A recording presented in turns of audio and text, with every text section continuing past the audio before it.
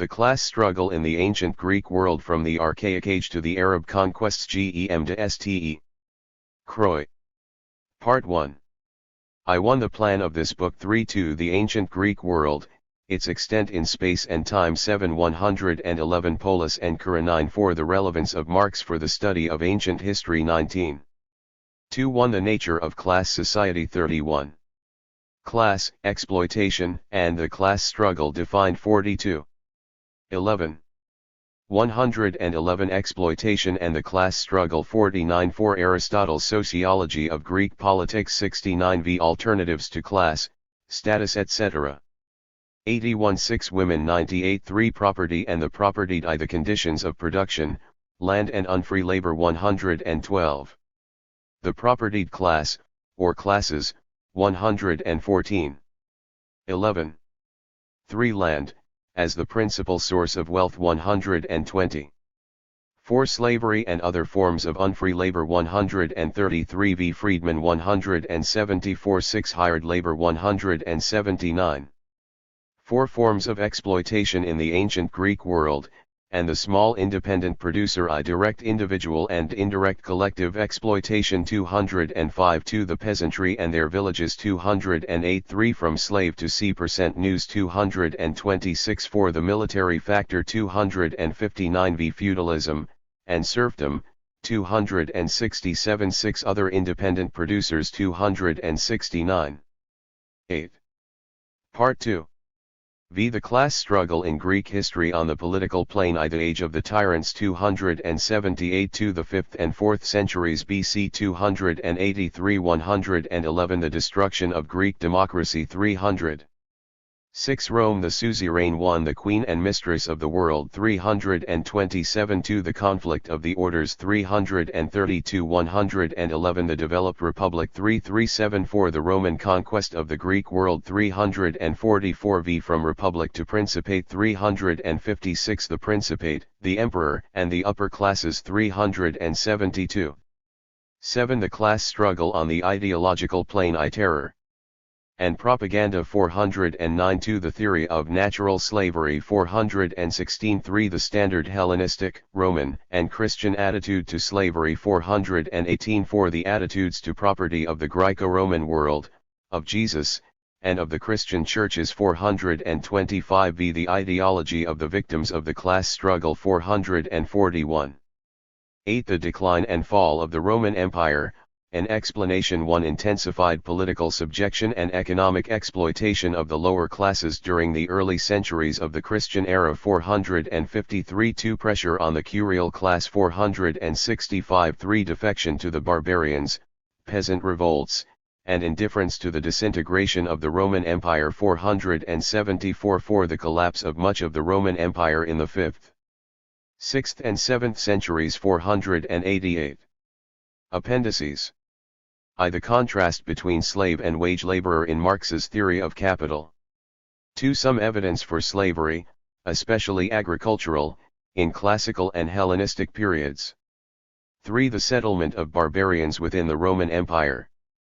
4. The destruction of Greek democracy in the Roman period. Preface. The main text of this book is intended not only for ancient historians and classical scholars but also in particular for historians of other periods, sociologists, political theorists, and students of Marx, as well as for the general reader. The use of Greek text and of anything in Latin beyond very brief quotations is reserved for the notes and appendices. As far as I am aware, it is the first book in English, or in any other language I can read, which begins by explaining the central features of Marx's historical method and defining the concepts and categories involved, and then proceeds to demonstrate how these instruments of analysis may be used in practice to explain the main events, processes, institutions and ideas that prevailed at various times over a long period of history, here, the 13 or 1400 years of my ancient Greek world, for which see I point to below. This arrangement involves rather frequent cross-referencing. Some of those who are interested primarily in the methodology and the more theoretical, synchronic treatment of concepts and institutions, contained mainly in Part 1, may wish for specific references to those passages that are of most concern to themselves, occurring either in other sections of Part 1 or in the more diachronic treatment in Part 2. Similarly, practicing historians whose interests are confined to a limited part of the whole period will sometimes need references to a particular theoretical portion in Part 1 that is specially relevant. This will, I think, be clear to anyone who compares 2.4 with v.23, for instance, I.3 with 4.2, or 3.4 with Appendix 2 and 4.3.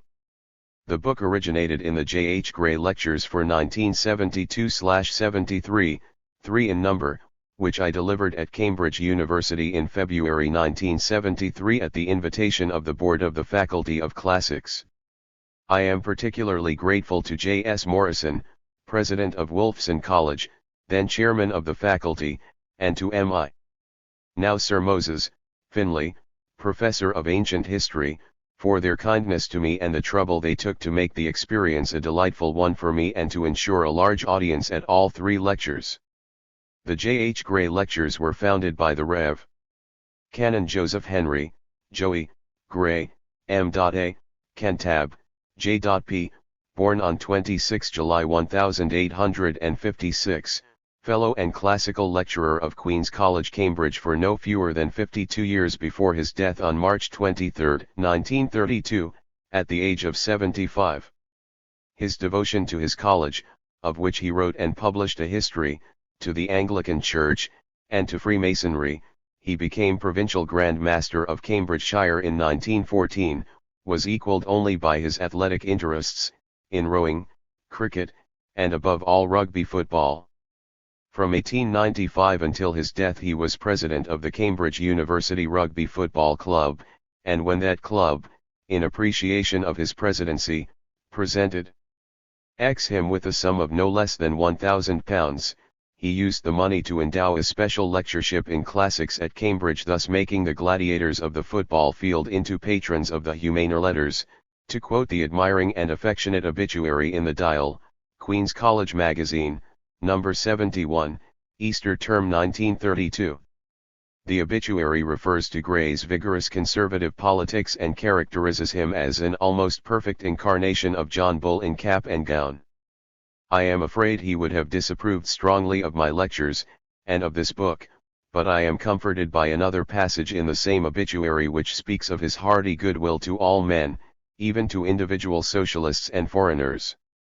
This book represents of course a very considerable expansion of the lectures, and it incorporates, almost in their entirety, 2 other papers, given in 1974, a lecture on Karl Marx and the History of Classical Antiquity, to the Society for the Promotion of Hellenic Studies in London on March 21, 1974, published in an expanded form in Arethusa 8, 1975, 7-41, here cited as Kamitka, and another lecture, on early Christian attitudes to property and slavery, delivered to the conference of the Ecclesiastical History Society at York on July 25, 1974, also subsequently expanded and published, in Studies in Church History 12, 1975, 1-38, here cited as ECAPS. Parts of this book have also been delivered in lecture form at various universities, not only in this country but also in Poland, in June 1977, at Warsaw, and in the Netherlands, in April-May 1978, at Amsterdam, Groningen and Leiden. I have many friends to thank for their kindness to me during my visits to those cities, in particular Professors Iza Bzunska-Maloist of the University of Warsaw and Jan Martin Bremer of the University of Amsterdam. I had intended to publish the Gray Lectures almost in their original form, with little more than references added. However, the comments received from most of those to whom I showed drafts convinced me that owing to the extreme ignorance of Marx's thought which prevails throughout most of the West, especially perhaps among ancient historians, in the English-speaking world at least as much as anywhere, I would have to write the book on an altogether different scale. As I did so my opinions developed, and I often changed my mind. Friends and colleagues have given me some useful criticisms of the many successive drafts of chapters of this book. I have thanked them individually but now refrain from doing so again, partly because most of them are not Marxists and might not be happy at finding themselves named here, and partly because I do not wish to debar them from being asked to write reviews, as usually happens to those to whom an author makes a general acknowledgement. I have incorporated very many essential brief references, especially to source material, in the text itself, placing them as far as possible at the ends of sentences. This, I believe, is preferable, in a work not intended primarily for scholars, to the use of footnotes, since the eye travels much more easily over a short passage in brackets than down to the foot of the page and back again. Longer notes, intended principally for scholars, will be found at the end of the book. I give this as a reply to those few friends who, out of sheer Oxonian conservatism, have objected to the abbreviation of titles by initial letters, e.g. Jones, LRE, 4AHM Jones, the later Roman Empire 284 to 602, while themselves habitually using such abbreviations for various categories of references, including periodicals, collections of inscriptions and papyri, and so forth, e.g. Ars. Sil, ILS, Sci, BGU.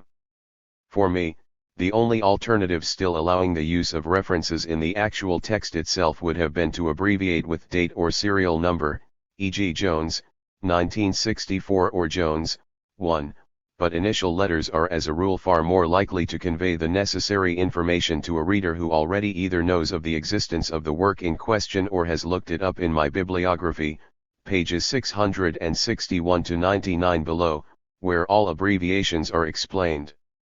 I should perhaps add that titles abbreviated by initials represent books when italicized, articles when not.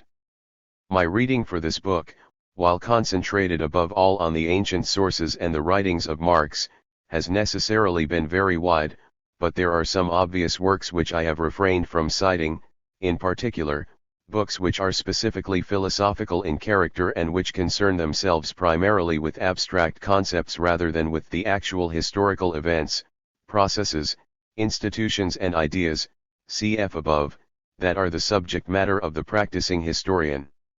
One example is G. A. Cohen's book, Karl Marx's Theory of History, a defense, based on much greater philosophical expertise than I can command, but which I find congenial.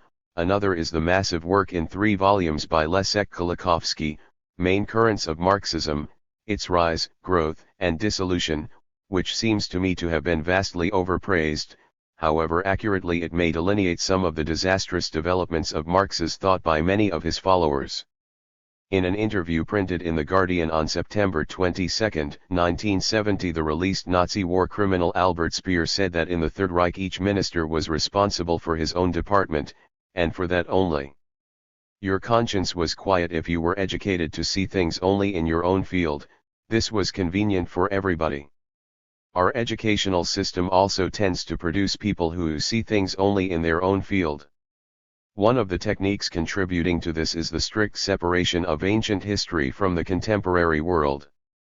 This book, on the contrary, is an attempt to see the ancient Greek world in very close relation with our own and is inspired by the belief that we can learn much about each by careful study of the other.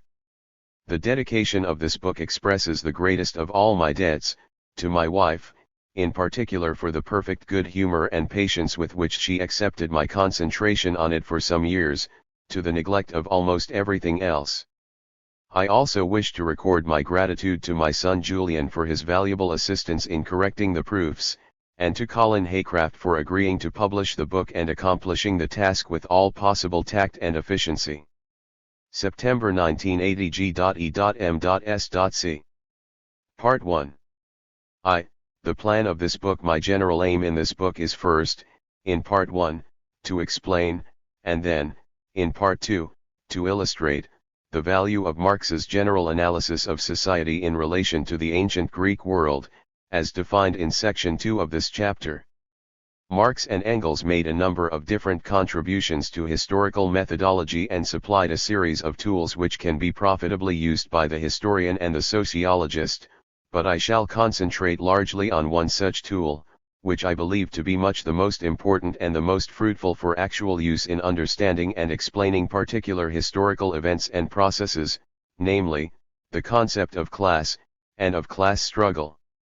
In section 2 of this first chapter, I state how I interpret the expression the ancient Greek world, and explain the meaning of the terms I shall be using for the periods, between about 700 BC and the mid-7th century CE, into which the history of my Greek world may conveniently be divided. In section 3 I go on to describe the fundamental division between polis and chora, city and countryside, that plays such a vital role in Greek history after the classical period, ending at about the close of the 4th century BC, which, absurdly enough, is all that many people have in mind when they speak of Greek history. In section 4 I give a brief account of Marx as a classical scholar and emphasize the almost total lack of interest in Marxist ideas that is unfortunately characteristic of the great majority of scholars in the English-speaking world who concern themselves with classical antiquity. I also try to dispel some common misconceptions about Marx's attitude to history, and in doing so I compare the attitude of Marx with that of Thucydides. Chapter 2 deals with class, exploitation, and class struggle. In section I explain the nature and origin of class society, as I understand that term. I also state what I regard as the two fundamental features which most distinguish ancient Greek society from the contemporary world. They can be identified respectively within the field of what Marx called the forces of production and the relations of production. In section 2 I define class, as essentially a relationship, the social embodiment of the fact of exploitation, and I also define exploitation and class struggle. In section 3 I show that the meaning I attach to the expression class struggle represents the fundamental thought of Marx himself. The essence of class struggle is exploitation or resistance to it. There need not necessarily be any class consciousness or any political element. I also explain the criteria which lead me to define Greek, and Roman, society as a slave economy. This expression has regard, not so much to the way in which the bulk of production was done, for at most times in most areas in antiquity it was free peasants and artisans who had the largest share in production, but to the fact that the propertied classes derived their surplus above all through the exploitation of unfree labor. With this section goes Appendix I, dealing with the technical question of the contrast between slave and wage laborer in Marx's theory of capital. In section 4 I demonstrate that a Marxist analysis in terms of class, far from being the imposition upon the ancient Greek world of inappropriate and anachronistic categories suited only to the study of the modern capitalist world, is actually in some essentials much the same type of analysis as that employed by Aristotle, the greatest of ancient sociologists and political thinkers. In section V I consider some types of historical method different from that which I employ, and the alternatives which some sociologists and historians have preferred to the concept of class, and I demonstrate, with reference to Max Weber and M. I. Finlay, that status in particular is inferior as an instrument of analysis, since statuses altogether lack the organic relationship which is the hallmark of classes and can rarely if ever provide explanations, especially of social change. In section 6 I consider women as a class in the technical Marxist sense, and I give a brief treatment of the early Christian attitude to women and marriage, compared with its Hellenistic, Roman, and Jewish counterparts. Chapter 3 is entitled Property and the Propertied. In section I begin with the fact that in antiquity by far the most important conditions of production were land and unfree labor. These, then, were what the propertied class needed to control and did control. In section 2 I explain how I use the expression the propertied class, for those who were able to live without needing to spend a significant proportion of their time working for their living.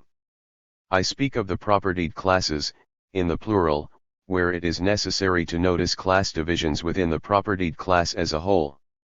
In section 3 I emphasize that land was always the principal means of production in antiquity.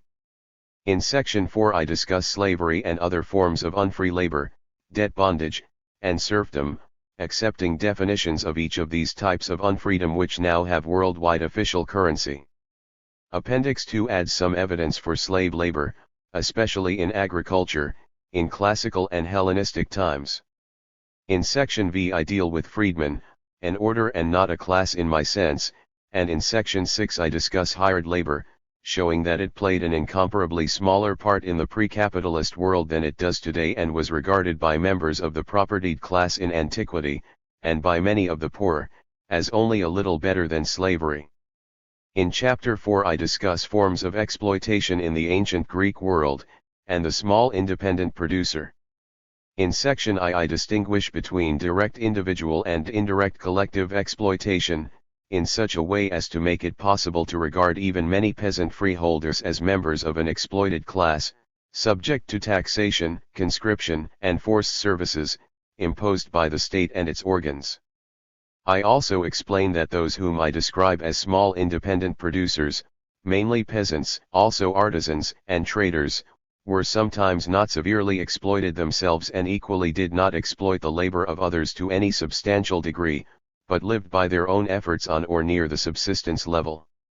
At most periods, before the later Roman Empire, and in most areas these people were very numerous and must have been responsible for the largest share in production, both in agriculture and in handicrafts. In section 2 I speak 5 specifically of the peasantry and the villages in which they mainly lived.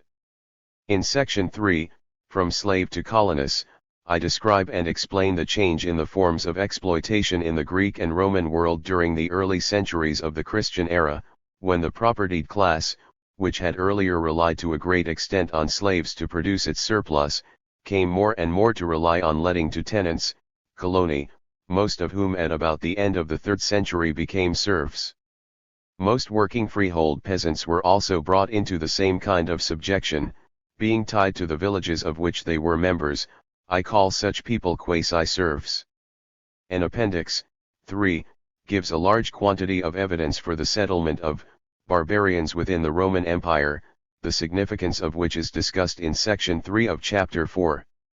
In section 4, the military factor, I point out that in the face of external military threat it may be necessary for the ruling class of a society consisting mainly of peasants to allow the peasantry a higher standard of life than it would otherwise have attained, in order to provide a sufficiently strong army, and that the failure of the later Roman Empire to make this concession induced in the peasantry as a whole an attitude of indifference to the fate of the empire, which did not begin to be remedied before the 7th century, by which time much of the empire had disintegrated.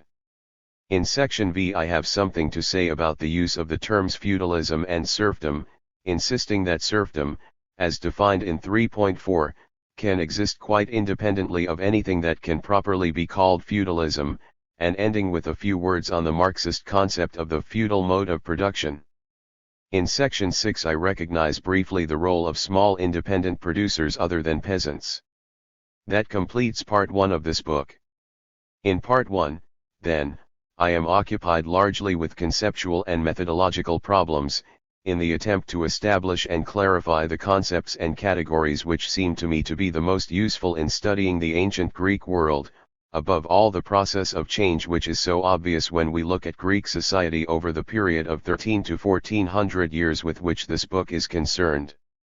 In part 2 I seek to illustrate the usefulness of the concepts and methodology I have outlined in part 1 in explaining not only a series of historical situations and developments but also the ideas, social, economic, political, religious, which grew out of the historical process.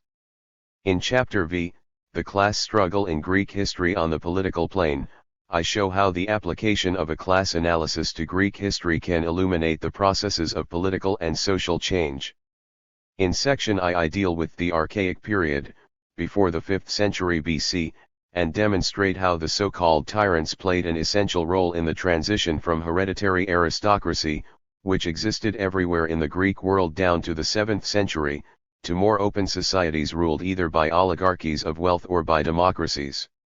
In section 2 I make a number of observations on the political class struggle, greatly mitigated by democracy, where that form of government existed, in the 5th and 4th centuries, showing how even at Athens, where democracy was strongest, bitter class struggle broke out in the political plane on 2 occasions, in 411 and 404. In section 3 I explain how Greek democracy was gradually destroyed, between the 4th century BC and the 3rd century of the Christian era, by the joint efforts of the Greek propertied class, the Macedonians, and ultimately the Romans. The details of this process in the Roman period are described in greater detail in Appendix 4.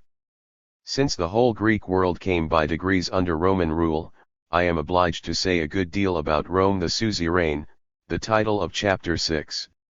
After some brief remarks in Section I on Rome as the queen and mistress of the world, I give in Section 2 a sketch of the so-called conflict of the orders in the early Roman Republic, intended mainly to show that although it was indeed technically a conflict between two orders, two juridically distinct groups, namely patricians and plebeians, yet strong elements of class struggle were involved in it. In Section 3 I notice some aspects of the political situation in the developed republic, roughly the last 3 centuries BC. In Section 4 I briefly describe the Roman conquest of the Mediterranean world and its consequences.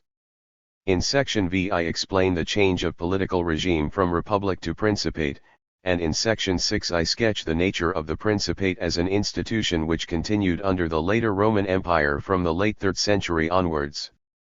In my picture of the later empire there is much less emphasis than usual upon a supposed change from principate to dominate. Far more important, for me, is a major intensification of the forms of exploitation, the reduction to serfdom of most of the working agricultural population, a great increase in taxation, and more conscription. I give a characterization of the position of the emperor in the principate and the later empire and an outline sketch of the Roman upper classes, not forgetting the changes that took place in the 4th century. Chapter 7 is a discussion of the class struggle on the ideological plane.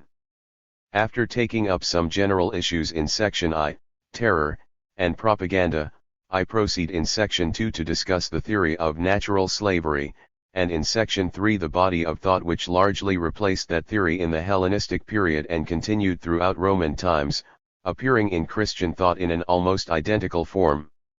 Section 4 deals with the attitudes to property of the Greco-Roman world, of Jesus, and of the Christian Church, or rather, churches, for I insist that the term the Christian Church is not a historical but a strictly theological expression.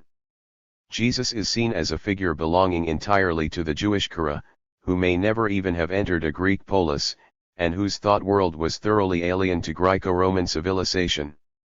The chapter concludes with Section V, which attempts a reconstruction of part of the ideology of the victims of the class struggle, and of Roman imperialism, with some attention to resistance literature, mainly Jewish, and Christian apocalyptic.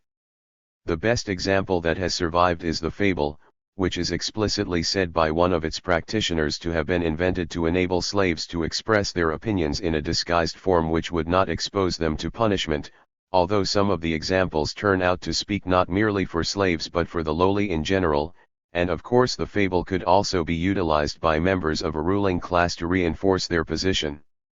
The final chapter, 8, seeks to explain the decline and fall of much of the Roman Empire, leading ultimately to the loss of Britain, Gaul, Spain, and North Africa in the 5th century, part of Italy and much of the Balkans in the 6th, and the whole of Egypt and Syria in the 7th, not to mention the Arab conquest of the rest of North Africa and much of Spain in the later 7th and the early 8th century.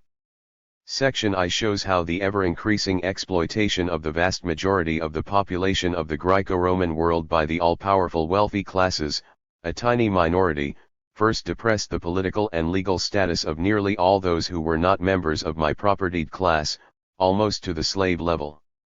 Section 2 describes the way in which, from just after the middle of the 2nd century, the fiscal screw was tightened further up the social scale, on the curial class, the richer members of the local communities, who were in theory an order, consisting of the town councillors and their families, but in practice were virtually a hereditary class, consisting of all those owning property above a certain level who were not members of the imperial aristocracy of senators and equestrians. Section 3 is a largely descriptive account of defection to the barbarians, assistance given to them, peasant revolts, and indifference to the disintegration of the Roman Empire on the part of the vast majority of its subjects.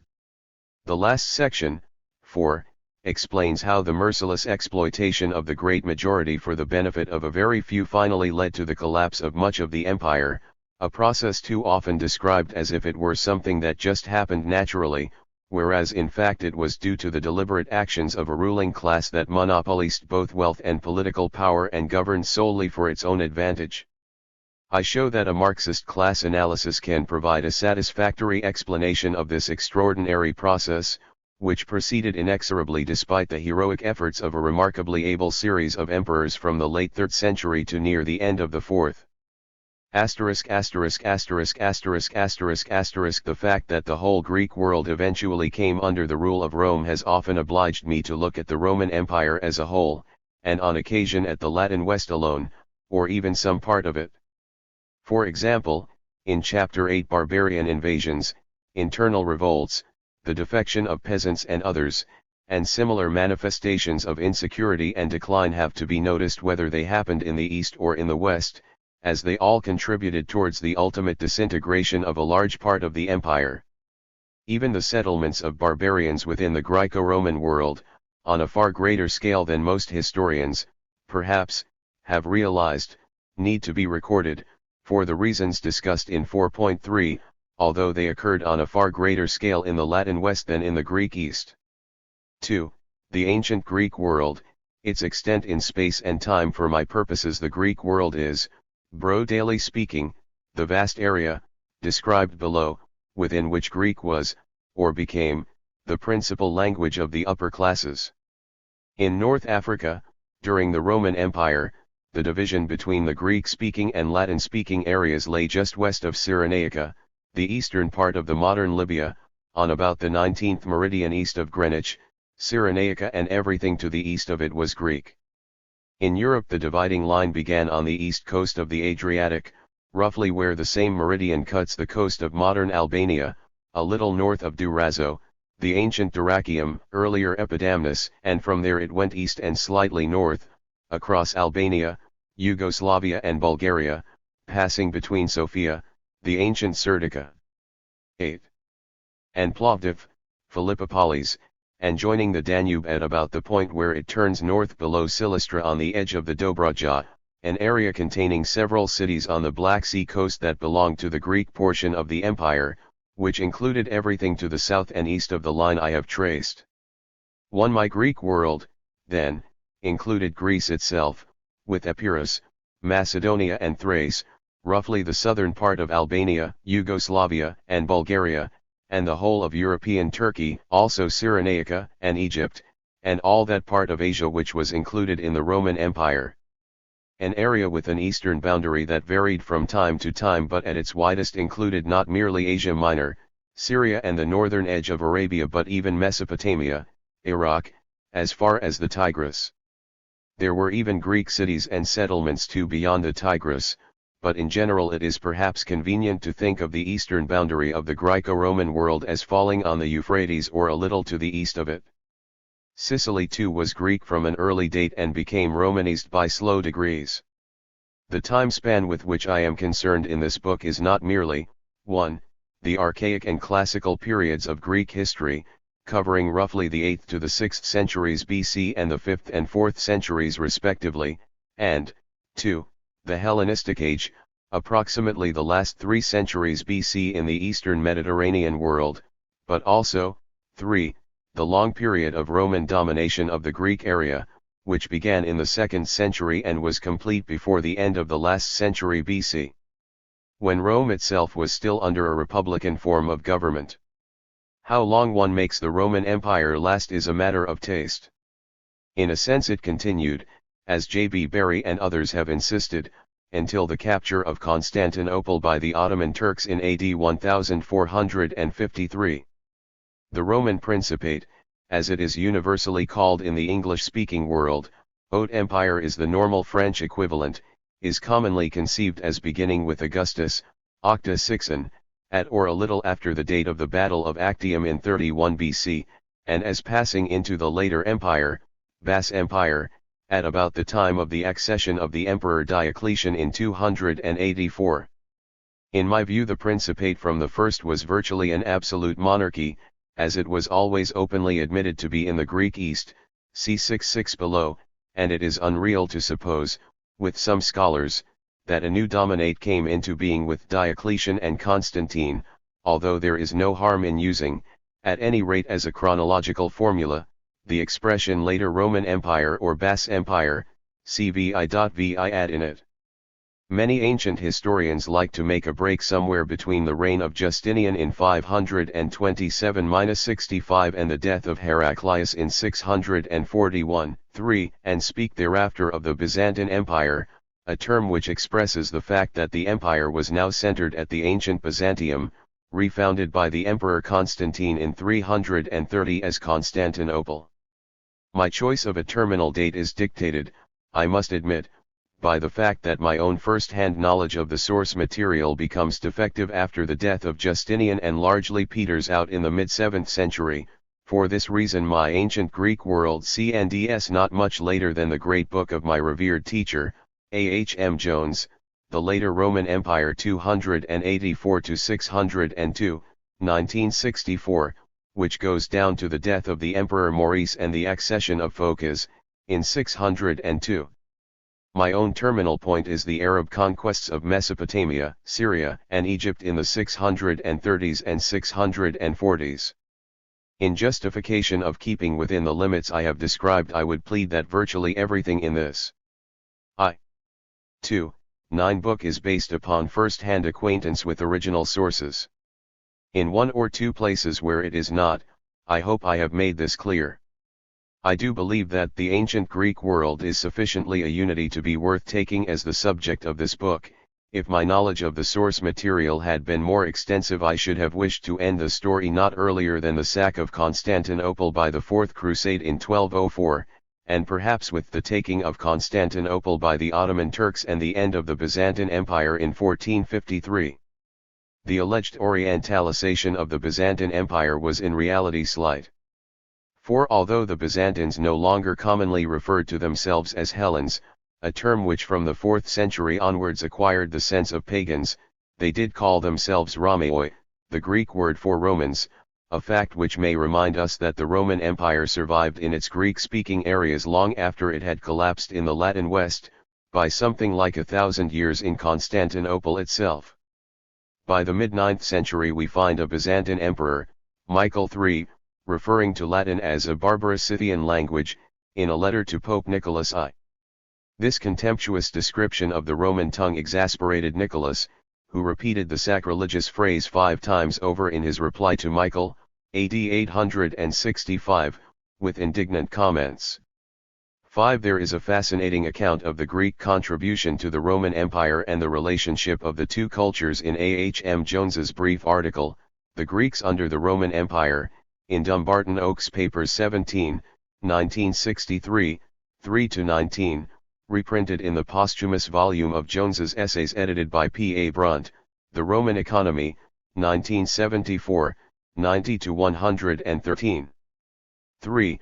Polis and Kura in the Archaic and Classical periods, in Greece itself and in some of the early Greek colonies in Italy and Sicily and on the west coast of Asia Minor, the word Kura, Swipa, was often used as a synonym for the agroi, the fields, the rural area of the city-state, the polis, 1t6a, and sometimes the word polis itself, in the special limited sense of its urban area, was contrasted with its kura, semai, caps 1, nn.2-3.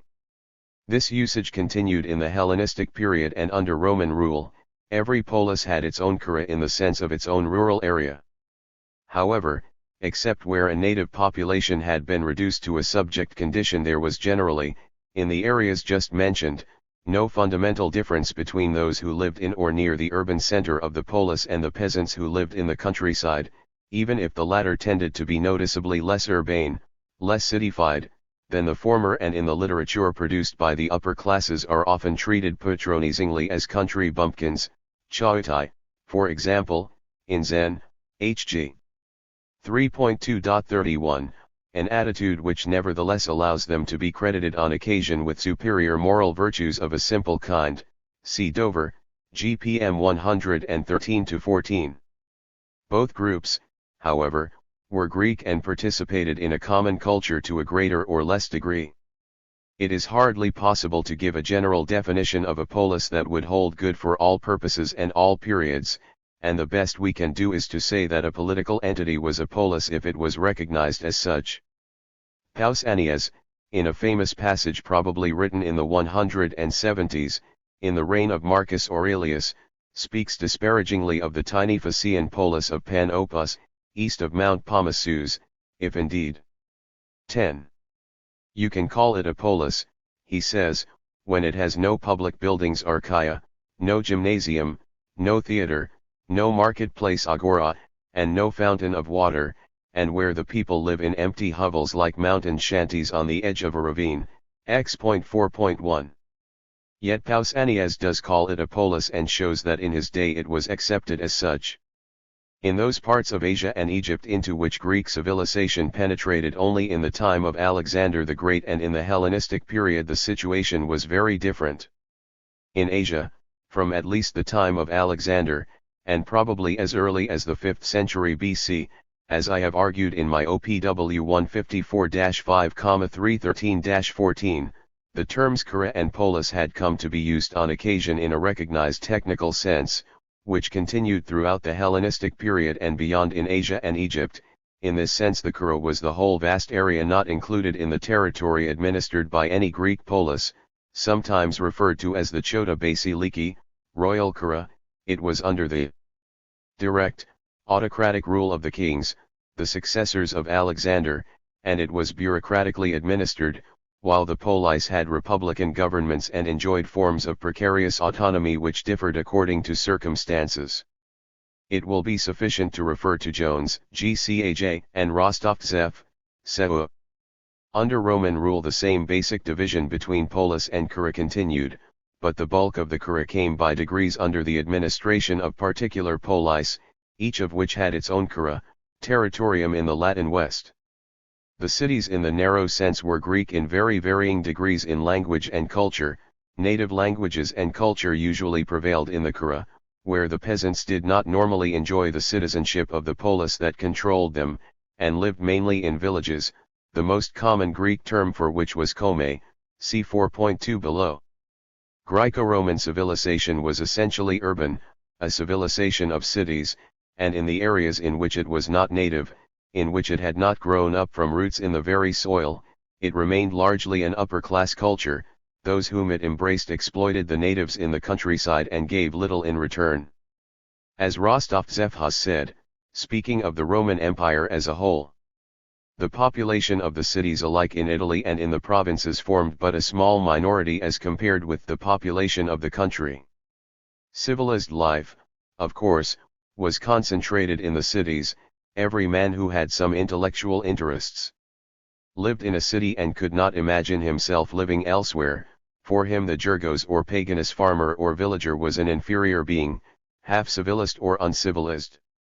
It is no wonder that for us the life of the ancient world is more or less identical with the life of the ancient cities. The cities have told us their story, the country always remains silent and reserved.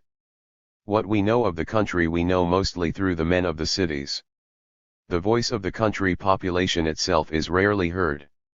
Hence it is not surprising that in most modern works on the Roman Empire the country and the country population do not appear at all or appear only from time to time in connection with certain events in the life of the state or the cities. Sewer 2 1.192-3. We can therefore agree wholeheartedly with the American medievalist Lynn White, when he says, because practically all the written records and famous monuments of antiquity were produced in cities, we generally think of ancient societies as having been essentially urban. They were, in fact, agricultural to a degree which we can scarcely grasp. It is a conservative guess that even in fairly prosperous regions over 10 people were needed on the land to enable a single person to live away from the land. Cities were atolls of 3. 11 civilization, etymologically cidification, on an ocean of rural primitivism. They were supported by a terrifyingly slender margin of surplus agricultural production which could be destroyed swiftly by drought, flood, plague, social disorder or warfare.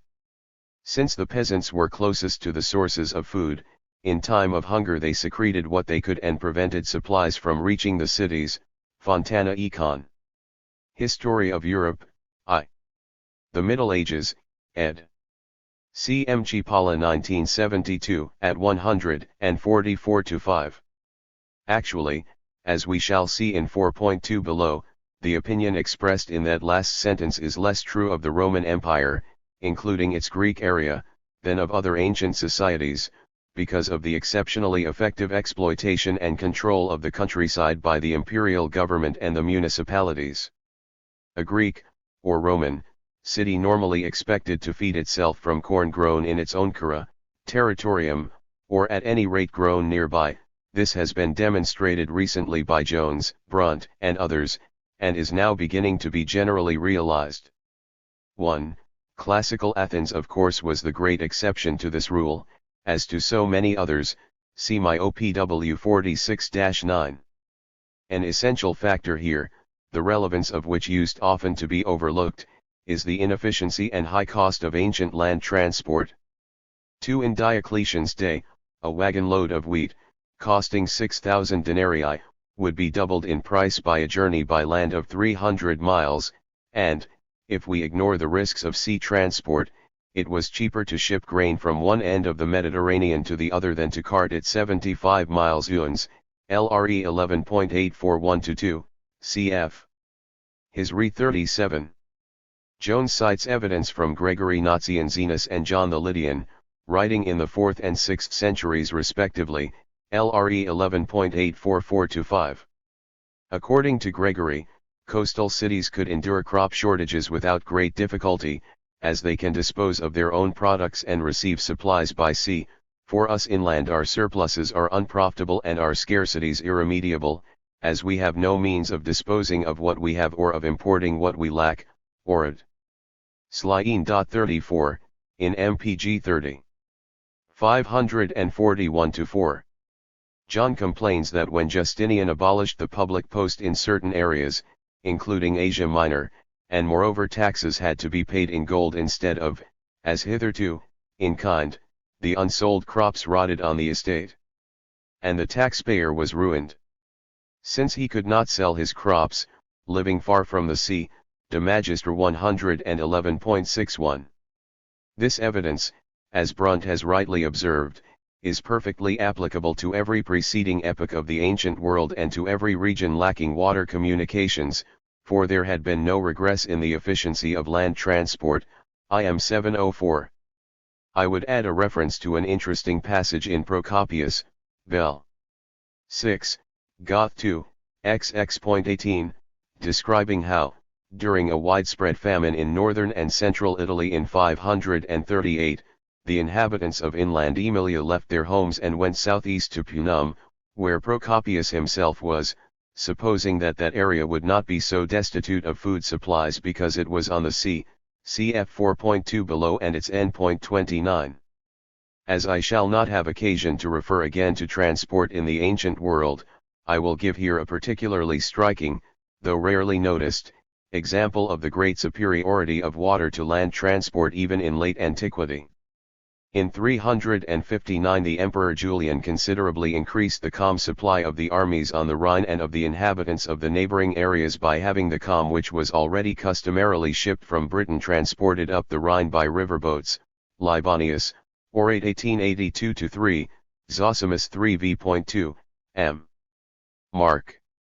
18.2.3, cf. Julian, EP ad Athen. 8.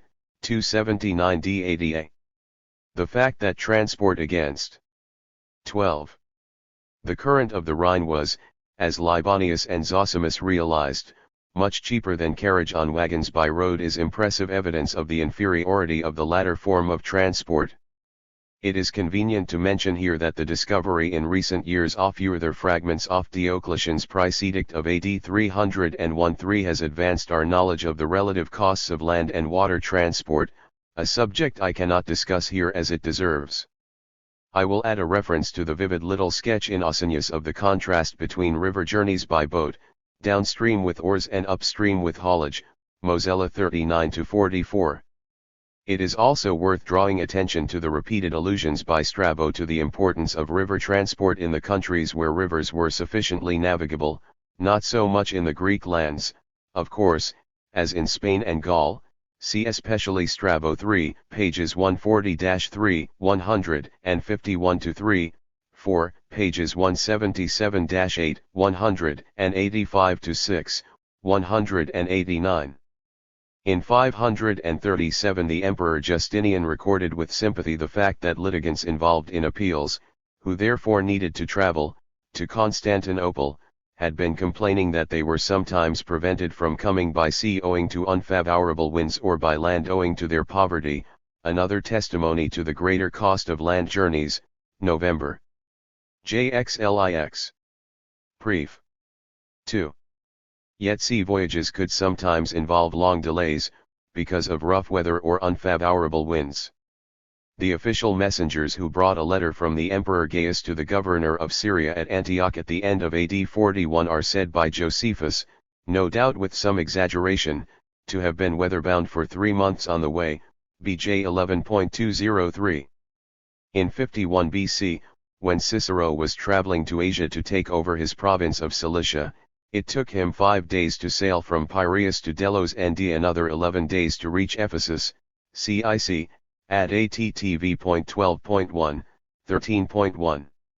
Writing to his friend Atticus after reaching Delos, he opened his letter with the words, "A sea journey is a serious matter, negodium magnum est navigare," and in the month of July at ATTV.12.1. On his way home in November of the following year, Cicero spent 3 weeks on the journey from Patras to Otranto, including 2 spells of 6 days each on land, waiting for a favorable wind. Some of his companions, who risked the crossing from Cassiope on Corcyra, Corfu, to Italy in bad weather were shipwrecked. Adfam. XVL.9.1-2. In point of fact, even the availability of water transport, in the eyes of Greeks and Romans, could hardly compensate for the absence of a fertile Curragh. I should like to refer here to an interesting text, seldom or never quoted in this connection, which illustrates particularly well the general realization in antiquity that a city must normally be able to live off the cereal produce of its own immediate hinterland.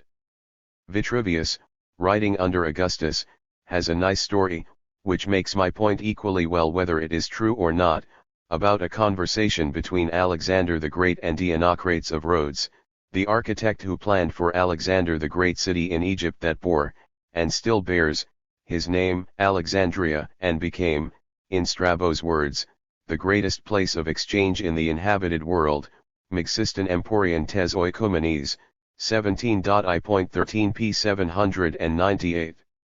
In this story Dianocrates suggests to Alexander the foundation on Mount Athos of a city, a civitas. The Greek source will of course have used the word polis. Alexander at once inquires whether there are fields around, which can provide that city with a food supply, and when Dianocrates admits that the city could only be supplied by sea transport, Alexander rejects the idea out of hand. Just as a child needs milk, he says, so a city without fields and abundant 13 produce from them cannot grow, or maintain a large population.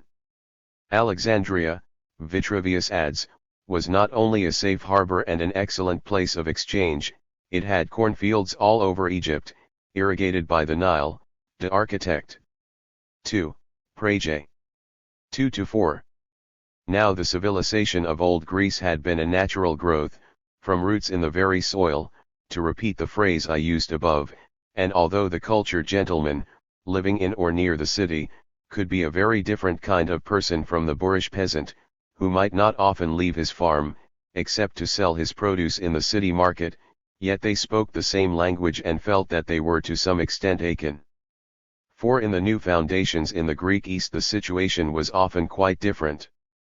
The upper classes, living in or very near towns, mostly spoke Greek, lived the Greek life and shared in Greek culture.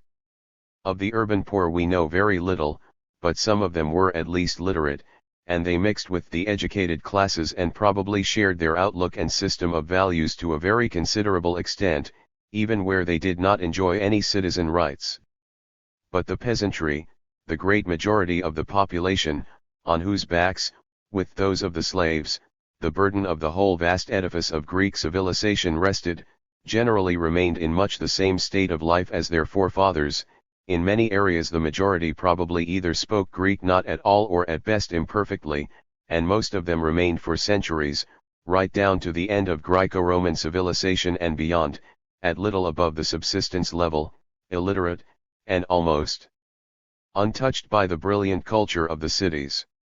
5. As A. H. M. Jones has said, the cities were economically parasitic on the countryside.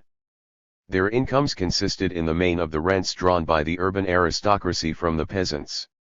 The splendors of civic life were to a large extent paid for out of these rents, and to this extent the villages were impoverished for the benefit of the towns. The city magnates came into contact with the villagers in three capacities only: as tax collectors, as policemen, and as landlords. GCA 268, 287, 295. This of course is as true of much of the Roman West as of the Greek East, and it remained true of the greater part of the Greek world right through the Roman period. The fundamental relationship between city and countryside was always the same: it was essentially one of exploitation, with few benefits given in return.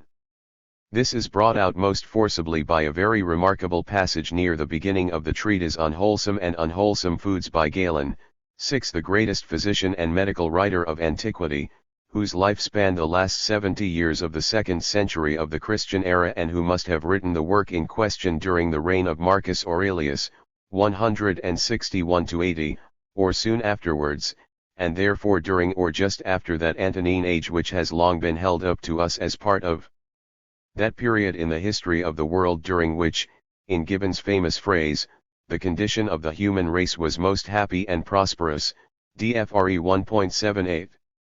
Galen, setting out to describe the terrible consequences of an uninterrupted series of years of dearth affecting many of the peoples subject to Roman rule, draws a distinction, not expressly between landlords and tenants, or between rich and poor, but between city dwellers and country folk, although for his purposes all three sets of distinctions must obviously have been much the same, and it would not matter much to him, or to the peasantry, whether the city dwellers in his picture were carrying out their exact aions purely as landlords or partly as tax collectors. 14. Immediately summer was over, those who live in the cities, in accordance with their universal practice of collecting a sufficient supply of corn to last a whole year, took from the fields all the wheat, with the barley, beans, and lentils, and left to the rustics the agroikoi only those annual products which are called pulses and leguminous fruits aspria te kai chedropa. They even took away a good part of these to the city. So the people in the countryside hoikata ten kuran anthropoi, after consuming during the winter what had been left, were compelled to use unhealthy forms of nourishment. Through the spring they ate twigs and shoots of trees, bulbs and roots of unwholesome plants, and they made unsparing use of what are called wild vegetables, whatever they could get hold of, until they were surfeited. They ate them after boiling them whole like green grasses, of which they had not tasted before even as an experiment. I myself in person saw some of them at the end of spring and almost all at the beginning of summer afflicted with numerous ulcers covering their skin, not of the same kind in every case, for some suffered from erysipelas, others from inflamed tumors, others from spreading BOLS, others had an eruption resembling lichen and scabs and leprosy. Galen goes on to say that many of these wretched people died. He is dealing, of course, with a situation which in his experience was evidently exceptional, but, as we shall see, enough other evidence exists to show that its exceptional character was a matter of degree rather than of kind. Famines in the Greco-Roman world were quite frequent. Various modem authors have collected numerous examples. 7. There is one phenomenon in particular which strongly suggests that in the Roman Empire the peasantry was more thoroughly and effectively exploited than in most other societies which rely largely upon peasant populations for their food supply. It has often been noticed, as by Lynn White, quoted above, that peasants have usually been able to survive famines better than their town-dwelling fellow countrymen, because they can hide away for themselves some of the food they produce and may still have something to eat when there is starvation in the towns. It was not so in the Roman Empire. I have just quoted a very remarkable passage in Galen which speaks of those who live in the cities as descending upon their kura after the harvest, in time of dearth, and appropriating for themselves practically all the wholesome food. There is a good deal of specific evidence from the Middle and later Roman Empire to confirm this. Philostratus, writing in the first half of the 3rd century a biography of Apollonius of Tyana, a curious figure of the late 1st century, could describe how at Aspendus in Pamphylia, on the south coast of Asia Minor, Apollonius could find no food on sale in the market except vetches, or oboi. The citizens, he says, were feeding on this and whatever else they could get, for the leading menhoi dynatoi, literally the powerful, had shut away all the calm and were keeping it for export. Philostra, Vita Apollon. I-15, cf 4.2 and its n.24 below. And again, between the mid-4th century and the mid-6th, we find peasants crowding into the nearest city in time of famine, because only in the city is there any edible food to be had. I shall give a whole series of examples in 4.2 below. We must also remember something that is far too often forgotten: the exploitation of the humbler folk was by no means only financial. One of its most burdensome features was the exaction of menial labor services of many kinds. A Jewish rabbi who was active in the 2nd quarter of the 3rd century of our era declared that cities were set up by the state in order to impose upon the people angaria, a term of Persian or Aramaic provenance and originally relating I-3, 15 to forced transport services, which had been taken over by the Hellenistic kingdoms, as the Greek word angaria, plural angarae, and by the Romans, as the Latin angaria, angarii, and had come to be applied to a variety of forms of compulsory labor performed for the state or the municipalities. 8. The Middle Ages applied it to services, corvées, owed to the seigneur, Mark Bloch, in CEHE 12.263-4, and in 15th century Italy we still hear of angararii, and of those bound by fealty in rustic vassalage to their lords, subject to angaria and per angaria. Philip Jones, in IDE 406. An example familiar to most people today who have never heard the word angaria is the story of Simon of Cyrene, who was obliged by the Romans to carry the cross of Jesus to the place of execution. Mark and Matthew use the appropriate technical term, a form of the verb angeruin, MK 15.21, MTXXVII.32. Only an understanding of the Angarea system can make fully intelligible one of the sayings of Jesus in the so-called Sermon on the Mount: whosoever shall compel thee to go a mile, go with him twain, MT. v.41. Again, the word compel in this text represents the technical term angeruin. The passage deserves more notice than it usually receives in discussions of the attitude of Jesus to the political authorities of his day. Readers of the Stoic philosopher Epictetus will remember that he was less positively enthusiastic than Jesus about cooperation with officials exacting angaria. He merely remarks that it is sensible to comply with the soldier's requisition of one's donkey. If one objects, he says, the result will only be a beating, and the donkey will be taken Jews t the same. Dissertation 4I-79. As it happens, it is in a speech on angarae, de angeris in Latin, Drat. L, that the great Antiochian orator Libanius makes a particularly emphatic assertion of the absolute dependence of the cities upon the countryside and its inhabitants.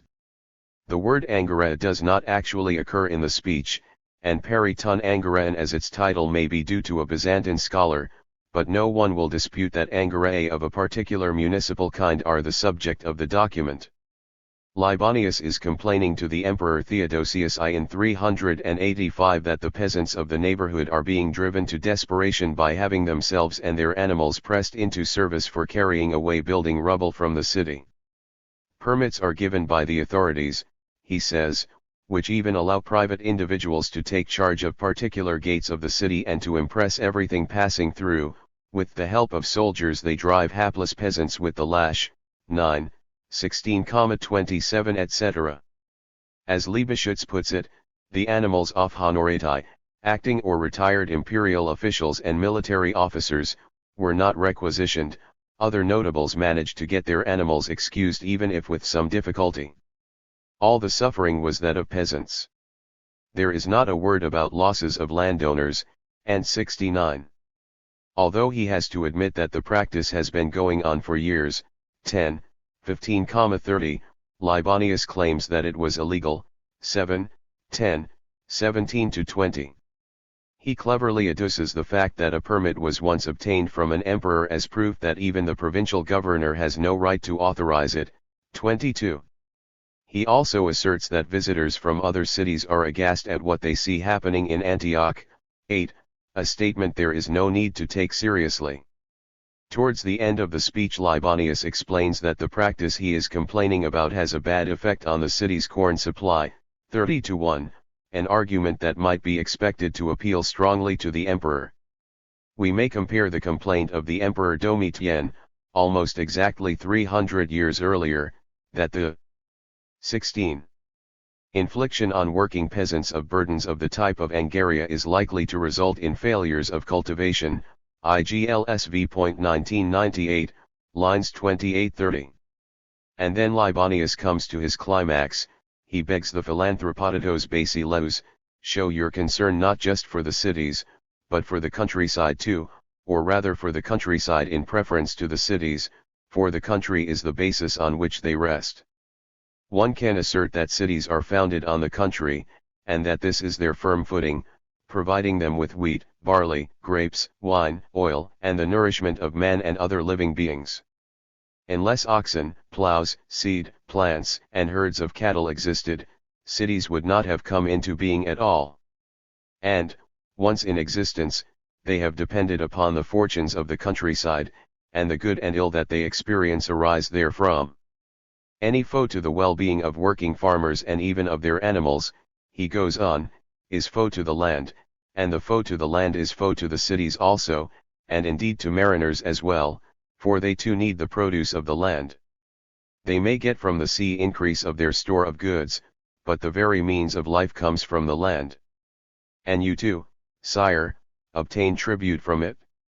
In your rescripts you hold converse with the cities about it, and their payment of it comes from the land. So whoever assists the peasantry supports you, and ill treatment of them is disloyal to you.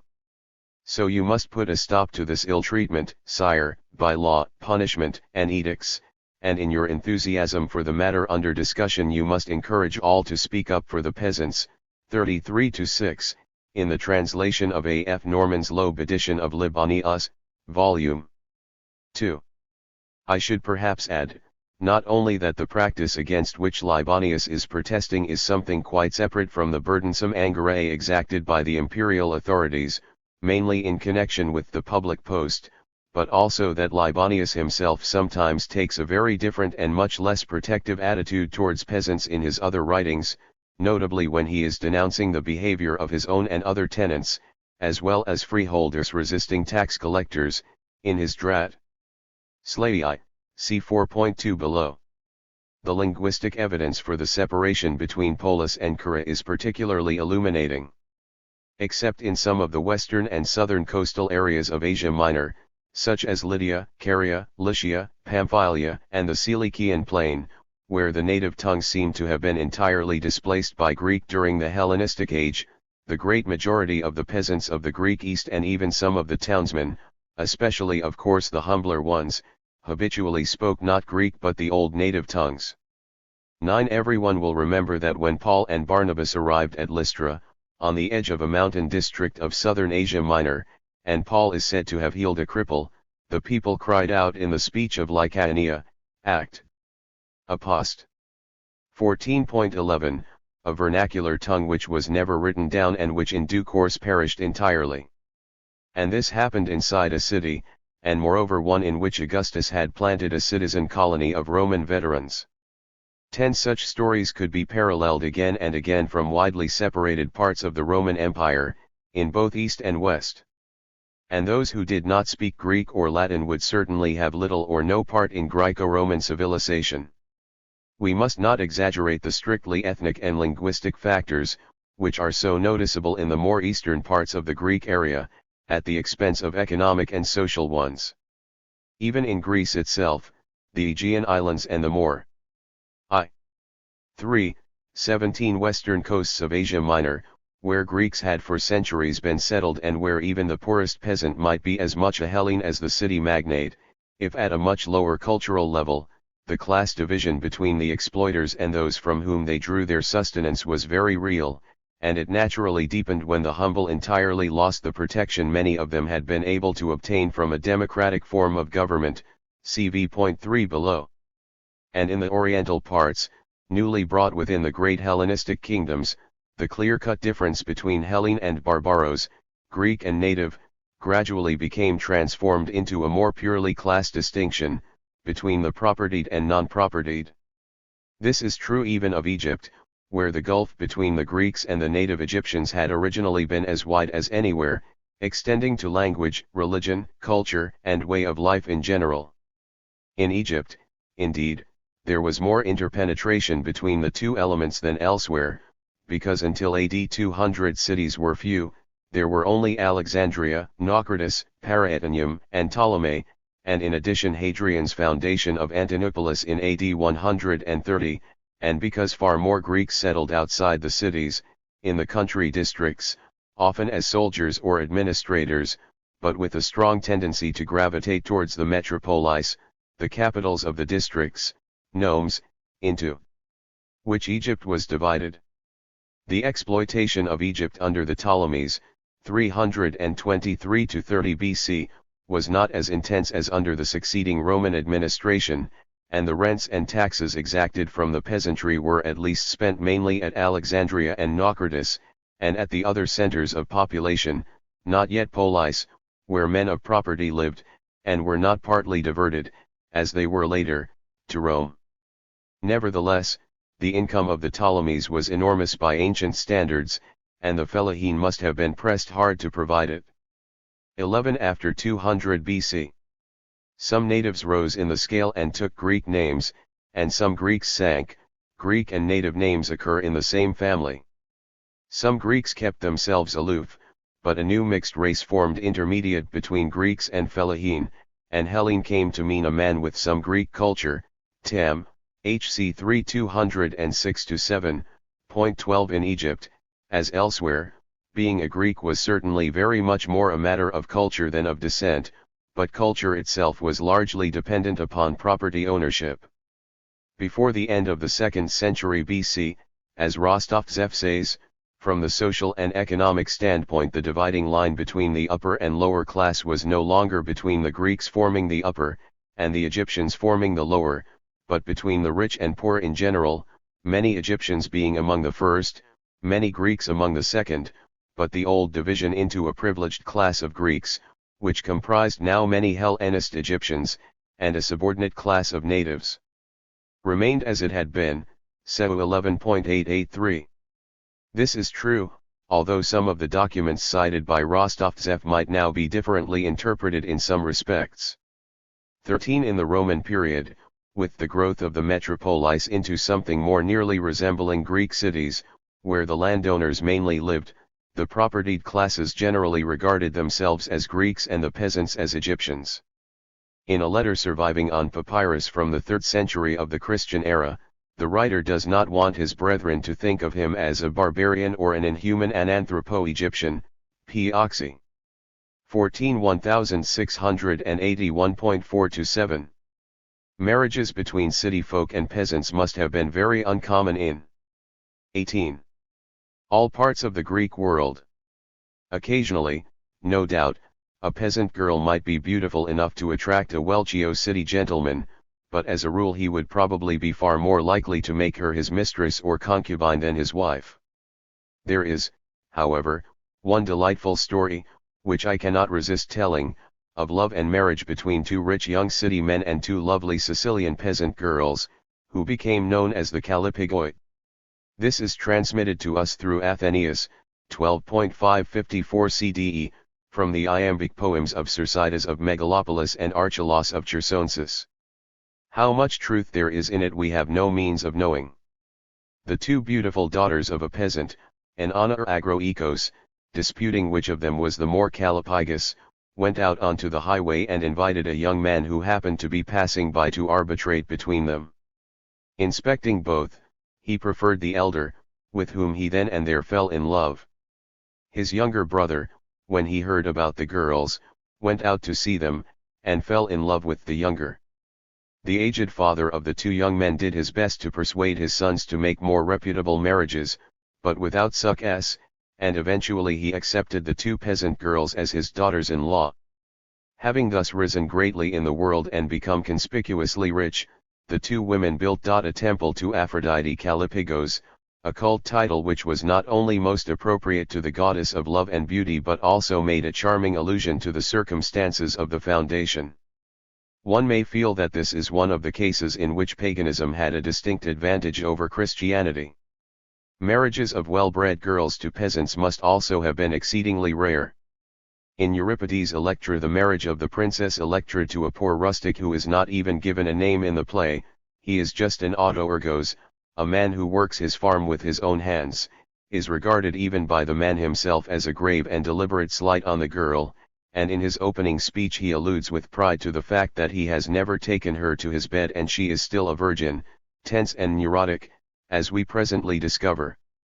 14. The contrast between superior city dweller and unsophisticated countryman could even be projected into the divine sphere.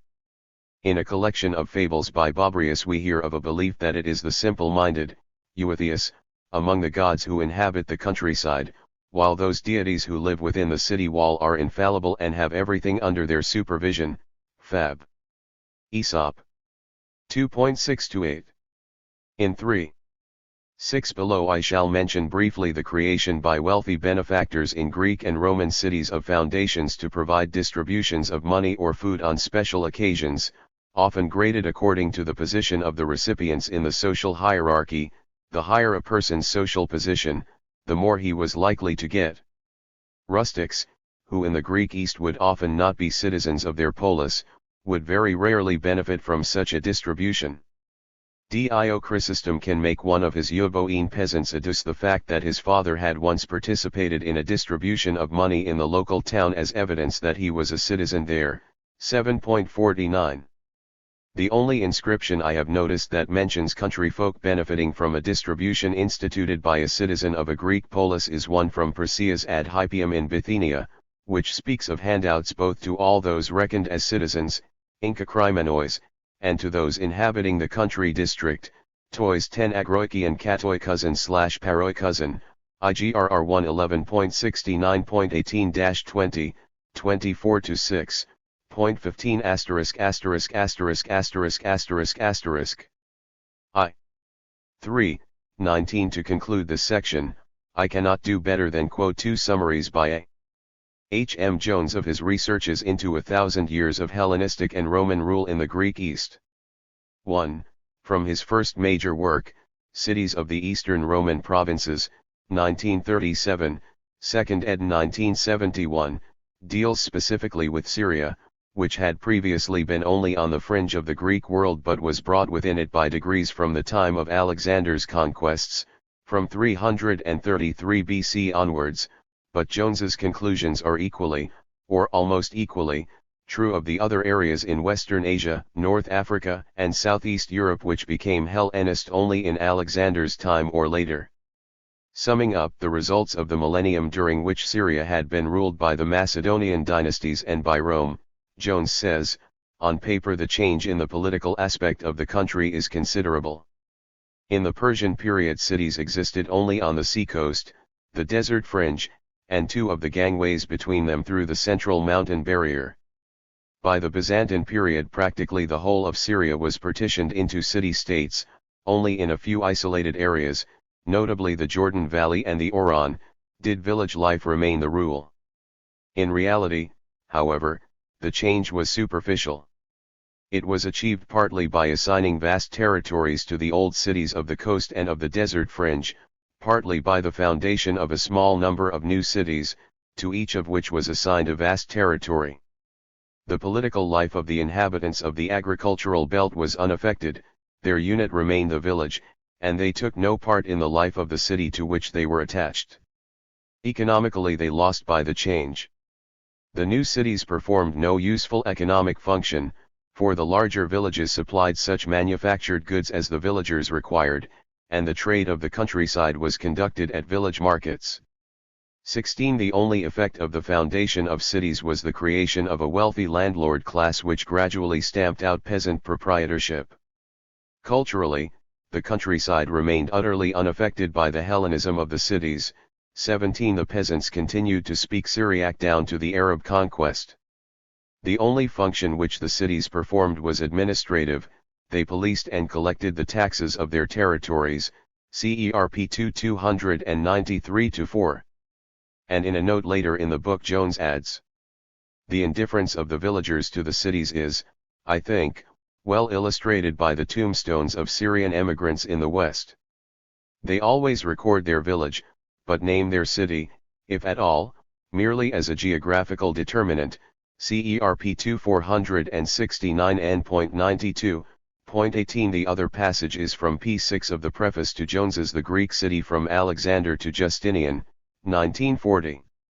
Summarizing the conclusions in Part V of that book, Jones says that he discusses the contribution of the cities to ancient civilization and argues that great as their achievement was, it was based on too narrow a class foundation to be lasting.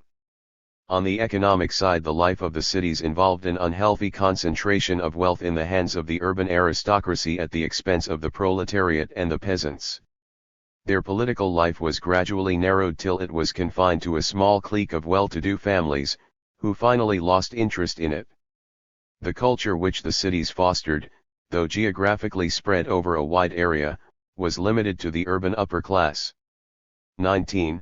4. The relevance of Marx for the study of ancient history so complete has been the lack of interest in Marx displayed by nearly all ancient historians in the English-speaking world one that many who begin to read this book 20. May wonder what relevance Marx can possibly have to the history of classical antiquity.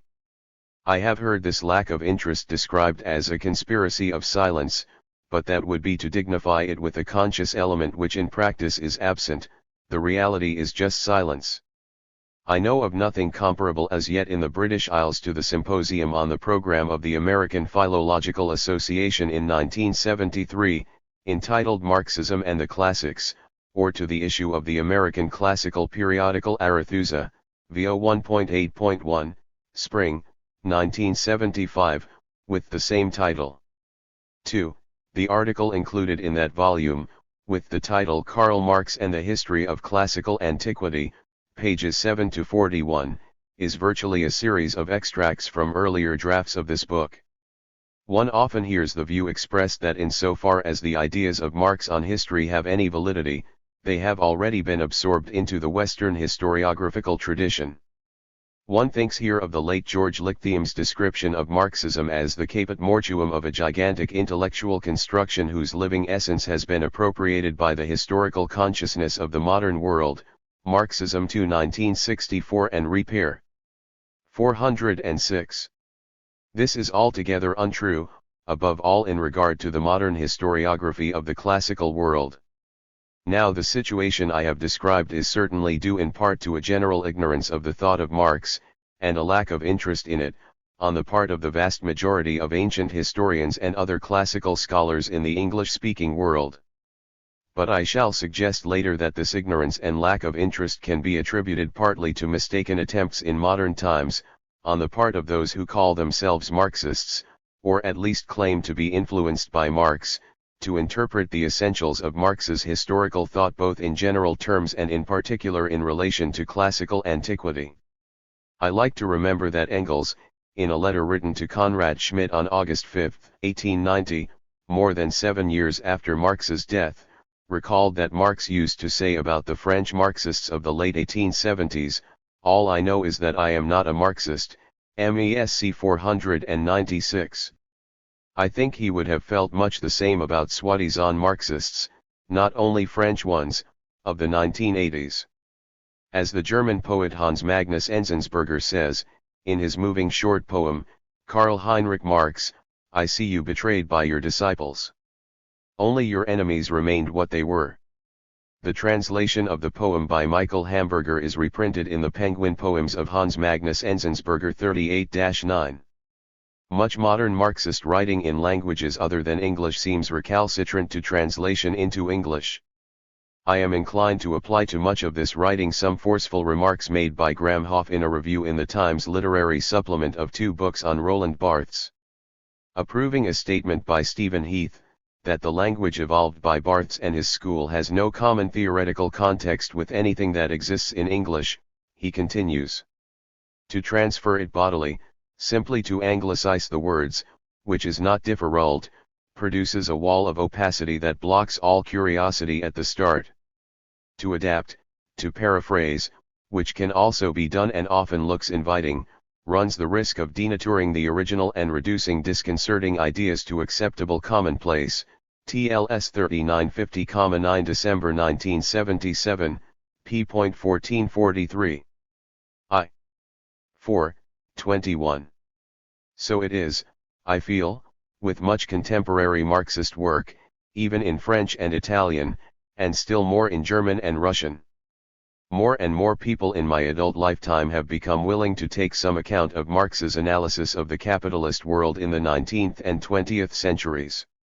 As I am a historian and not an economist, I shall do no more than mention the revival of serious interest in Marx's economics in Britain on the part of a number of leading economists of our generation, whether or not they would describe themselves as Marxists. Maurice Dobb, Ronald Meek, Joan Robinson, Piero Sraffa and others. 3. In the foreword to the first edition of her essay on Marxian economics, 1942, Joan Robinson remarked that until recently Marx used to be treated in academic circles with contemptuous silence, broken only by an occasional mocking footnote.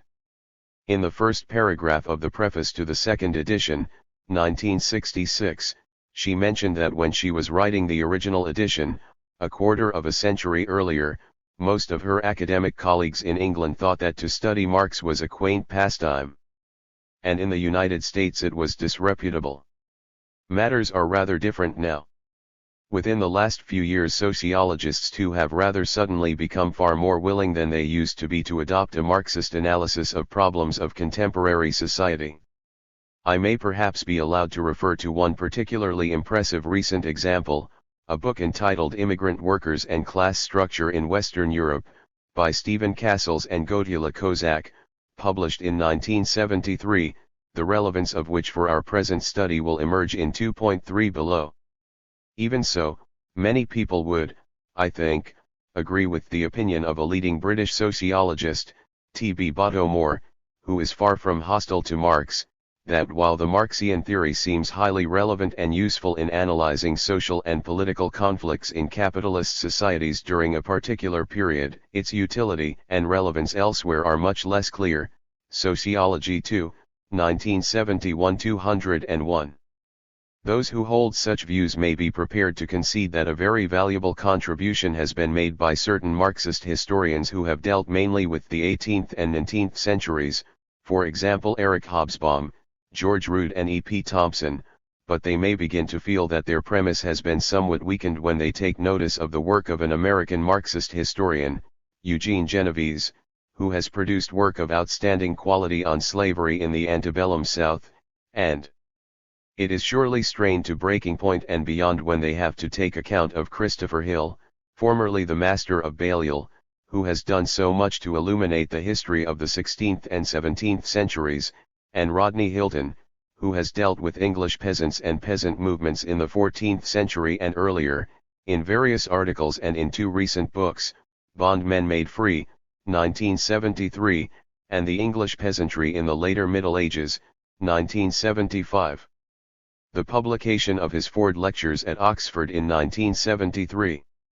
We are already a very long way from 19th century capitalism, and if we go still further back, into the Bronze Age and prehistory in Europe and Western Asia, we can find archaeologists, in particular the late V. Gordon Childe, also acknowledging their debt to Marx. See now Villi and 33 below.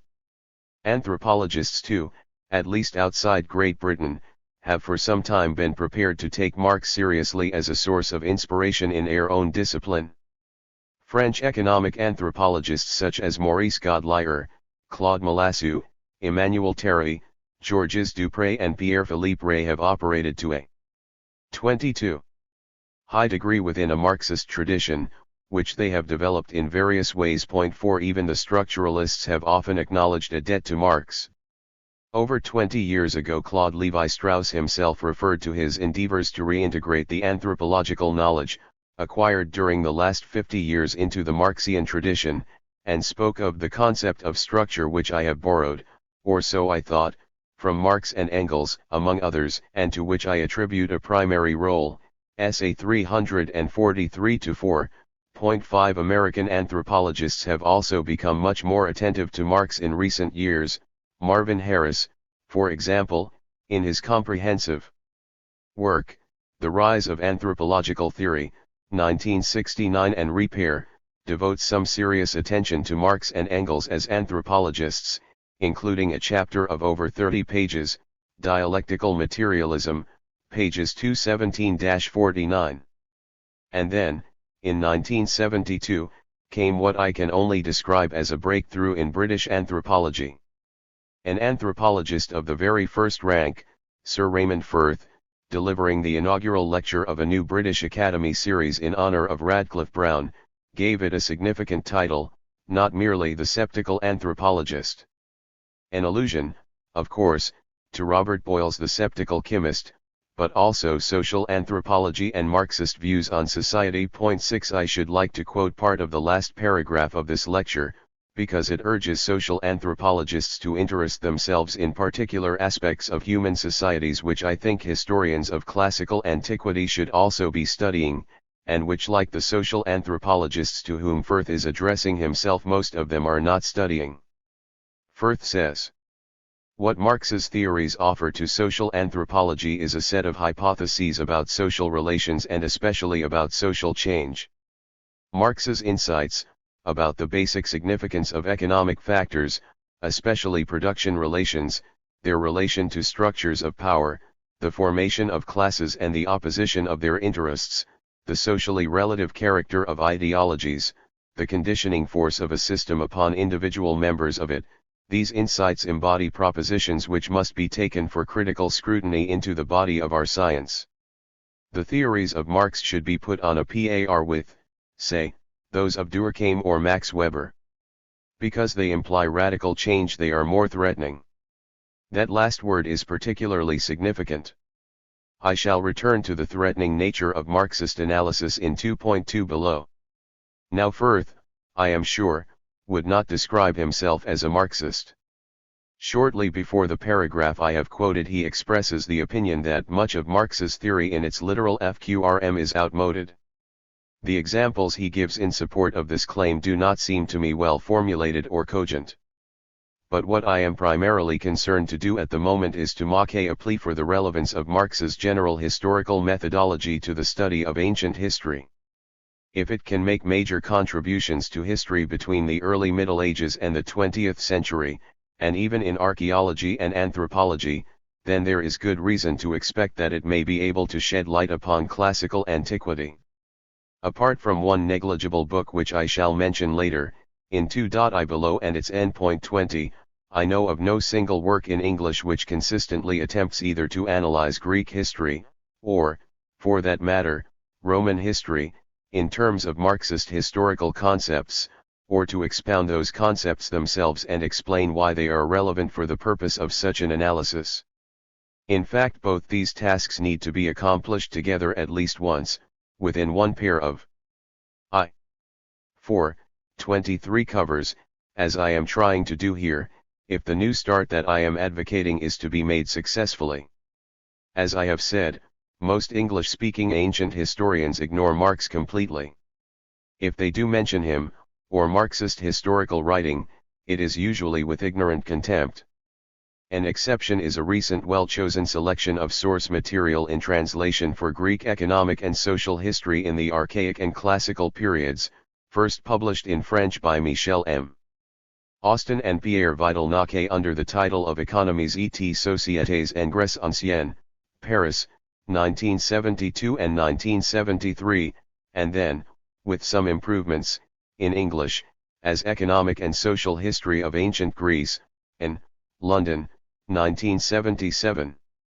The introduction, mainly by Austin, devotes several pages, 20 ff in the English version, to the notion of class struggles.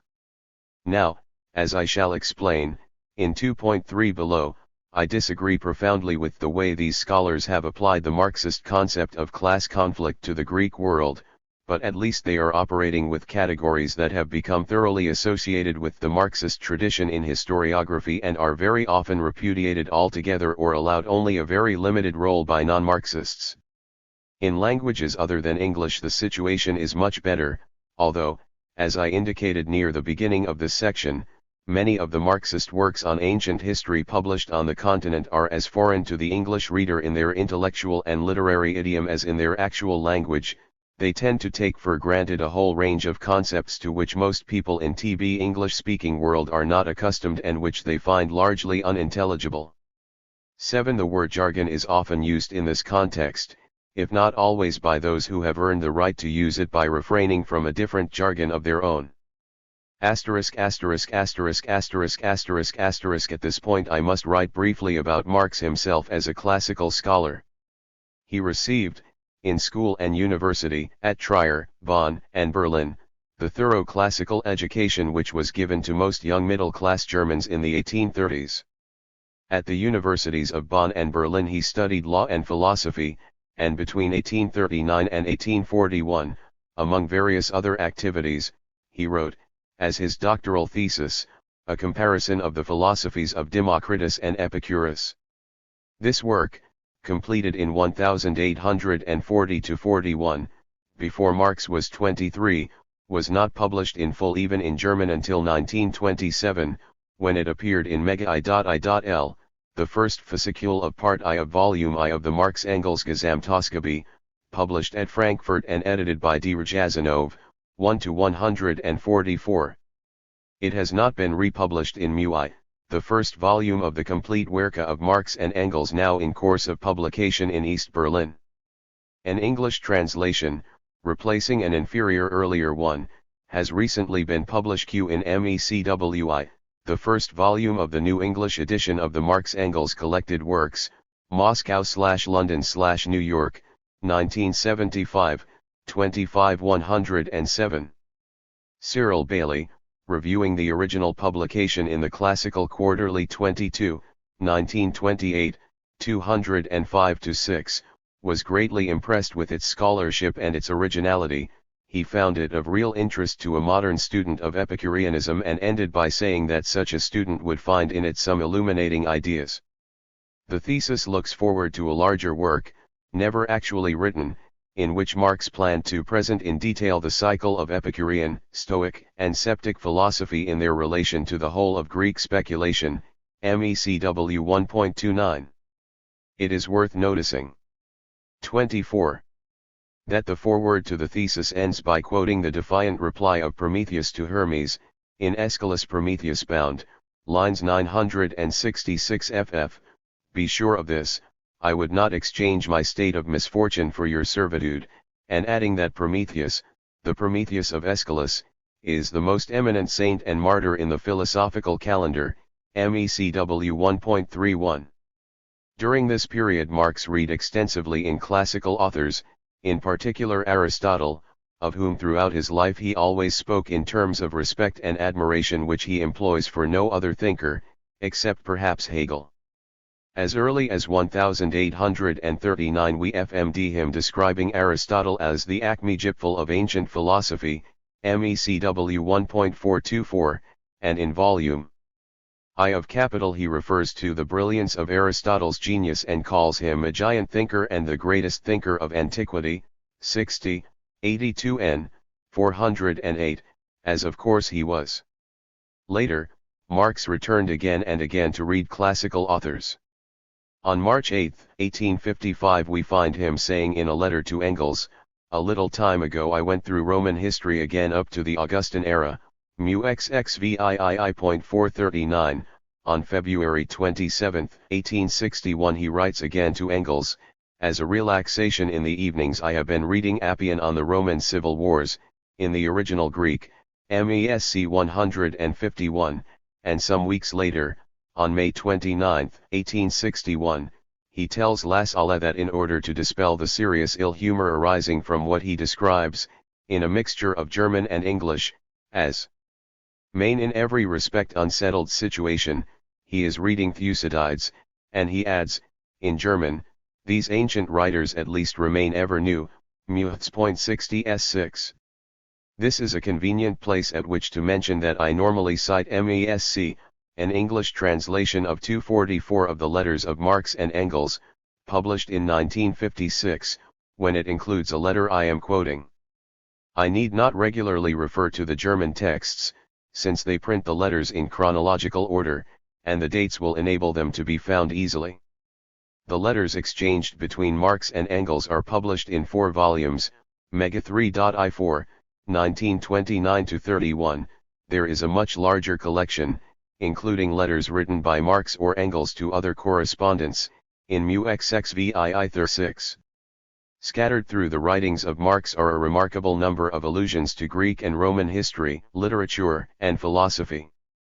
He made a careful study of Roman Republican history in particular, partly from the sources and partly with the aid of the works of Niebuhr, Mommsen, Duro de Lamal and others.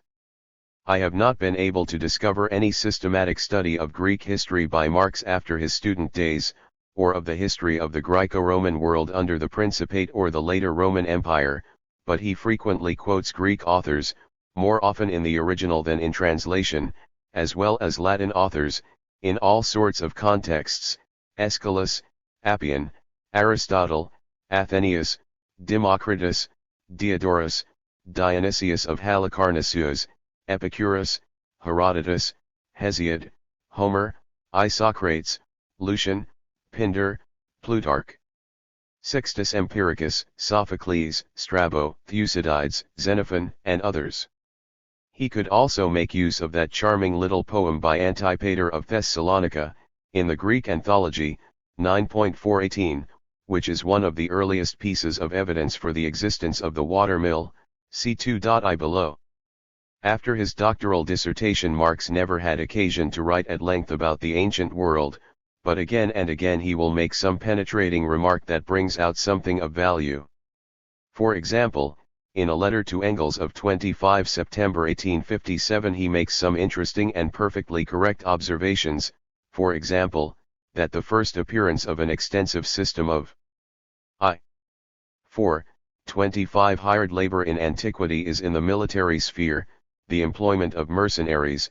How often has that been noticed, I wonder, and that among the Romans the peculium castrens was the first legal form in which the right of property was recognized in members of a family other than the paterfamilias, MESC 118-19. In a footnote in the Grundriss, not in the section on pre-capitalist forms of production, written at about the same time as the letter from which I have just quoted, Marx has some acute observations on pay in the Roman army, which need to be put beside the remark in the letter. Among the Romans, the army constituted a mass, but already divorced from the whole people, which was disciplined to labor, whose surplus time also belonged to the state, who sold their entire labor time for pay to the state, exchanged their entire labor capacity for a wage necessary for the maintenance of their life, just as does the worker with the capitalist. This holds for the period when the Roman army was no longer a citizen's army but a mercenary army. This is here likewise a free sale of labor on the part of the soldier. But the state does not buy it with the production of values as aim. And thus, although the wage form may seem to occur originally in annies, this pay system is nevertheless essentially different from wage labor. There is some similarity in the fact that the state uses up the army in order to gain an increase in power and wealth. Grundriss, ET 52911, CT 893. It came naturally to Marx to illustrate what he was saying with some classical simile, as when he wrote that the trading peoples of antiquity were like the gods of Epicurus, in the spaces between the worlds. Grundriss, ET 858, cf. cap. 111.330, 598, or when he spoke scornfully of Andrew Ure, author of the Philosophy of Manufactures, as the spender of the manufacturers, cap 111.386 and 75. I have heard quoted against Marx his remark that Spartacus, the leader of the great slave revolt in Italy from 73 to 71 BC, was the most splendid fellow in the whole of ancient history. Great general, no Garibaldi, noble character, real representative of the ancient proletariat. So let me mention here that the statement was made not in a work intended for publication but in a private letter to Engels, of February 27, 1861, in which, incidentally, he also described Pompey as Reiner Skyskirl, mu triple x 159-60 equals MESC 151-2. A recent book by the professor of German at Oxford University, S.S. Prauer, Karl Marx and World Literature, 1976, has shown in detail how extraordinarily wide Marx's reading was, not only in German, French, English, Latin, and Greek, but also in Italian, Spanish and Russian. I shall have something to say in 2.3 below on Marx's intellectual development in the 1840s. I may add that Engels too was very well read and received a classical education. A school-leaving report testifying to his knowledge of Latin and Greek survives, as does a poem he wrote in Greek at the age of 16. 8 *************. However, it is not so much as the student of a particular epoch that I wish to regard Marx now, but rather as a historical sociologist, one who proposed an analysis of the structure of human society, in its successive stages, which shed some illumination upon each of those stages, the Greek world just as much as the 19th and 20th centuries. Let me first mention and dismiss 2 or 3 common misconceptions. It is 26. Easy to discredit Marx's analysis of society by presenting it in a distorted form, as it is so often presented both by those who wrongly suppose themselves to be employing it and by those who are in principle hostile to it. In particular, the thought of Marx is said to involve both materialism and economic determinism. Now, the historical method employed by Marx was never given a name by him, but from Engels onwards it has been generally known as historical materialism. It seems to have been Plekhanov who invented the term dialectical materialism. It is certainly materialist, in the technical sense of being methodologically the opposite of Hegel's idealism.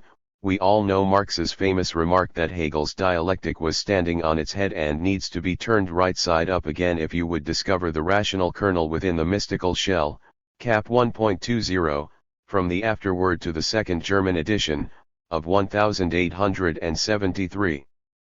But materialism does not, and must not, in any way exclude an understanding of the role of ideas, which, as Marx well knew, can often become autonomous and acquire a life of their own, and themselves react vigorously upon the society that produced them. The role of Marxism itself in the 20th century is a conspicuous example of this.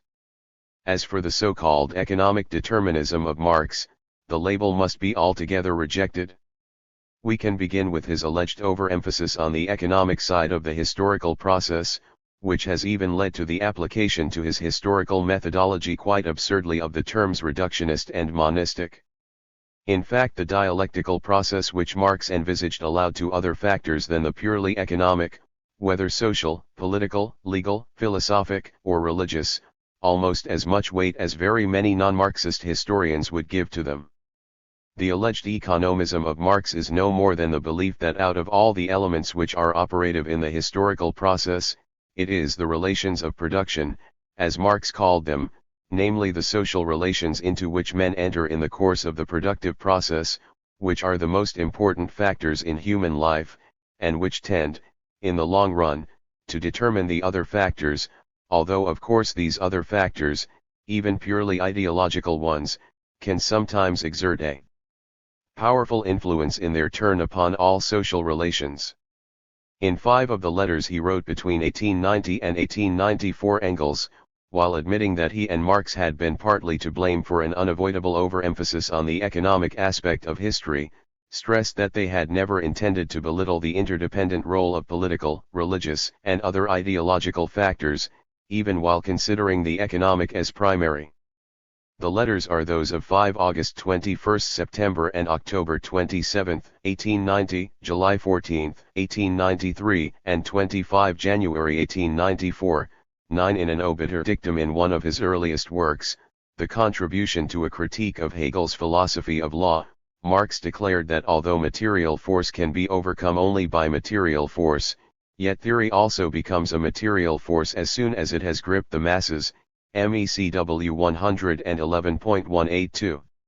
And Mao Zedong, in a famous essay on contradiction, dating from August 1937, insisted that in certain conditions theory and the ideological superstructure of a society, revolutionary theory in particular, can manifest themselves in the principal and decisive role. 10.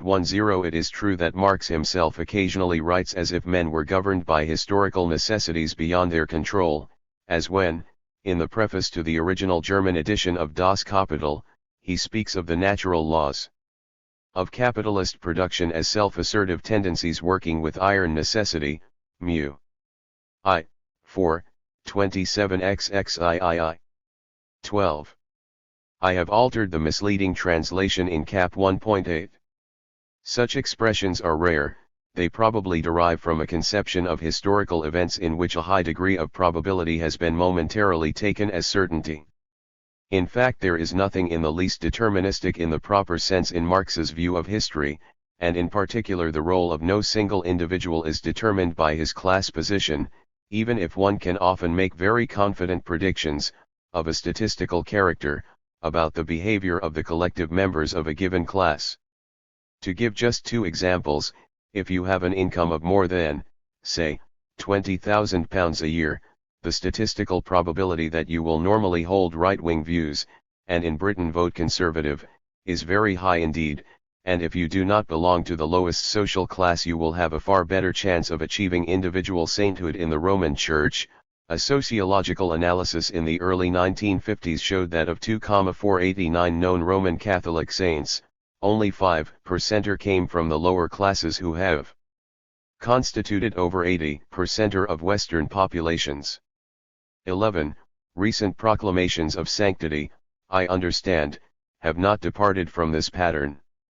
I believe that some light may be shed on the last question we have been considering, the determinism of which Marx is often accused, by a comparison between Marx and the greatest historian of antiquity, Thucydides, probably the writer who, with the single exception of Marx, has done most to advance my own understanding of history.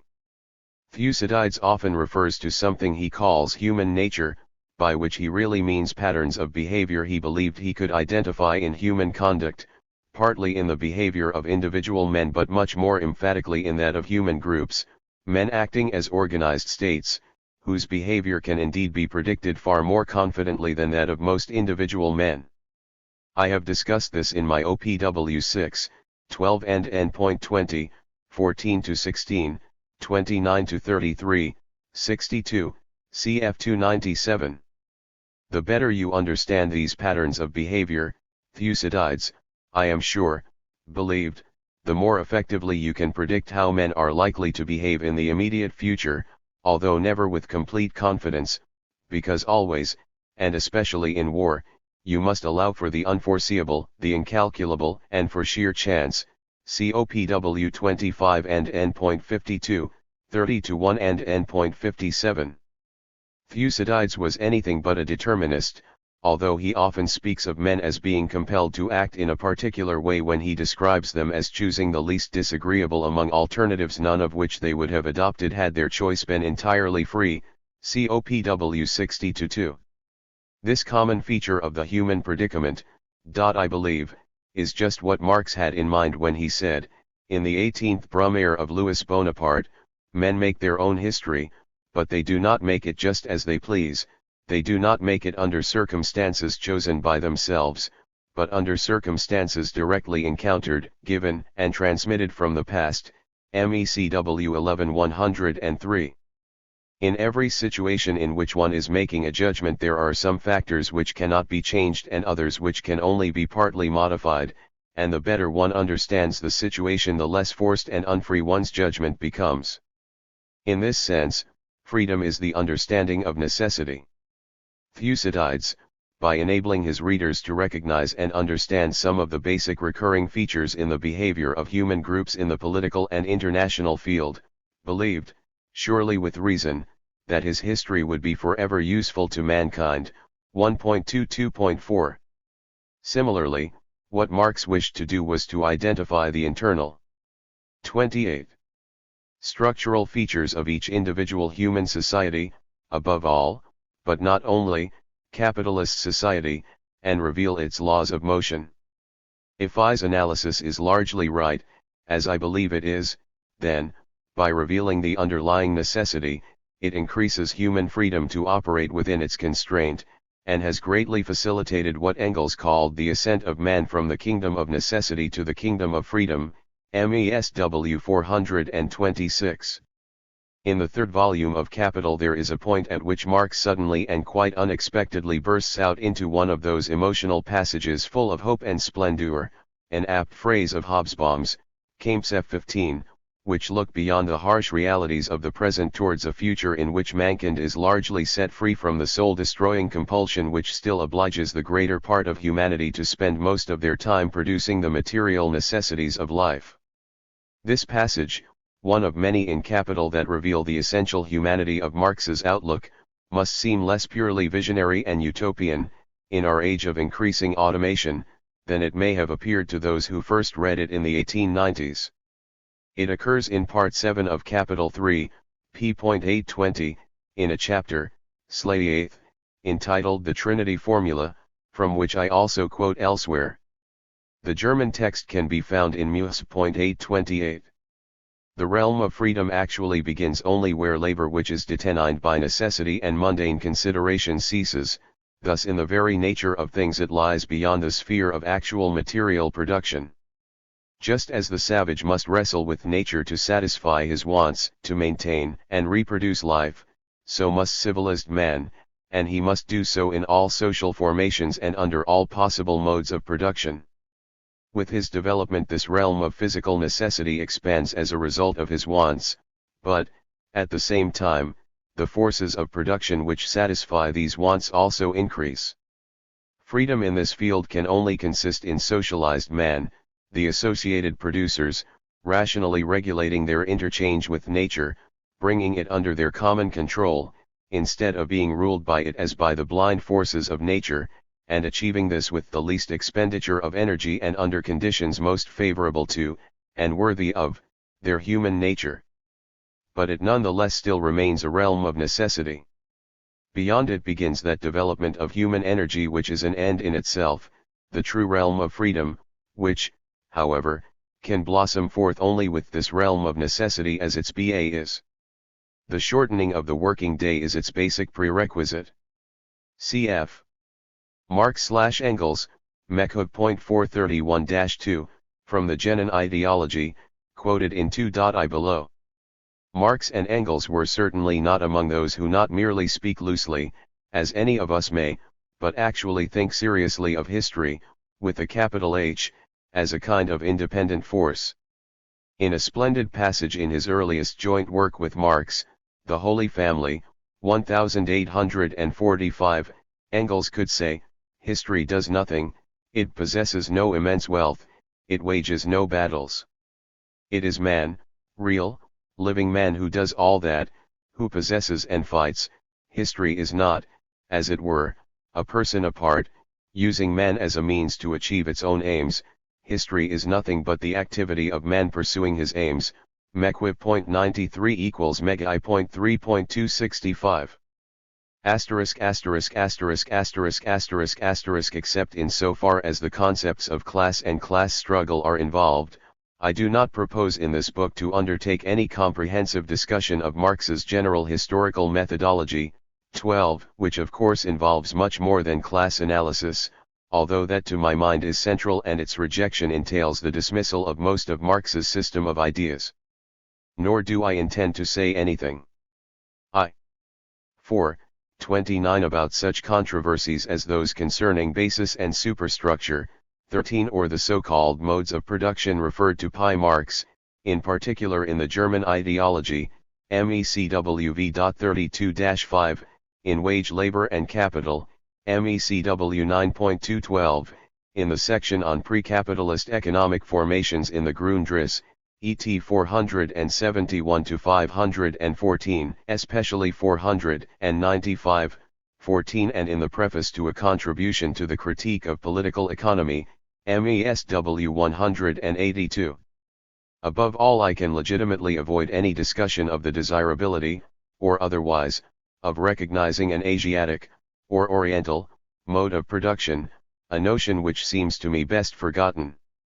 15. When speaking, for example, of various parts of Asia at times before they had been taken over by the Greeks, or the Macedonians, I believe that it is best to employ such expressions as pre-classical modes of production, in a strictly chronological sense. It is not my purpose in this book to defend Marx's analysis of capitalist society or his prophecy of its approaching end, both of which in the main I accept, but I have so often heard it said that he did not allow for the growth of a managerial and white-collar middle class. 16. That I will end this final section of my introduction with a reference to two passages in his theories of surplus value which rebut this criticism, and are by no means irrelevant to the main subject of this book, because they serve to illustrate a feature of the modern world to which there was no real parallel in antiquity. Criticizing Malthus, Marx says that his supreme hope, which he himself describes as en-lore or less utopian, is that the mass of the middle class should grow and that the proletariat, those who work, should constitute a constantly declining proportion, even though it increases absolutely, of the total population, and he adds, this in fact is the course taken by bourgeois society, say 8.63. And criticizing Ricardo, Marx complains that what he forgets to emphasize is the constantly growing number of the middle classes, those who stand between the workman on the one hand and the capitalist and landlord on the other. The middle classes are a burden weighing heavily on the working base, and they increase the social security and power of the upper 10,000. TSV 2.573 equals mu XXVI.2.576. These passages may remind us of the fact that in the Greek and Roman world there was no proper parallel to our own white-collar, salaried, managerial class. We shall see why in 3.6 below, except in the Roman Principate and later Empire, when three developments took place. First, a proper standing army was established in the early Principate, with, for the first time, regular benefits on discharge as well as fixed pay, found by the state. Those who became what we should call regular officers, especially the senior centurions, might become men of rank and privilege. Secondly, an imperial civil service grew up gradually, consisting partly of the emperor's own slaves and freedmen and partly of free men who, at all levels, served for pay, and for the often considerable perquisites involved. This civil service eventually achieved considerable dimensions, although many of its members were technically soldiers seconded for this duty. The third group of functionaries consisted of the Christian clergy, whose upkeep was provided partly by the state and partly by the endowments and contributions of the faithful. I shall have more to say about all these three groups later, 6v6 and especially 8.4. Exactly like the middle classes referred to by Marx, they were certainly a burden weighing heavily on the working base, and as faithful bastions of the established order they too, except in so far as sections of 30. The army were drawn into civil wars in support of rival emperors, increased the social security and power of the upper 10,000. To conclude this section, I wish to emphasize that I make no claim to be producing the Marxist interpretation of Greek history. It is a would-be Marxist interpretation. After reading by far the greater part of Marx's published work, much of it, I must admit, in English translation, I myself believe that there is nothing in this book which Marx himself, after some argument, perhaps, would not have been willing to accept. But of course there will be other Marxists who will disagree at various points with my basic theoretical position or with the interpretations I have offered of specific events, institutions, and ideas, and I hope that any errors or weaknesses in this book will not be taken as directly due to the approach I have adopted, unless that can be shown to be the case. 2. The nature of class society. The concept of class has never remained a harmless concept for very long. Particularly when applied to human beings and their social conditions, it has invariably displayed a peculiar explosiveness. Those are the first two sentences of a book, Class and Class Conflict in Industrial Society, by Ralph Dahrendorf, a leading German sociologist who in 1974 became director of the London School of Economics and Political Science. And Dahrendorf goes on to quote with approval the statement by two prominent American sociologists, Lipset and Bendix, that discussions of different theories of class are often academic substitutes for a real conflict over political orientations. I fully accept that. It seems to me hardly possible for anyone today to discuss problems of class, and above all class struggle, or class conflict, in any society, modern or ancient, in what some people would call an impartial or unbiased manner. I make no claim to impartiality or lack of bias, let alone Wertfreiheit, freedom from value judgments. The criteria involved are in reality much more subjective than is commonly admitted. In this field, one man's impartiality is another man's bias, and it is often impossible to find an objective test to resolve their disagreement. Yet, as Eugene Genovese has put it, the inevitability of ideological bias does not free us from the responsibility to struggle for maximum objectivity, RB4. The criteria that I hope will be applied to this book are two. First, its objectivity and truthfulness in regard to historical events and processes, and secondly, the fruitfulness of the analysis it produces. For historical events and processes I should almost be willing to substitute historical facts. I do not shrink from that unpopular expression, any more than Arthur Darby Nock did when he wrote, "A fact is a holy thing, and its life should never be laid down on the altar of a generalization," Era W 1.333. Nor do I propose to dispense with what is called, sometimes with a slight sneer, by social and economic historians, narrative history.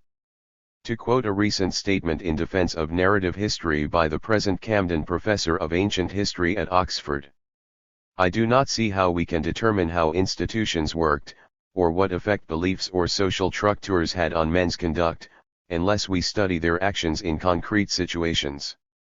The most fundamental instinct that leads us to seek historical knowledge is surely the desire to find out what actually happened in the past, and especially to discover what we can about events that had the widest effect on the fortunes of mankind.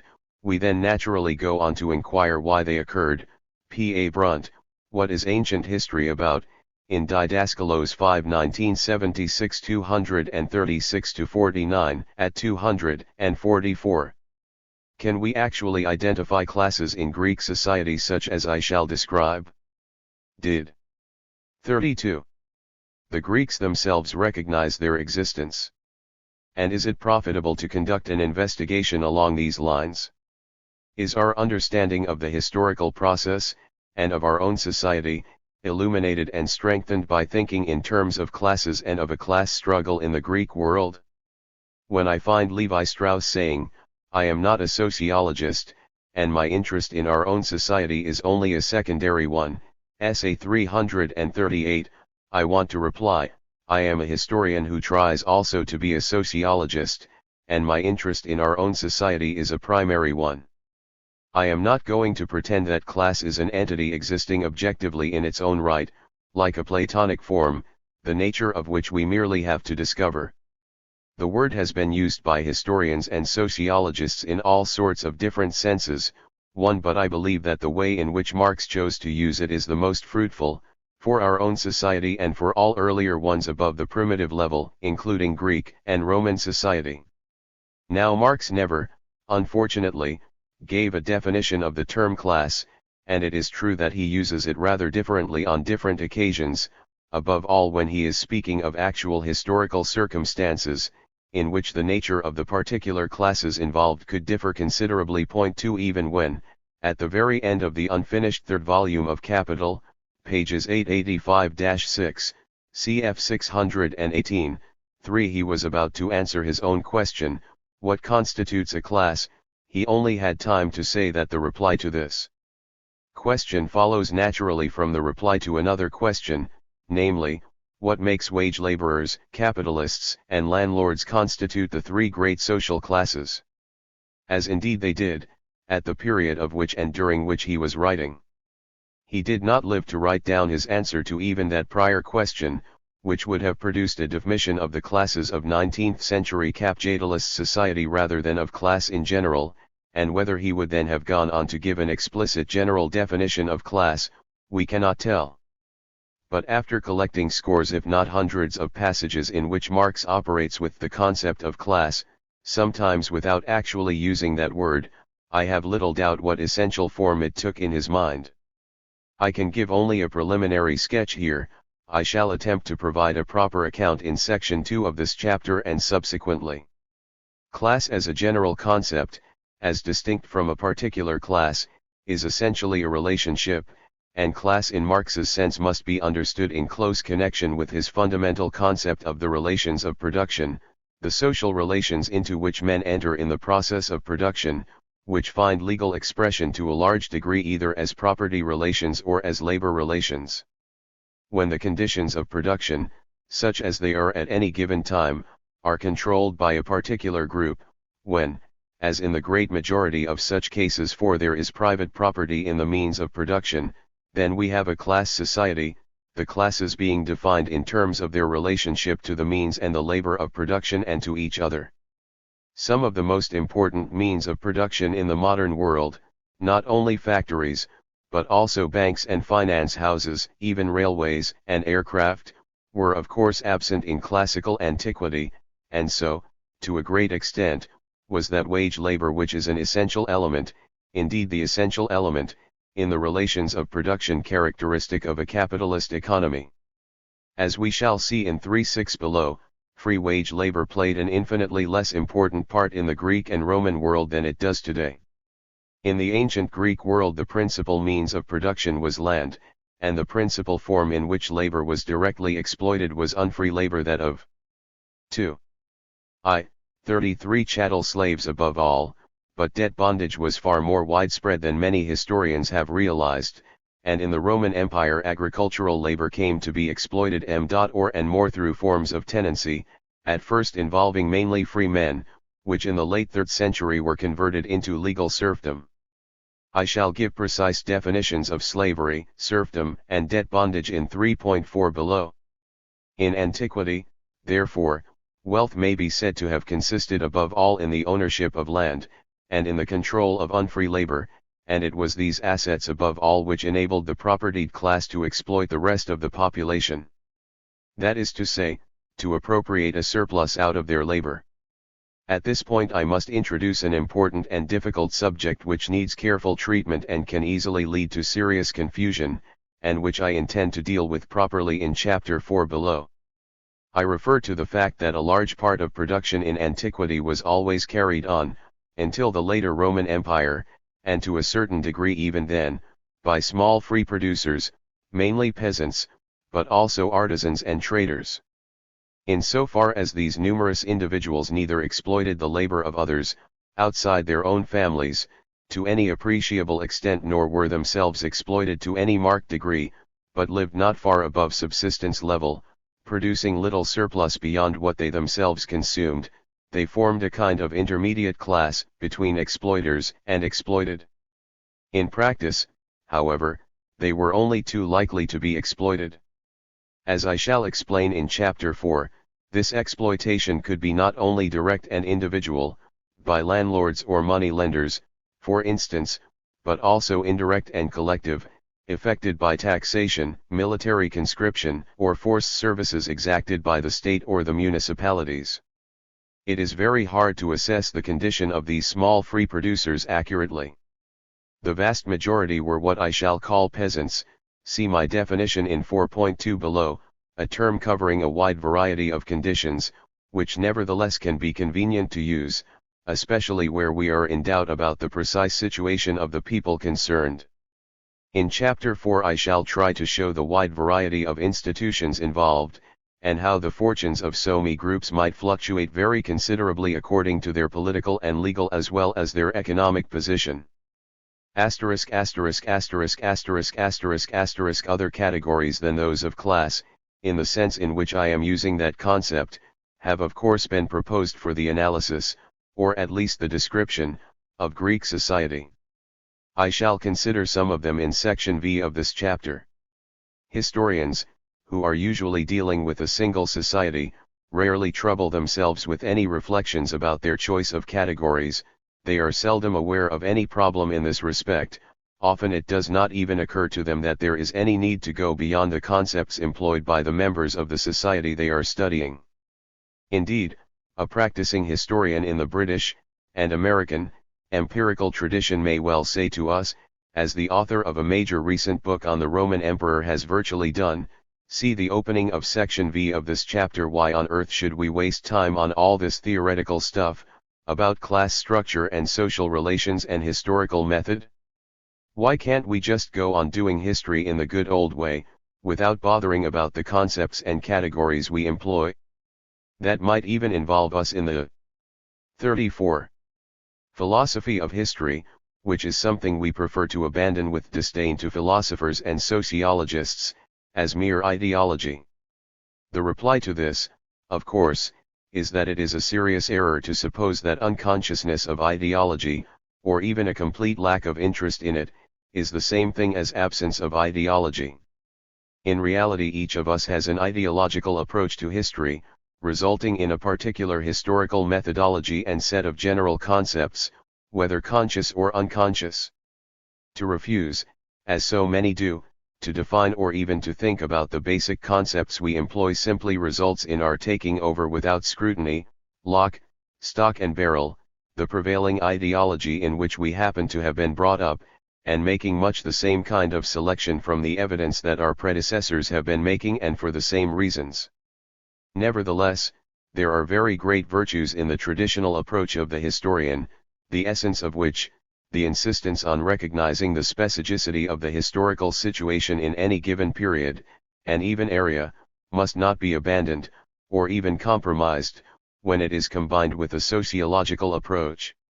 Indeed, anyone who is not capable, whether from a deficiency of intellect or from lack of time or energy, of the great effort needed to combine the two approaches ought to prefer the strictly historical one, for even mediocre work produced by the purely fact-grubbing historian may at least, if his facts are accurate and fairly presented, be of use to others capable of a higher degree of synthesis, whereas the would-be sociologist, having insufficient knowledge of the specific historical evidence for a particular period of history, is unlikely in the extreme to say anything about it that will be of use to anyone else. The study of ancient history in Britain has long been characterized by an attitude to detailed empirical investigation which in itself is most admirable. In a recent reassessment of Rostovtsev's great social and economic history of the Roman Empire, Glenn Bowersock of Harvard University, who had himself been through the Oxford Great School and was a graduate pupil of Sir Ronald Syme, has spoken of a general raising of eyebrows in Oxford when Rostovtsev, who had come there in 1918 as an exile from his native Russia, announced that he would lecture on no less a subject than the social and economic history of Eastern and Western Hellenism, the Roman Republic, and the Roman Empire. He adds, together with the immodest grandeur of Rostovtsev's topic went, perhaps inevitably, an occasional cloudiness of thought, and he records Rostovtsev's own remark in the preface to his book: evidently the English mind, in this respect unlike the Slavonic, dislikes a lack of precision in thought or expression. 5. Now here we come right up against a problem which faces every historian: how to reconcile full and scrupulous attention to all forms of evidence for his chosen subject and a study of the modern literature relating to it with a grasp of general historical methodology and sociological theory sufficient to enable him to make the most of what he learns. Few if any of us strike exactly the right balance between these very different desiderata. It has been said that the sociologist comes to know less and less about more and more, the historian more and more about less and less. Most of us fall too decisively into one or other of these categories.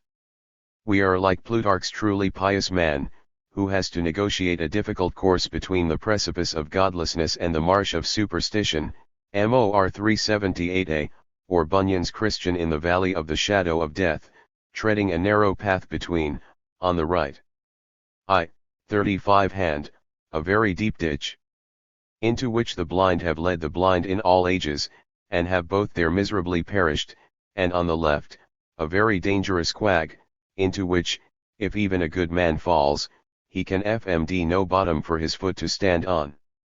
I feel much happier, in dealing with the history of the ancient Greek world, if I can legitimately make use of categories of social analysis which are not only precise, in the sense that I can define them, but also general, in the sense that they can be applied to the analysis of other human societies. Class, in my sense, is eminently such a category. Nevertheless, I realize that it is a healthy instinct on the part of historians in the empirical tradition to feel the need at least to begin from the categories and even the terminology in use within the society they are studying, provided, of course, they do not remain imprisoned therein.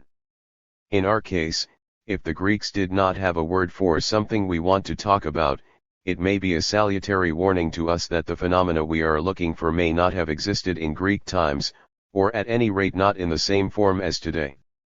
And so, in section 4 of this chapter, I propose to begin from the categories employed by the ancient Greeks themselves, at the time of their greatest self-awareness, the 5th and 4th centuries BC, to describe their own society. It will immediately become obvious that there is a striking similarity between those categories and some of the features of Marx's class analysis.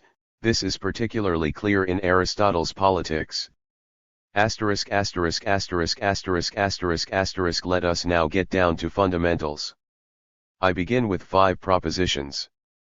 First, man is a social animal, and not only that, but, as Marx says in the Grundrisse, et 84, an animal which can develop into an individual only in society. Although in the same passage Marx contemptuously and rightly dismissed the individual and isolated hunter or fisherman who serves as the starting point for Adam Smith and Ricardo, or, for that matter, Thomas Hobbes, as an uninspired conceit in the tradition of Robinson Crusoe, it is impossible not to recall at this point Hobbes's famous description of the life of his imaginary pre-societal man, in Leviathan 1.13, as solitary, poor, nasty, brutish, and short. Secondly, the prime task of man in society is to organize production, in the broadest sense, including both the acquisition from outside his society, by trade or forcible appropriation, of such necessary or desirable things as the society needs but cannot produce, or cannot profitably produce, within itself, and the distribution of what is produced. In an area which is large or, like the Greek world, much split up by mountains or the sea, the nature of the transport system may be an important factor. I shall use the term production in this convenient, extended sense, as Marx commonly does. 6. It should hardly be necessary to add that production, in the very broad sense in which I am using the word, of course includes reproduction, the bearing and rearing to maturity of offspring, cf. Section 6 of this chapter. Thirdly, in the very act of living in society and organizing production, man necessarily enters into a particular system of social and economic relations, which Marx referred to as the relations of production or the social relations of production. 7. Fourthly, in a civilized society such as that of the ancient Greeks or ourselves, the producers of actual necessities must, for obvious reasons, to be noticed presently, produce a surplus beyond what 36. They actually consume themselves. And fifthly, the extraction and perpetuation of such a surplus has led in practice to exploitation, in particular of the primary agricultural producers. This exploitation, with which the whole concept of class is associated, is the very kernel of what I refer to as the class struggle. I shall deal with it in sections 2 and 3 of this chapter. As I shall there explain, when I speak about the class struggle in the ancient world, I am never thinking of a struggle on the political plane alone, and sometimes my class struggle may have virtually no political aspect at all. I should perhaps add, for the benefit of those who are accustomed to structuralist terminology, that I have not found it useful or possible to draw the distinction employed by Levi Strauss and his school between social relations and social structure, c.e.g. Levi Strauss, SA 279, 303-4. I shall sometimes speak of a set of social relations as a social structure, or social formation. I am of course thinking throughout in terms of the civilized societies of the last few thousand years, which, having developed technologically far beyond the level of primitive man, have aimed at providing themselves with a sufficient and stable supply of the necessities and luxuries of civilized life, and consequently have had to devote a very considerable volume of effort to ensuring that supply. Some anthropologists have argued that by reducing their wants to a minimum, primitives existing in a favorable environment may be thought happier than men in at just the earlier stages of civilization, and may even enjoy a good deal of leisure, but for my purposes primitive society is irrelevant, since its structure is totally different from that of Greco-Roman antiquity, let alone the modern world, and any exploitation which may exist at the primitive stage takes place in quite different ways. Moreover, primitive society has not proved able to survive contact with developed modern economies, to put it in the crudest possible way, with Hilaire Belloc, the modem traveler, 6, whatever happens we have got the Maxim gun, and they have not. Now in a primitive food gathering and hunting tribe the mere day-to-day provision of food and other immediate necessities and of defense against wild beasts and other tribes and so on may be virtually a whole-time job for all adult members of the tribe, at least in the sense that in practice they do not extend their economic activities much further.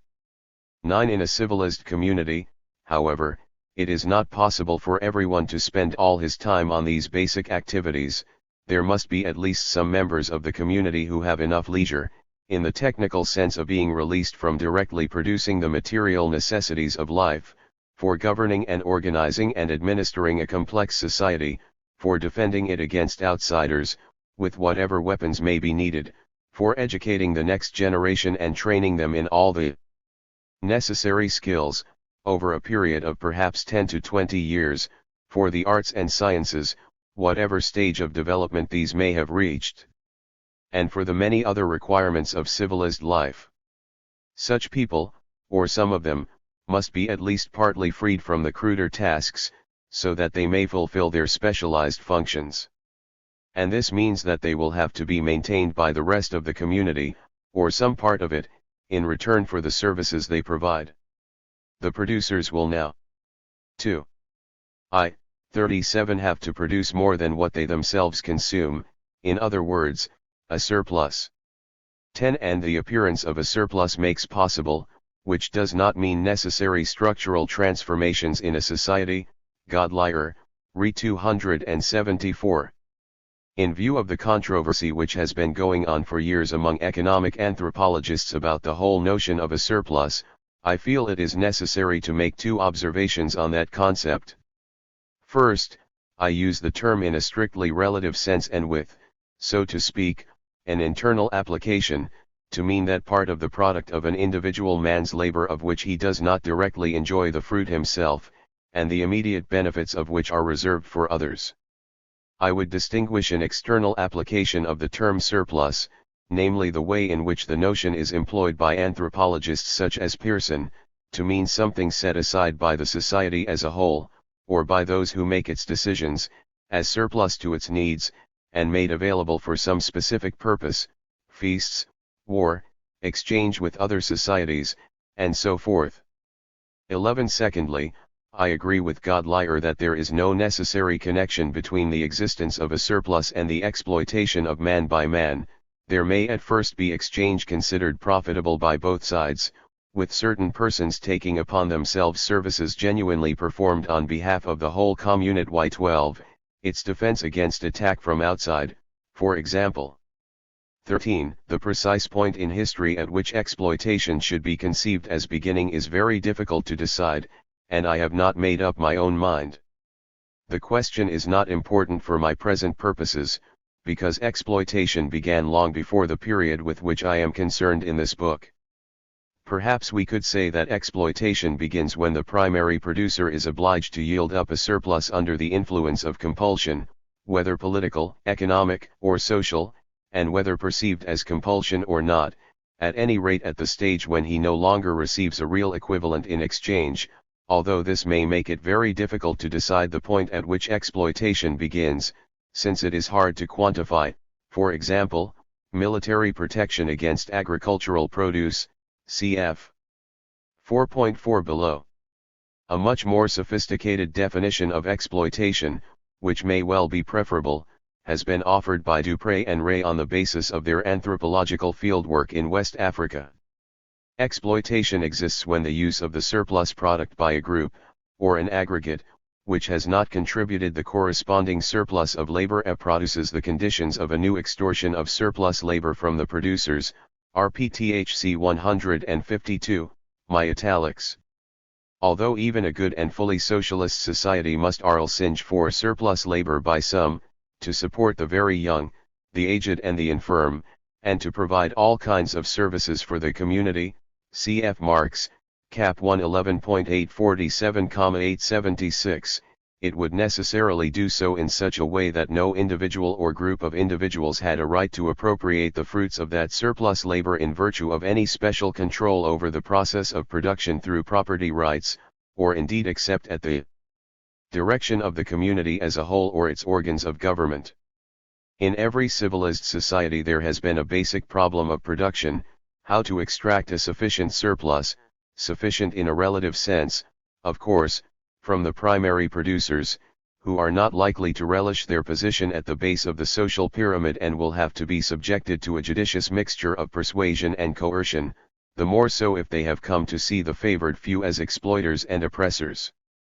Now men's capacity to win for themselves the freedom to live the 38th life they want to live has always been severely limited, until very recently, by inadequate development of the productive forces at their disposal. All emancipation carried through hitherto has been based on restricted productive forces.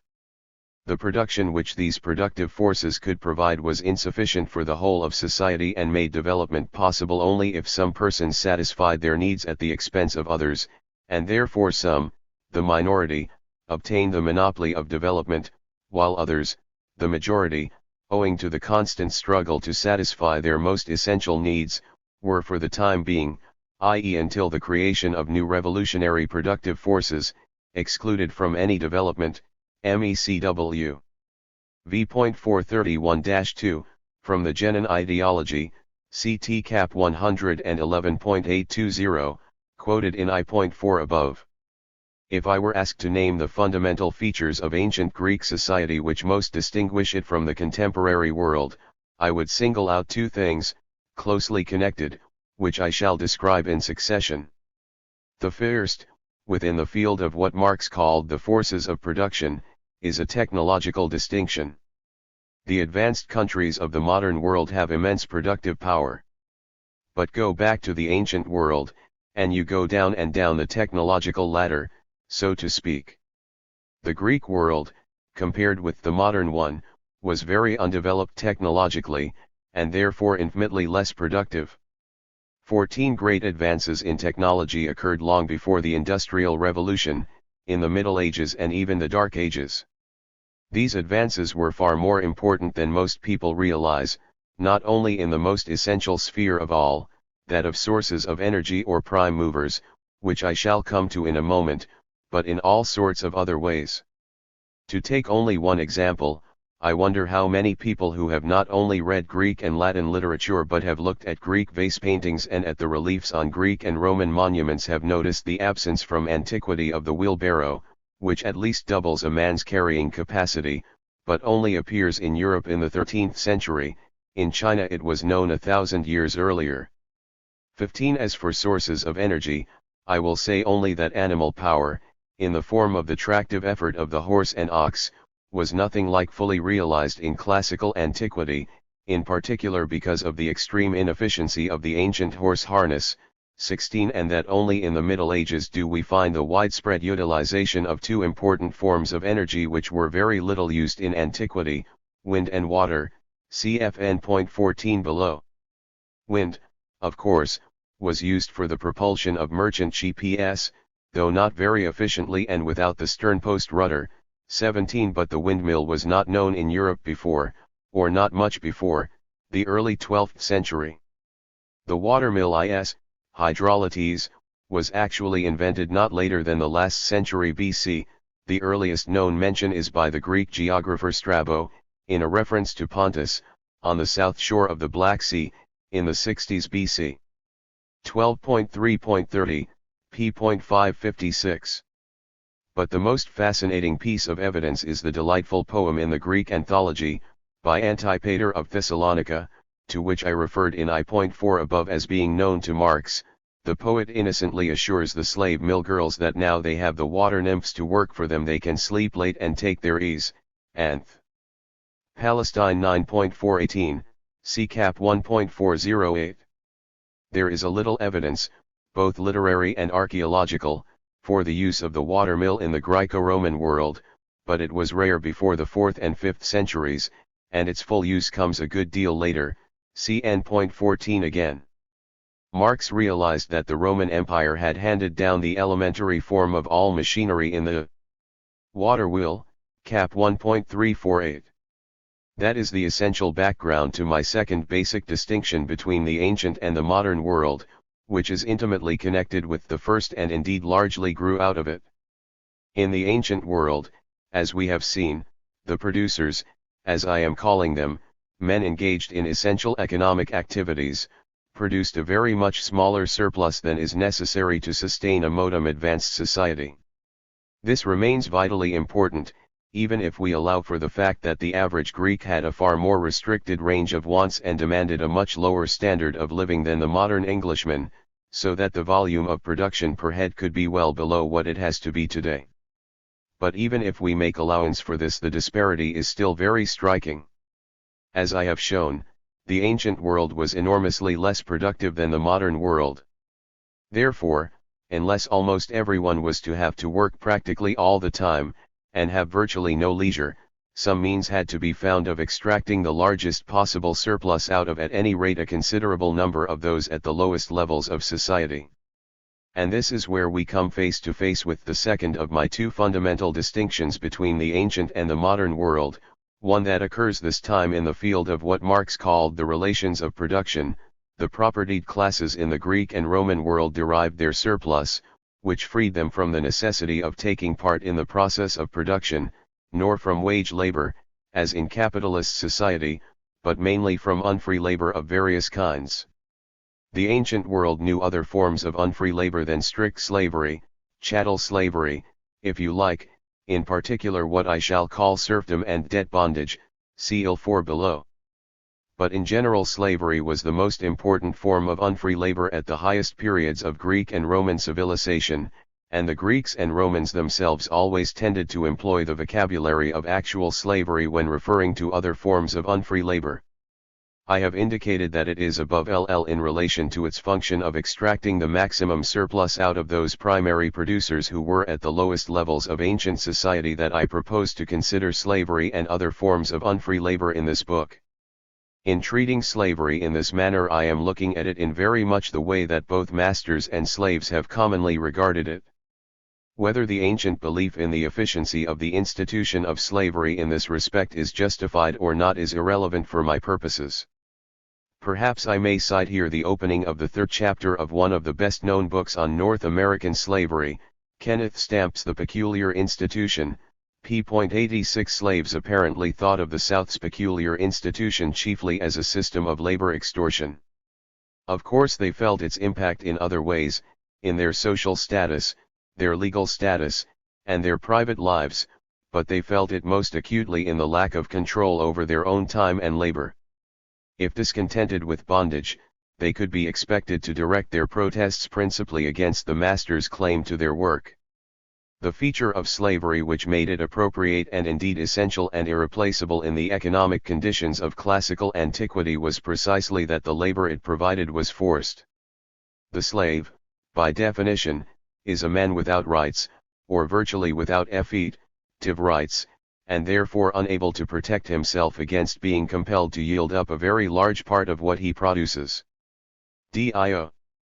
Chrysostom, in the early 2nd century of the Christian era, reports an imaginary discussion about slavery in which there was general agreement about the basic definition of the slave's condition, that someone else owns him as master, like any other item of property or cattle, so as to be able to make use of him at his pleasure, or at 15.24. I suggest that the most profitable way of approaching the problem of unfree labor is to think of it in precisely the way in which one have introduced it, in terms of the extraction of the largest possible surplus from the primary producers. One think that in antiquity slavery probably did provide the best possible answer, from the purely economic point of view, that is to say, disregarding all social as well as moral factors, having regard to the low level of productivity, and also to the fact that free, hired labor was scarce, largely confined to unskilled or seasonal work, and not at all mobile, whereas slaves were available in large numbers and at prices the lowness of which is astonishing, in comparison with what is known of slave prices in other societies. But given these conditions, the poor supply of free, hired labor, the easy availability of slaves, their cheapness, and so on, one do believe that slavery increased the surplus in the hands of the propertied class to an extent which could not otherwise have been achieved and was therefore an essential precondition of the magnificent achievements of classical civilization. I would draw attention to the fact that the distinction one have just drawn is based not on a difference of status, between slaves and free men, but on a difference of class, between slaves and their owners, a very different matter. I shall return to this difference later, see sections 3 and V of this chapter. It may not have been fully obvious that so far I have been preparing the ground for the definition of the terms class and class struggle which I shall offer in section 2 of this chapter. One had to make clear certain fundamental features of ancient Greek society. One have now explained one of these, the essential part played by what I am calling unfree labor, and one must now briefly mention another, the fact that by far the most important means of production in the ancient world was land. Wealth in classical antiquity was always essentially landed wealth, and the ruling classes of all the Greek states, as of Rome itself, invariably consisted mainly of landowners. This is something which most ancient historians now realize, but the whole question, like that of slavery and other forms of unfree labor, will require a more extended discussion than one can give it at this point, see 3.I3 below. In seeking to use the concept of class as a method of historical analysis, there are two quite different dangers that we must guard against. 1. A matter of definition, is in the province of the sociologist, the other, a matter of identification, is a question strictly for the historian. After stating them together, I shall briefly discuss them separately. First, we must be quite sure what we mean by the term class, and class struggle, and not slide carelessly and unconsciously from one interpretation to another. Secondly, we must be careful to make a correct historical identification of any class we propose to recognize. 1. The first problem, that of definition, is of a sociological nature. Marx himself, as I said earlier, never gave a definition of class in general terms. Some may feel that no such general definition is possible, but one believe the one I shall produce in section 2 below will serve well enough, although there may be some special cases in which a unique set of historical circumstances makes qualification necessary. Even if it could be shown that there are too many exceptions for my definition to be considered a general one, I would at least claim that it holds for the society, or rather series of societies, of the Greco-Roman world, discussed in this book. I hope that others will improve upon it. 2. The second problem is purely historical. One must thoroughly understand the particular society one is considering, and know the evidence about it at first hand, before one can expect to identify its classes correctly and precisely. Some serious mistakes have been made in defining the actual classes existing in particular societies, and the results of employing unreal conceptions of those classes, not corresponding closely with reality, have sometimes been disastrous. Misconceptions about classes existing in historical societies have not, of course, been confined to Marxists, by any means, but since they make more use of class categories than other historians, they are likely to commit even worse blunders if they start out with misconceptions about the classes they recognize. It has been a standard practice among ancient historians to refer to the governing classes of several Greek cities in the Archaic and Classical periods, in particular Aegina and Corinth, as commercial aristocracies or industrial and merchant classes, see my OPW 264-7, especially N.61, cf 216,218-20, and Appendix XLI, especially p.396. This extraordinary notion, for which there is not a shred of ancient evidence, was adopted without examination by Busolt, Edward Meyer, and other leading historians. Even Max Weber was not entirely free of it, and it is still being reproduced today in some quarters. Not a few Marxists have started out from similarly mistaken positions. It is not surprising that attempts by George Thomson, essentially a literary scholar and not a historian in the proper sense, to expound the intellectual development of the classical Greek world in Marxist terms have not succeeded in convincing historians or philosophers, for Thomson presents the development of Greek thought, and even of Greek democracy, in the 6th and 5th centuries as the consequence of the rise to power of a wholly imaginary merchant class. Thomson even describes the Pythagoreans of Croton as the new class of rich industrialists and merchants, who resembled Solon in being actively involved in the political struggle for the development of commodity production. 19. In my opinion, this is little better than fantasy. The one book I know in English which explicitly seeks to give an account of Greek history, before the Roman period, in Marxist terms is a prime example of the methodological catastrophe involved in giving a would-be Marxist account in terms of classes that are fictions and correspond to no historical reality. The author, Margaret O. Wason, pretends that in the 7th and 6th centuries, in most Greek states, there came to power a new bourgeois class, defined as the class of merchants and artisans which challenged the power of the aristocracy. It is no surprise to F.M.D. Cleon referred to in the same book as a tanner.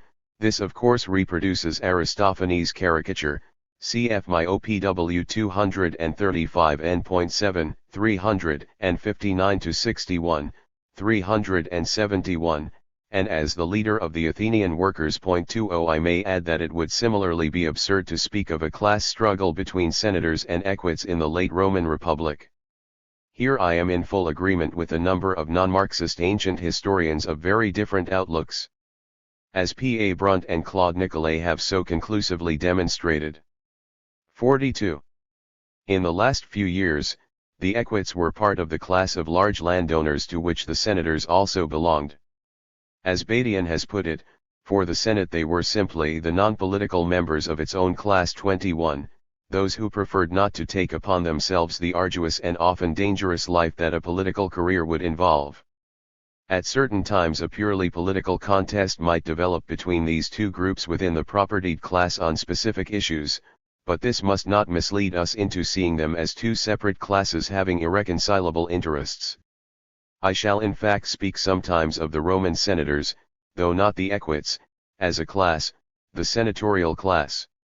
It is possible that some other Marxists may prefer not to break down my propertied class, for which see 3.2 below, into two or more classes for certain purposes, as I do, for example, in the developed Principate and the later Empire, primarily into the senatorial and curial classes, with the equites perhaps as a kind of subclass closely attached to the senators, until in the late 4th and early 5th centuries they were entirely absorbed into the senatorial class, see 6.6 below, ad fin.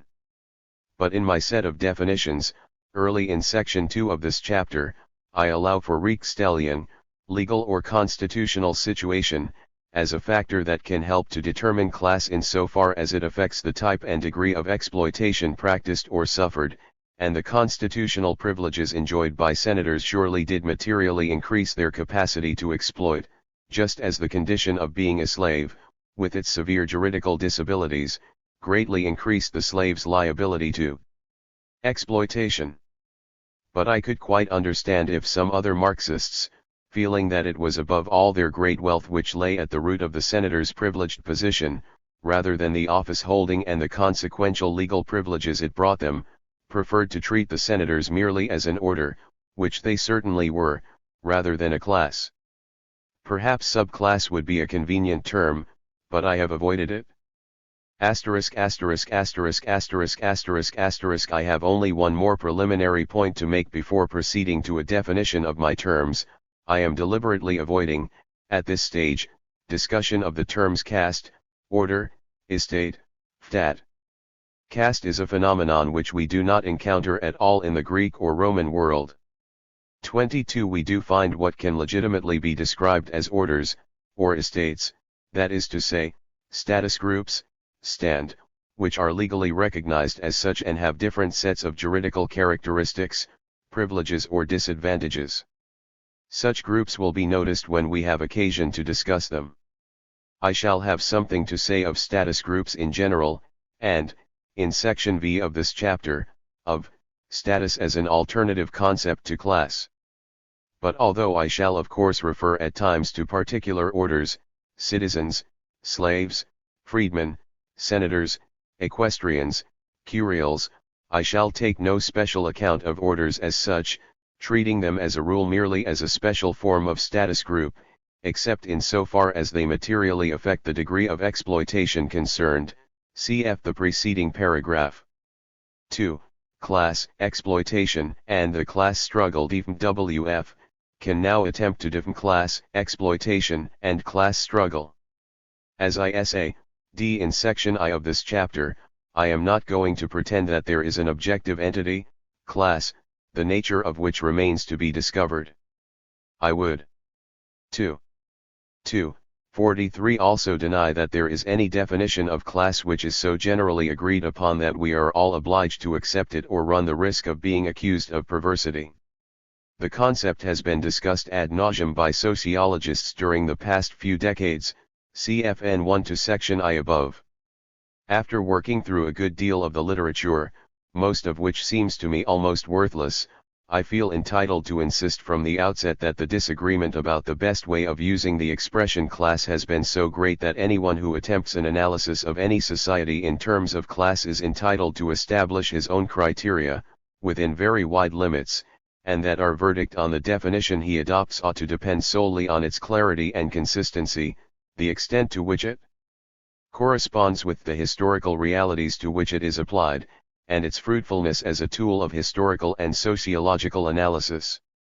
If in addition we find, as we shall in this case, that the notion of class in the sense in which we define it corresponds closely with concepts employed in the best sociological thought of the society we are examining, in our case, that of Aristotle especially, see section 4 of this chapter, then we shall be fortunate indeed.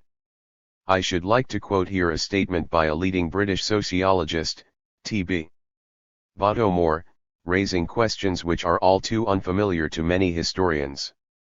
Speaking of the construction of general concepts by sociologists, he says, in some recent attempts to improve the conceptual framework of sociology, and notably in that of Talcott Parsons and his collaborators, the whole emphasis is placed upon definition of concepts rather than upon the use of concepts in explanation. This is a retrograde step by comparison with the work of Durkheim and Max Weber, both of whom introduced and defined concepts in the course of working out explanatory theories. Weber's exposition of his ideal type method deals more clearly with this matter than any later writing, and had his ideas been followed up, sociology would have been spared much confused and aimless discussion. In essentials, his argument is that the value of a definition, i.e. of a concept, is only to be determined by its fruitfulness in research and theorizing, Sociology 2 1971-37, cf 121. I should not like it to be thought, however, that I regard Marx's concept of class as a Weberian ideal type construct, in the sense that Weber himself took it to be. For me, as for Marx, classes and class struggles are real elements which can be empirically identified in individual cases, whereas for Weber all such Marxian concepts and hypotheses become pernicious, as soon as they are thought of as empirically valid. Weber, MSS 103, Repro in Eldridge, Mwisr 228. I propose first to state my definition of class and class struggle, and to explain and justify it in subsequent discussion. I believe that this definition represents the central thought of Marx as accurately as possible, This claim too I shall try to justify. Class, essentially a relationship, one is the collective social expression of the fact of exploitation, the way in which exploitation is embodied in a social structure. By exploitation I mean the appropriation of part of the product of the labor of OT for ERS, 2 in a commodity-producing society this is the appropriation of what MTRX called surplus value. A class, a particular class, is a group of persons in a community identified by their position in the whole system of social production, defined above all according to their relationship, primarily in terms of the degree of ownership or control, to the conditions of production, that is to say, the means and labor of production, 3 and to other classes. Legal position, constitutional rights or, to use. 44. The German term, Rechtsstellung, is one of the factors that may help to determine class. Its share in doing so will depend on how far it affects the type and degree of exploitation practiced or suffered. The condition of being a slave in the ancient Greek world, for example, was likely, though far from certain, to result in a more intense degree of exploitation than being a citizen or even a free foreigner. The individuals constituting a given class may or may not be wholly or partly conscious of their own identity and common interests as a class, and they may or may not feel antagonism towards members of other classes as such. It is of the essence of a class society that one or more of the smaller classes, in virtue of their control over the conditions of production, most commonly exercised through ownership of the means of production, will be able to exploit, that is, to appropriate a surplus at the expense of, the larger classes, and thus constitute an economically and socially, and therefore probably also politically, superior class or classes. The exploitation may be direct and individual, as for example of wage laborers, slaves, serfs, coloni, tenant farmers or debtors by particular employers, masters, landlords, or money lenders, or it may be indirect and collective, as when taxation, military conscription, forced labor, or other services are exacted solely or disproportionately from a particular class or classes, small peasant freeholders, for instance, by a state dominated by a superior class. I use the expression class struggle for the fundamental relationship between classes, and their respective individual members, involving essentially exploitation, or resistance to it. It does not necessarily involve collective action by a class as such, and it may or may not include activity on a political plane, although such political activity becomes increasingly probable when the tension of class struggle becomes acute. A class which exploits others is also likely to employ forms of political domination and oppression against them when it is able to do so. Democracy will mitigate this process. Imperialism, involving some kind of economic and/or political subjection to a power outside the community, is a special case, in which the exploitation effected by the imperial power, in the form of tribute, for instance, or by its individual members, need not necessarily involve direct control of the conditions of production. In such a situation, however, the class struggle within the subject community is very likely to be affected, for example through support given by the imperial power or its agents to the exploiting class or classes within that community, if not by the acquisition by the imperial power or its individual members of control over the conditions of production in the subject community. There is one aspect of my definition of class which, I realize, may need clarification. Not all individuals belong to one specific class alone. Some can be regarded as members of one class for some purposes and of another class for others, although usually membership of one will be much the most significant. A slave who was allowed by his master to accumulate a considerable peculium, and who, like Musicus Scurinus, mentioned in 3.4 below, at its end. T3, had even acquired under-slaves of his own, vicarii, might have to be regarded pro tanto as a member of what I am calling the propertied class, but of course his membership of that class would necessarily be qualified and precarious and dependent on the goodwill of his master. A slave who was settled by his land. 2. 45 owning master as tenant of a small farm, quasi-colonus, see 4.312 below, would in strictly economic terms be in much the same position as a poor free peasant leaseholder, and we might be inclined to put him in the class of peasants, see 4.2 below, but his legal status would remain greatly inferior and his tenancy would be much more at the pleasure of the landowner, who could therefore exploit him more severely if he were so inclined. And a poor peasant who owned or leased a plot of land so small that he regularly needed to betake himself to a neighboring city for part of the year to earn wages would be a member of two classes, small peasants and wage laborers. I also maintain in section 6 of this chapter that women, or at any rate married women, and so the great majority of adult women in antiquity, must be regarded for some purposes as a distinct class, although membership of such a class, because of its consequences for property ownership, would in a city like classical Athens be far more important to a high-born woman than to a poor peasant, who would have had no opportunity to own much property had she been a man, and whose membership of the class of women would therefore be of far less significance. Of course, I have no wish to pretend that class is the only category we need for the analysis of Greek and Roman society.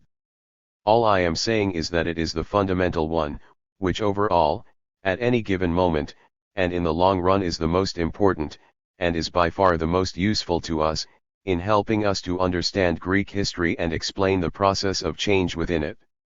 In section V of this chapter I shall briefly consider alternative approaches, particularly those which have the primary aim, as I have not, and as Marx did not, see section V, of establishing a scheme of social stratification according to status. Such activities are perfectly legitimate and may even have quite useful results, provided we keep them in their proper place and realize that they will not by themselves disclose the real secrets of history, the springs and causes of human behavior and social change. I would say that social status, and even in the long run political power, tended to derive from class position in the first place, as indeed political status always did directly in the commonest form of Greek oligarchy in the classical period, based on a property qualification, and that in the long run distinctions having any other basis than the economic tended to decay in favor of, and ultimately to resolve themselves into, distinctions based upon economic class. We shall notice some examples of this process later, see v.3 and VIL-2 below. Let us be quite clear about one thing. Whereas descriptions of ancient society in terms of some category other than class, status, for instance, are perfectly innocuous, in the sense that they need have no direct relevance to the modern world, which will of course need to be described in terms of a completely different set of statuses, an analysis of Greek and Roman society in terms of class, in the specifically Marxist SENSE, is indeed, to use Firth's adjective, see live above, something threatening, something that speaks directly to every one of us today and insistently demands to be applied to the contemporary world, of the second half of the 20th century. If Marx's analysis, originally derived above all from the study of 19th century capitalist society, turns out to be equally well adapted not merely to describe ancient society over a long period of many centuries but to explain its transformations and its partial disintegration, as we shall see it is, then its relevance for the contemporary world becomes very hard to ignore. Of course, in some quarters it will be ignored. To quote Marx, 46. And Engels, addressing themselves sarcastically in 1848 to the ruling classes of their day. The selfish misconception that induces you to transform into eternal laws of nature and of reason the social forms springing from your present mode of production and form of property, historical relations that rise and disappear in the progress of production, this misconception you share with every ruling class that has preceded you. What you see clearly in the case of ancient property, what you admit in the case of feudal property, you are of course forbidden to admit in the case of your own bourgeois form of property, MECW 6.501, from the Communist Manifesto. I shall now glance briefly at the use of the conception of class, and class struggle, by Marx himself. I shall maintain that for 5 different reasons in particular there has been a widespread and serious misunderstanding of the part this idea played in Marx's thought. I believe that my definition represents his fundamental thinking more accurately than do the statements of some modem Marxist and non-Marxist writers who have taken different views from mine. My 5 reasons are as follows. First, partly perhaps because of a much-quoted definition by Lenin, in his Accrete Beginning, which, as Ossowski says, CSSC 72 and N.1, has been popularized by Marxist textbooks and encyclopedias. It has been customary to lay particular stress on relationship to the means of production as the decisive factor, sometimes as the one essential factor, in determining a person's class position. Although his formulation contains a profound truth, it will be seen from the definition of class given above that I regard it as a rather too narrow conception. Secondly, as is well known, Marx himself, although he made important use of the concept of class throughout his work, never gave a formal definition of it, and indeed employed it in very different senses at different times. Thirdly, Marx himself was concerned in his writings almost entirely with a capitalist society which had already undergone a considerable process of development, apart from one section of the Grundriss, et 471-514, which is specifically devoted to pre-capitalist economic formations. See the excellent edition by Hobsbawm, Kempsef. The statements in his work about pre-capitalist societies in general and the Greco-Roman world in particular are all brief, and many of them are in the nature of obiter dicta. In these passages, as a rule, he takes no pains to be precise over terminology. Fort W.Y., and as a consequence of the facts I have just stated, when Marx spoke in particular about class struggle he tended, thinking almost always, as he was, of 19th century capitalism, to have in mind the kind of class struggle which was so noticeable in the mid-19th century in the more developed capitalist countries, namely, open class struggle on the political plane. Thus when, for example, he spoke in the 18th Brumaire of Louis Bonaparte of the French bourgeoisie as doing away with the class struggle for the moment by abolishing universal suffrage, Mecouxy.153, he simply meant that the law of 31 May 1850, by reducing the total number of electors from 10 to 7 million, ID 147, made it far harder for the French working class to carry on effective political struggle. And finally, in the work often wrongly taken to be the definitive statement of Marx's materialist conception of history, namely the preface to a contribution to the critique of political economy, 1858-9, we find only a passing reference to classes and none at all to 47 class struggle. There is, however, a perfectly good explanation of this, well brought out by Arthur M. Prinz in an article in the Journal of the History of Ideas 30, 1969, 437-50, entitled Background and Ulterior Motive of Marx's Preface of 1859. The preface was to be published, through the good offices of Las Aule, in Berlin, and it was absolutely necessary for Marx to take careful account of the stringent Prussian censorship and abstain from anything that might be suspected of incitement to class hatred, at that time an actual offense punishable with imprisonment under para 100 of the Prussian Penal Code. Marx, already well known to the Prussian censors, was now living in England and in no danger of prosecution himself, but he had to be circumspect if there was to be any hope of finding a publisher, for the same paragraph of the Penal Code also prescribed the penalty of confiscation for any offending work. Yet Marx had to publish in Germany, in order to make a bid for the intellectual leadership of the German socialist movement. The preface, then, had to steer clear of class struggle. But when on 18 September 1879 Marx and Engels, thinking back to the Communist Manifesto and beyond, wrote to Babel, Liebknecht, and others, for almost 40 years we have stressed the class struggle as the immediate driving power of history, MESC 395, they were making a perfectly correct statement. Even in those considerable parts of Marx's writing which are concerned entirely with economics or philosophy rather than with the historical process, he will sometimes show that the class struggle is ever present in his mind, as when in a letter to Engels on April 30, 1868 he rounds off a long passage on economics with the words, Finally, we have as conclusion the class struggle, into which the movement of the whole skies is resolved, see MESC 250.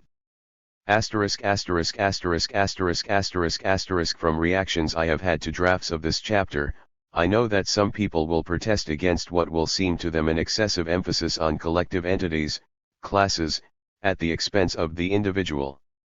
To any such objection I would reply that my main aim in this book is to explain what happened in history on a large scale, the history of the Greek world as a whole over more than 1,300 years. Dare I use the rather repellent expression, macro history. But the history of macro units, of classes, as of states and alliances, needs to be explained in terms very different from those appropriate to the behavior of individuals. Here I must hark back to I.4 above, where I explained how I have learned from Thucydides about the patterns of behavior of human groups in organized states.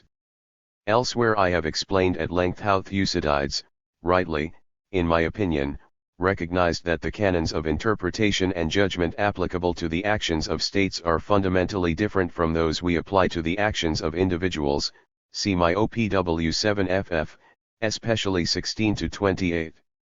I now wish to advance the following propositions, that the factors governing the behavior of classes, in my sense, are different again from either of the sets I have just mentioned, that the behavior of a class as such, that of men as members of a class, may well be inexplicable in terms we can legitimately apply to their behavior as individuals, and even that a given individual or set of individuals may behave as a constituent part of a class in a way that is quite different from the behavior we are entitled to expect of him or them as individuals. If in that last sentence we substitute a state for a class, there may be little. 48. Objection. Since the moral standards generally accepted as governing the conduct of individuals are clearly quite different from those applied to the behavior of states, a man who participated in the bombing of Hiroshima or Nagasaki, Berlin or Dresden, Vietnam or Laos, will not be accounted a mass murderer by most people, because he was acting in the interests, or at any rate on the orders, of his own state, against an enemy state, and those who gave the orders suffered no criminal indictment, for in the event they were not the defeated. It would similarly be easy to find examples from the ancient world that would be universally considered morally atrocious behavior on the part of individuals acting in their own personal interests, but were yet regarded as unobjectionable and even praiseworthy when employed in the service of the state. Most of the acts of odious injustice or unnecessary cruelty committed by 4th-century Roman generals against barbarians or rebels which are noticed, for example, by Ammianus Marcellinus, a Greek historian who wrote in Latin, are recorded without any sign of disapproval. 5. And the same historian could mention without comment the opinion of lawyers of old that sometimes even the innocent may be put to death, XXVII.9.5, and felt no need to shed any tears over the wholesale extermination of the children of the Maratakuperni, fierce and wily robbers, XXVII.2.11-14. I suspect, however, that many people would be far less willing to accept the propositions advanced at the end of the last paragraph in regard to classes, which I will now demonstrate. That slaves who rebelled, or who could even be held guilty of failing to protect their masters from being assassinated by one of their own number, were treated with pitiless ferocity by the Romans is well known. I have given one or two prominent examples in 7.I below. The relationship of the Spartans to their helots, very much a class relationship, of exploiter to exploited, was one of quite extraordinary hostility and suspicion.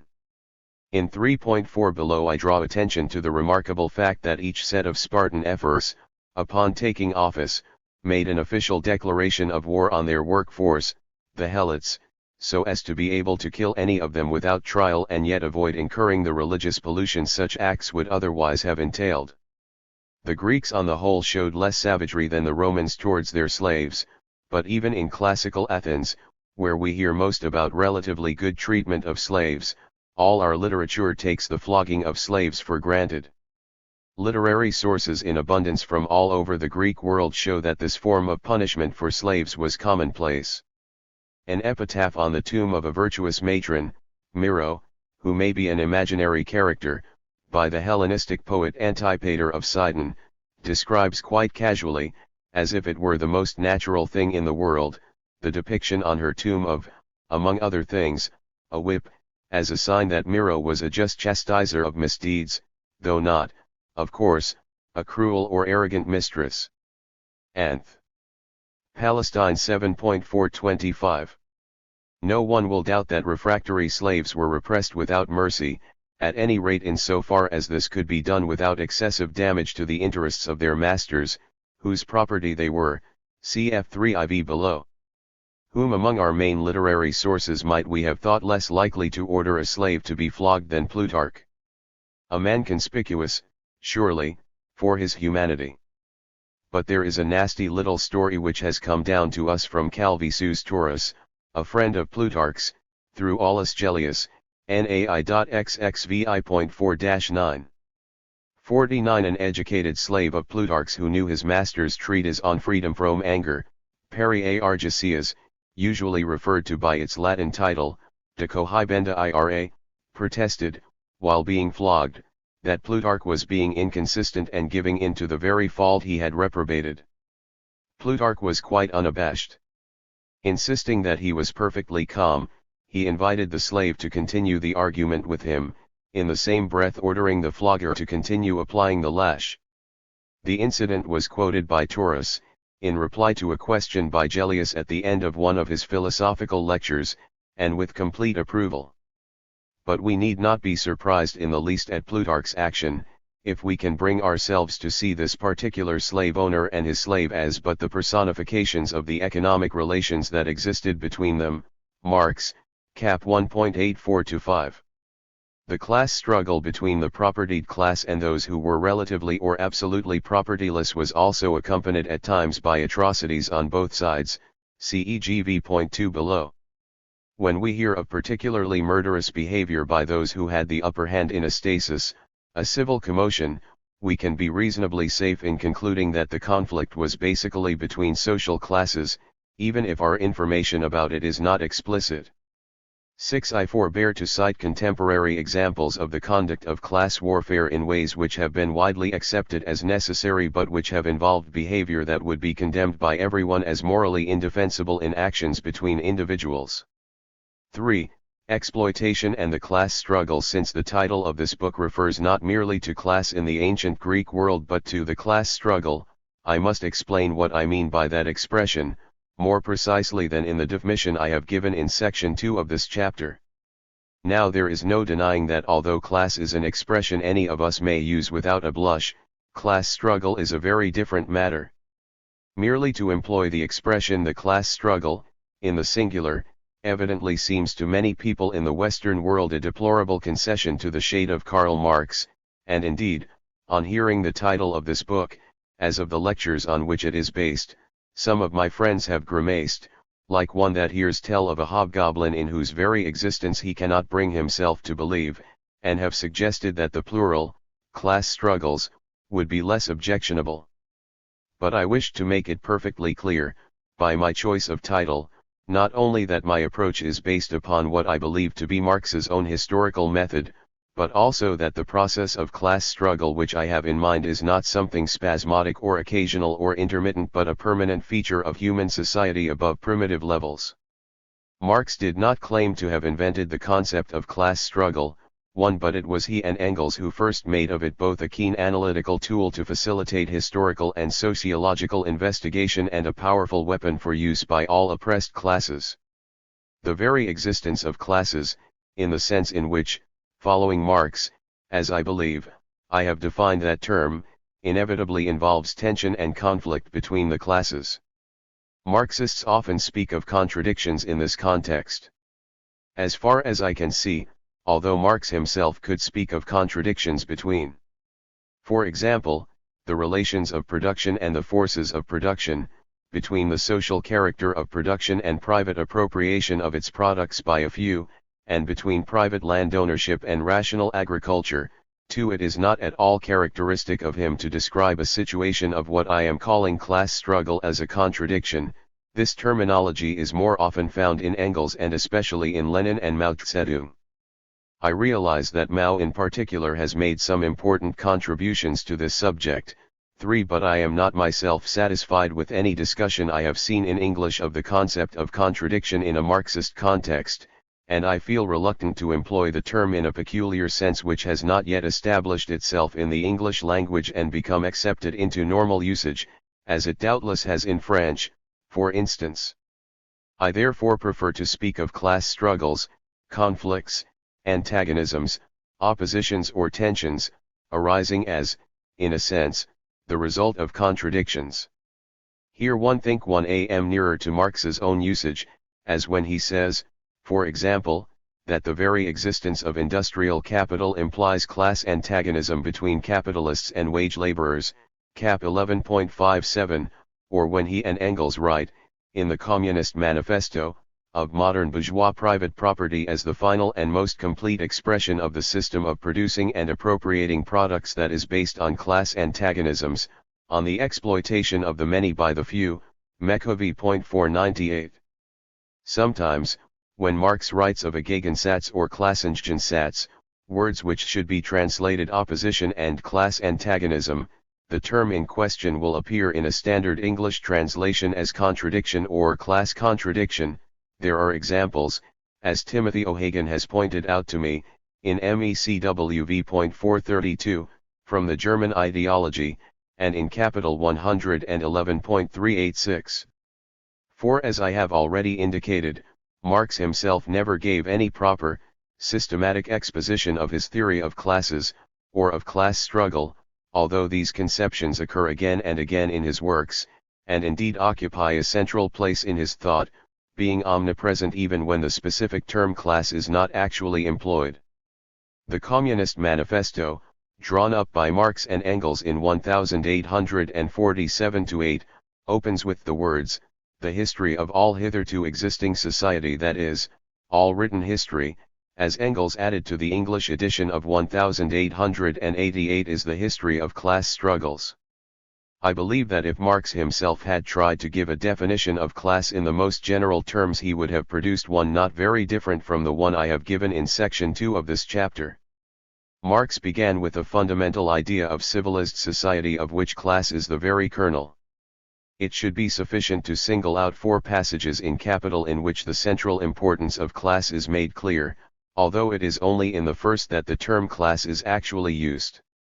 The first, which is very brief, is the one have just quoted above, in which Marx says of industrial capital, cap 11.50 ff, that its very existence implies class antagonism between capitalists and wage laborers, id 57.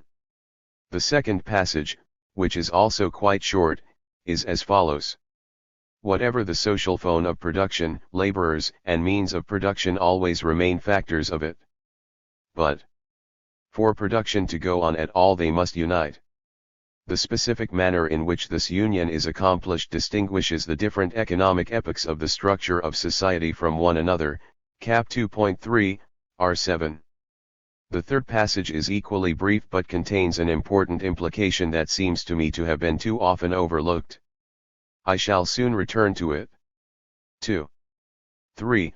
51. The essential difference between the various economic forms of society, between, for instance, a society based on slave labor and one based on wage labor, lies only in the mode in which surplus labor is in each case extracted from the actual producer, the worker, cap 1.217.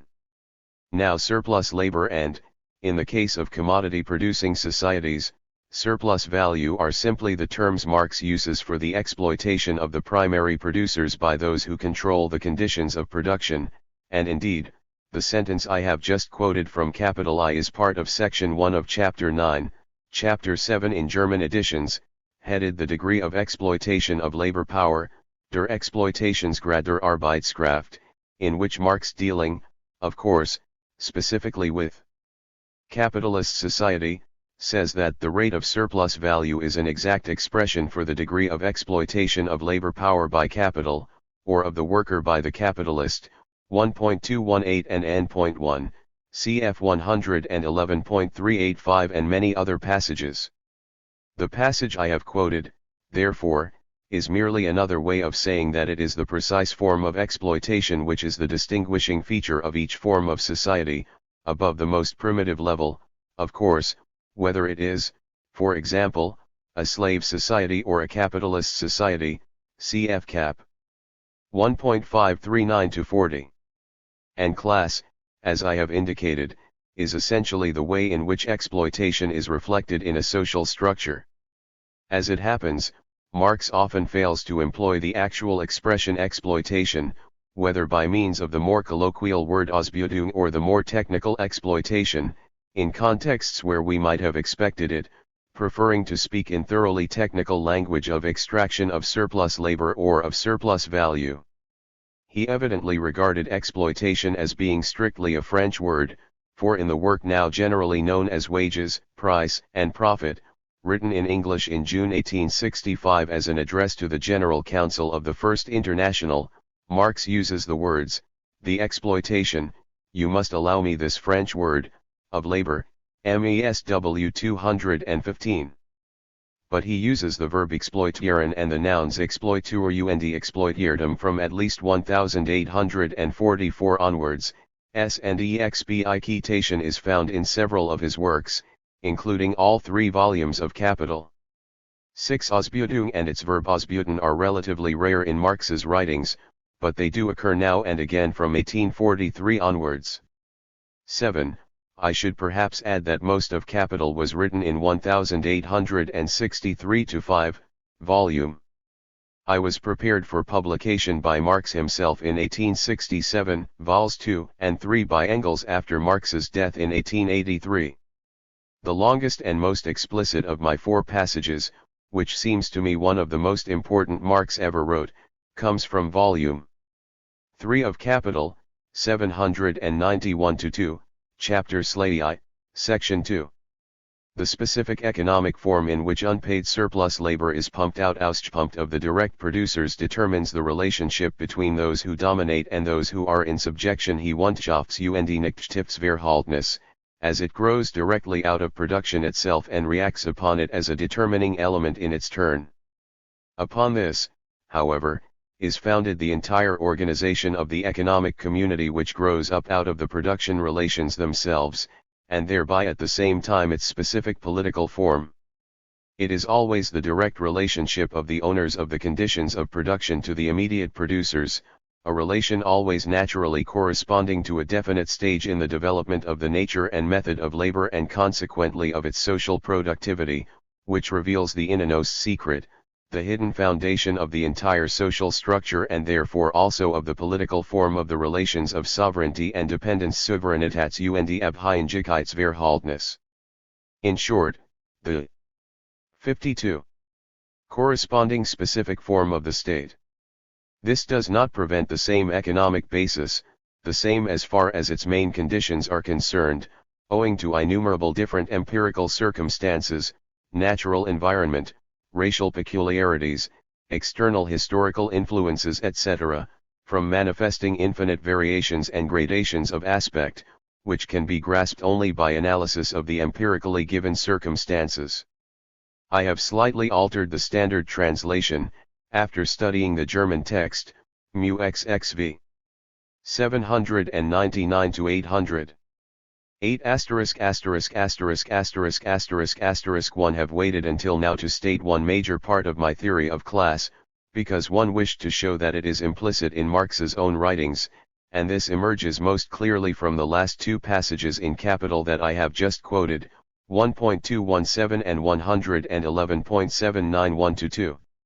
As one claimed to have found the theory in Marx, I cannot of course pretend that it is new, but I have never seen it stated clearly and explicitly. My point is that the most significant distinguishing feature of each social formation, each mode of production, cf. the end of 4v below, is not so much how the bulk of the labor of production is done, as how the dominant propertied classes, controlling the conditions of production, ensure the extraction of the surplus which makes their own leisured existence possible. That was the view of Marx, which I follow. In the last of the 4 passages from Capital quoted above, this is made abundantly clear, and although the sense of the third passage, cap. 1.217, is perhaps not so immediately obvious, yet it is certainly saying the same thing, as can be seen a little more easily if we follow rather more closely the original German text, mu XXIII.231. Only the form in which the surplus labor is extracted from the immediate producer, the worker, distinguishes the economic forms of society, for example the society of slavery from that of wage labor. What I think has been often overlooked is that what Marx is concentrating on as the really distinctive feature of each society is not the way in which the bulk of the labor of production is done, but how the extraction of the surplus from the immediate producer is secured.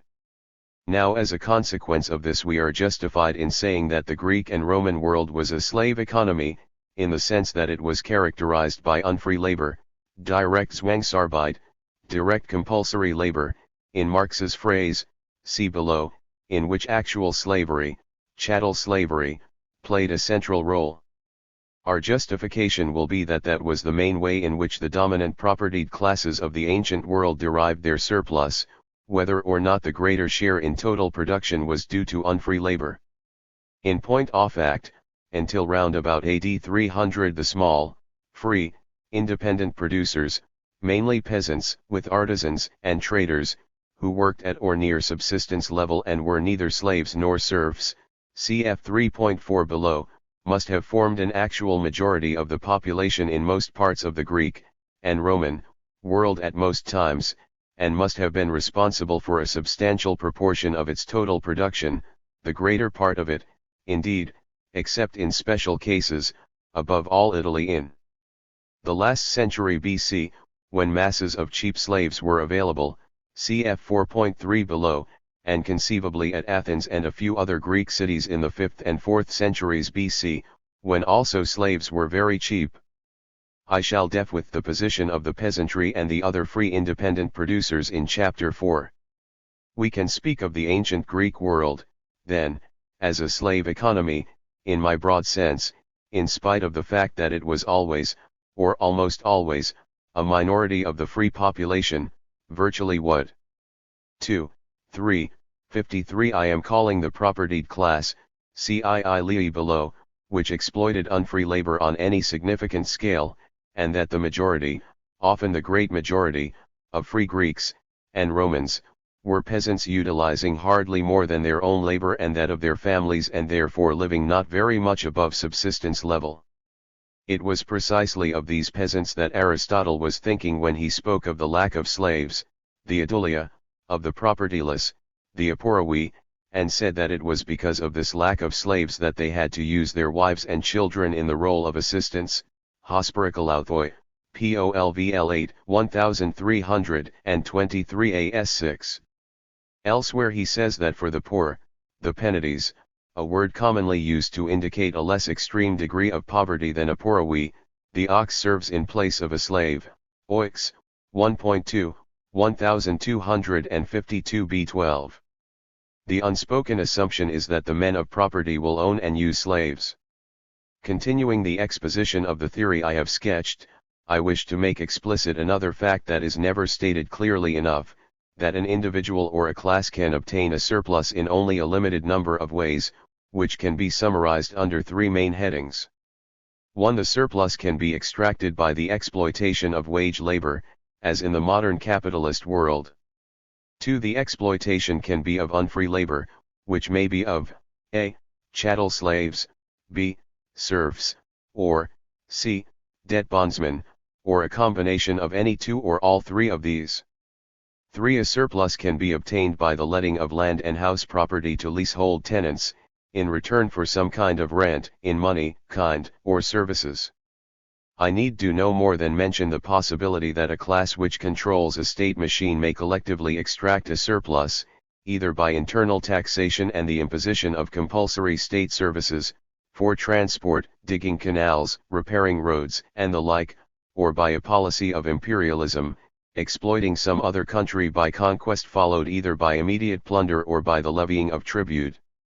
Now before the age of complete automation, which has not even yet arrived, the individual members of a dominant class can hardly obtain a substantial surplus except by the employment of free wage labor or some form of unfree labor, NOS 1 and 2 above, supplemented by the taxation and compulsory services which they may exact collectively. For obvious reasons, resorting to the third of my numbered alternatives and letting land to free tenants is not likely to yield the same rate of surplus, even if the small producers are subjected to high rents as well as political control.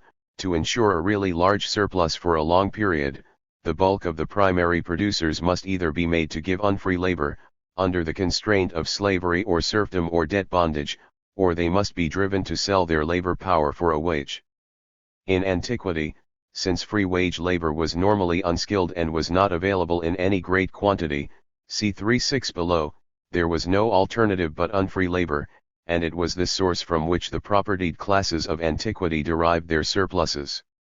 The ancient Greek, and Roman, world was indeed a slave-owning society or slave economy, in my sense. Sklavenhaltergesellschaft, Sklavenhalterordnung are the familiar German words. Marx refers again and again to the world of the Greeks and Romans, in its full. 54.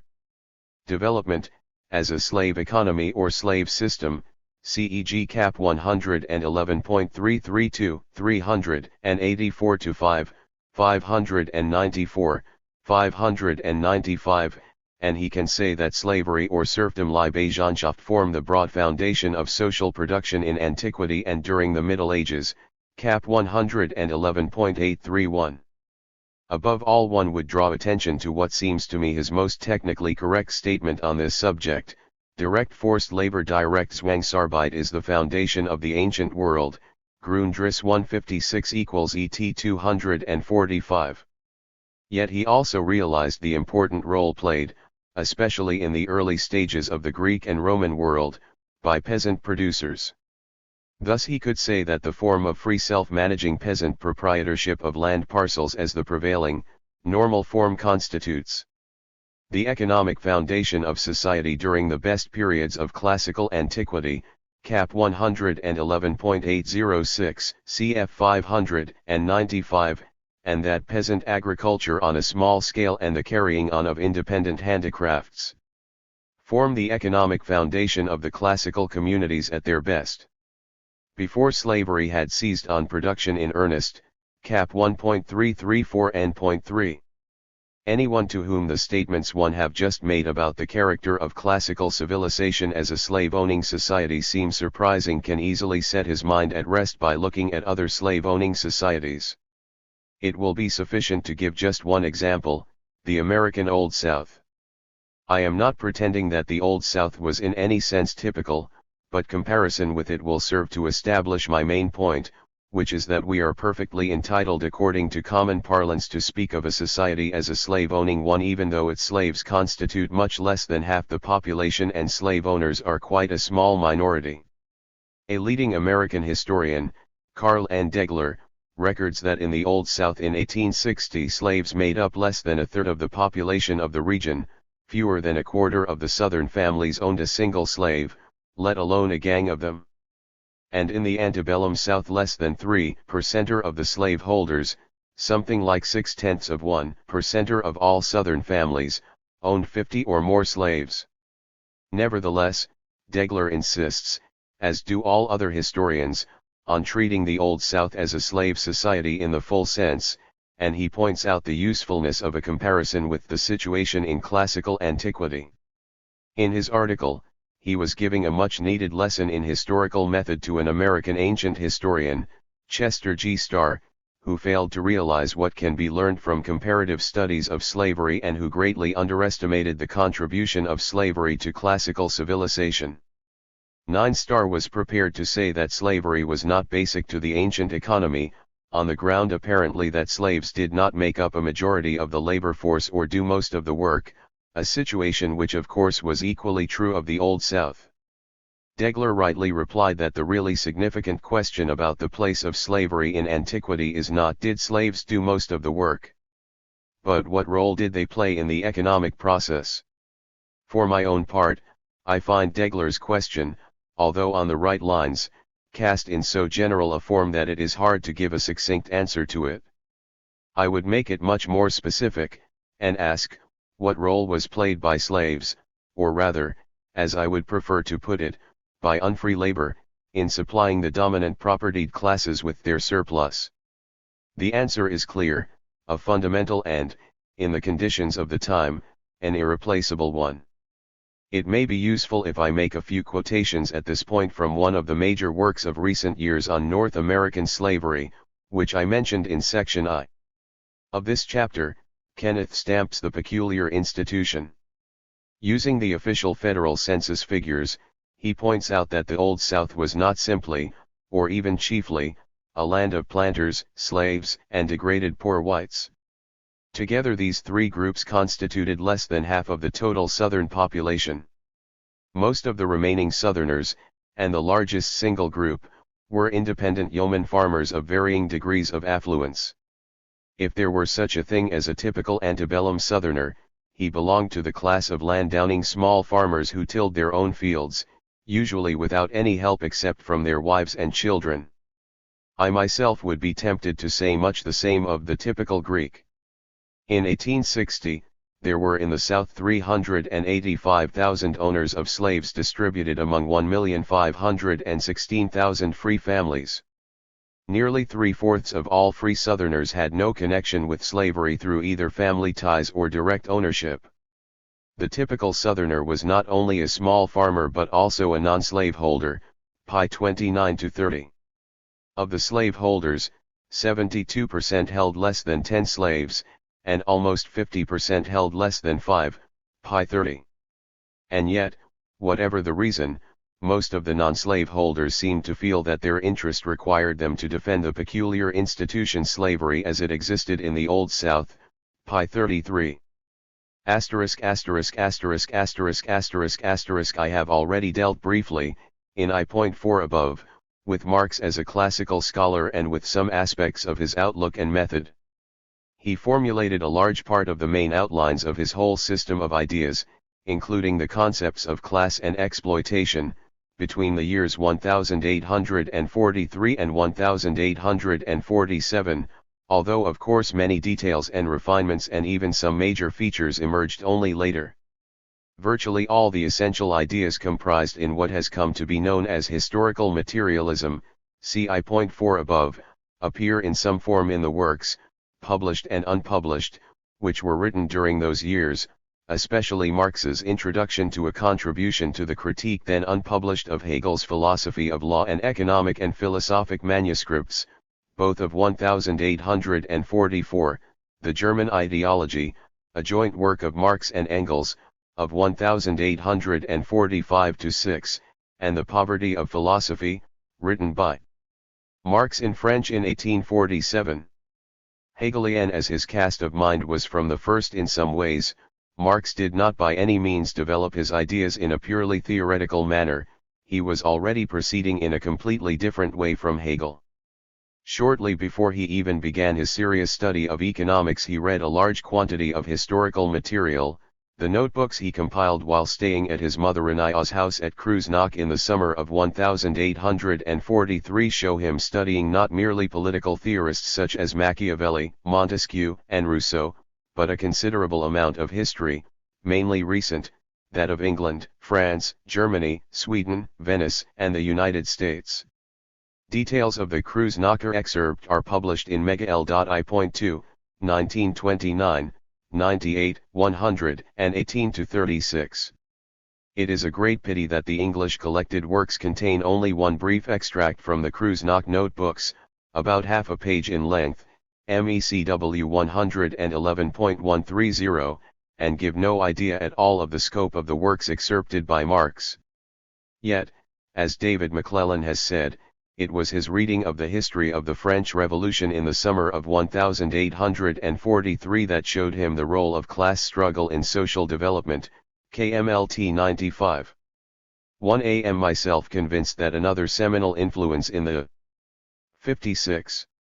Development by Marx of a theory of class struggle was his reading during his student years of Aristotle's Politics, a work which shows some striking analogies to Marx in its analysis of Greek society. See section 4 of this chapter. During 1844 and early 1845 Marx also read and excerpted many works by leading classical economists, Adam Smith, David Ricardo, James Mill. R. McCulloch, J. B. Say, Destoot de Tracy and others, see Mega L.3.409-583. In the preface to the economic and philosophic manuscripts of 1844, Marx insisted that his results had been obtained by means of a wholly empirical analysis based on a conscientious critical study of political economy, MECW 111.231. And in the German ideology of 1845-6, just after the well-known passage sketching the series of modes of production, Marx and Engels declare that empirical observation must in each separate instance bring out empirically, and without any mystification and speculation, the connection of the social and political structure with production, Mechhub. 35, cf 36-7, 236 etc. Another important influence was at work on Marx from soon after his arrival in Paris in October 1843, the French working class movement.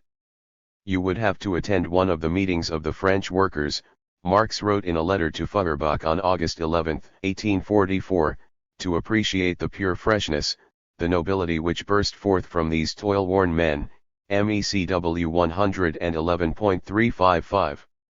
And in the economic and philosophic manuscripts he uses the same language. The most splendid results are to be observed when French socialist workers' ouvriers are seen together. The brotherhood of man is no mere phrase with them, but a fact of life, and the nobility of man shines upon us from their work-hardened bodies, ID 313.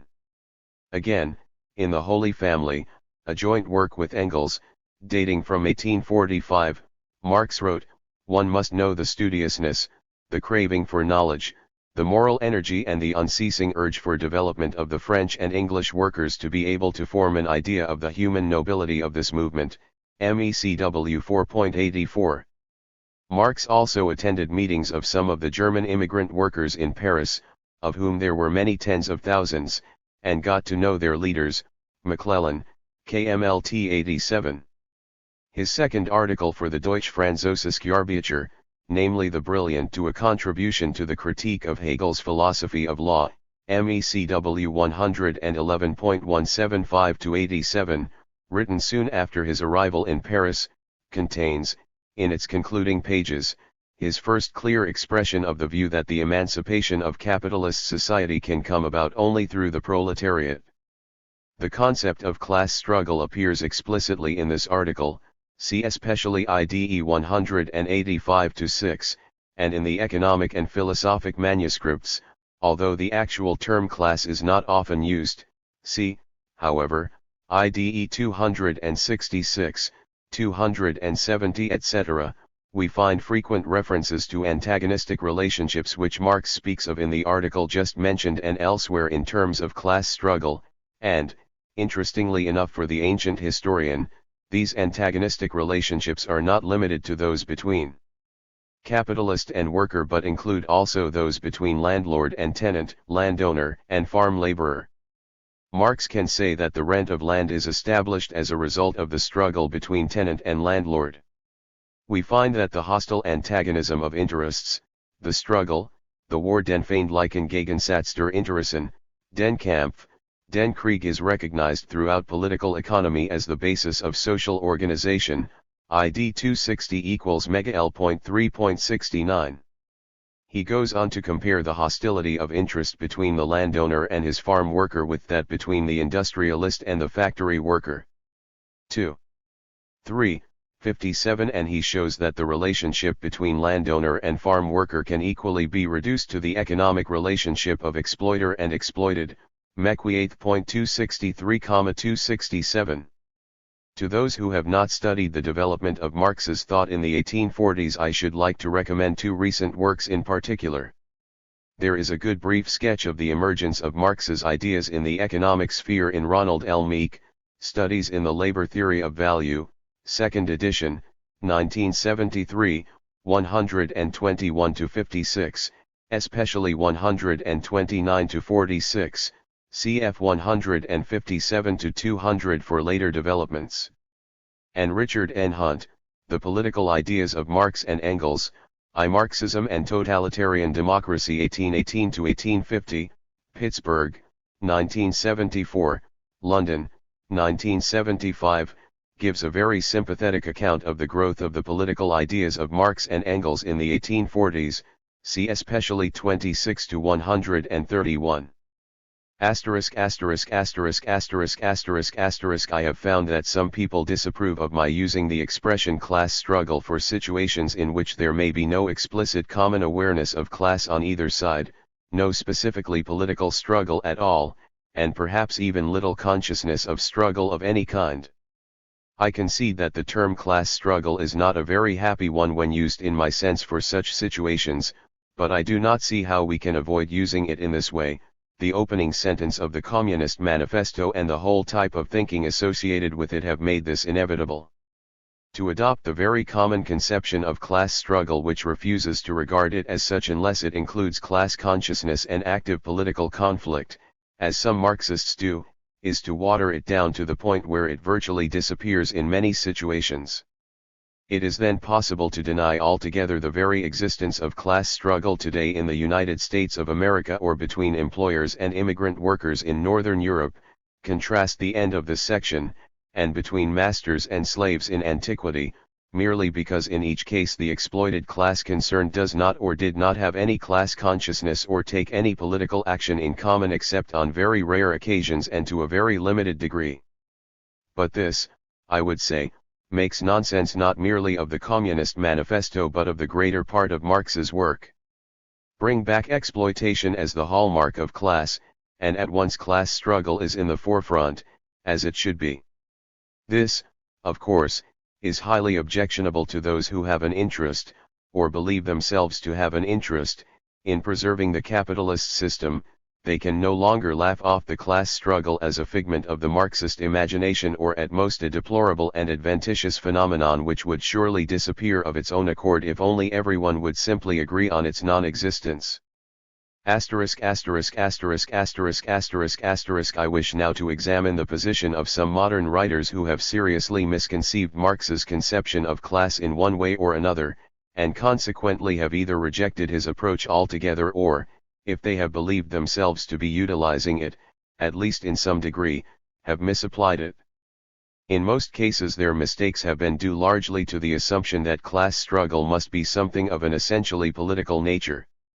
I discuss them here only in so far as they have failed to understand Marx or have misinterpreted his position. In so far as they advance rival theories of their own I shall deal with them in section V of this chapter. 58. I begin with M. I. Finley's The Ancient Economy, 1973, which has made a real contribution to our knowledge of ancient social history, in spite of its serious defects, which include a cavalier rejection of Marx's whole concept of class as an instrument of analysis, for reasons I would have to describe as frivolous did they not reveal a surprising lack of knowledge of some of Marx's basic concepts, and of the place of the slave, compared with the free wage laborer, in Marx's economic analysis. In section V of this chapter I shall discuss Finley's attempt to substitute for Marx's class analysis a scheme of social stratification in terms of what he himself calls a spectrum of statuses and orders, AE 67-8. Here I shall concentrate on his reasons for rejecting a Marxist approach in general. His statement, invariably, what are conventionally called class struggles in antiquity proved to be conflicts between groups at different points in the spectrum of statuses and orders disputing the distribution of specific rights and privileges, AE 68, shows clearly that in Finley's mind class struggles are primarily if not solely political in character, they concern the distribution of specific rights and privileges. On p.49 Finley first purports to describe the Marxist concept of class, in the words, men are classed according to their relation to the means of production, first between those who do and those who do not own the means of production, second, among the former, between those who work themselves and those who live off the labor of others. He then claims that on Marx's analysis the slave and the free wage laborer would then be members of the same class, on a mechanical interpretation my italics, as would the richest senator and the non-working owner of a small pottery, and he adds, that does not seem a very sensible way to analyze ancient society. 10 Marx would surely have been shocked, as many of us are, by these suppositions. Even on the most mechanical interpretation of what Marx called the relations of production, a concept which is wider and more complex than mere ownership of the means of production, 11. The free wage laborer, who has his own labor power to sell, obviously occupies a completely different position from the slave, who is the property of his master, a mere animate tool, empsychon organon, as Aristotle calls him. 12. And the slave, with working animals and the land itself, is placed specifically by Marx among the instruments of labor which form an important category of the means of production and are therefore a part of fixed capital and of Marx's constant capital, whereas the free wage laborer, part of circulating capital, constitutes Marx's variable capital, a profound difference in Marx's eyes. The subject is perhaps rather complicated at first sight. I have therefore dealt with it fully in Appendix I, with copious references to the various works of Marx in which these questions are dealt with. There can be no possible doubt, then, that in Marx's mind wage labor and slave labor belong to completely different categories, whether in a predominantly slave society or in a capitalist society which also uses slave labor. Moreover, in Marx's scheme of things, the nature and the quantity of exploitation, how, and how much, one exploits or is exploited, are among the decisive elements in fixing a man's position in the whole system of property relations. Finley's very rich senator, as the owner of a vast quantity of landed property and the exploiter of a large amount of slave labor and or numerous tenants or colony, would be in a totally different category from the owner of a small pottery, or even, for that matter, a small peasant freeholder, a creature whom Marx 2. 3. 59 often distinguished sharply from the great landowner, for example in his writings on 19th-century France, and most usefully, for our present purposes, in the economic and philosophic manuscripts of 1844, where he says, the small landed proprietor working on his own land stands to the big landowner in the same relation as an artisan possessing his own tool to the factory owner, and in general, the relationship of large and small landed property is like that of big and small. Capital, MECW 111.264. Engels, 2, in one of his most penetrating works, The Peasant Question in France and Germany, draws a careful distinction between big and middle peasants who do exploit the labor of others, and small peasants who do not. See especially MESW 624-6, 634-9, and in more detail 4.2 below. It matters hardly at all, of course, on a Marxist analysis, whether a man who exploits the labor of others, by owning or employing slaves or serfs or hired hands, actually works beside them himself or not. His class position depends upon whether he is able to exploit, and does exploit, the labor of others, and if he does this, then whether or not he works himself will be almost irrelevant, unless of course he needs to work because he is able to exploit the labor of others to only a small degree. The next misinterpretation of Marx's concept of class which I intend to discuss is that of Dahrendorf, who is certainly less casual about the thought of Marx than Finley and has at least taken some care in reconstructing it, but who is misled by much the same assumption as Finley, that for Marx class struggle is something entirely political. Dahrendorf's position is explained at length in his important book, Class and Class Conflict in Industrial Society, which appeared in 1959 in a revised and expanded version, by the author himself, of the German original, Soziale Klassen und Klassenkonflikt in der industriellen Gesellschaft, 1957. The opening chapter of this book, entitled Karl Marx's Model of the Class Society, seeks, on pages 9-18, to reconstruct the unwritten 52nd chapter of Volume 3 of Marx's Capital, which has the title Classes but breaks off after scarcely more than a page, cap 3 885-6, when Marx had done little more than ask himself the first question to be answered, namely, what constitutes a class, an answer that the reply to this follows naturally from the reply to another question, namely, what makes wage laborers, capitalists, and landlords constitute the three great social classes? After that Marx proceeds to rebut the answer that he thought might be given at first glance, namely, the identity of revenues and sources of revenue, which he proceeds to specify as wages, profit, and ground rent respectively. A few lines later, when he is in the act of arguing against this answer, the manuscript breaks off. Dahrendorf makes an attempt, most praiseworthy in principle, to complete the chapter. He prints a large number of quotations from Marx, in italics, and supplies a roughly equal amount of material on his own initiative. Much of this undertaking is conducted fairly and quite shrewdly, with little serious distortion until disaster comes suddenly and irretrievably. The statement, p. 16, the formation of classes always means the organization of common interests in the sphere of politics. The point needs to be emphasized. Classes are political groups united by a common interest. The struggle between two classes is a political struggle. We therefore speak of classes only in the realm of political conflict. I reproduce the italics by which Dahrendorf indicates, see above, that he is 60. Quoting from Marx himself, in this case a passage from just before the end of The Poverty of Philosophy, written early in 1847 in French, as La Misère de la Philosophie. But the passage appears in a different light when it is read in context and as what it is, the last sentence at the end of the following paragraph, from which, for some reason, Dahrendorf cites elsewhere in his book only the third sentence, Uchis 14. Economic conditions had first transformed the mass of the people of the country into workers. The domination of capital has created for this mass a common situation, common interests. This mass is thus already a class as against capital, but not yet for itself. In the struggle, this mass becomes united, and constitutes itself as a class for itself. The interests it defends become class interests. But the struggle of class against class is a political struggle, Mekovi.211 equals Megi.6.226. The context is the early development of large-scale industry under capitalism.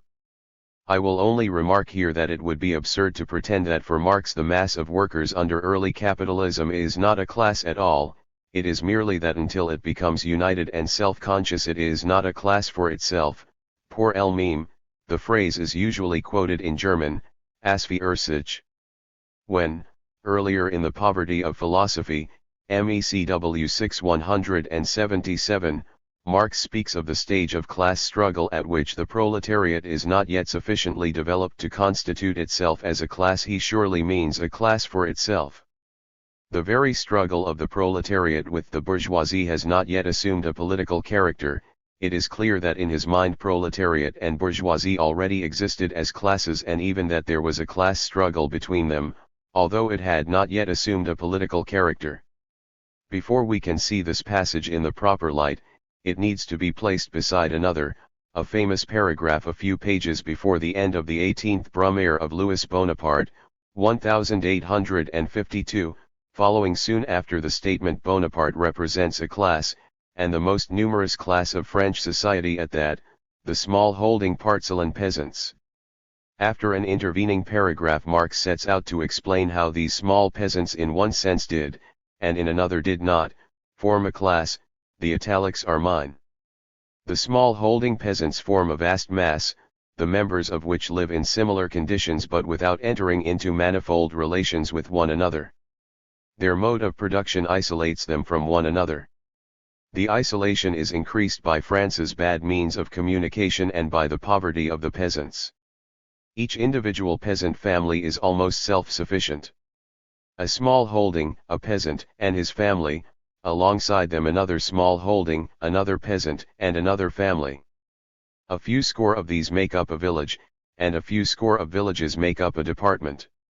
In this way, the great mass of the French nation is formed by simple addition of homologous magnitudes, much as potatoes in a sack form a sack of potatoes. Insofar as millions of families live under economic conditions of existence that separate their mode of life, their interests, and their culture from those of the other classes, and put them in hostile opposition to the latter, they form a class. Insofar as there is merely a local interconnection among these small holding peasants, and the identity of their interests begets no community, no national bond and no political organization among them, they do not form a class. They are consequently incapable of enforcing their class interests in their own name, whether through a parliament or through a convention. They cannot represent themselves, they must be represented. Their representative must at the same time appear as their master, as an authority over them, as an unlimited governmental power that protects them against the other classes and sends them rain and sunshine from above. The political influence of the small 2. 3. 61 holding peasants, therefore, FMDS its final expression in the executive power subordinating society to itself, MECW 11-187-8. I have quoted nearly the whole of this long paragraph because it is relevant, as we shall see in v.I below, to the appearance of the early Greek tyrants. Let us take these two passages, from the Poverty of Philosophy and the 18th Brumaire, together. It is perfectly clear that Marx considered both the workers under early capitalism and the small French peasants of the mid-19th century to be a class. He gives that title again and again to both groups, not only in the two works from which I have just been quoting but elsewhere. In both passages, the apparent contradiction between the two parts of the statement can be resolved quite satisfactorily by taking the question at issue as one of definition. If we define a class according to one set of characteristics, Marx is saying, the workers under early capitalism or the French peasants of his day would fall within the definition, but if we substitute another set of characteristics in our definition, they would then fall outside it. The fact that a class in the most complete sense, for itself, or whatever, could be expected to fulfill the second definition, and that Marx felt it would otherwise lack something of the full set of attributes that a class is capable of attaining, must not blind us to the fact that for Marx a class could perfectly well exist as such before it developed the second set of characteristics. Indeed, he says as much in both our passages. The workers are already a class as against capital, the French peasants, who live under particular conditions of existence that give them a special mode of life, interests, and culture, different from those of other classes, to whom they are in hostile opposition, do form a class. It would be perverse to deny this. Again, Marx could say in 1847 that the German bourgeoisie already finds itself in conflict with the proletariat even before being politically constituted as a class, Mechovy.332. Sometimes, when Marx is dealing with a specific situation, he will speak loosely of class and class struggle as if these terms applied mainly or even only to overt political conflicts. Towards the middle of the 5th chapter of the 18th Brumaire he can even say that the bourgeoisie had done away with the class struggle for the moment by abolishing universal suffrage, MECW 11-153, cf. Section 2 above. A number of other such passages could be collected. In the preface to the second German edition, 1869, of the 18th Brumaire Marx could altogether forget the antithesis formulated near the end of that work, which I quoted a moment ago, and actually say, in ancient Rome the class struggle took place only within a privileged minority, between the free rich and the free poor. He means rich and poor citizens, while the great productive mass of the population, the slaves, formed the purely passive pedestal for these conflicts. And in a letter to Engels dated March 8, 1855 he gives a brief general characterization of the internal history of the Roman Republic as the struggle of small with large landed property, specifically modified, of course, by slave conditions, xxvii.439. Once more, the class struggle takes place only within the citizen class, for only Roman citizens could own land within the boundaries of the Roman state. But these are isolated remarks which are of trivial importance compared with the mainstream of Marx's thought concentrated, as I have shown, in the passages from I, 2 and 3 quoted towards the beginning of this section, and exemplified also in very many other contexts. 62. It is open to anyone, of course, to reject Marx's categories, provided he makes it clear that that is what he is doing, as indeed Finlay and Dahrendorf have done. I need say little more about Dahrendorf's treatment of Marx's theory of class. I would emphasize that, astonishingly enough, it is not just class struggle which Dahrendorf wishes to confine to the political plane. Marx's classes exist for him only insofar as they conduct political struggle, as the passage I have quoted above, from Uches 16, demonstrates. For him, Marx's classes are political groups, and he will speak of classes only in the realm of political conflict. Yet Dahrendorf himself quotes several texts from Marx which falsify this, in particular the very important one from Capital 3, 791-2, which I have set out at length above, and the statement that the German bourgeoisie stands in opposition to the proletariat before it has organized itself as a class in the political sphere, my italics, which Dahrendorf tries to weaken by prefacing it with the misleading gloss, in a sense, class interests precede the formation of classes. Uches 14. Among many other passages which might be cited in support of the position I am taking here on Marx's view of class is his letter to Bold of November 23, 1871, the relevance of which has been pointed out to me by Timothy O'Hagan. Near the end of this letter, under the heading NB as to political movement, Marx says that every movement in which the working class comes out as a class against the ruling classes, for example in order to agitate for a general law enforcing the 8-hour day, is a political movement, whereas the attempt in a particular factory or even in a particular trade to force a shorter working day out of individual capitalists by strike, etc., is a purely economic movement. And in his final paragraph Marx speaks of the necessity for training, where the working class is not yet far enough advanced in its organization to undertake a decisive campaign against the collective power, i.e., the political power of the ruling classes, MESC 328-9. This makes it perfectly clear that in Marx's eyes the working class exists as such at the economic level, and that sections of it can carry on activities at that level in furtherance of their interests, over against their employers, before it develops sufficient organization to enable it to become active in the mass at the political level. On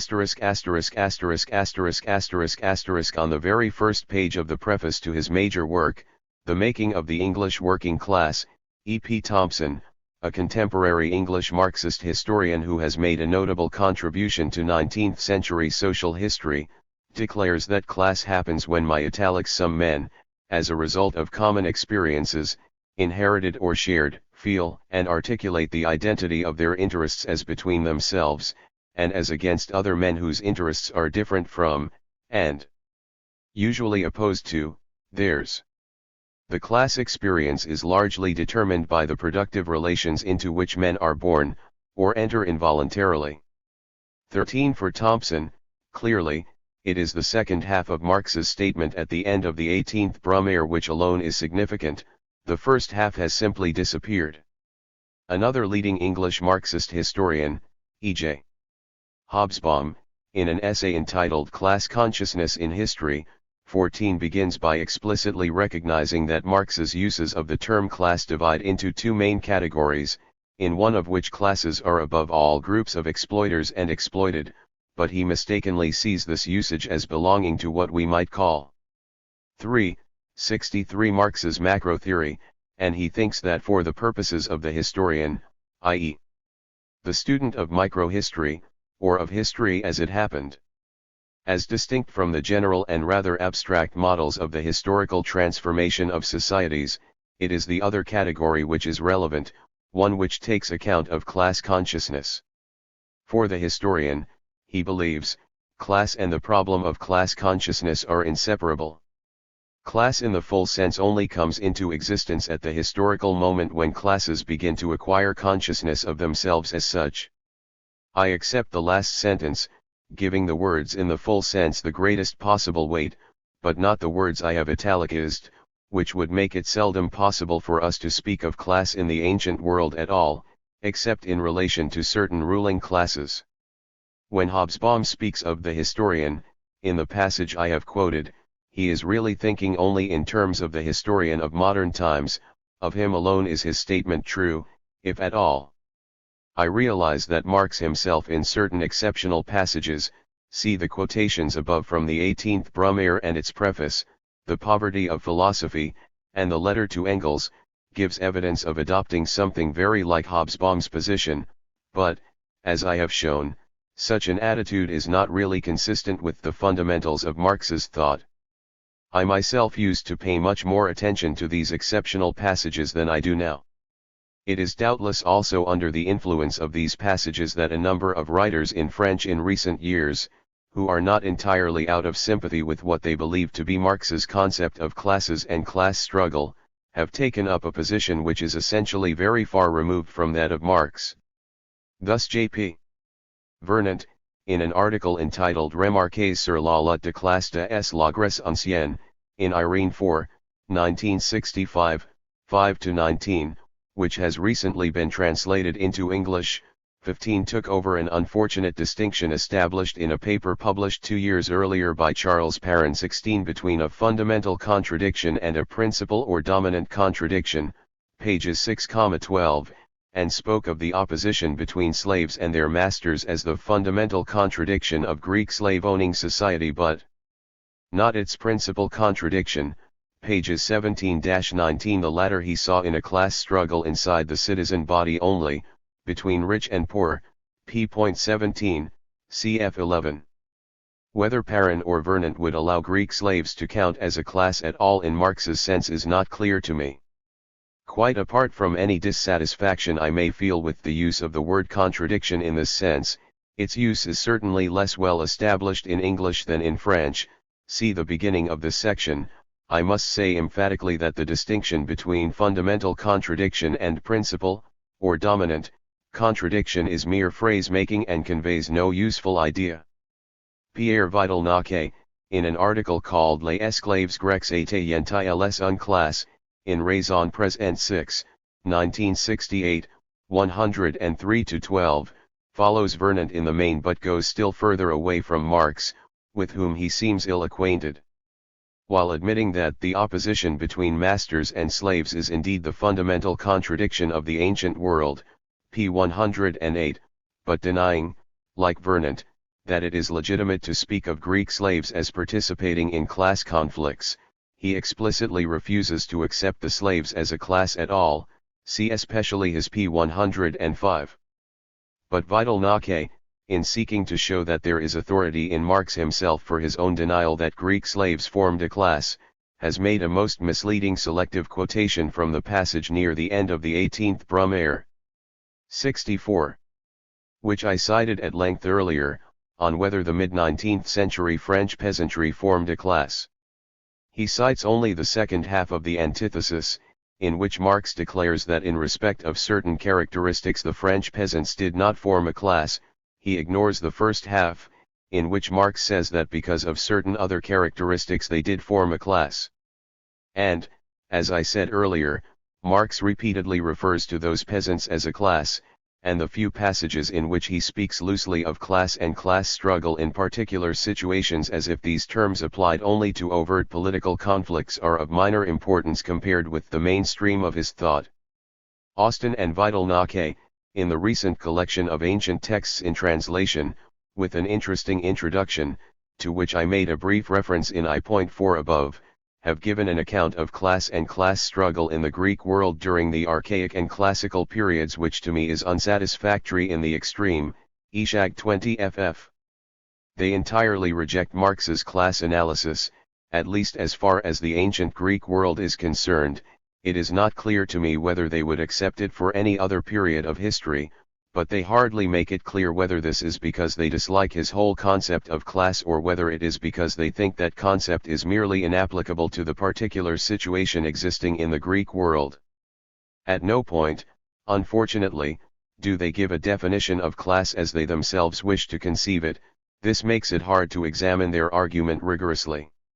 Certainly they reject, at least for the ancient Greek world, those two of their three fundamental representations of the notion of a social class which they themselves identify as the contributions of Marx, namely, position in the relations of production, and class consciousness, community of interests, development of a common vocabulary and program, and the putting into practice of this program in political and social action, Ishag 21, cf 22, 23.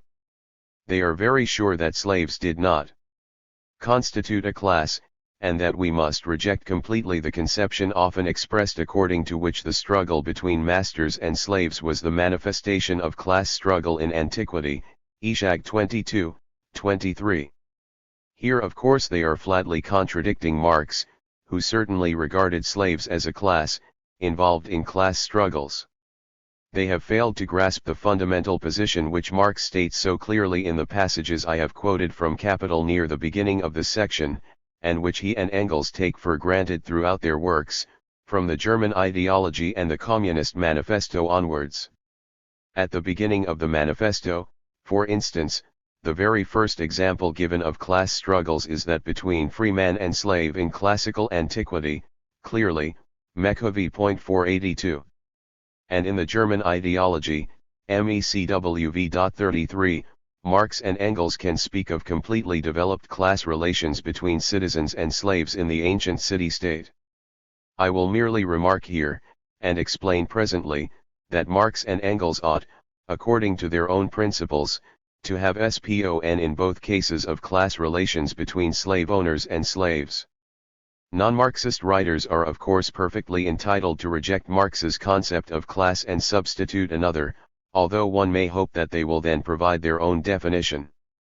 Austin and Vidal N.A.K., following Aristotle, are at any rate willing to accept the existence of what they call class struggles in the Greek world, in the sense of antagonism between the propertied and the non-propertied, and they go on to say that the antagonism between the propertied minority and the non-propertied majority. 365 was fundamental in Greek class struggles, although class struggles could be expressed between citizens only, Ishag 23:24. Here, if we modify their terminology to make it refer only to active political class struggles, they are on the right track, and in their selection of texts they provide some useful illustrations. Occasionally one comes across the further argument that slaves should not be treated as a class at all, in the Marxist sense, because their condition could vary so greatly, from the mine slave, worked to death, perhaps, in a few months, or the drudge who spent almost every waking hour toiling in the fields or the house, to the great imperial slave of the Roman period who, like Musicus Scurinus or Rotundus Drusilianus, mentioned in I Live Below, could acquire considerable wealth even before the manumission he might confidently expect. This is patently fallacious. Of course slaves can be treated for many important purposes as a class, in spite of all the differences between them, just as one can legitimately speak of a propertied class, in my sense, cf. Lea below, even though some members of it would be hundreds or even thousands of times as rich as others. Even among senators the range of wealth in the early Principate was from Hs 1 million to something like 400 million, and if many city councillors, to be counted generally as members of my propertied class, cf.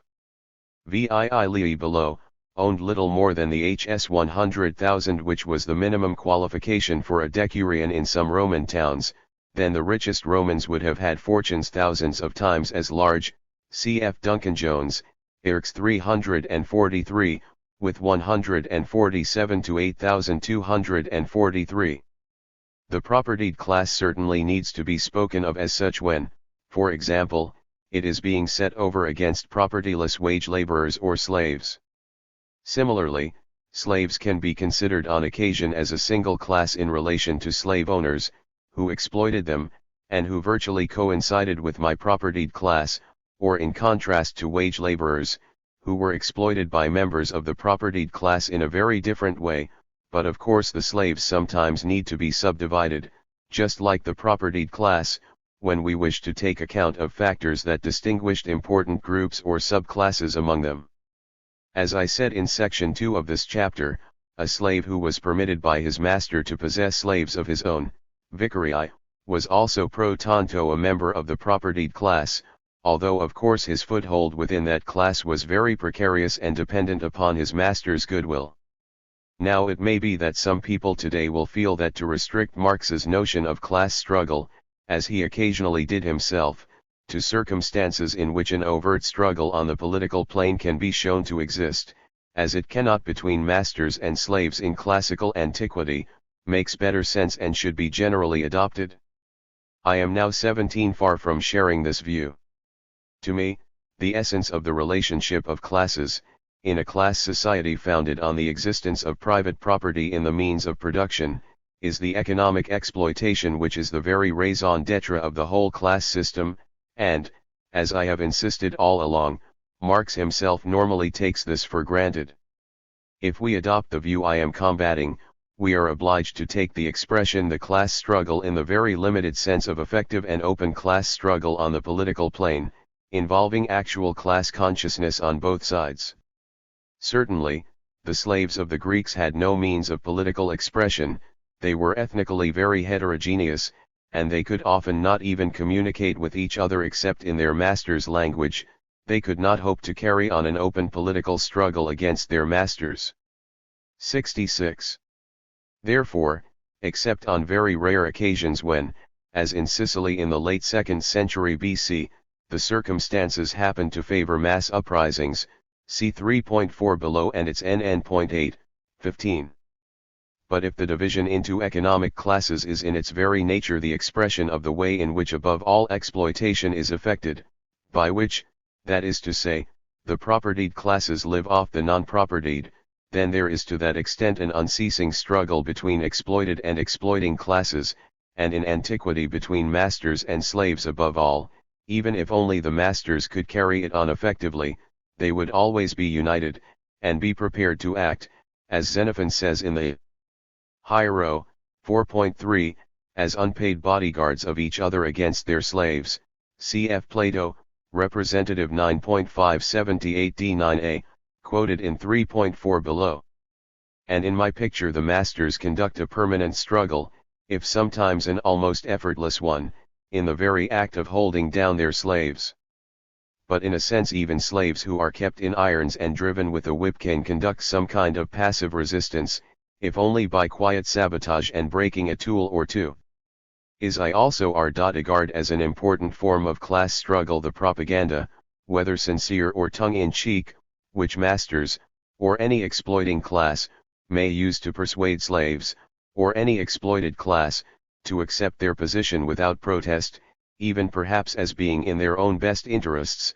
The doctrine of natural slavery is only the most extreme example of this, see 7.23 below. There is even evidence of counter-propaganda by the slaves, replying to their masters. But the class struggle in the Greek world on the ideological plane is a particularly fascinating subject which I must reserve for extended treatment in 7 below.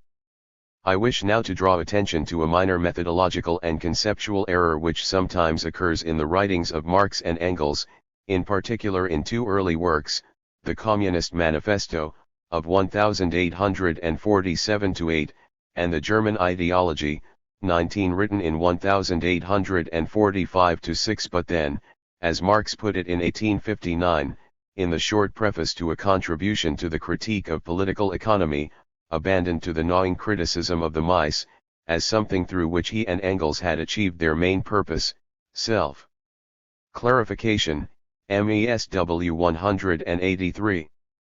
The error in question may sound quite trivial and is certainly a mere slip, but if it is not noticed and corrected it may have serious methodological consequences.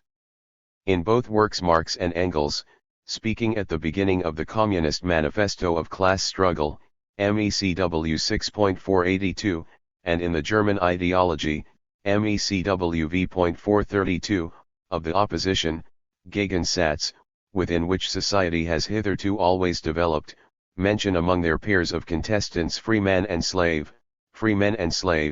2.0, and in the German Ideology, as I have already stated, there is also mention of completely developed class relations in the ancient city-state between citizens and slaves, MECW v.33. In each case they should of course have spoken of slave owners and slaves. 21 The contrast between slave and free, or slavii and citizen, is of the highest importance as a distinction of status or order, cf. Section V of this chapter, but it is not the right contrast to draw when one is thinking, as Marx and Engels were here, in terms of economic class. In that sense the correct opposition is between slave and slave owner, for large numbers of free men in antiquity owned no slaves. There is no harm, of course, in speaking of class conflicts between the propertied class and the slaves, because all Greeks or Romans who owned any substantial amount of property would own slaves. Asterisk asterisk asterisk asterisk asterisk asterisk. 3. 67 In support of taking class as above all the collective social expression of the fact of exploitation, rather than, at the opposite extreme, self-conscious and united political activity, I wish to adduce a contemporary phenomenon of very great interest, the large class of temporary migrant, or immigrant, workers who come to the countries of Northwest Europe from, mainly, the lands bordering on the Mediterranean, and whose number in the years from about 1957 to 1972 was of the order of 9 million, a figure which by now has been greatly exceeded. This extraordinary movement, which has been described as colonization in reverse, has recently been the subject of a detailed and excellent study, Immigrant Workers and Class Structure in Western Europe, 1973, 22 by Stephen Cassels and Gotula Kozak, who point out, p.409, that it involves the transfer of a valuable economic resource, human labor, from the poor to the rich countries. Immigrant workers normally occupy the lowest posts in the hierarchy of labor, which indigenous workers prefer to avoid and often can hardly be induced to undertake at all, and which carry the lowest rates of pay. Most of these migrants have no political rights and do not belong to trades unions, and they are normally unable to take any action in defense of their position. Even though industrial action may occasionally be open to them in principle, there is hardly any chance that they will indulge in it and thus place their whole position in jeopardy and risk arousing the unreasoning hostility of the natives. See Cassels and Kozak, Op. Cit 152 ff. 478-80. Immigrants are therefore more exposed to ruthless exploitation than the native workers, and they are often subjected to a degree of discipline which the indigenous worker would not tolerate. This can have not merely economic but also social and political effects, extending far outside the circle of the immigrants themselves. As Cassels and Kozak put it, immigration helps to give large sections of the indigenous working class the consciousness of a labor aristocracy which supports or acquiesces in the exploitation of another section of the working class. In this way immigration helps to stabilize the capitalist order, not only economically, but also politically. Op. Cit 481, cf 426-7, a fact which has of course been noted with great approval by members of the ruling class in host countries.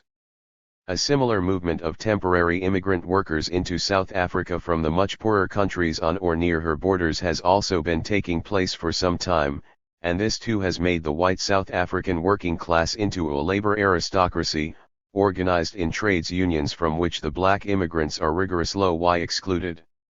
23 We see here, then, another illustration of the principle we observed earlier, although the immigrant worker, like the ancient slave, is, almost by definition, precluded from playing any sort of political role, and in practice has little or no chance of taking even industrial action in his own defense. The very existence of a class of immigrant workers has important consequences not only in the economic sphere but also socially and politically. A definition of class struggle in purely political terms, which can take account neither of the Greek slave nor of the immigrant worker, is therefore not even adequate on the political level, even though the immigrant or the slave himself cannot operate directly at that level. The only definition that does make sense, here as elsewhere, is one that proceeds from the fact of exploitation, and takes account of its nature and intensity. This brings out a question of principle on which I feel obliged to register a 68. Small disagreement with Cassels and Kozak. In their opinion, immigrant workers cannot be regarded as a distinct class. All workers, whether immigrant or indigenous, manual or non-manual, possess the basic characteristics of a proletariat. They do not own or control the means of production, they work under the directions of others and in the interests of others, and they have no control over the product of their work. Immigrant workers and indigenous workers together form the working class in contemporary Western Europe, but it is a divided class. We may therefore speak of two strata within the working class, with the indigenous workers forming the upper and the immigrants the lower stratum, OPCIT 461-82 at 476-7. The choice in this particular case between, on the one hand, two classes, and on the other, a single divided class or one possessing a higher stratum and a lower stratum, is not in itself very important. There is a significant sense in which immigrant workers and indigenous workers do form a single working class. However, the principle adopted by Cassels and Kozak of disregarding, as criteria of class, everything except relationship to the means of production is too rigid. It would certainly involve our treating the slaves of the Greek world, absurdly, as belonging to the same class as free hired workers and even many poor free artisans and landless peasants. 24 Yet, as I have shown above, Marx and Engels certainly wrote of slaves in antiquity as a class, even if on occasion they could contrast them, unsuitably, with free men rather than slave owners, see above. Although I generally treat ancient slaves as a separate class, I realize that for some purposes they may have to be considered as very close to hired laborers and other poor free workers, and as forming with them a single class, or group of classes, of the exploited. In my definition of class, in section 2 of this chapter, I recognize that legal, constitutional, position, Rechtsstellung, is one of the factors that may help to determine class, because it is likely to affect the type and intensity of exploitation involved.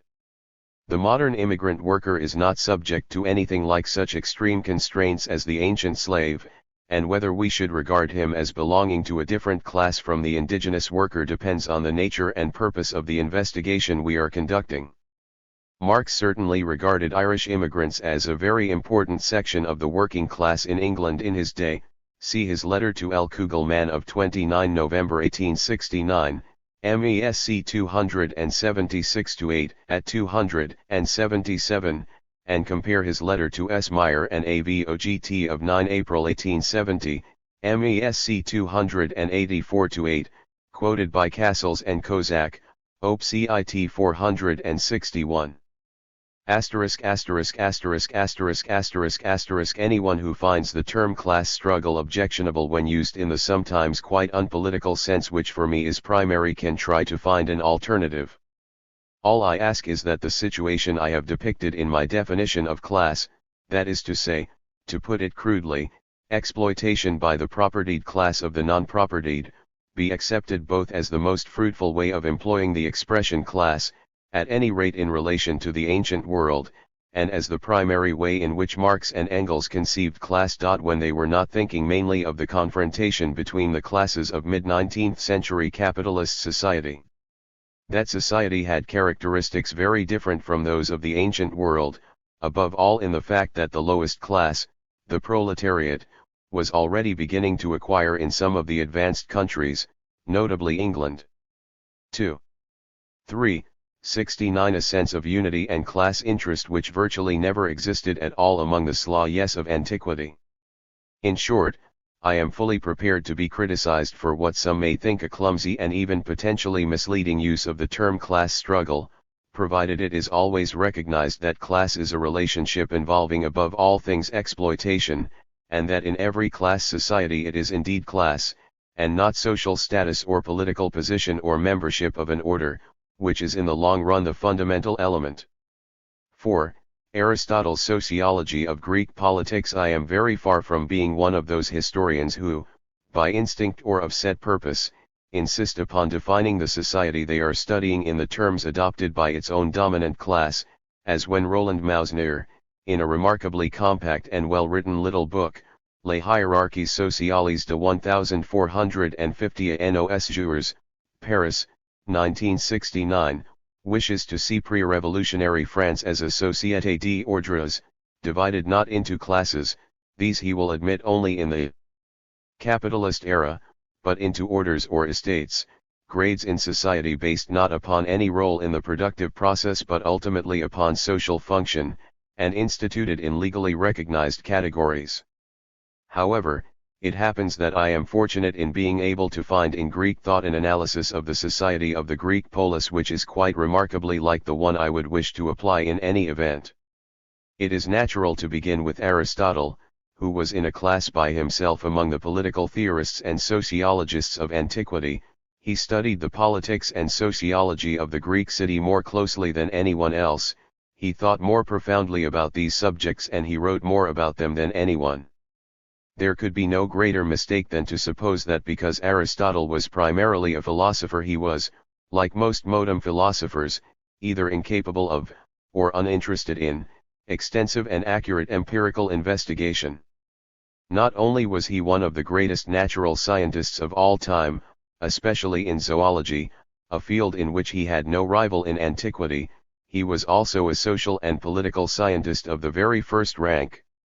In addition to that masterpiece, the Politics he is also credited with having produced, doubtless with the aid of pupils, no less than 158 Politiae, monographs on city constitutions, and several other works in the field of politics, sociology, and history, see my AHP, 2 including a list of victors in the Pythian Games, compiled in collaboration with his young relative Callisthenius, for which they must have done research in the archives at Delphi.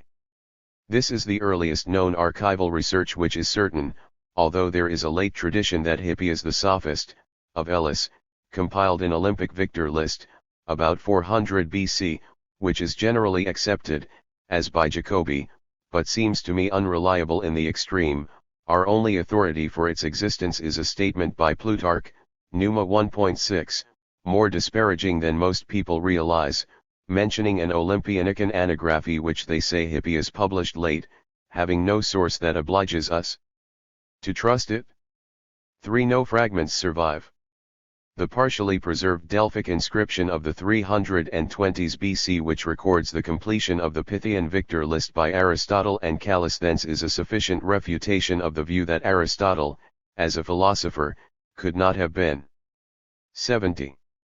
Greatly concerned about brute facts in the sphere of the social sciences and would be likely to distort or invent them to suit his preconceived philosophical views.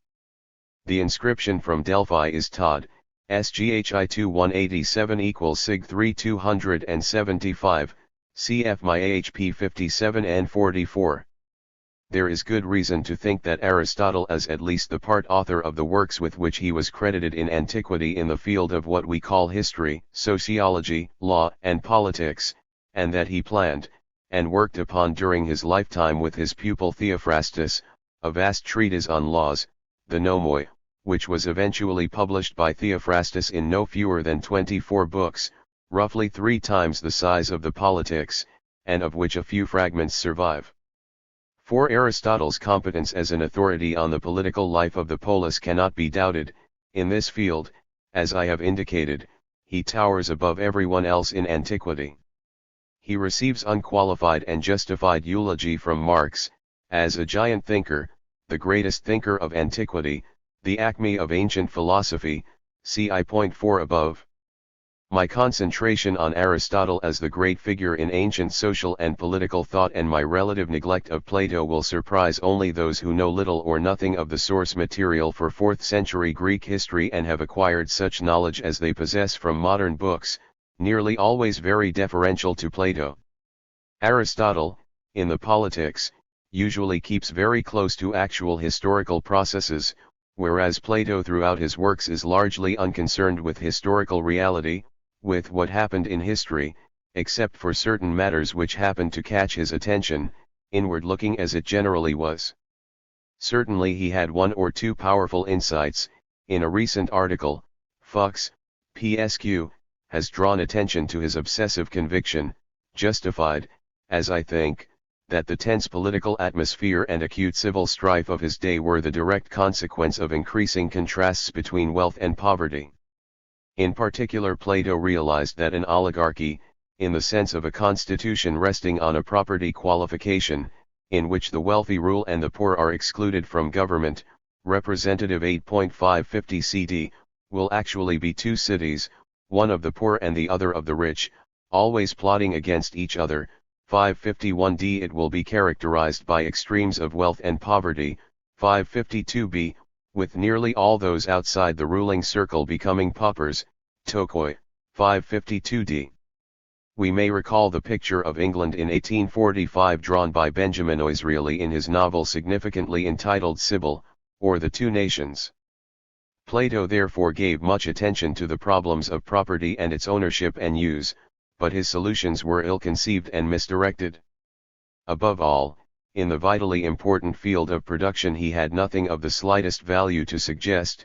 In the Republic in particular he concentrated on consumption, and his so-called communism was confined to his small ruling class of guardians, see Fox, PSQ, especially 76-7. But he was not willing, as Aristotle was, to study carefully a whole series of concrete situations, which might have upset some of his preconceived notions. He preferred to develop, as a philosopher, what his numerous admirers often call the logic of the ideas, a logic which, if it starts out from a faulty empirical base, as it often does, is only the more certain to reach faulty conclusions, the more rigorous it is. To take just one prominent example, Plato's account of democracy and the democratic man in Republic 8. 555b 569c is a grotesque caricature of at any rate the 1/4th century democracy we know most about, that of Athens, which in Plato's day bore little resemblance to his 2. 471 unpleasant portrait of democracy, and moreover was particularly stable and showed nothing of the tendency to transform itself into tyranny which Plato represents as a typical feature of democracy, 562 ff. Yet Plato's fancy picture of the transformation of democracy into tyranny has often been treated as if it were a revelation of the innate characteristics of democracy, as of course it was intended to be. Cicero, giving in De Republica 1.65, fin. 268 almost a paraphrased summary of Plato, Republic 562a4a, evidently regarded Plato's account as a description of what is likely to happen in actual practice. Yet Cicero, in the same work, can make one of his characters, Laelius, describe Plato's imaginary ideal state as remarkable indeed, no doubt, but irreconcilable with human life and customs, preclaram quidem efforlas, sed avita hominum abho indem et amoribus, 11.2t. Aristotle's criticisms of the Republic, in POL 11.1, 1261 a 4 ff, are far from showing him at his best, but at least he did grasp one vital fact, that even Plato's ruling guardian class, CROIX, could not be happy. And if the guardians are not happy, who else can be, he asks. Certainly not the technitai and the mass of the Bonois, POL 11.5, 1264 b 15-24. As for the city pictured in Plato's Laws, described as his second best state, Laws v.739be, 7.807b, it is both so grimly repressive and so unworkable that even Plato's admirers usually prefer to let it drop out of sight. For the wildly exaggerated respect which has been paid down the ages to Plato's political thought is partly due to his remarkable literary genius and to the anti-democratic instincts of the majority of scholars. Plato was anti-democratic in the highest degree. It would not be fair to call him typically oligarchic in the usual CROIX sense, as I shall define it later in this section. He did not want the rich as such to rule. Plato of course knew well that the standard form of Greek oligarchy was the rule of a propertied class, ceg Rep. 8.550 CD, 551 of D, 553a, Polito 301a. But both Plato's best and his second best states were iron-bound oligarchies, designed to prevent change or development of any kind, and permanently excluding from political rights every single one of those who actually worked for their living. Plato's arrogant contempt for all manual workers is nicely displayed in the passage from the Republic, 6.495c6a, about the bald-headed little tinker, which I have given in 7.I below. Like so many other Greeks, Aristotle regarded a man's economic position as the decisive factor in influencing his behavior in politics, as in other fields. he never feels the need to argue in favor of this position, which he could simply take for granted, because it was already universally accepted. For him even eugenia, noble birth, involved inherited wealth as an essential element. See my OPW 373.5. At times he employs what some modem sociologists, for instance Ossowski, SE 39-40 etc., have called a trichotomous scheme of division, into rich, poor and men of moderate wealth, hoi misoe, an expression which it is better not to translate middle class, the usual rendering, if only because of the peculiar modern connotation of that term. In an important passage in the Politics, IV.tt, T295-BT96b2, he begins by saying that in every polis he is speaking only of the citizen population. There are three parts, mere the rich, euporoi, the poor, aporoi, who need not be completely propertyless, c. 111.8, 1279b19, and the mesoi, and he goes on to say that neither of the two extreme classes is willing to 72. Listen to reason and persuasion. They feel either contempt or envy for each other. They are likely either to be plotted against because of their great possessions or to covet the possessions of others and plot against them. They are either too unwilling to obey or too abject and mean-spirited to know how to command, and the result is a city consisting not of free men but as it were of masters and slaves, in which there occur civil dissensions and armed conflicts, Stacy's Kai Mackay, between rich and poor. And either the few rich set up a pure oligarchy, an oligarchia akratos, or the many poor set up an extreme democracy, a demos eschatos. The mesoi, he thinks, suffer from none of the disadvantages mentioned, and the greater the proportion of mesoi, the better governed the city is likely to be. Did Aristotle perhaps have Athens particularly in mind here? It surely had more mesoi than most Greek states.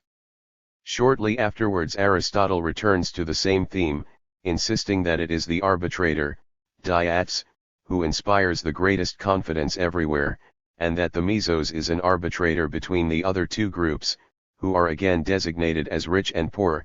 Neither of these two groups, he says, will ever willingly endure political subjection, doulein, to the other, and they would not even consent to rule turn and turnabout, and mire archine, so deep is their distrust of one another. 4.12, 1296b 34-97a7. On the other hand, Aristotle also, and more often, resorts to a simpler dichotomic model, which, by the way, is regularly adopted by Plato. 6. In Aristotle's dichotomy, as in Plato's and everyone else's, the citizens are divided into rich and poor, or into the propertied class, hoi tas osias ekant, and those who have no property, or virtually none, hoi aporoi. Even in the passage from Politics for which I summarized above, Aristotle admits that the number of mesoi in most cities is small, and he regards outright oligarchy or democracy as only too likely to occur. 7. In general, it would be true to say that in Aristotle, as in other Greek writers, especially the historians, the nearer a political situation comes to a crisis, the more likely we are to be presented with just two sides. Whatever the terminology used, and the Greek political vocabulary was exceptionally rich. 8. We shall usually be justified in translating whatever expressions we find by the upper classes and the lower classes, meaning essentially the propertied and the non-propertied. One could cite quite a large number of passages in which Aristotle takes it for granted, quite correctly, that the propertied class would set themselves up as an oligarchy whenever they were able to do so, whereas the poor would institute democracy. See my OPW 35, with the notes. Technically, of course, oligarchy, oligarchia, should be the rule of the few, the oligoi, democracy the rule of the demos, a term which sometimes means the whole people, sometimes specifically the lower classes, the poor. See my OPW 35FF, ESP 41-2. But in one remarkable passage, POLIIL 8, 1279b16FF, especially 1279b34-83, Aristotle brushes aside the mere difference of number, which he says is purely accidental and due to the fact that the rich happen to be few and the poor many. He insists that the real ground of the difference between democracy and oligarchy is poverty and wealth, Penia kai plautos, and he goes on to explain that he would continue to speak in terms of oligarchy and democracy in the same way even if the rich were many and the poor few. Cf 4.4, 1290 of 40b3, 17-20, 9 When the propertied class can rule, they do, and that is oligarchy. Democracy is government by the majority, and the majority are in fact poor, democracy is therefore 2. 4. 73 Government by the poor, and the poor could be expected to desire democracy. All this illustrates Aristotle's firm belief, to which I have already drawn attention, that a man's political behavior will normally depend upon his economic position. Aristotle also takes it for granted, as did Greek thinkers generally, including Plato, that the class which achieves power, whether it be the rich or the poor, will rule with a view to its own advantage. CFPOL 37, 1279b 6-10. He remarks that those who have a greater share of wealth than others tend to conceive themselves as absolutely superior, v.L. 1301 31-3, and he regards it as a foregone conclusion that those who have very great possessions will think it actually unjust, Eudician, for men having no property to be put in a position of political equality with property owners, v.12, 1316 BL3.10 Indeed, he says, men of oligarchical inclinations define justice itself in terms of what is decided by those possessing a preponderant amount of property. 6.3, 1318 AL8-20. So completely did Aristotle see oligarchy and democracy as rule by the rich, over the poor, and rule by the poor, over the rich, respectively, that in one striking passage he remarks that neither oligarchy nor democracy could continue without the existence of both rich and poor, and that if equality of property, homolotes tesousias, were introduced, the constitution would have to be something different from either. V9, 1309 B38-10-2. It is just after this, incidentally, that he records the interesting fact that in some states, he is apparently referring to oligarchies, of his day the oligarchically minded, hoi oligarchical, take the oath, I will bear ill will towards the common people the demos, and I will plan against them all the evil I can. 1310 8-12. Needless to say, Aristotle did not approve of such behavior. Elsewhere in the Politics he remarks, even when the poor have no access to honors they are willing to remain quiet provided no one treats them arrogantly or robs them of their property. 4.13, 1297 B6-8, CFV.8, 1308 B34-9-9. 6.4, 1318 BLL24. But he goes on at once to qualify this, it does not come about easily, however, for those who have political power are not always gracious. 1297 B8-10, CF 1308 A3FF, especially 9-10. He realized that if the poor are to be kept contented, magistrates, especially in oligarchies, must not be allowed to profit unduly from office, v.8 and 6.4, quoted above. Yet he could also admit that all constitutions which he was prepared to describe as aristocratic are so oligarchical that the leading men are unduly oppressive. Mayuan pleonectosen hoinarimwa, v7, 1307 34-5. The categories employed by Aristotle were already very well established. Earlier in the 4th century Plato, Xenophon, the Oxyrhynchus historian and others had taken them for granted, and in the 5th century we find them not only in Thucydides, Herodotus, and others, notably the writer of the pseudo-Xenophontic Athenaion Politeia, often referred to as the Old Oligarch, 11 but even in poetry. I am thinking in particular of the passage in the Supplices of Euripides, lines 238-45, cf. my OPW 356 and N.L., where Theseus is made to say that there are three kinds of citizen: the greedy and useless rich, the albioi, the covetous poor, easily led astray by scurvy demagogues, poneroi prostatai, and those in the middle, hoi and mesoi, who can be the salvation of the city, Aristotle's mesoi, of course. Here, as in Aristotle and elsewhere, these people are quite clearly men of moderate opinions or behavior, although both Euripides and Aristotle evidently expected that moderate opinions and behavior would be. 74. The natural consequence of the possession of a moderate amount of property, a delightfully realistic view, which may however seem distressingly Marxist to those who today speak of moderates when they mean right-wingers. I shall not go back behind the 5th century in this brief review of Greek political terminology. I propose to say something about the 7th and 6th centuries later, in v.I below. It is a fact of the utmost significance that the earliest known example, and the only certain example before Alexander the Great, of divine cult being paid to a living man by a Greek city was the direct result of bitter class struggle on the political plane. The cult in question was instituted in honor of the Spartan commander Lysander by the narrow oligarchy.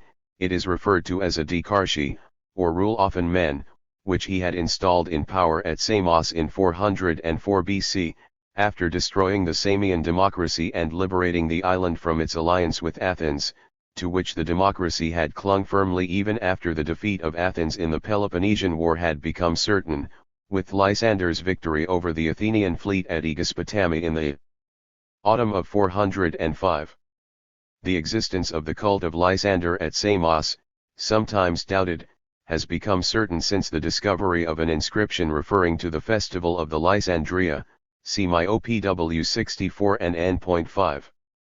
I have just been showing that Aristotle's analysis of political activity in the Greek city started from the empirically demonstrable premise, which he shared not only with other Greek thinkers but also with Marx, that the main determining factor in the political behavior of most individuals is economic class, as of course it still is today. 12. Naturally Aristotle realized, as Marx did, that there will be exceptions to this rule, but he knew that they were not numerous enough to deprive it of its value as a generalization. I shall presently show that Aristotle also, in an even more interesting way, took the same fundamental approach as Marx towards the analysis of a citizen body. But before I do this I should like to demonstrate the value of the kind of analysis I have just been giving of Greek political and sociological thinking, utilizing the same basic categories as Aristotle and Marx, by showing how well it explains the origin of the so-called theory of the mixed constitution. This theory played an important part in Greek and Roman political thought. The mixed constitution, in the writings of Polybius, Cicero, and others, became a kind of Weberian ideal type, 13, but by then the theory had developed into something rather different from what it had been in its initial phase, in the late 5th century and the 4th. By far the earliest surviving expression of the notion that the mixed constitution is a desirable one is in a much discussed passage in Thucydides, 897.2, praising the so-called Constitution of the 5000 at Athens in 411 to 410 BC as just such a mixture. 14. The mixed constitution was evidently admired by Plato. 15. But the best theoretical justification of it is to be found in Book 4 of Aristotle's Politics.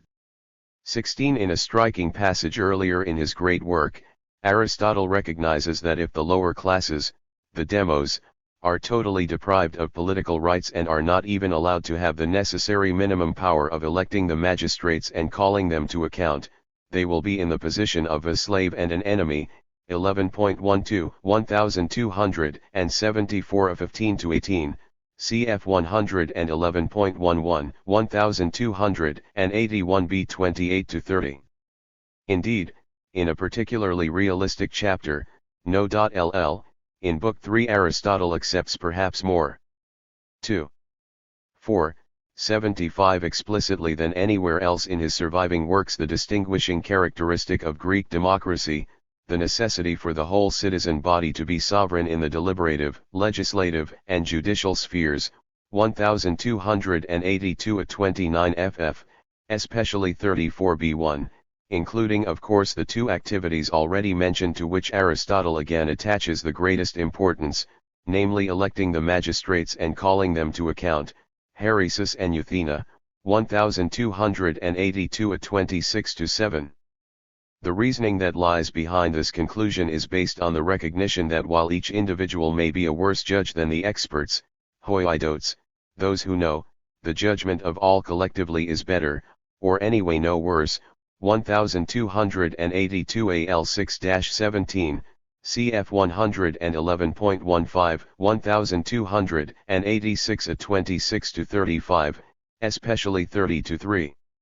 However, Aristotle also felt instinctively that if the poor are all allowed to vote in the assembly they will be able to swamp it and outvote the propertied class, and indeed, blandly ignoring what actually did happen at Athens, where property rights were very carefully preserved, he says that if the majority are allowed to do exactly as they like, they will confiscate the property of the rich, POLV 1.3, 1318 at 24-6, cf 111.10, 1281 AL 4-19. Democracy, in Aristotle's view, can only too easily become, if I may be forgiven a momentary lapse into highly anachronistic and inappropriate terminology, the dictatorship of the proletariat. So it is necessary to give the propertied class extra weight, so to speak, in such a way as to make up for their built-in numerical inferiority and bring them to something like a balance with the non-propertied. Aristotle has various suggestions as to how this might be done. For example, you might decide to fine the rich for non-attendance in the courts at the same time as you pay a certain number of the poor for attending, POL 4.9, 1294 37-41, 13, 1297 36-40, cf 14, 1298 b 23-6. This reveals clearly the climate of thought which originally produced the theory of the mixed constitution. You start by assuming, as Aristotle always does, that the propertied and the non-propertied are naturally opposed classes whose interests are very hard to reconcile, and you then manipulate the constitution in such a way as to compensate for the numerical inferiority of the upper class and produce a balance between rich and poor, which can be expected to have the important virtue of stability, and which you can hold out as a judicious mixture of oligarchy, or aristocracy, and democracy, with kingship thrown in for good measure if you happen to have important magistrates like the kings of Sparta or the Roman consuls. After Aristotle, the theory of the mixed constitution changed its character, as it became more and more unnecessary to take serious account of democracy, in the full sense, as a possible political form, so interest in the mixed constitution came to center mainly in formal constitutional elements and the relative powers of assembly, council, or senate, and magistrates. In Cicero's eyes it was the best way of reconciling the masses to aristocratic rule and thus ensuring political stability and the security of property ownership. 17. Discussion has lately concentrated on the later phase. What I have been trying to do is to show how the theory first emerged and the place it occupied in the thought of Aristotle. I would describe it as being in its origin a means of ensuring a balance in the political class struggle. There are traces at many points in Aristotle's work of his belief that the conflict of interests between propertied and non-propertied is fundamental and inescapable, and that even if a fully mixed constitution cannot be achieved, attempts ought at least to be made to reconcile that conflict of interests as far as 76. Possible both by constitutional rules and by sensible behavior in practice. Perhaps the most useful series of passages to quote here is Politics v.8, ESP 1308 a 3-11, 1308 b 25-31, 1308 b 34-9 1309 a 14-32. It would be easy to sneer at Aristotle's recommendations for the reconciliation of the irreconcilable, mixed constitution and all. This however would be wrong, for in the class society for which Aristotle was prescribing the conflicts were indeed inescapable, and no radical transformation of society for the better was then conceivable.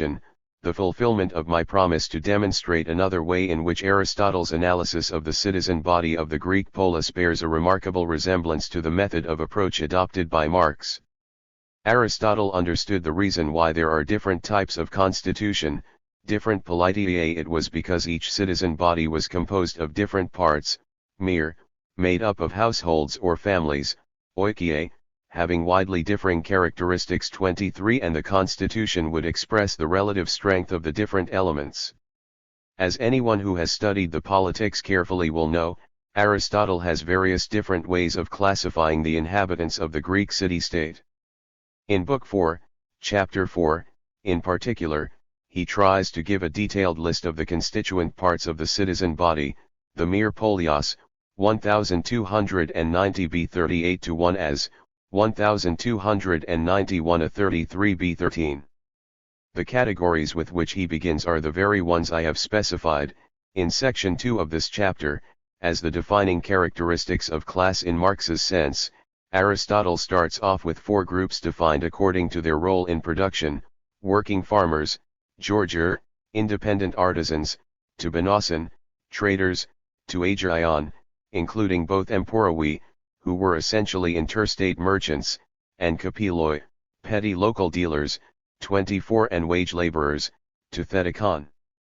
Precisely the same 4 groups appear in Book 6, 7, 1321 of 5-6, but there they are the constituent parts of the plethos, the masses, and in 4.42 it soon becomes evident that the Georgoi are indeed, as I have called them above, working farmers, and not gentlemen farmers who were really absentee landlords or employers of slave labor, for after Aristotle has mentioned his first 4 groups he wanders off into a mixture of economic, political, and military categories, and as one of these, his number 7, he mentions the euporoi, the rich, the well-to-do property owners, 1291 of 33-4.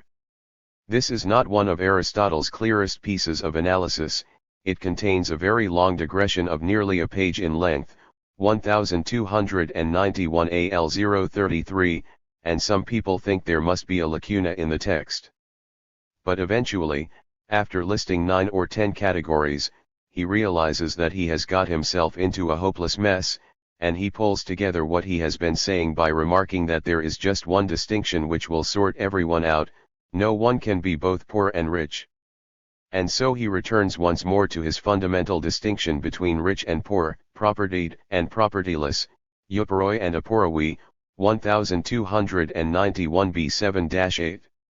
He ends this section of his work by reiterating that there are 2 basic forms of constitution, corresponding to the distinction between euporoi and aporoi, namely oligarchy and democracy, 1291 bll13.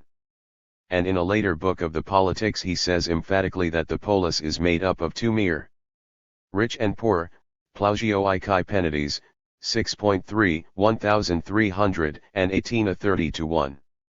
It is of the greatest interest, and entirely consistent with Aristotle's fundamental principles of sociological classification, that he was able to discriminate between different types of democracy according to the role played in production in each individual case by the majority of the lower classes, the demos, whether as farmers, artisans, or wage laborers, or as some mixture of these elements, CPOL 6.1, 1317 at 24-9 and other passages, 25, whereas he can draw distinctions only on technical, constitutional grounds in 3 different passages discussing forms of oligarchy, 26, all of which would of course be ruled, as he takes for granted, by landowners, cf 3.3 below.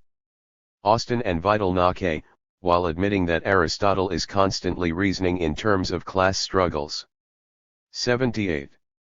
Maintain, apparently as a criticism of what they regard as Marxism, that modern representations of class struggles are inappropriate here and that one will search in vain for the place held by different groups in the relations of production as a criterion of ancient class struggles, Ishag 22. This is literally correct, but why should anyone wish to apply categories that are highly relevant in capitalist society to a pre-capitalist world in which they are indeed inappropriate? Austin and Vidal-Naquet at THS point seem to overlook the fact that the great majority of citizens in all classical Greek states were involved in agricultural production in one way or another. Artisans in the 4th century were neither numerous nor important enough to exert any real influence as a class. Foreign trade was probably often, as certainly at Athens, in the hands mainly of non-citizens, 27, and internal trade, although some citizens participated as well as many metics, gave little opportunity of acquiring wealth or political power. Aristotle realized that it was above all property ownership or the lack of it which divided citizen bodies into what I am calling classes.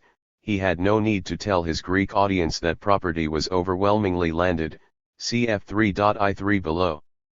The Aristotelian categories perhaps tend to be less refined than those of Marx. Except in 1 or 2 passages such as Pol. 4.4, quoted above, Aristotle is mainly thinking in quantitative terms, classifying citizens according to the amount of property they owned, whether large or small, or sometimes middling, whereas Marx's analysis, except when he is speaking loosely, is usually more qualitative and concentrates more explicitly on relationship to the means and the labor of production. To put it in a different way, Marx perhaps concentrates more on the beginning and the structure of the process of production, Aristotle more on its results. But there is less difference than might appear.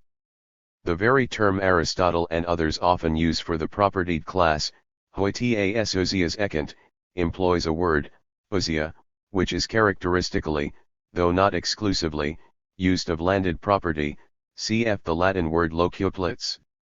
As I have said, land and slaves were the principal means of production in antiquity, and land was always regarded as the ideal form of wealth. And Aristotle, in his analysis of the political community, certainly does come closer to Marx than any other ancient thinker I know. On one occasion, as we have seen, he begins his classification of the constituent parts, the mere, of a citizen body by distinguishing the citizens according to the functions they perform in the productive process.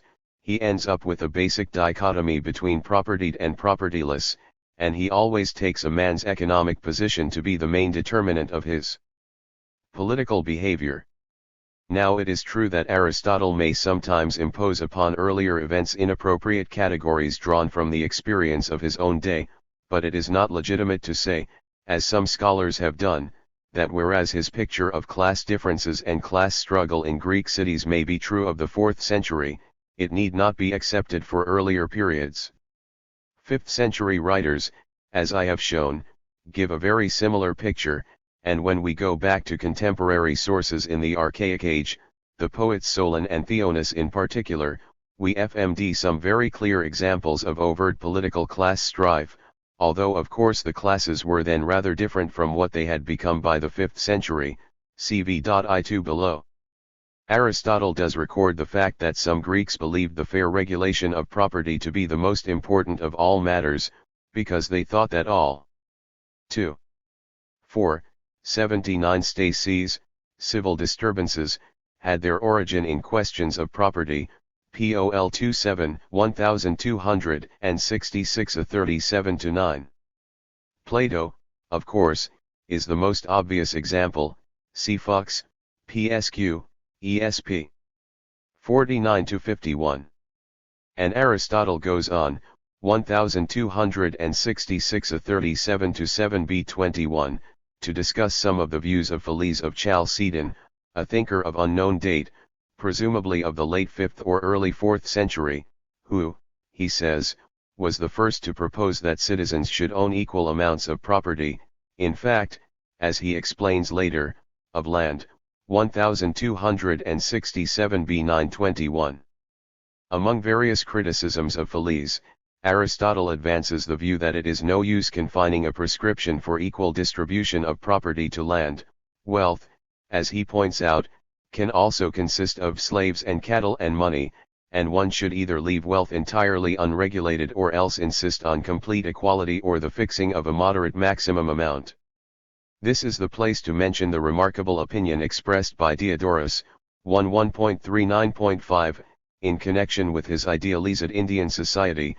It is foolish to make laws on a basis of equality for all, but to make the distribution of property unequal. Against gratuitous emendation of this passage, see my OPW 138 N.126.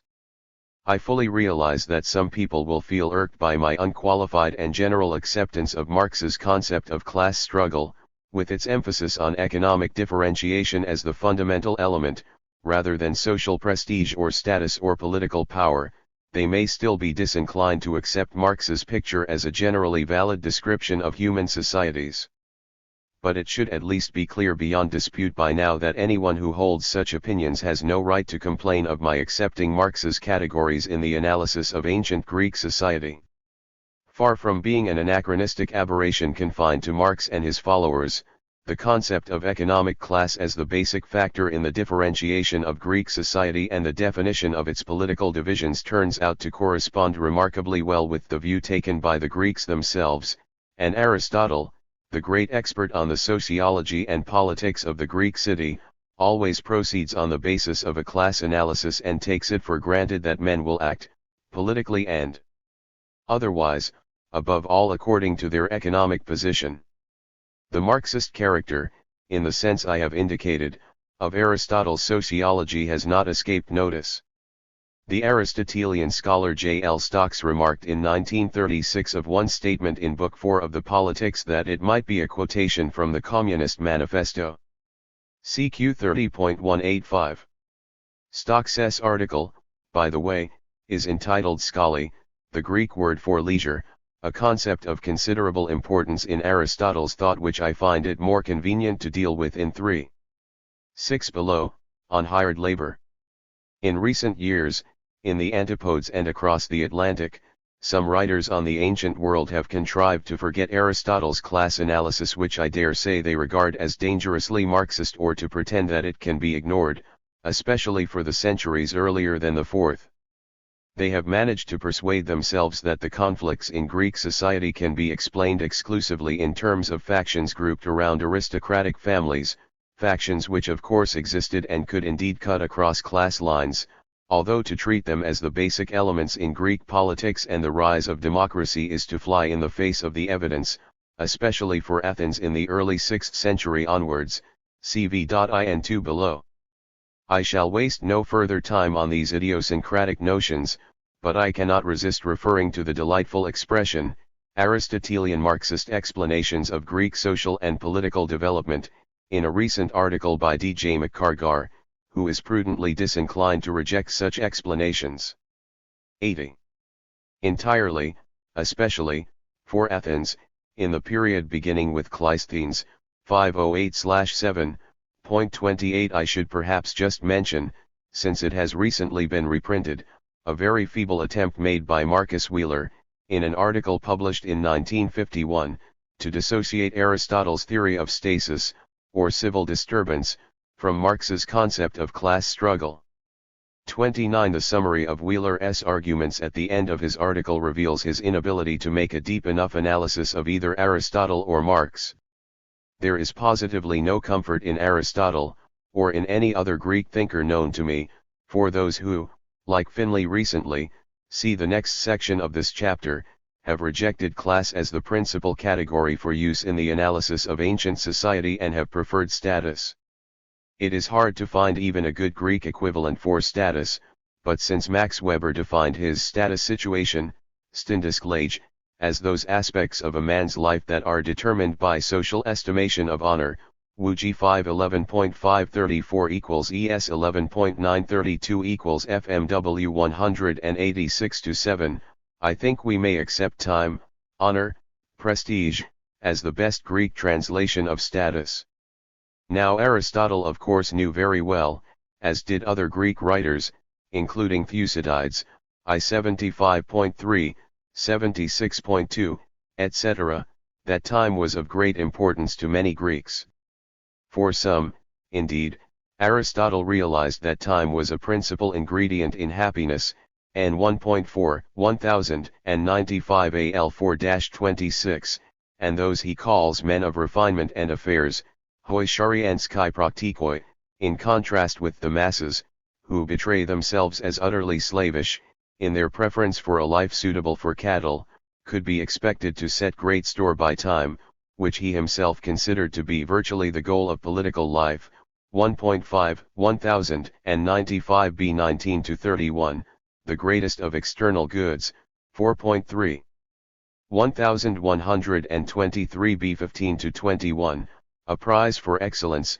Arrate, 1123 B 35, the aim of the majority.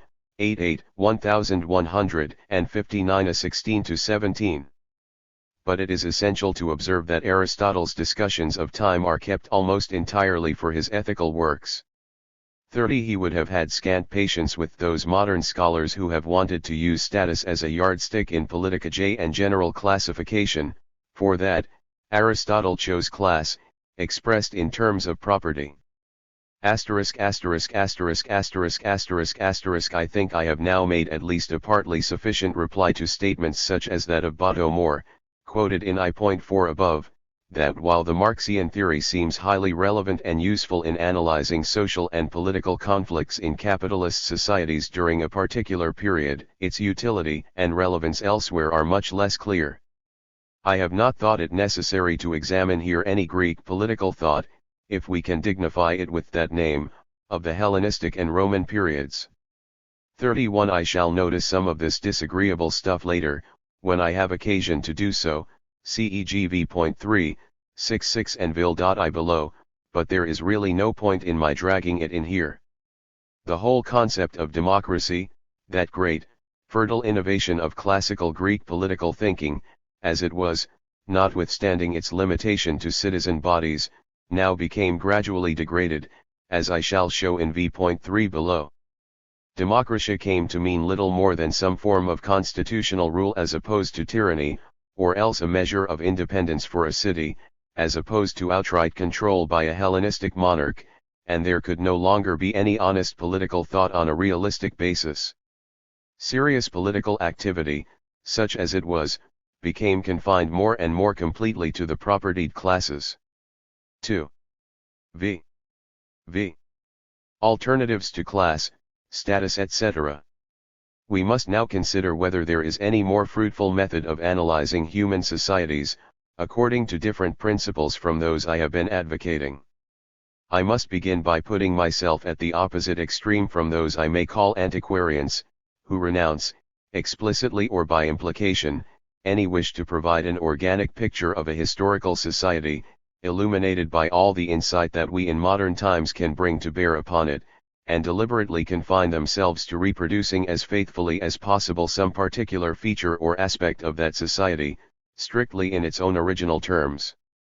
Such a person may often prove very useful to the historian, by drawing attention to particular sets of evidence and collecting a great deal of information which the historian can then transform into something significant. An outstanding example of this kind of antiquarian activity, which is yet presented in the opening sentence of its preface as an essay in historical interpretation, is Fergus Miller's recent large book, The Emperor in the Roman World, 1977, which begins by proclaiming in its preface, 1112, a series of methodological principles to most of which the historian ought to feel hostile. Asserting that he has rigidly avoided reading sociological works on kingship or related topics, or studies of monarchic institutions in societies other than those of Greece and Rome, Miller goes on to say that to have come to the subject with an array of concepts derived from the study of other societies would merely have made even more unattainable the proper objective of a historian, to subordinate himself to the evidence and to the conceptual world of a society in the past, my italics. And he congratulates himself on not having contaminated the presentation of the evidence from the Roman Empire with conceptions drawn from wider sociological studies. For Miller, the emperor was what the emperor did, an opinion given twice, 11 and 6, the first time as a pendant to the conscious principle he says he has followed, that any social system must be analyzed primarily in terms of the specific patterns of action recorded of its members. Another of his conscious principles is that we must base our conceptions solely on attitudes and expectations expressed in those ancient sources which provide our evidence. And Miller believes himself to be describing certain essential elements, certain basic features of the working of the Roman Empire, patterns which are of fundamental importance in understanding what the Roman Empire was, my italics in each case. Perhaps the most serious of all the mistaken assumptions behind this program is that there is an objective entity, the evidence, to which the historian has merely to subordinate himself. The volume of the surviving evidence for the Roman Empire is enormous, inadequate as we may often find it for the solution of a particular problem, and all the historian can do is to select those parts of the evidence which he considers most relevant and significant. To pretend to oneself that all one has to do is simply to reproduce the evidence is all too likely to result, and in Miller's case has resulted, in a mainly superficial picture, and one that explains little or nothing of importance.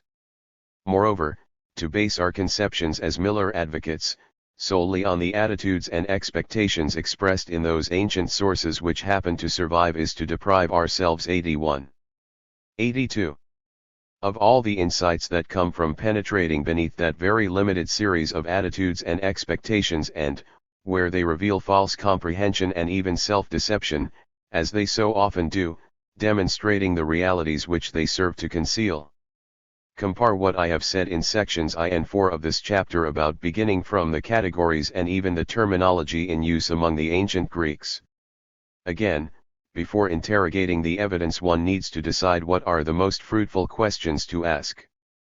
By altogether abjuring, not only all material which is not made explicit in the surviving sources, but also the comparative method and all those forms of analysis which have been developed in the study of sociology and of other historical societies, Miller has greatly impoverished himself and has failed even to become aware of many of the most fruitful questions. Particularly when our information from the ancient world is scanty or non-existent, as for example in regard to the peasantry, see I.3 above and 4.2 below, we may gain much insight from comparative studies.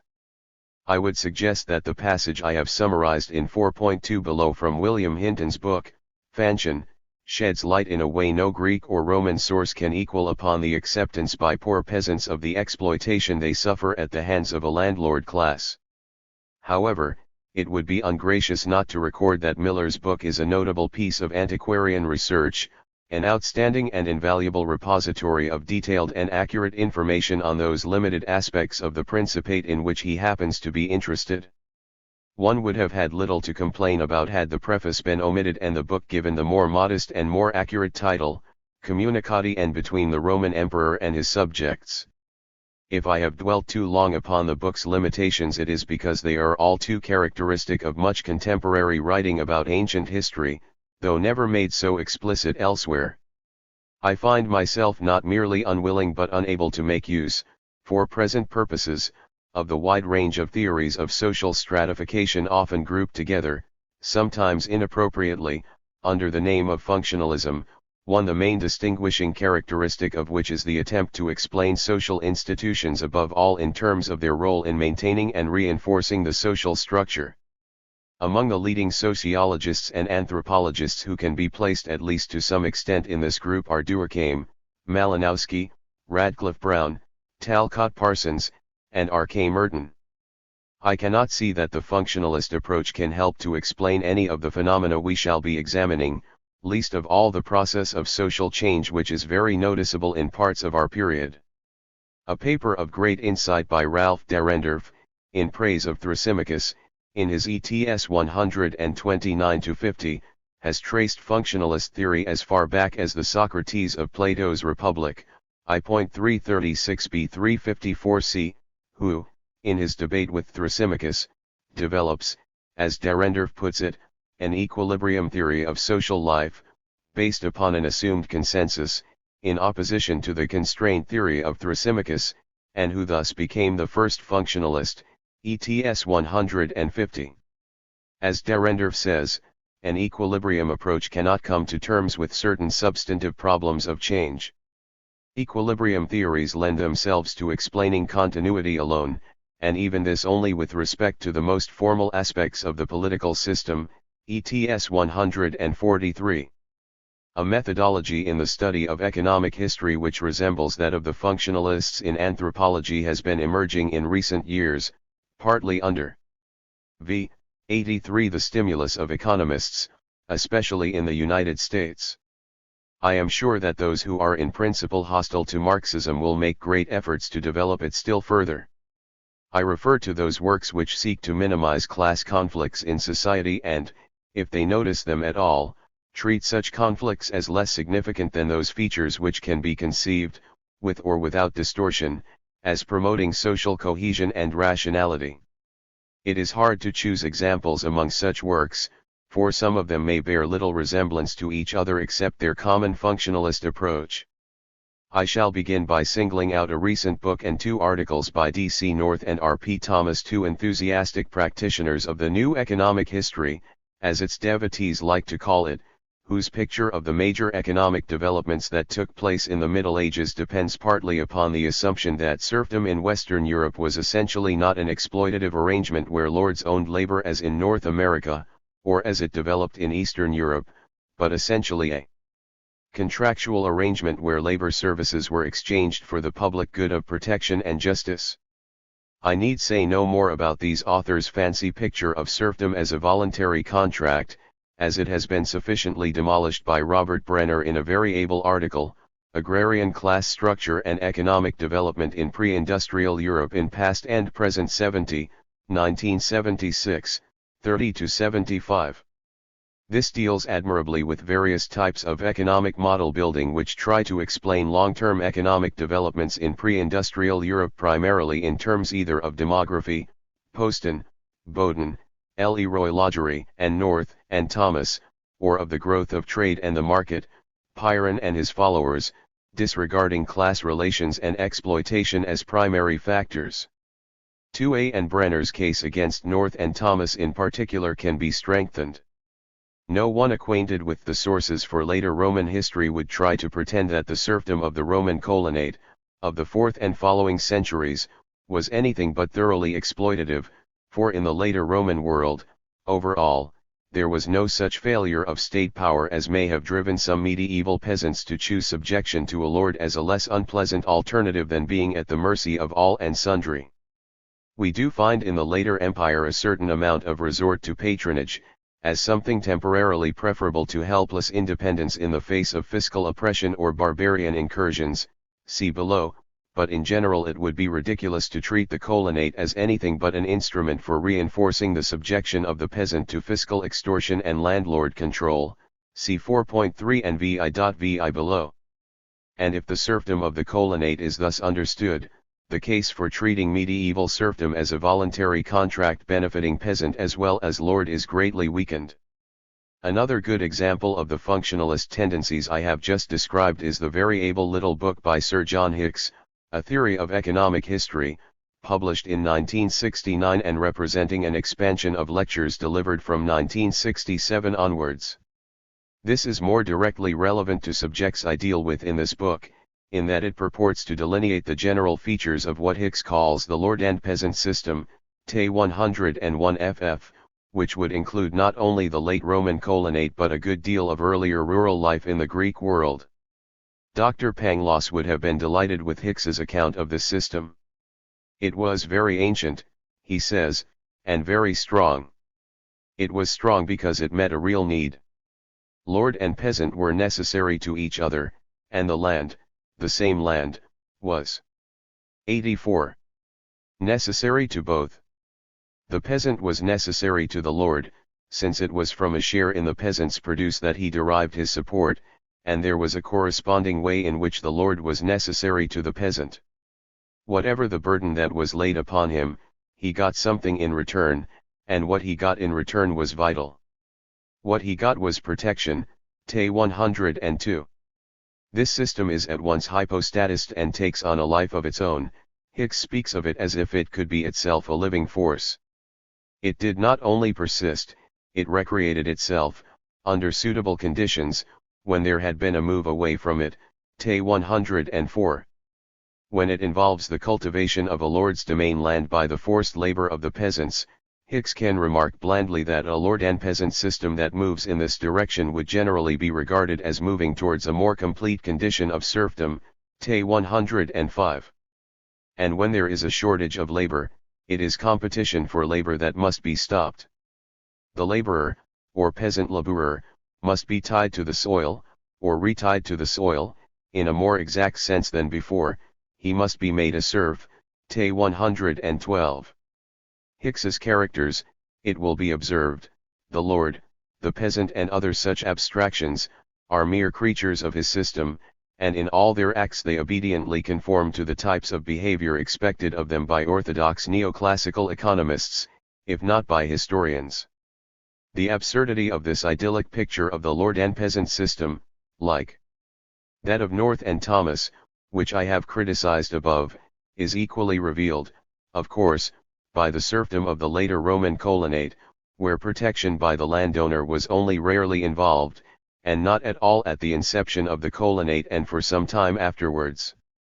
It is a pity that Hicks was not acquainted with the source material for the later Roman Empire, especially the passages quoted in 3.4 and 4.3 below to demonstrate that in the eyes of the Roman ruling class the serf colonist was in a condition so close to slavery that only the vocabulary of that institution, technically inappropriate as it was, proved adequate to describe his subject condition.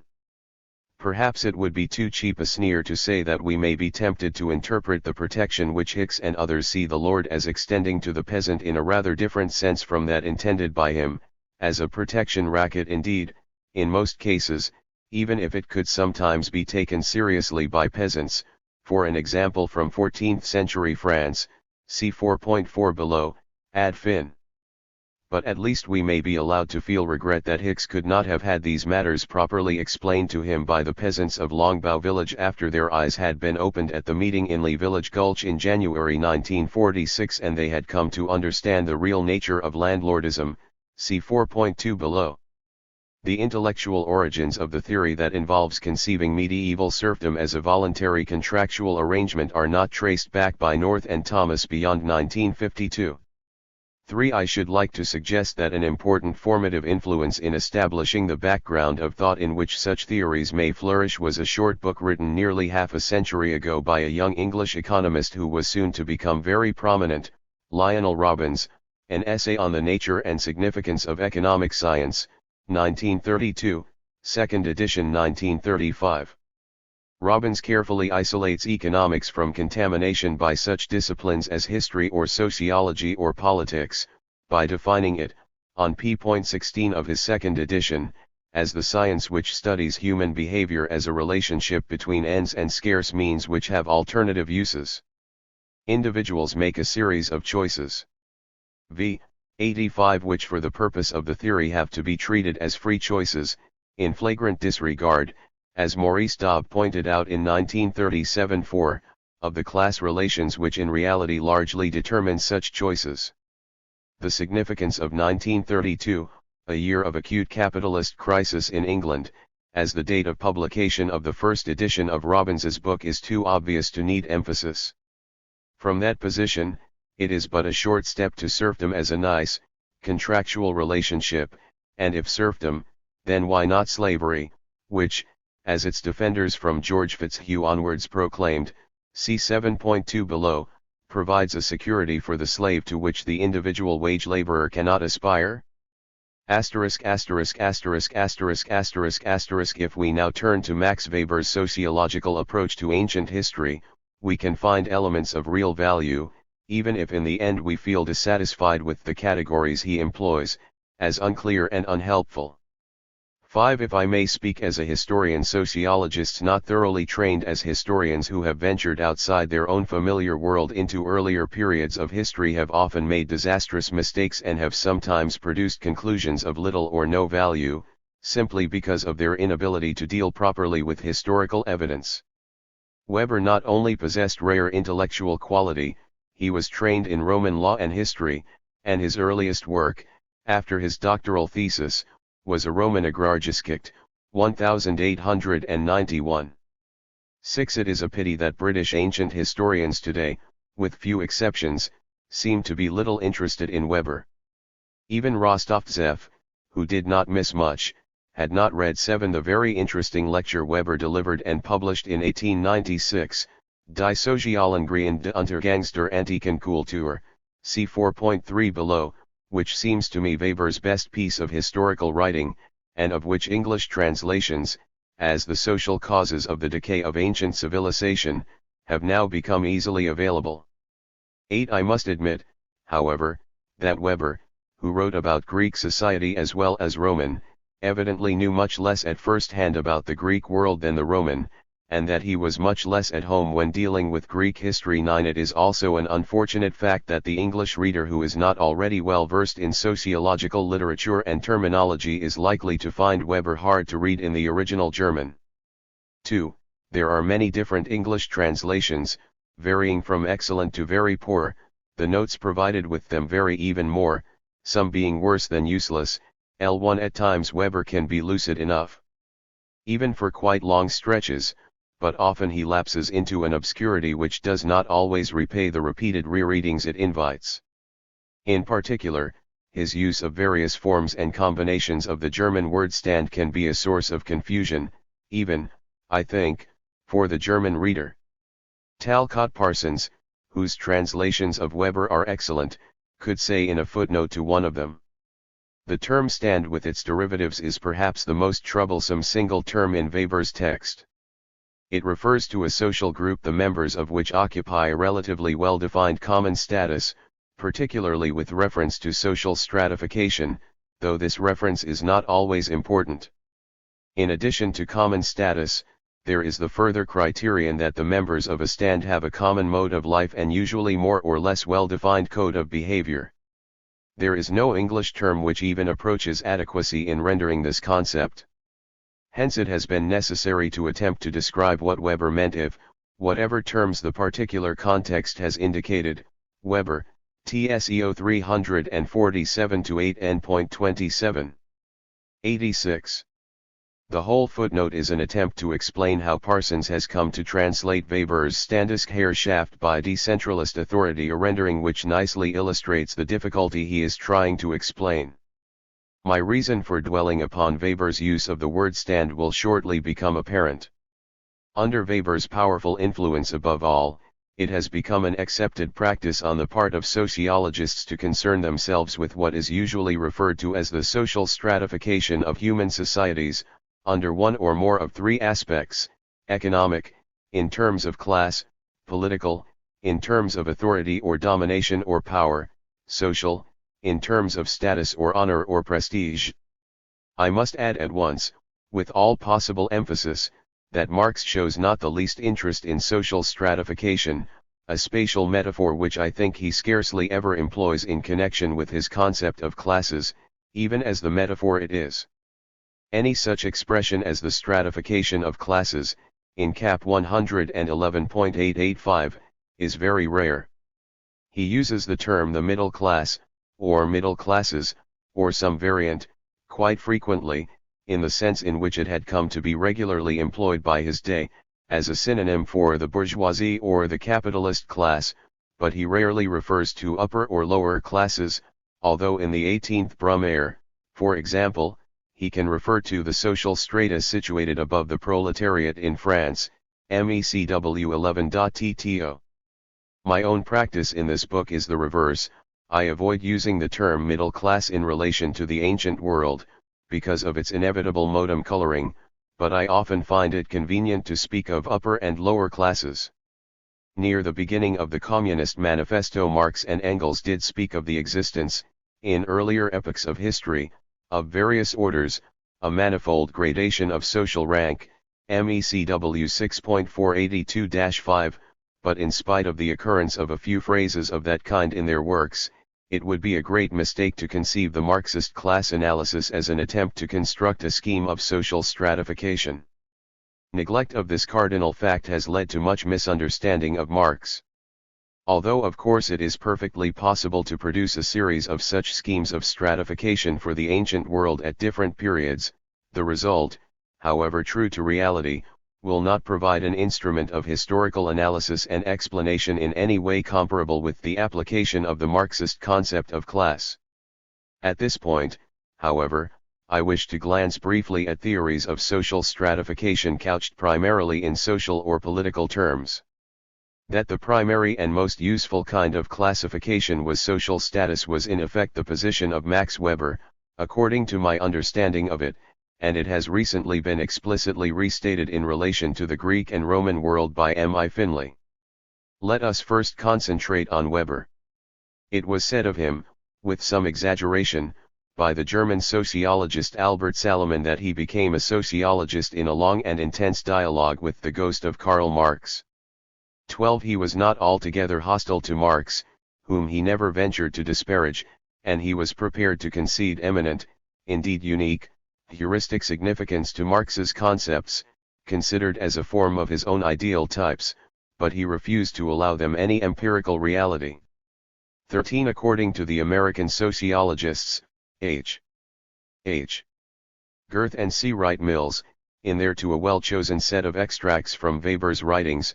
Throughout his life, Max Weber was engaged in a fruitful battle with historical materialism. In his last course of lectures in Munich at the time of the Revolution 1918, he presented his course under the title, A Positive Critique of Historical Materialism, FMW 63. How far girth? 2. V. 87 and Mills were justified in adding at this point, yet there is a definite drift of emphasis in his intellectual biography towards Marx. I leave to others to decide. I have certainly not been able to discover anywhere in Weber's works any serious discussion of Marx's concept of class, an omission which I find very strange. I must say, it would have been a rare pleasure to attend the lecture Weber gave on socialism to the officer corps of the Austro-Hungarian Royal Imperial Army in Vienna in July 1918, in which Weber actually described the Communist Manifesto in terms of the greatest respect.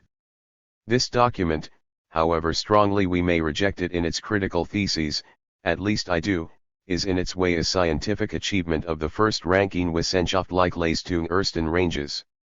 That cannot be denied, neither may one deny it, because nobody believes one and it is impossible to deny it with a clear conscience. Even in the theses we nowadays reject, it is an imaginative error which politically has had very far-reaching and perhaps not always pleasant consequences, but which has brought very stimulating results for scholarship, more so than many a work of dull correctness. 14. I resist the temptation to continue the quotation. I shall try to represent those of W. Weber's views that are immediately relevant as fairly as I can, but the reader who fears that his stomach may be turned by the horrible jargon that is characteristic of so much sociological theorizing and by the repellent welter of vague generalization that infects even a powerful intellect like Weber's in such circumstances had better skip the next few paragraphs. Weber gave more than one explanation of what he meant by stand and st, Jane Disklage, which can here be translated status group and status situation. He discusses classification in this social sense as well as in economic and political terms in two passages in his posthumously published Wirtschaft find Gesellschaft, both very difficult, but now easily available in good English translations. 15 And he also deals with the subject of stand elsewhere, for example in an essay on the world religions written in 1913-16 and in one of his works on India dating from 1916. 17 Although Weber, I think, never says so expressly, it seems clear to me that he regarded status situation as the most significant kind of classification, even if, in accordance with his general principles, he did not actually make it the necessary determinant of class situation, Klassenlage, a term he used in quite a different sense from Marx. 18 And indeed said that status situation might be based on class status directly or related to it in complex ways. It is not, however, determined by this alone. Conversely, social status may partly or even wholly determine class status, without, however, being identical with it. 19 For Weber, status groups were normally communities, Gemeinschaften, and men's status situation includes every typical component of the life fate of men that is determined by a specific, positive or negative, social estimation of honor soziale Einschätzung der involving a specific style of life Lebenserfahrung T20 in his opinion, the decisive role of it. Style of life in status honor means that status groups are the specific bearers of all conventions. In whatever way it may be manifest, all stylization of life either originates in status groups or is at least conserved by them. 21 And status groups are stratified according to the principles of their consumption of goods as represented by special styles of life. 22 We can therefore agree with the opinion expressed by Reinhard Bendix, one of Weber's greatest admirers, that Weber's approach conceived of society. 88. As an arena of competing status groups, each with its own economic interests, status honor, and orientation toward the world and man. He used this perspective in his analysis of the landed aristocracy, the rising bourgeoisie, the bureaucracy, and the working class in Imperial Germany. He used the same perspective in his comparative sociology of religion, MWIP 259-63, at 262. and in its constant attention to social stratification 20th-century sociological theory has broadly followed Weber.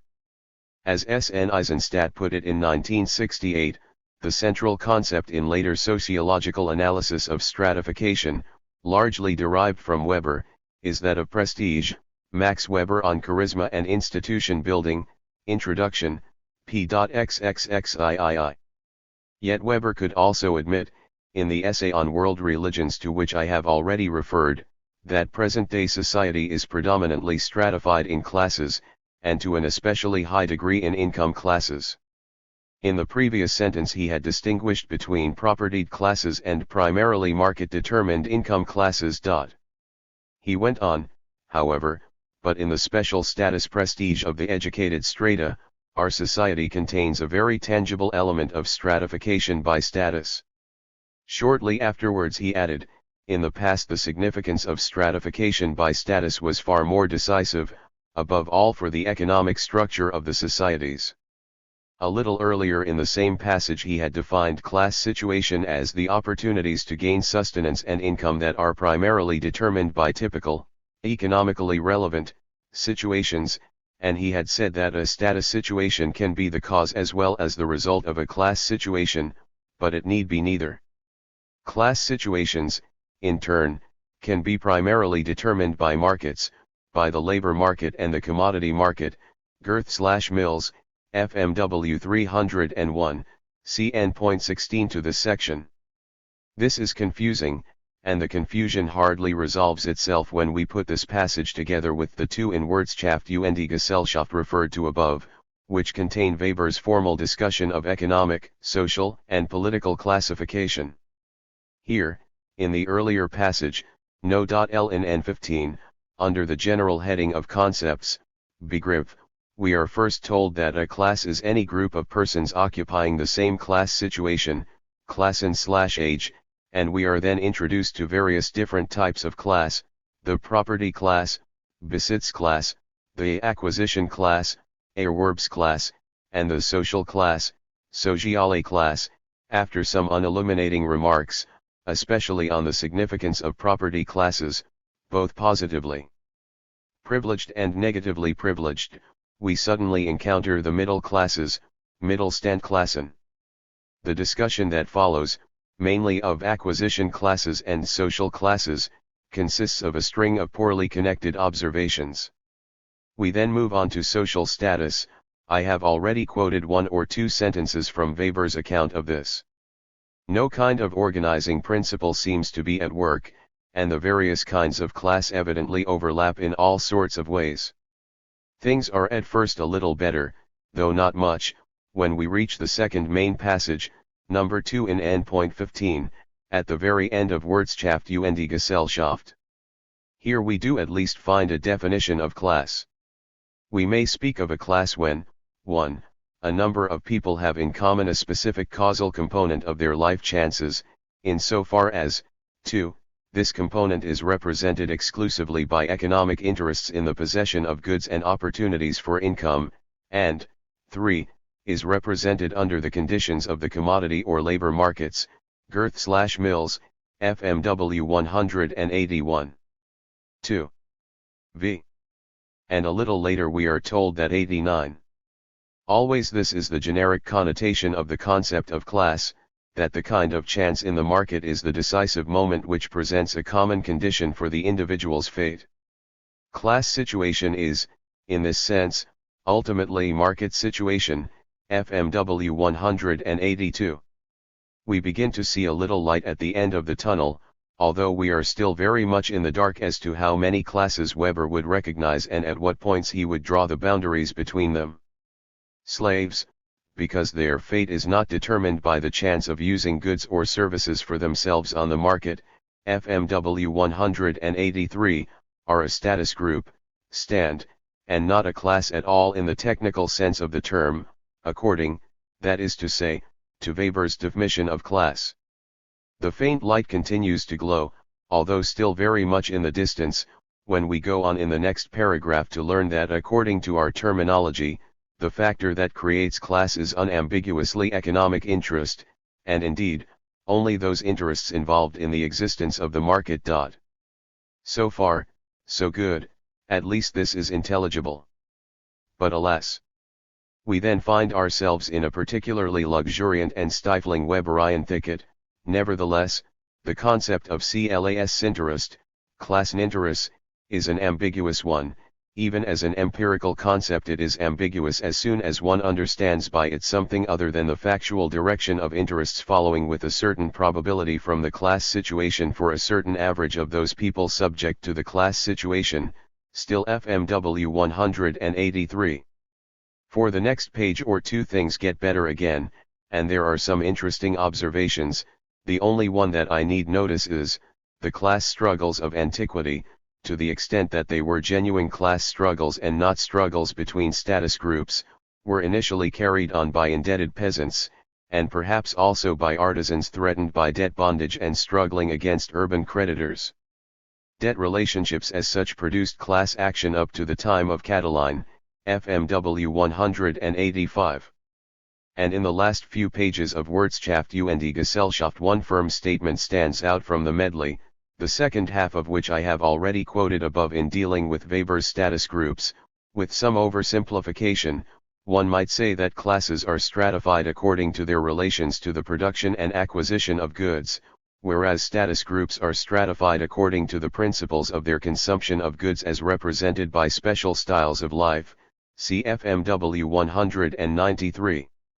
Weber makes a very similar statement to that last one in an essay on Indian society, first published in 1916, to which I have already referred. Classes are groups of people who, from the standpoint of specific interests, have the same economic position. Ownership or non-ownership of material goods or of definite skills constitute the class situation.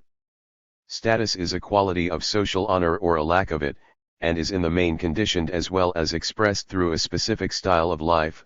FMW 405, see N.17 to this section. A proper comparison of Weber's categories with those of Marx would take us too far from our main subject, but certain features of this comparison leap to the eye, and of these I shall single out three.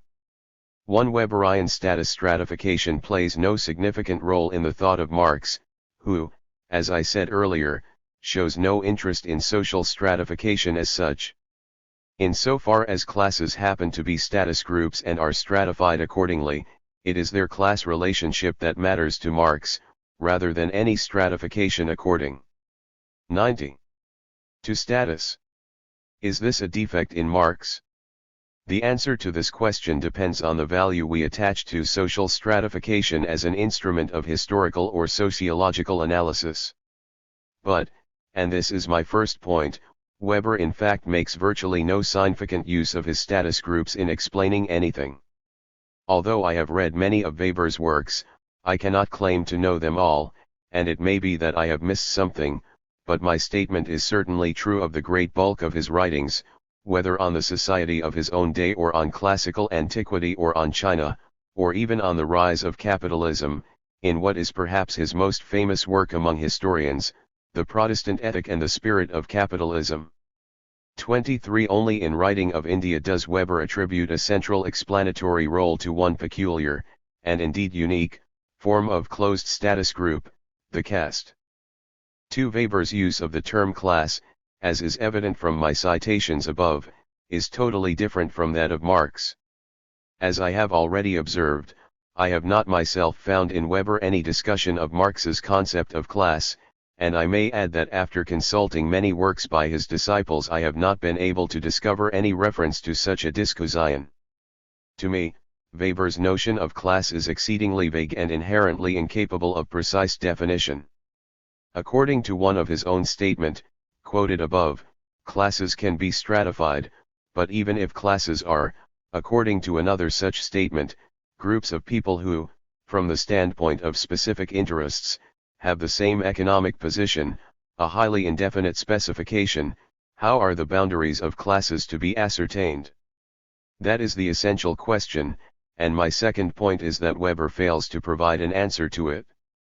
Individuals, certainly, can be regarded as stratified, after a fashion, according to economic position in general, but if we are to have stratified classes we need to be able to define their respective boundaries in some way, even if we are prepared to allow for some indeterminate borderline cases and do not wish to have hard and fast lines of demarcation. A class, after all, is a class, and we must be able to define different classes. 3. But it is my third contrast between the categories of Weber and Marx which is by far the most important. The status groups and even the classes of Weber are not necessarily, like Marx's classes, in any organic relationship with one another, and consequently they are not dynamic in character but merely lie side by side, so to speak, like numbers in a row. Class in Marx's sense, as I said at the beginning of my definition in section 2 of this chapter, is essentially a relationship, and the members of any one class are necessarily related as such, in different degrees, to those of other classes. The members of a Weberian class or status group as such, on the other hand, need not have any necessary relationship to the members of any other class or status group as such, and even where a relationship exists, except of course where the classes or status groups concerned happen to be also classes in Marx's sense, it will rarely involve anything more than efforts by individuals to rise up in the social scale, a feature of human society so general and obvious that it hardly helps us to understand or explain anything except in the most trite and innocuous way.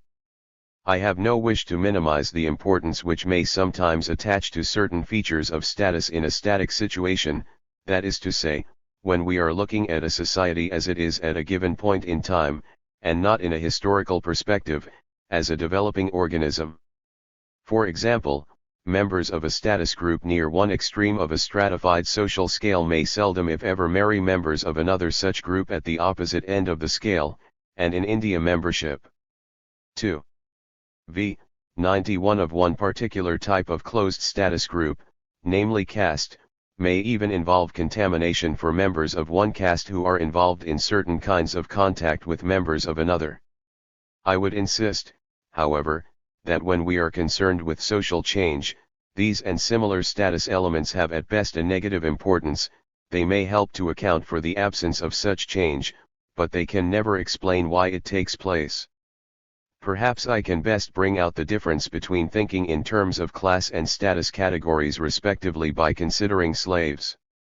Is it more profitable to regard them as a class in the Marxist sense, in which case we must oppose them to slave owners, masters, or is it more useful to treat them as a status group, indeed, as an order, a juridically recognized form of status, in which case they must be opposed either to free men in general or to some special category of free men, such as citizens, or freedmen?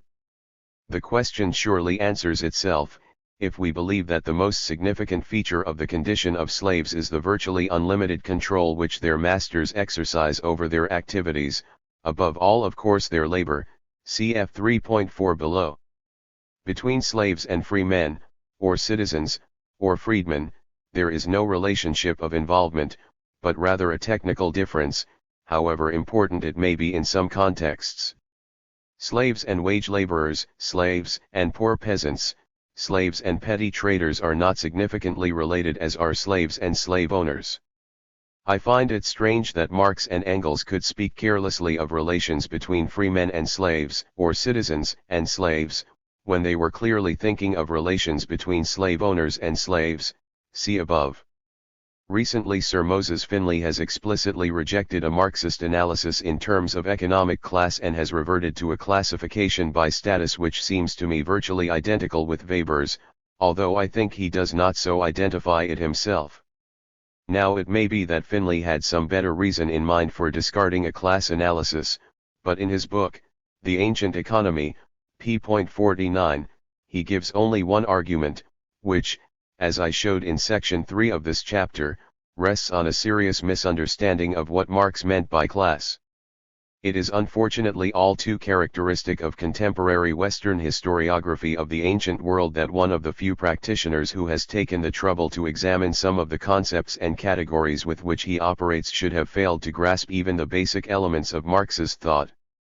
As for exploitation, which does not even appear in Finlay's index, but does raise its head feebly once or twice, it is treated by Finley only in connection with conquest and imperialism, e.g. AE 156-8, but both exploitation and imperialism are for him in the end, too broad as categories of analysis.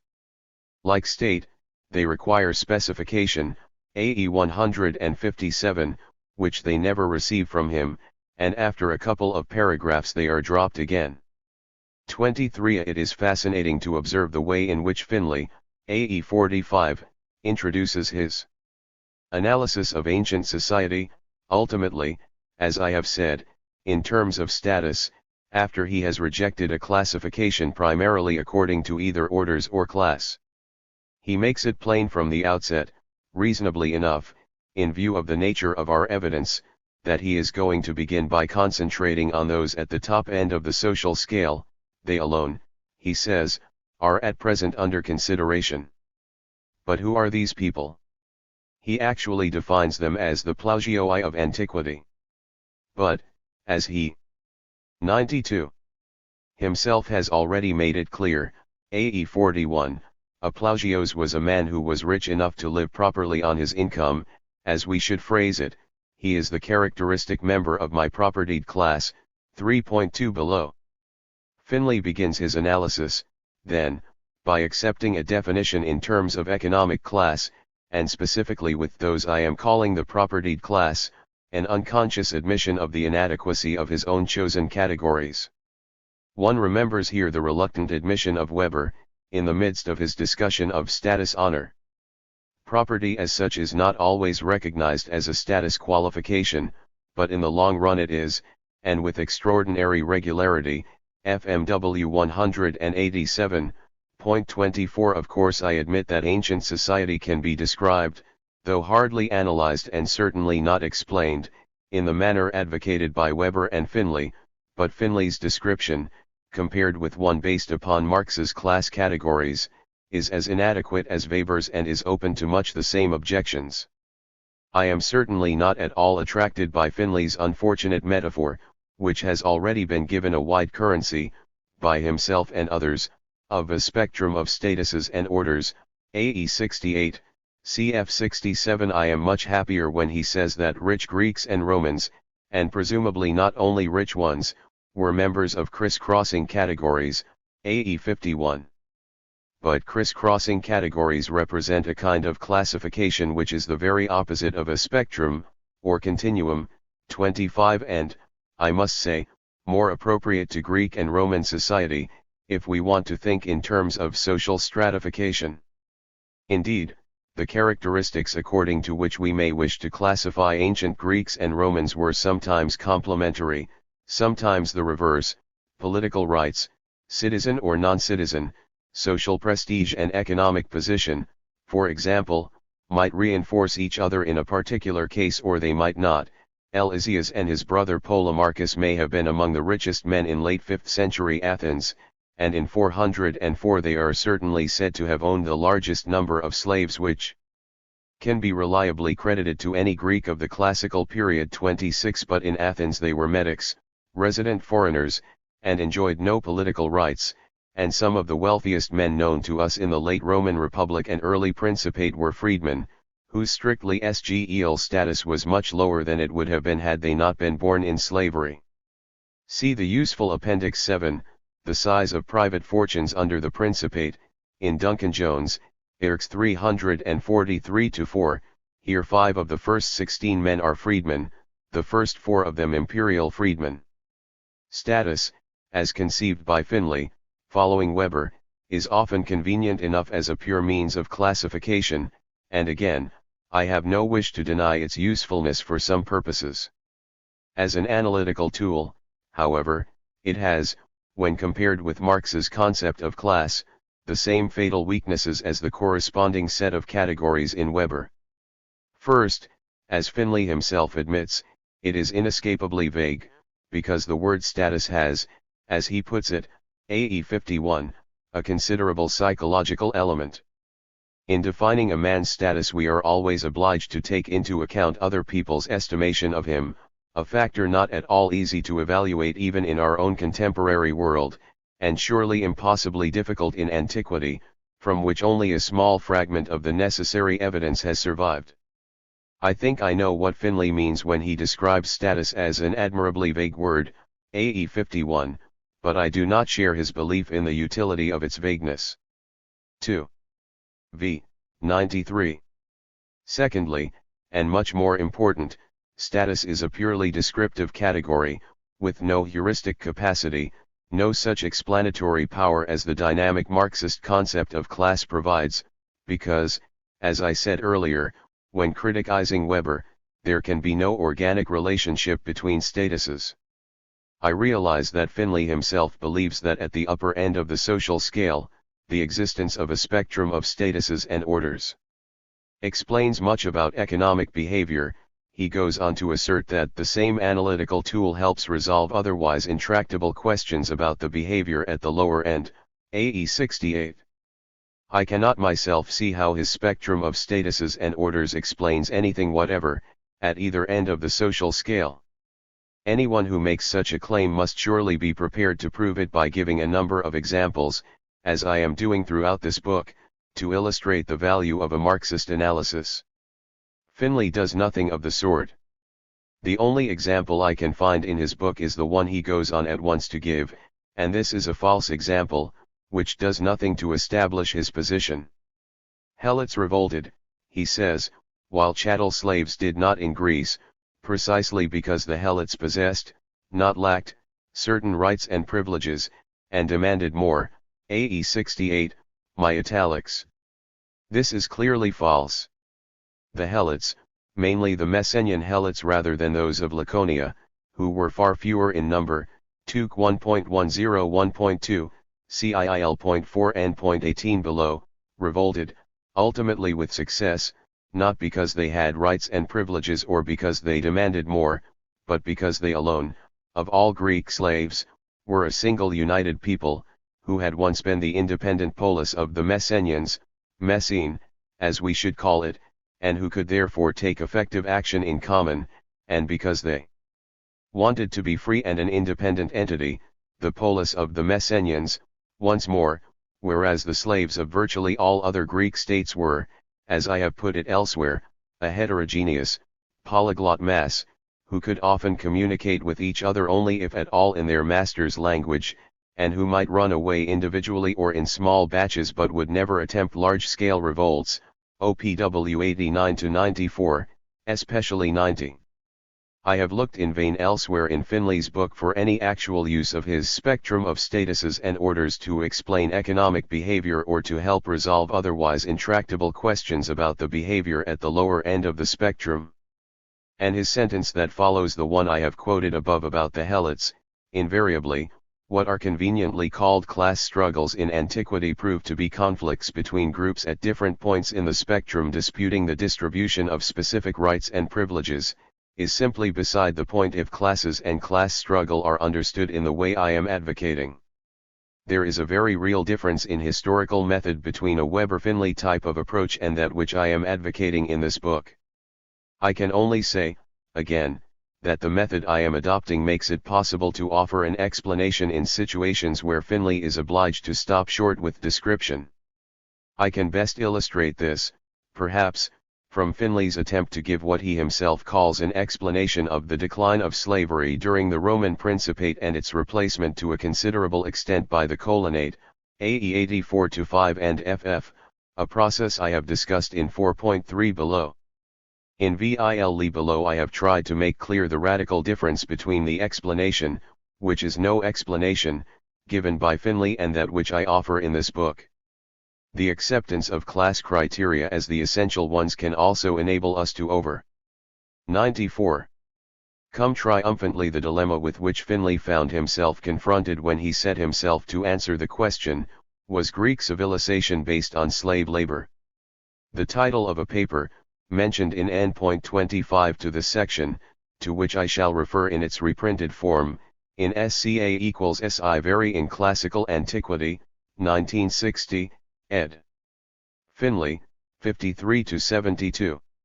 Under the influence of his unfruitful notion that we do best to think of ancient society as made up of a spectrum of statuses, SCA 55, Finlay found himself unable to make proper sense of his own question, even after he had gone part of the way to answering it, with a cautious and grudging "if we could emancipate ourselves from the despotism of extraneous moral, intellectual, and political pressures, we would conclude, without hesitation, that slavery was a basic element." My italics in Greek. Civilization, SCA 69. But he then shies away from the question altogether. The word basic, he believes, has been preempted as a technical term by the Marxist theory of history, and he declares that neither our understanding of the historical process nor our knowledge of ancient society is significantly advanced by repeated statements and counter-statements, affirmations and denials of the proposition, ancient society was based on slave labor. He concludes by throwing up his hands and substituting a totally different question from that of his title, not whether slavery was the basic element, or whether it caused this or that, but how it functioned, an enormous and entirely open-ended question, to which of course there can never be any summary answer, or anything approaching a complete one, so that we are absolved from any obligation to provide more than fragments of an answer. Let us discard the spectrum of statuses, with the free citizen at one end and the slave at the other, SCA 55, as a tool of analysis, and begin again, with class instead of status. We can then formulate the specific question I posed in section 3 of this chapter: did the propertied class obtain its surplus mainly by the exploitation of unfree, especially slave, labor? It is by giving an affirmative reply to this question that we are also able to answer, in the most effective way possible, the question to which Finlay eventually found himself unable to give a confident reply: was Greek civilization based on slave labor? I am very far from wishing to discard social status as a descriptive category. Of course it has important uses in relation to the Greek world, especially in cases where it partakes of some legal recognition and can therefore be considered as constituting an order in the technical sense, a juridically defined category, invested with privileges, duties, or disadvantages.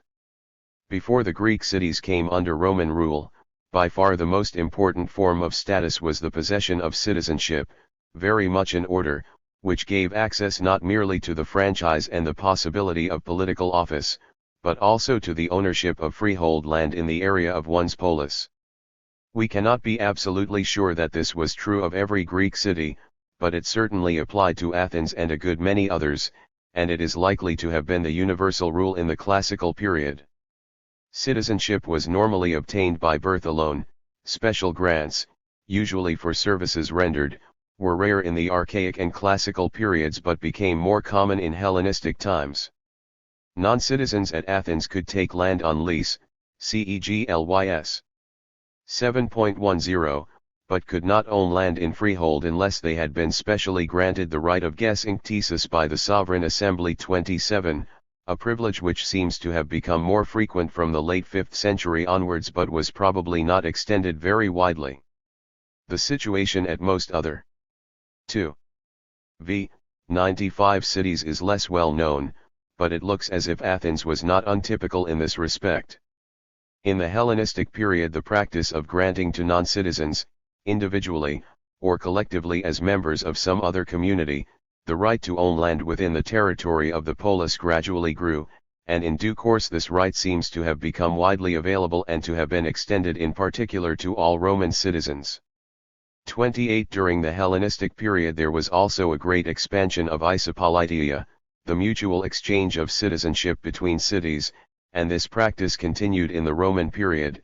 It was so strong that a Roman attempt to forbid it in Bithynia Pontus by the Lex Pompeia was being widely disregarded by the end of the 1st century.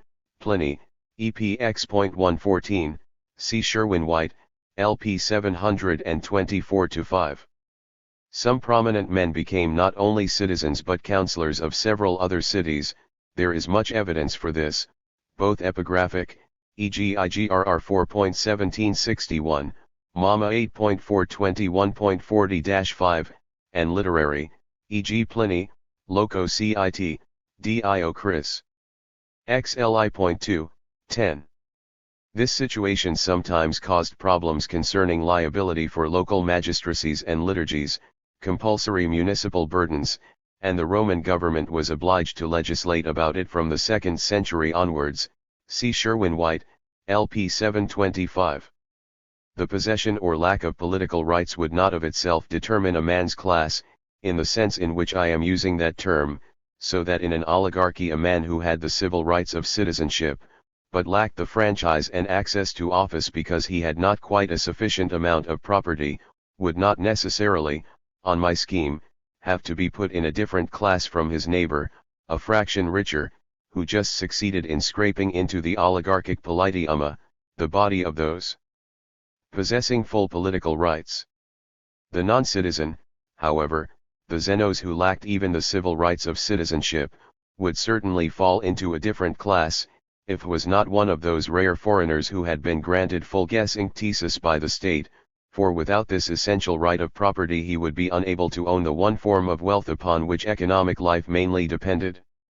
Another order may be seen in those resident foreigners who had official permission to reside in a particular polis for more than a brief period, and whose official status was sometimes, as at Athens, carefully regulated. These resident foreigners are usually referred to nowadays as metics, from the Greek word metoikoi, 29, and that is how I shall speak of them, although the term metoikoi was not universal in the Greek world even in the classical period, and it largely died out in the Hellenistic age. Other expressions found in Greek cities in place of metoikoi include sinoikoi, epoikoi, katoikoi, and later predominantly paroikoi. 30. I shall mainly ignore metics in this book, since the great majority of them who were neither political exiles nor freedmen would be citizens of some other city, living by choice in their city of residence, and even today such people do not normally have citizen rights in the country they happen to reside in.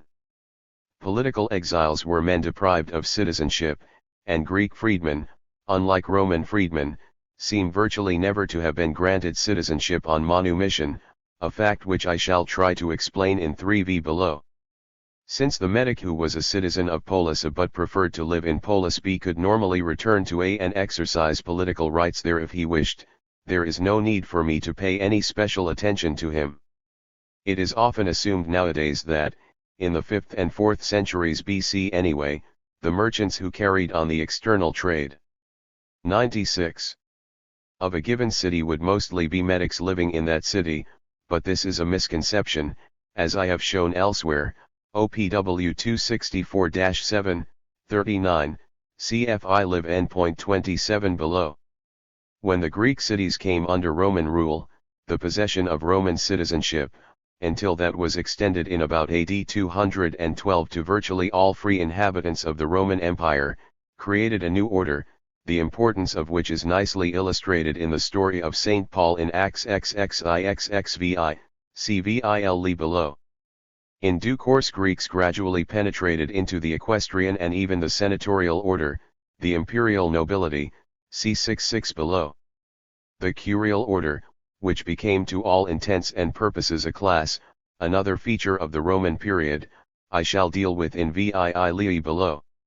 Certain kinds of individual prowess such as military ability, literary or forensic skill, and even athletic proficiency, CFOPW 355, could sometimes enable a man to rise beyond the status into which he was born, or at least enhance his standesgleiche, but these and other such forms of personal quality require no particular attention here, since their possession would merely facilitate the upward social mobility of the individuals who possess them.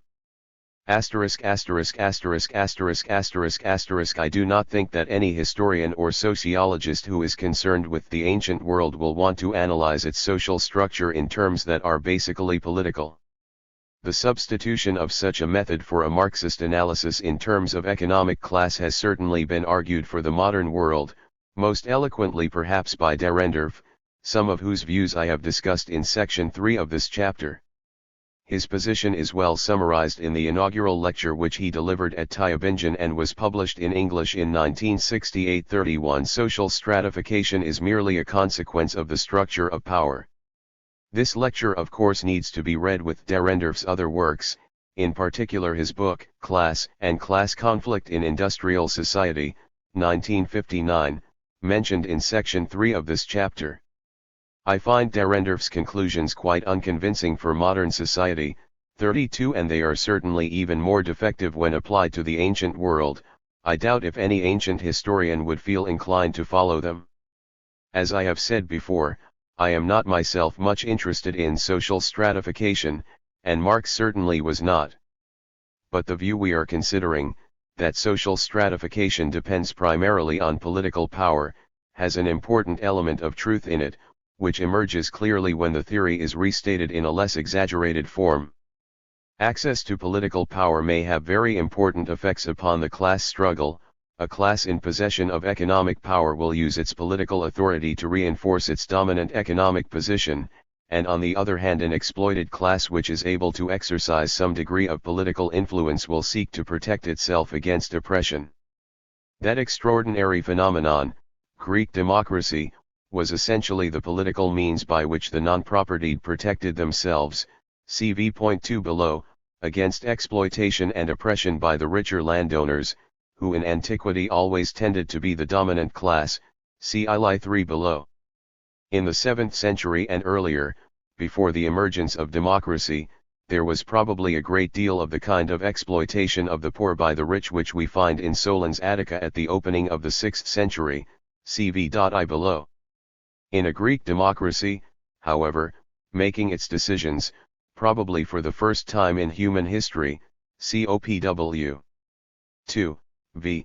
97 348-9, by majority vote, the poor, because they were the majority, could protect themselves to a certain extent.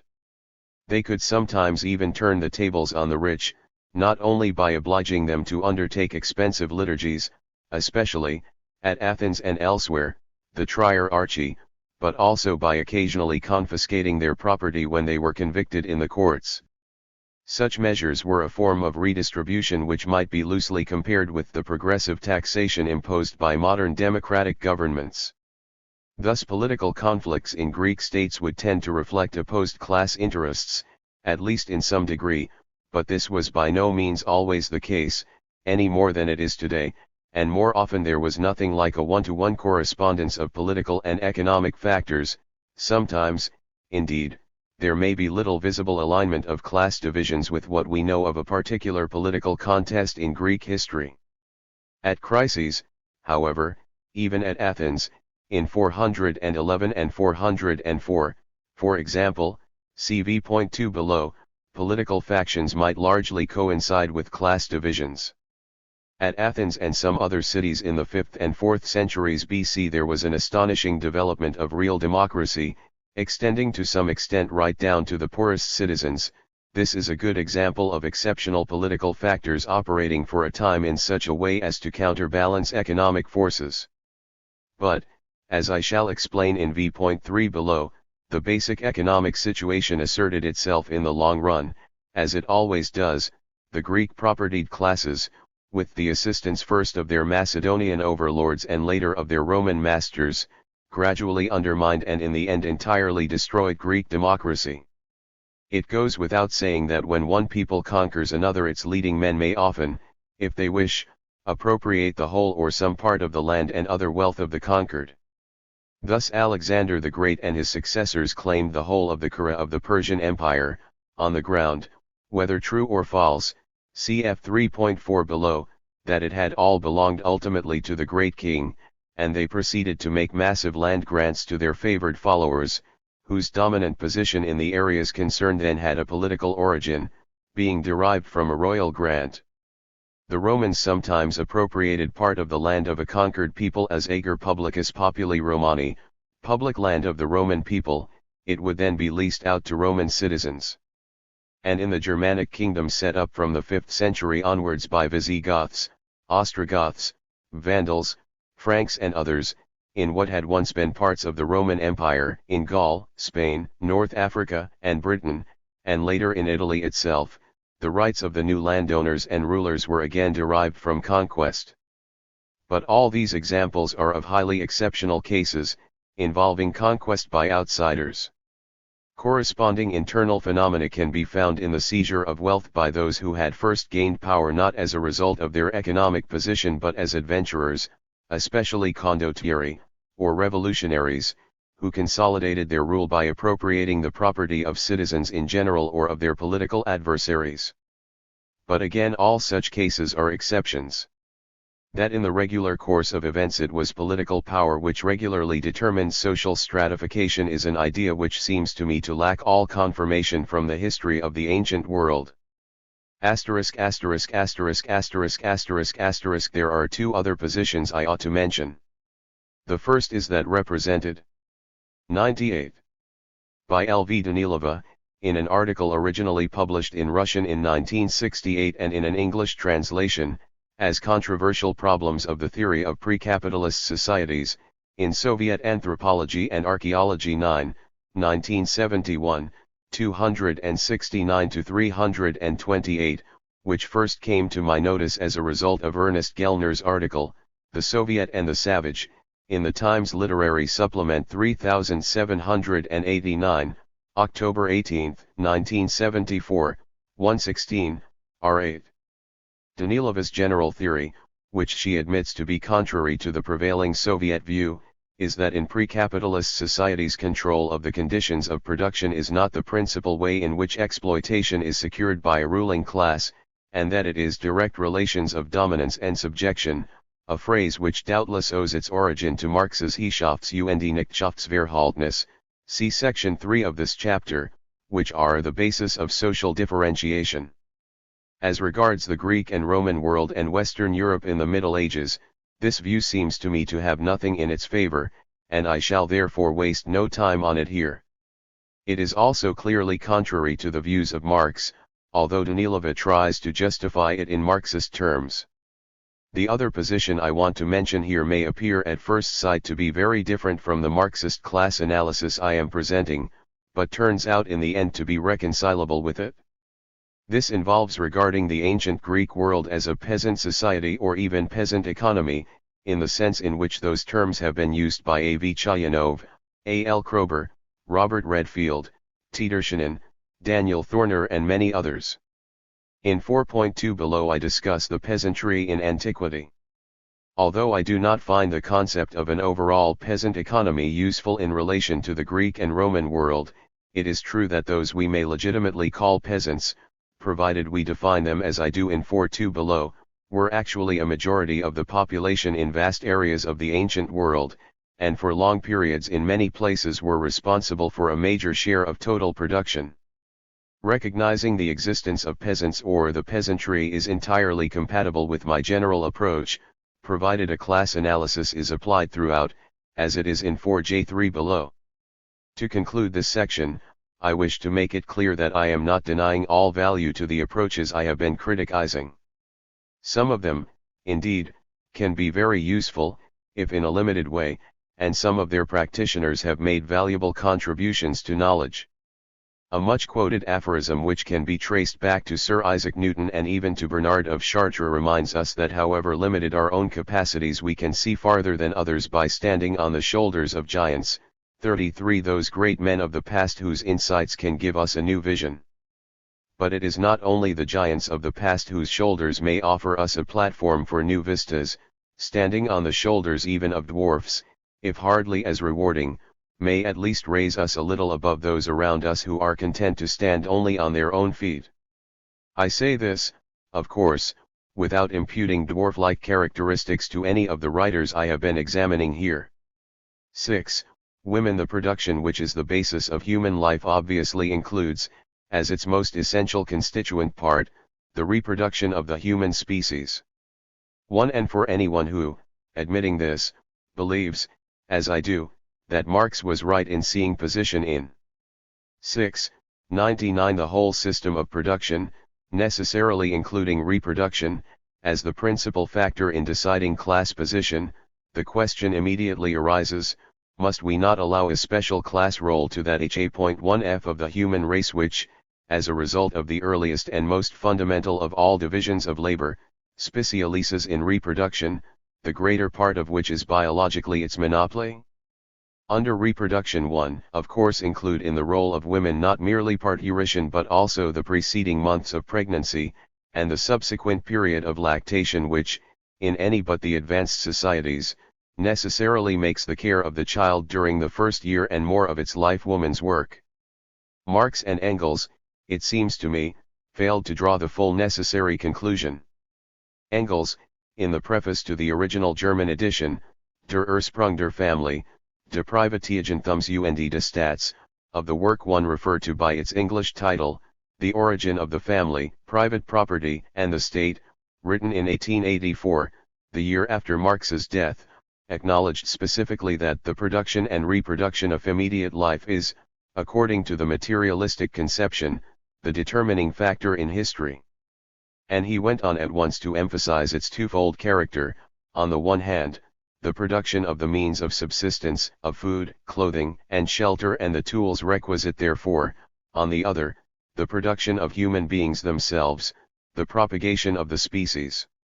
Marx and Engels, who were always talking about the division of labor in production, did speak casually, in the German Ideology, 1845-6, of procreation as involving the first division of labor, but for them, the division of labor was originally nothing but the division of labor in the sexual act im Geschlechtsakt, MECWV.44, my italics, and this seems to me to miss the main point, as indeed Engels appears later to have realized, for when, 2/3 of the way through the second chapter of The Origin of the Family, he quoted this very passage, as appearing in an old, unpublished manuscript, the work of Marx and myself in 1846, he changed the wording slightly, to the first division of labor is that between man and woman for the production of children zur Kindersjugend, and he added, the first class antagonism Klassengegensätze which appears in history coincides with the development of the antagonism between man and woman in monogamous marriage, and the first class oppression Klassenunterdrückung, with that of the female sex by the male, my italics, MESW 494-5. And in the same early work from which Engels quoted, Marx and Engels said that the nucleus, the first form, of property lies in the family, where wife and children are the slaves of the husband. This latent slavery in the family, though still very crude, is the first form of property, but even at this early stage it corresponds perfectly to the definition of modern economists who call it the power of disposing of the labor power of others, MECWV.46. Yet Marx and Engels seem hardly to have realized what far-reaching consequences ought to have been drawn from this particular specialization of role, within their own system of ideas above all. Engels' Origin of the Family deals with the subject, to my mind, very inadequately. It is perhaps a pity that this work of Engels has had such great influence on Marxist thought. Although a brilliant and very humane study, it is too dependent on limited and second-hand information in both anthropology and ancient history, and its general picture is far too unilinear. I propose to take perfectly seriously the characterization of the role of women, or anyway married women. I leave these alternatives open, as a class, which is implied in the Genon. 100. Ideology, and for a brief moment, in the passage I have quoted, becomes explicit in the second chapter of The Origin of the Family. Now the effective property rights of women have often been restricted in practice. Sometimes this has applied to all the women of a given society, sometimes particularly to the married women, whose property rights have often been more limited, or even more limited, than those of the rest of their sex, as for example in modern England until the Married Women's Property Acts of 1882 and after began to effect a change. A few years ago the fact suddenly dawned upon me that Athenian women in the 5th and 4th centuries b.c. apart perhaps from a handful of expensive prostitutes, like Neaera and her circle, P.S. Demlix, and Theodote, Zen, M.E.M. IILXI, ESP. 4, who of course were not citizens, were quite remarkably devoid of effective property rights and were apparently worse off in this respect than women in many, perhaps most, other Greek cities of the period, Sparta in particular, or for that matter in Hellenistic and Roman Athens, see my OPRAW. A suggestion I then made that the question of property rights of Greek women was worth investigating on a much larger scale has already been taken up, in a Harvard thesis and a book by David Shaw P.S., 1a, and I hope there will be further studies. There are all too many interesting questions in this field which I myself certainly cannot answer, and I doubt if anyone can, at least, if the evidence is available, until much more research has been done. Meanwhile, this is the thesis I propose. In many societies, either women in general, or married women, who may be regarded in principle as monopolizing the reproductive function, to have rights, including above all property rights, markedly inferior to those of men, and they have these inferior rights as a direct result of their reproductive function, which gives them a special role in the productive process and makes men desire to dominate and possess them and their offspring. In such societies it is surely necessary, on the premises I have accepted, to see the women, or the wives, as the case may be, as a distinct economic class, in the technical Marxist sense. They are exploited, by being kept in a position of legal and economic inferiority, so dependent upon men, their husbands in the first place, with their male kin, so to speak, in reserve, that they have no choice but to perform the tasks allotted to them, the compulsory character of which is not in principle lessened by the fact that they may often find real personal satisfaction in performing them.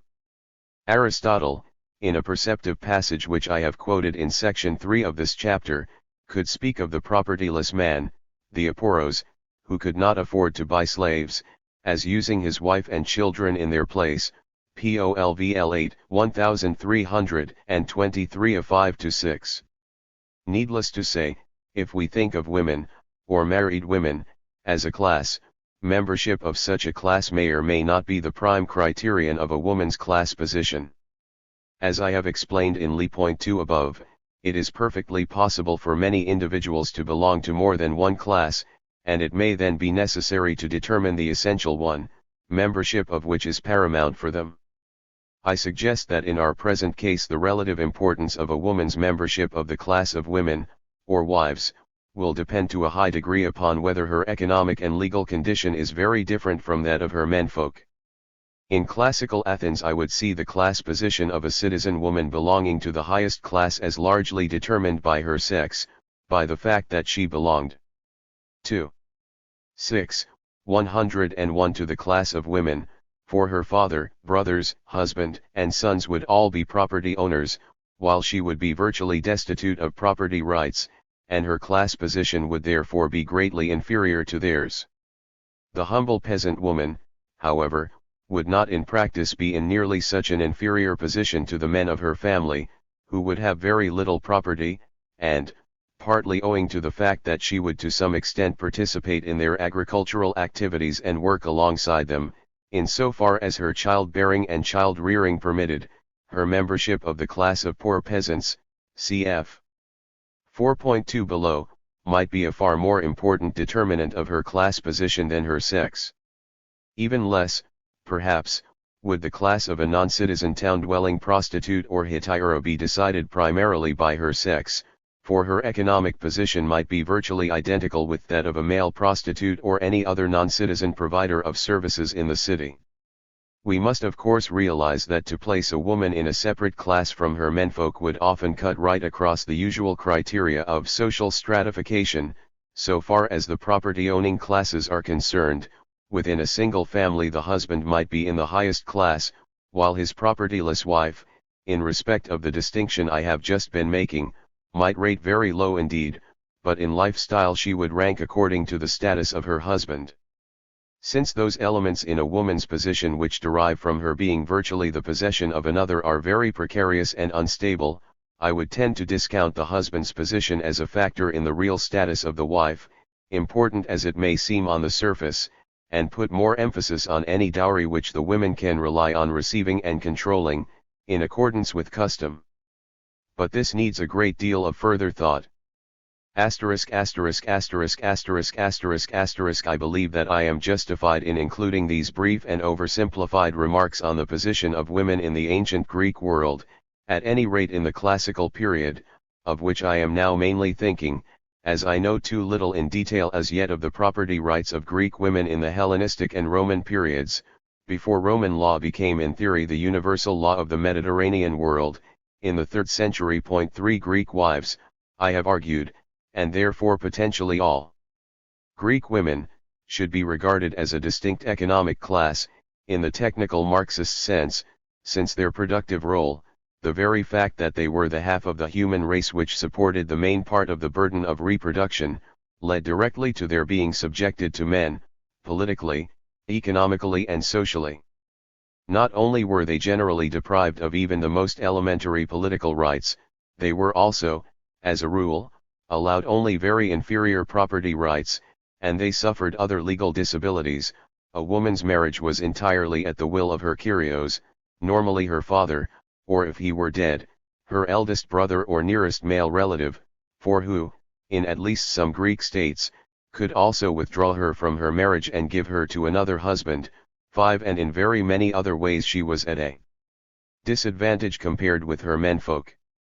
An Athenian woman could not inherit in her own right, from her father at least, if he died without leaving a natural or adopted son. She as Epicurus was expected to marry the nearest male relative, who would divorce any wife he might have already, and the property would pass to their male children, thus remaining in the family. 6. Many, perhaps most, other Greek states seem to have 102. Had customs that were similar in at least some degree. Marriage was every Greek woman's normal lot, so that it was as wife and mother that she lived above all. The only group of women who were in a completely different category were prostitutes, often slaves or freed women, and virtually never of citizen status, the very ones who removed themselves from the class of women as far as possible by minimizing their reproductive function. In classical Athens at least they may have had in practice a greater control of property than citizen women, and the same may have been true of other states. I would suggest that where, as at Athens, women are largely deprived of property rights, one good result may follow. If property is fairly widely distributed in the first place, and if, as in all or nearly all Greek states, marriage is patrilocal, so that the girl leaves her father's clan and family and, taking with her whatever she possesses either as dowry or in her own right, goes to join her husband's family, then to keep women propertyless may well help to prevent property from accumulating rapidly in the hands of the richer families. If women can inherit property in their own right they will, in a society where marriage is patrilocal and inheritance patrilineal, remove it from their father's family into their husband's, and of course a father who has, in default of sons, an heiress daughter will naturally, if he is able to give her in marriage outside his k.n., find her the richest husband he can, for her own protection. At Sparta, the fact that daughters could inherit in their own right and that the patrauchos, the Spartan equivalent of the Athenian Epicurus, did not have to marry the next of kin must have played a major part in bringing about the concentration of property in a few hands which reduced the number of adult male Spartan citizens, the homoioi, from 8 or 9,000 to hardly more than 1,000 by the date of the Battle of Leuctra in 371 BC. See my OPW 137-8, 331-2, cf 353-5. At Athens, as I have already explained, there could be no such thing as a daughter inheriting in her own right, and the Epicurus had to marry the next of kin and thus keep the property in the family. This would help to preserve family property, and would work against automatic accumulation by the already rich through the processes of marriage and inheritance, and the resulting greater equality of property among citizen families is likely to have been one of the factors making for the exceptional strength and stability of the Athenian democracy. The whole situation is to me a good illustration of the validity of Marx's class analysis, in that it is the woman's place in production which was directly responsible for her special status, and in particular created a tendency, observable in many other societies, for her to be denied those property rights which were available to men, and indeed to become herself an object of property rights on the man's part, so that both she and her children could be secured as possessions by her husband. However, woman's inferior social, economic, legal and political position, although a probable and very frequent consequence of her position in the productive process, is not of course a necessary consequence. Even in some modern capitalist societies, in England, for example, since 1975, her rights are the same, or nearly the same, as those of her brothers, although she is still likely to find it more difficult to exercise many of them. And in some early societies, especially perhaps those depending on a light form of agriculture which is particularly well suited to 2. 6.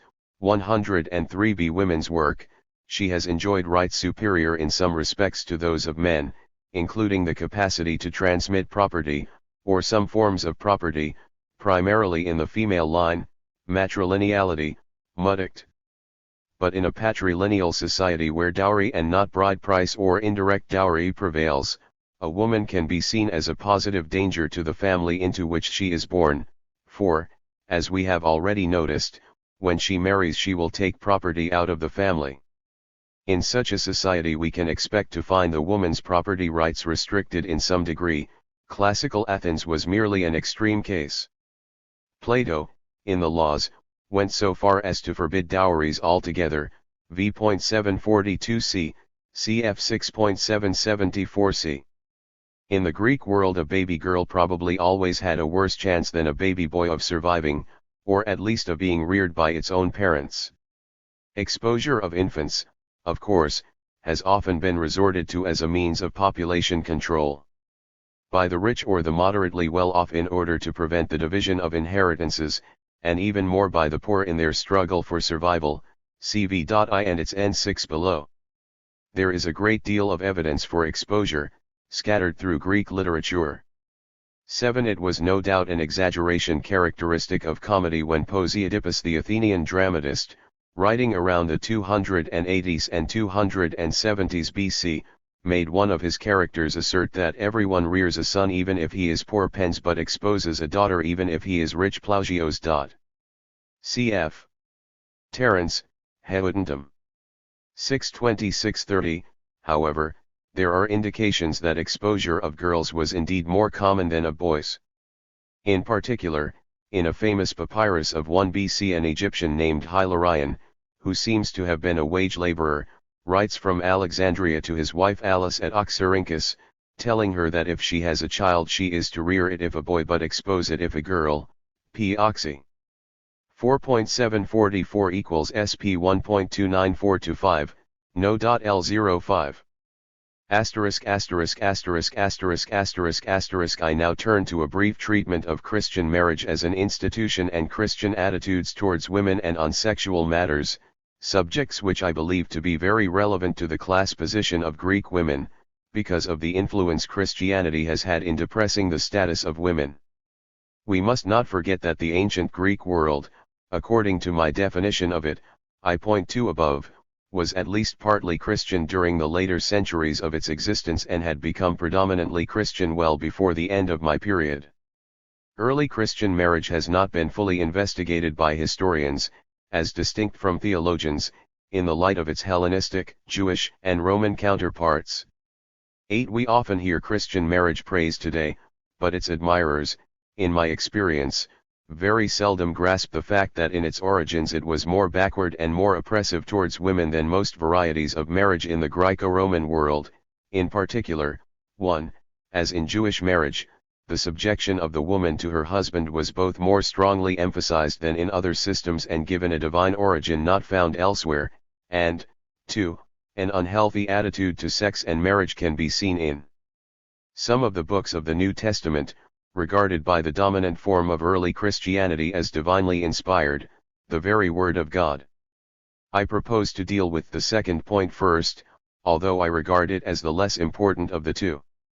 Christianity did not have the healthy acceptance of sex and marriage which was in the main a feature of Judaism 9 but treated marriage 104 as a second best to virginity. Since this attitude is too often discussed as if it were characteristic of St. Paul only, I will begin with the passage in the Apocalypse in which the 144,000, all male Israelites, who are called the first fruits unto God and to the Lamb and who are represented as sealed on their foreheads with the divine name, are described as they which were not defiled malinthasin with women, for they are virgins, Rev. 14:1-5, especially 4, with 7.2-8. However, it is true that the most powerful influence exerted upon early Christianity towards disparaging sex and even marriage was the 7th chapter of St. Paul's first epistle to the Corinthians, ICOR 7:1-9, 27-9, 32-4, 39-40, ESP 2, 9.10 to say that marriage, for St. Paul, was a necessary evil would be to go a little too far, but we must begin by recognizing that for him the married state was clearly inferior to virginity. It is an indisputable fact that the only purpose of marriage specifically mentioned by Paul is the avoidance of fornication, because of acts of fornication, ICOR 7.2, 11, and it is only if the unmarried and widows cannot be continent that they are to marry, for it is better to marry than to burn with sexual desire, verse 9. Indeed, Paul suffered from an aversion to sex as such. He opens his disquisition on sex and marriage in ICOR 7 with the emphatic generalization, "It is good for a man not to touch a woman," verse 1. If this is, as some have maintained, a quotation from a Corinthian letter to him, written perhaps from an exaggeratedly ascetic standpoint, and if Paul is answering, in effect, with a yes, but, let us at least be clear that he is saying yes. And a little later he says, "It is good for the unmarried and widows to abide even as I," verse 8. Paul was very complacent about his own continence. He could actually say, "I would that all," and by pantas anthropos he almost certainly means all men and women were even as I myself, verse 7. Apologies have often been made for Paul on the ground that he was thinking in eschatological terms, in daily expectation of the second coming, but I cannot myself see that this excuses him in any way. We have even been presented recently with the concept of the eschatological woman, 12, but of this theological fantasy the less said the better. I come now to the most important aspect of the attitude of the early Christians to women and marriage, their belief which, as we shall see, was firmly rooted in the Old Testament, that wives must be subject to their husbands and obey them. In most of the passages I shall be quoting it is wives specifically who are addressed, rather than women in general, but of course in the ancient Greek world virtually all girls could be expected to marry. The maiden aunt and even the spinster are phenomena unknown to antiquity. Aristophanes, Lysistrata 591-7 provides the exception that proves the rule. I think I should add that when in ICOR 7.25 St. Paul says he has no commandment from the Lord concerning virgins, we must not be tempted to say that virgins are fortunate indeed, for I am among those who believe that the passage may have a much more limited application than may appear at first sight. 13. I cannot of course set out all the relevant evidence here and will merely concentrate on the most important passages. In ICOR 11.3 and Fs. V.22-4 a striking parallel is drawn between the relation of the husband to the wife and that of God to Christ and of Christ to man, ICOR 11.3, or to the Church, Fs. V.23, upon which is based the command to the wife not merely to reverence her husband. The word used in Fs. V.33 is phobida, literally, let her go in dread, but to be subject to him in 2. 6, 105 the most complete sense, the word hypotasis 14 which is used of this relationship in Ephesians, v.22,24, Colossians, 111.18, Titus, 11.5, and I Peter, 3.l, is the word also used in the epistles for the subjection of slaves to their masters, title 11.9, I Pet 2.18, of ordinary people to state power, Rom 13.1, Tit. 3.1, of Christians to God the Father, Hebrew 12.9, James the 4th 7, cf. ICOR 15.27-8, and of the Church to Christ, Fs. V.24, where the relationship Church, Christ equals wives, husbands is explicit, cf 23. In I Timothy 2:11 the woman is to learn in silence, in all subjection, empasii hypotagii. The forceful metaphor employed both in ICOR 11.3 and in Fs. V.23 is that of the head, kephal in Greek. the head of every man is Christ, and the head of the woman is the man, and the head of Christ is God, ICOR 11.3. Wives, submit yourselves unto your own husbands, as unto the Lord. For the husband is the head of the wife, even as Christ is the head of the church, and he is the Savior of the body. But as the church is subject unto Christ, so let wives be to their own husbands in everything, Fs. v.22-4. At this point, unfortunately, I am obliged to turn aside in order to deal with a highly technical question concerning the metaphor of the head, kephel, to which I have just referred, since desperate attempts have recently been made by theologians to play down the notion of authority which it certainly conveys. And this will also raise, for some people, the problem of the genuineness of the various Pauline epistles. I will deal briefly with the latter point first. There can be no doubt that St. Paul regarded his own rulings on the subjects of women, sex, and marriage as directly inspired by God, even when he knew of no tradition of a statement by Jesus on a particular point. This places in an exceedingly difficult position those Christians who are reluctant to reject authoritative statements in their sacred books entirely but are nevertheless sufficiently responsive to modern humanist, not only feminist, criticism to find some of the Pauline statements intolerable as they stand. Those statements, it is felt, cannot mean what they say, although for centuries they have been accepted by virtually all Christian churches as divinely inspired. In their literal and natural sense, they must now be given a very different interpretation. I know of no historian who would be prepared to countenance such exegesis, but it does seem to have an appeal to some theologians, as we shall see.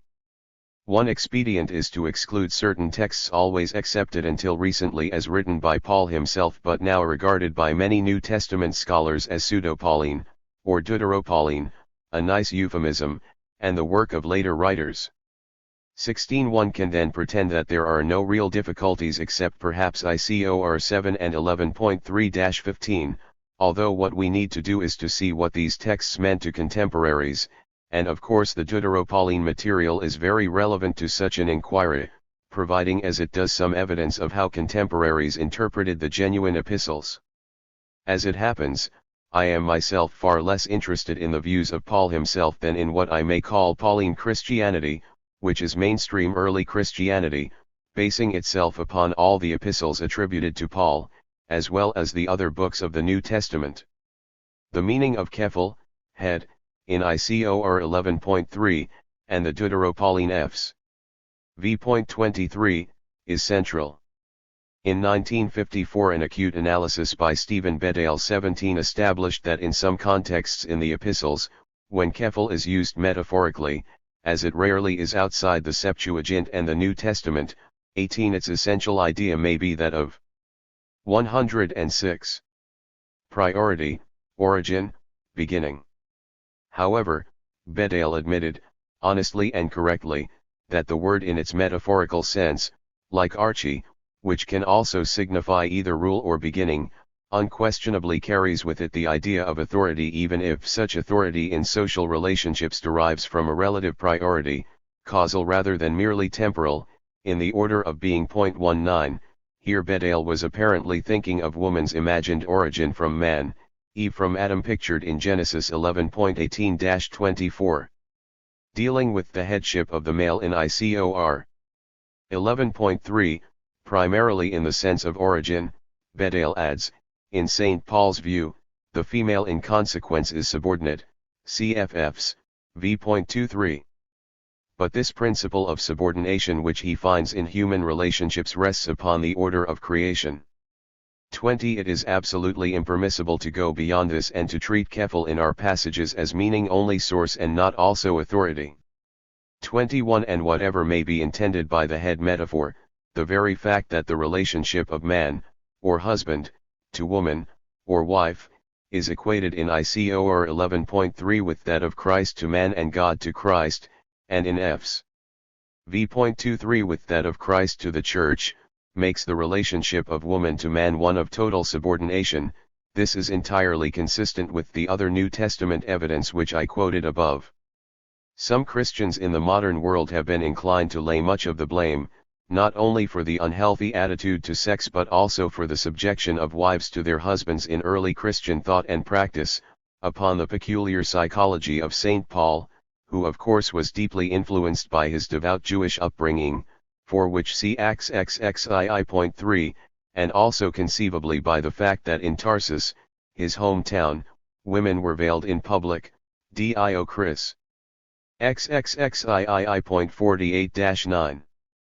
I must make it clear, therefore, that in reality the subjection of the wife to the husband was part of Christianity's inheritance from Judaism, necessarily including, as we shall see, a thoroughgoing conception of the dominance of the husband, which Christianity actually intensified. This is a very important question which requires emphasis. In these days, when most Christians venerate the Old Testament far less than did the early church, and the opening chapters of Genesis are taken literally and seriously by none but the most ignorant and bigoted fundamentalist, we may need to make a conscious effort to remember three features of the account of the creation of man and woman, and of the fall and its consequences, in Genesis 2:3, which more enlightened Christians often prefer to forget. 1. First, and most important in its practical influence upon Christian marriage, is the fact that in General 111.16 God himself is made to proclaim the authority or lordship of the husband over the wife. No such religious sanction for male dominance existed in Greek or Roman paganism. 22. A passage in Josephus is explicit about the inferiority of the wife to the husband in all respects, according to the Jewish law. Let her therefore be submissive hypakeito, not for her humiliation but so that she may be controlled archetai, for God gave power to kratos j to the husband, see Apian. 11.201. Interpolation has been suspected, but in any event this passage is an adequate description of the position of the first-century Jewish wife, c.e.g. Baron, SRH 11.2.236. Philo uses even stronger language than Josephus. In Hypoth 7.3 he says that in Jewish law, with a view to their rendering obedience in all respects, wives must be slaves to their husbands. The actual word doleyin is used. I think I should take this opportunity just to mention a particularly nasty passage in Philo, justifying the Essenes for refraining from marriage on the 2. 6.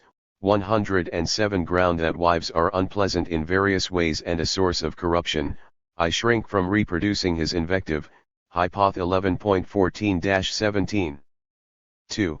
Secondly, there is the extraordinary fact that in General 11.21-4 the woman is not brought into existence independently and at the same time as the man, like all the rest of creation, including, apparently, female animals, but was made after man and from one of his ribs. This of course reverses the actual order of things.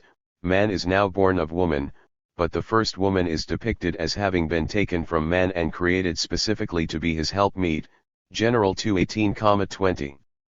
As St. Paul put it, for the man is not of the woman, but the woman of the man, for neither was the man created for the woman, but the woman for the man, ICOR 11.8-9, cf. MK 11.27 for a very similar use of the Greek preposition dia. This particular myth in Genesis has long been a powerful buttress of male superiority. There is, of course, every reason to think that Jesus himself and all his followers, including Paul, accepted the myth in its literal sense, as if it represented historical fact. We are not dealing with a mere Pauline aberration.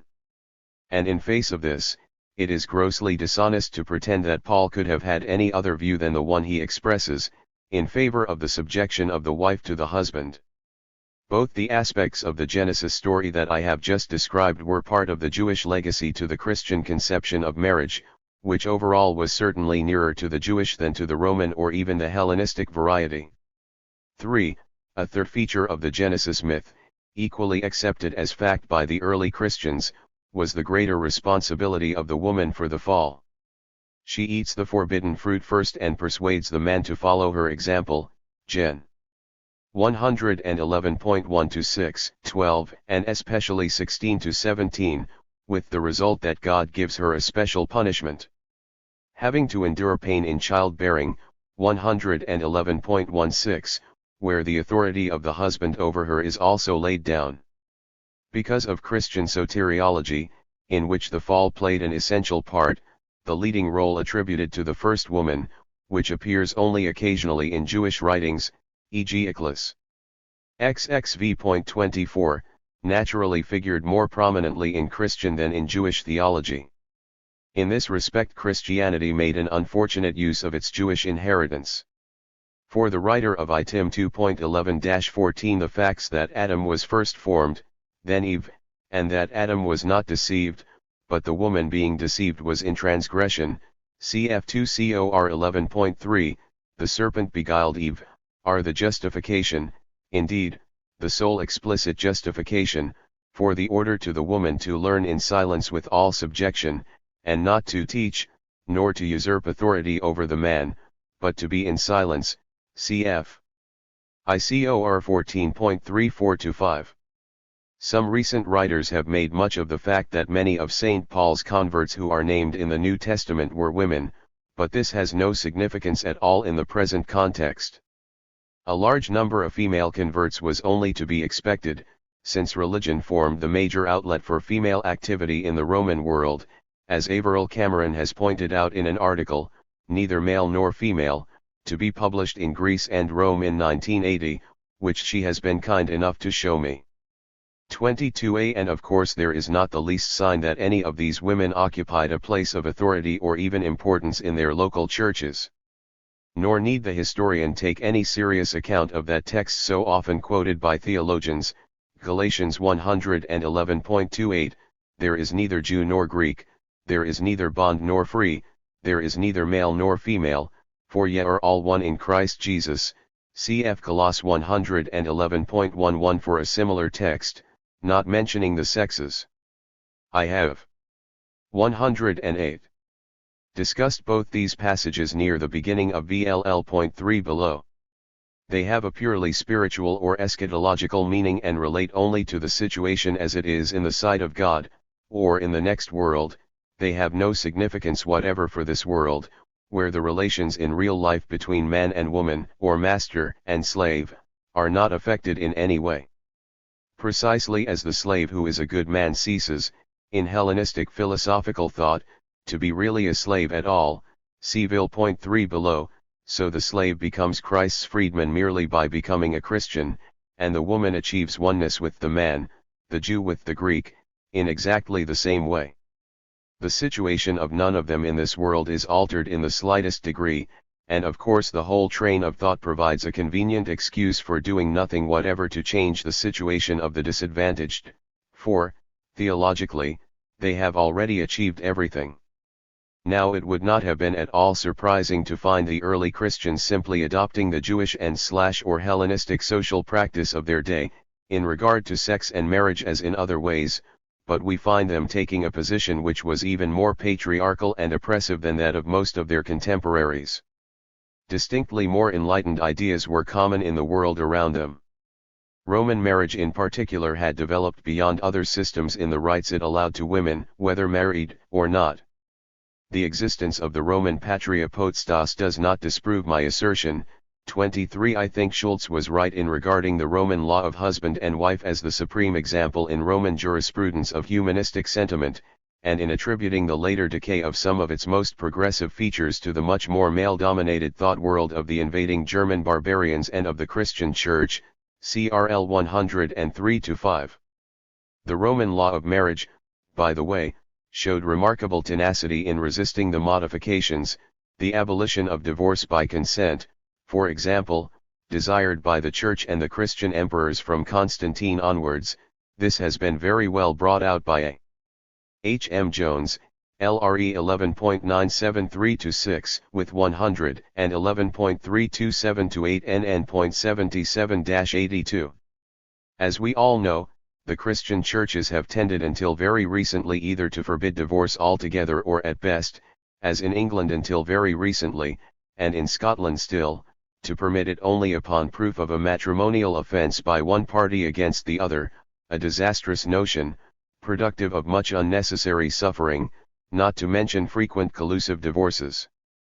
Apprehensive and irrational ideas about the regularly occurring uncleanness of woman during her reproductive years might have been expected to have some effect on early Christianity, since such ideas were not uncommon in the pagan Greek and Roman world, see 4.310 below, and were particularly strong in Judaism. In Leviticus 15, representing in its present form one of the latest strands of the Torah, however ancient its origins, great stress is laid upon the pollution incurred by contact with a menstruating woman or even anything she has touched, Leviticus 15:19-33, cf. Sci. XXX.22. Intercourse with such a woman is a capital crime for both parties, Leviticus XX.18.24. Many people who fail to understand the strength of feeling often associated with beliefs about ritual pollution may be astonished when they read one of the finest passages in the Old Testament, in which Ezekiel gives what I have called elsewhere an explicit and emotional repudiation of the whole idea of joint family responsibility for crime, so firmly embedded in the older strata of the Hebrew Scriptures, 25. And 2. 6. 109 discover that coming near to a menstruous woman is placed in the same category as idolatry, adultery, the oppression of the poor, the taking of usury and so forth, as a serious crime justifying punishment, Ezek 18:1 ff, especially 6. The Mosaic legislation on the subject of uncleanness was taken very seriously indeed by the rabbis. To go no further than the Mishnah, one whole tractate, Nida, occupying some 13 pages, 745-57, in the Standard English translation by Herbert Danby, 1933, is devoted entirely to menstruation and the pollution it entails, and the subject is noticed in numerous passages in other tractates. There are some nice rulings, e.g. on how large a blood stain which a woman finds on herself may be set down to a louse. The answer is of the size of a split bean, Nid.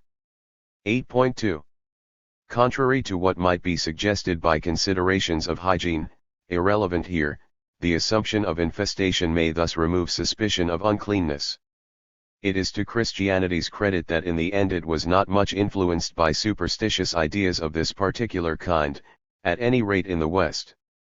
In some of the Greek-speaking communities, however, there remained a deep-seated feeling that woman's regular uncleanness made it wrong for her, while so afflicted, to take communion and even perhaps to enter a church.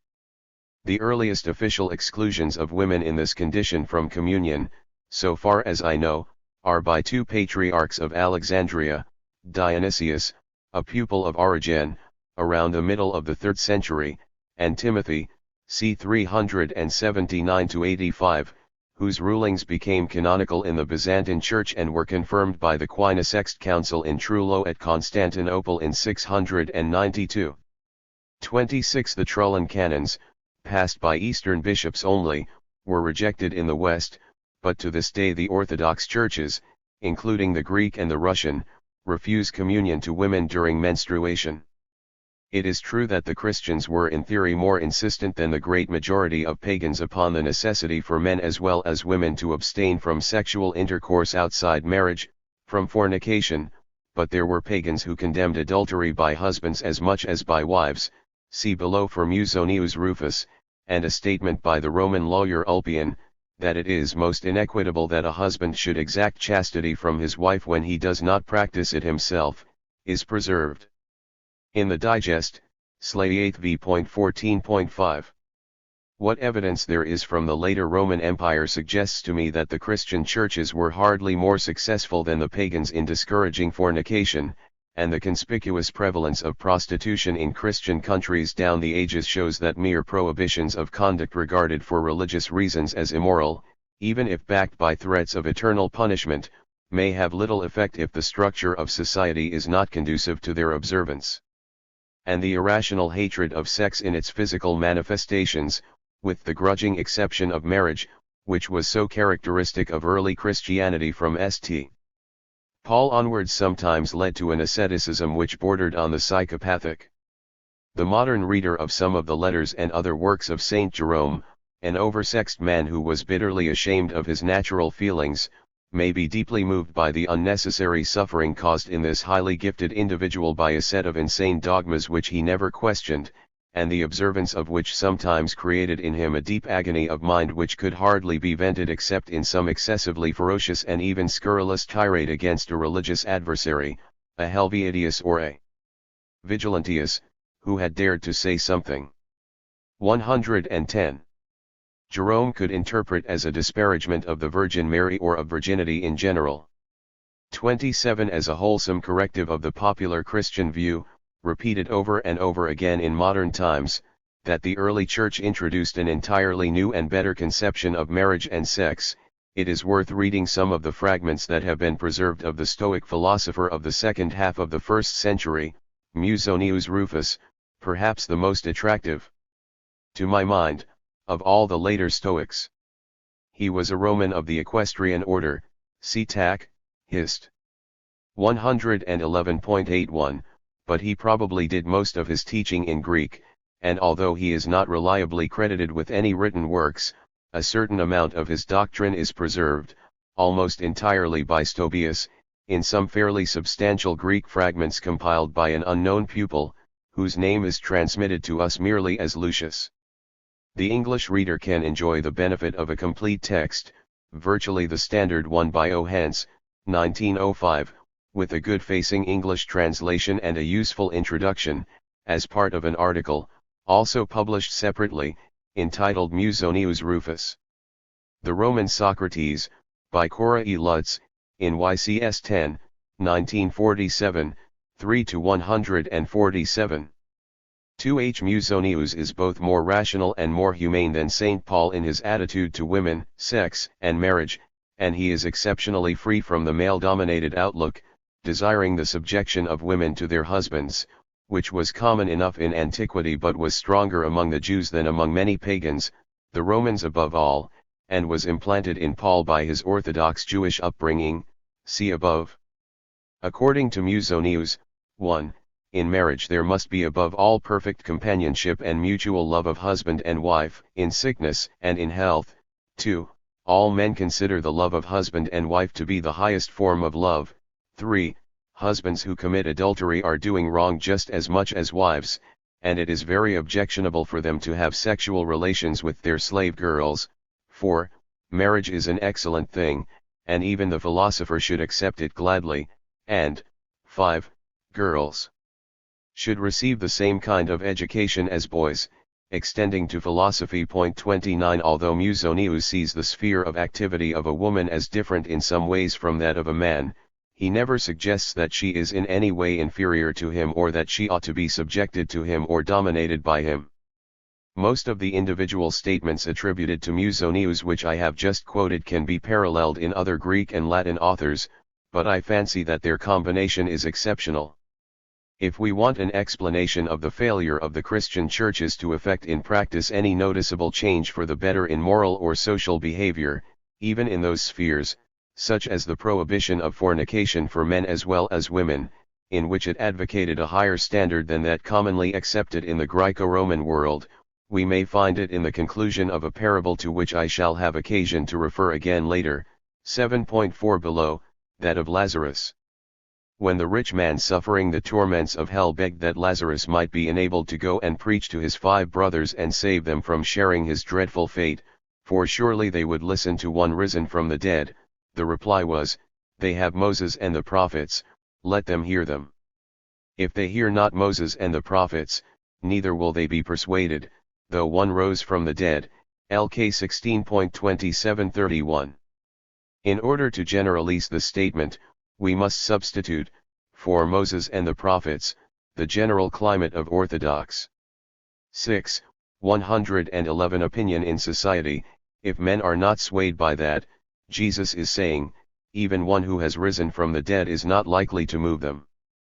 Hence we should not expect Christian preaching itself to make much difference to men's behavior, as distinct from their purely spiritual life, nor did it. I need hardly add that very much more can be done than in most modern societies to reduce the male dominance which has been characteristic of the great majority of civilized societies. subjecting a high proportion of women to the exploitation and oppression which are, as we have seen, non-null consequences of class conflict. Of course, the brainwashing process we all go through in childhood has played a powerful role here. A particular stereotype has commonly been foisted upon females from infancy onwards, and naturally the vast majority have largely accepted it, as if it were an inevitable biological necessity rather than a social construction which could be changed. 30 I trust that this section will serve to exculpate me from any crime I may have committed in the eyes of feminists by sometimes speaking of the slave, serf, peasant etc. as a he rather than a he/she, or s/he. 3. Property and the propertied, I. The conditions of production, land and unfree labor in the ancient world. The principal means of production, in the sense in which I am using that term, were land and unfree labor. The latter expression should really include, in addition to chattel slavery and serfdom and debt bondage, to be discussed in section 4 of this chapter, all kinds of compulsory labor services exacted from the exploited classes by local city governments or a royal or Roman imperial administration, but I find it more convenient to discuss these labor services performed for governmental authorities, forms of indirect collective exploitation, as I am calling them, see 4.I below, in the next chapter, which deals principally with the peasantry. The ownership of land and the power to exact unfree labor, largely united in the hands of the same class, together constitute, therefore, the main keys to the class structure of the ancient Greek communities. Free wage labor, which plays the essential part in capitalist production, was relatively unimportant in antiquity, see section 6 of this chapter. In a sense, as Marx insisted, the hired laborer is not fully free, as he has virtually no alternative to selling his labor power for wages.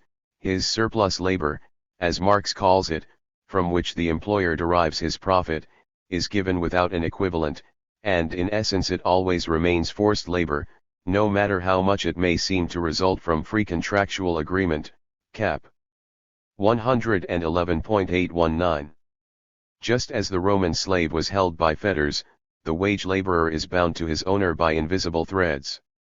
The appearance of independence is kept up by means of a constant change of employers, and by the fictio juris of a contract, cap. 1.574.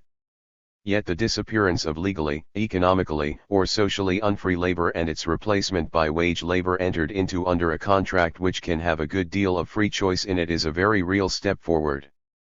It is one of the civilizing aspects of capital that it enforces surplus labor in a manner and under conditions which are more advantageous to the development of the productive forces, social relations, and the creation of the elements for a new and higher form than under the preceding forms of slavery, serfdom etc., cap.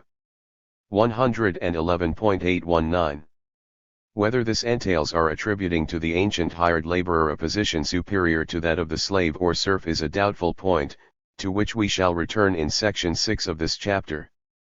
In a brilliant passage in Wages, Price, and Profit, ch. 9, reappearing in a slightly different form in Capital 1.539-40, Marx draws attention to the most obvious difference in the exploitation of the slave, the serf, and the wage laborer. The slave's labor has the appearance of being totally unpaid. He works all the rime for his master and receives in return only enough to allow him to live, and perhaps to 113 reproduce himself. Since no bargain is struck between him and his master, and no acts of selling and buying are going on between the two parties, all his labor seems to be given away for nothing. With the serf liable to labor rent, or the peasant subjected to the corvée, who works for so many days on the field which is regarded as his own possession, and for so many days on his lord's field, the reality emerges clearly.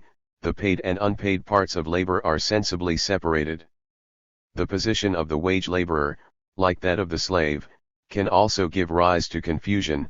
All the labor given by the hired worker has the appearance of being paid, even that surplus labor, as Marx called it, out of which comes the employer's profit, the surplus value yielded up by the worker. The nature of the whole transaction is completely masked by the intervention of a contract and the pay received at the end of the week. The gratuitous labor appears to be voluntarily given in the one instance, and to be compulsory in the other, the case of the slave or serf. That makes all the difference. I will add only that the intervention of a contract similarly masks the exploitation by a landlord of a leasehold tenant who is not tied to his plot but is free to leave it and go elsewhere, to negotiate a lease on better terms with another landlord, if he can, or to take service as a wage laborer. Wages, price, and profit 9 equals MESW 210-12. How were the propertied classes of the Greek and Roman world to obtain their surplus? Letting land, and houses, to free tenants was always practiced in some degree, but, as I have shown in IL.3 above, it would naturally yield a lower rate of exploitation than working the land directly, with unfree labor, wage labor, or a combination of the two. Now wage labor was, as I have said already, and will demonstrate in detail in section 6 of this chapter, of little account in antiquity, in particular because it was generally unskilled and not plentifully available. Therefore, there was simply no way in which the propertied classes of the Greek world could obtain a substantial surplus directly except through unfree labor, a most powerful argument for the role played by such labor in the economy of all the Greek states, which is too often neglected.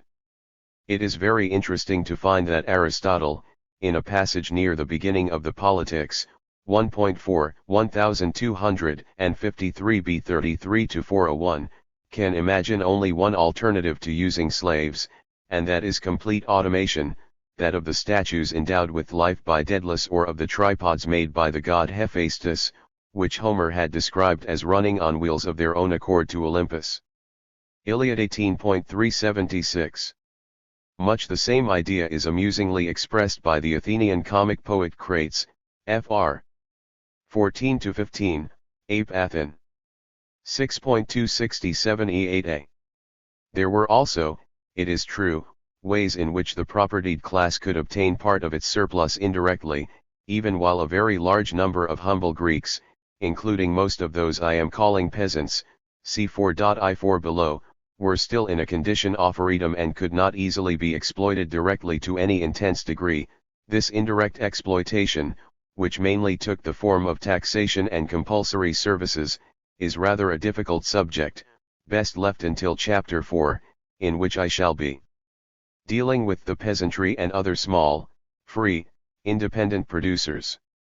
When, in the later Roman Empire, there was apparently a considerable increase in the exploitation of the small free producers, the use of slave labor in the strict sense was in principle less necessary, but the Greek and Roman world always remained what we may loosely call a slave society, with unfree labor continuing to be a main source of exploitation, and when it became necessary for the screw to be tightened upon.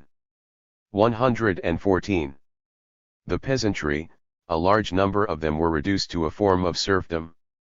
Contrary to what is sometimes said, a great deal of slave labor was employed in agriculture, which was by far the most important sector of the ancient economy, see sections 3 and 4 of this chapter and appendix 2 below. In the Greek and Roman world wealth was never measured by general income in money, nor were taxes ever levied upon money income. When wealth was quantified it was as capital, and when direct taxes were levied they were either a proportion of a crop, a tenth or whatever, always collected by tax farmers, telinae, publicani, or they took the form of a capital levy, as in the case of the Athenian esphora and the tributum paid by citizens in the early Roman Republic. Very occasionally we hear of a political qualification being assessed in terms of agricultural produce, again in kind, the Athenian pentakagiometimnoi, though not, in my opinion, the other Solonian teli, one were so assessed. Only in Egypt, under the Roman Principate, is there any evidence of income expressed in money being given official recognition as a qualification for the performance of liturgies, public duties, and it is significant that in this case the income was purely from landed property. To a recent theory that the 4 Solonian tela at Athens were later based on money incomes is an impossible one, as I have already demonstrated elsewhere. 3. A conclusive argument against any assessment in terms of money income is provided by the extremely primitive nature of ancient accounting, which was incapable of distinguishing properly between what is nowadays kept apart as capital and income, let alone enabling a merchant or even a landowner to arrive at a concept of net profit, without which the taxation of money income is unthinkable. There seems to have been no really efficient method of accounting, by double or even single entry, before the 13th century. I have discussed Greek and Roman accounting in detail, and have said something about the emergence of modern accounting in the Middle Ages, in my GRA = Studies in the History of Accounting, edited by A.C. Littleton and B.S. Yami 1956 14-74. 2. The propertied class, or classes.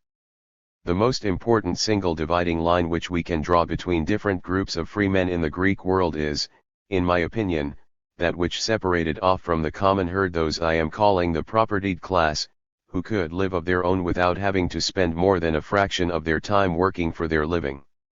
Expressions like live of their own were sometimes used in English political writings of the 17th century and later, but my impression is that they usually signified not the ability to live entirely without working at all the sense in which I am using the word, but the capacity to live an independent life, on the land or by some form of handicraft or other occupation, without entering into the employment of another by taking wage service under him, cf. Section 6 of this chapter, Adfin, and its NN.48-51.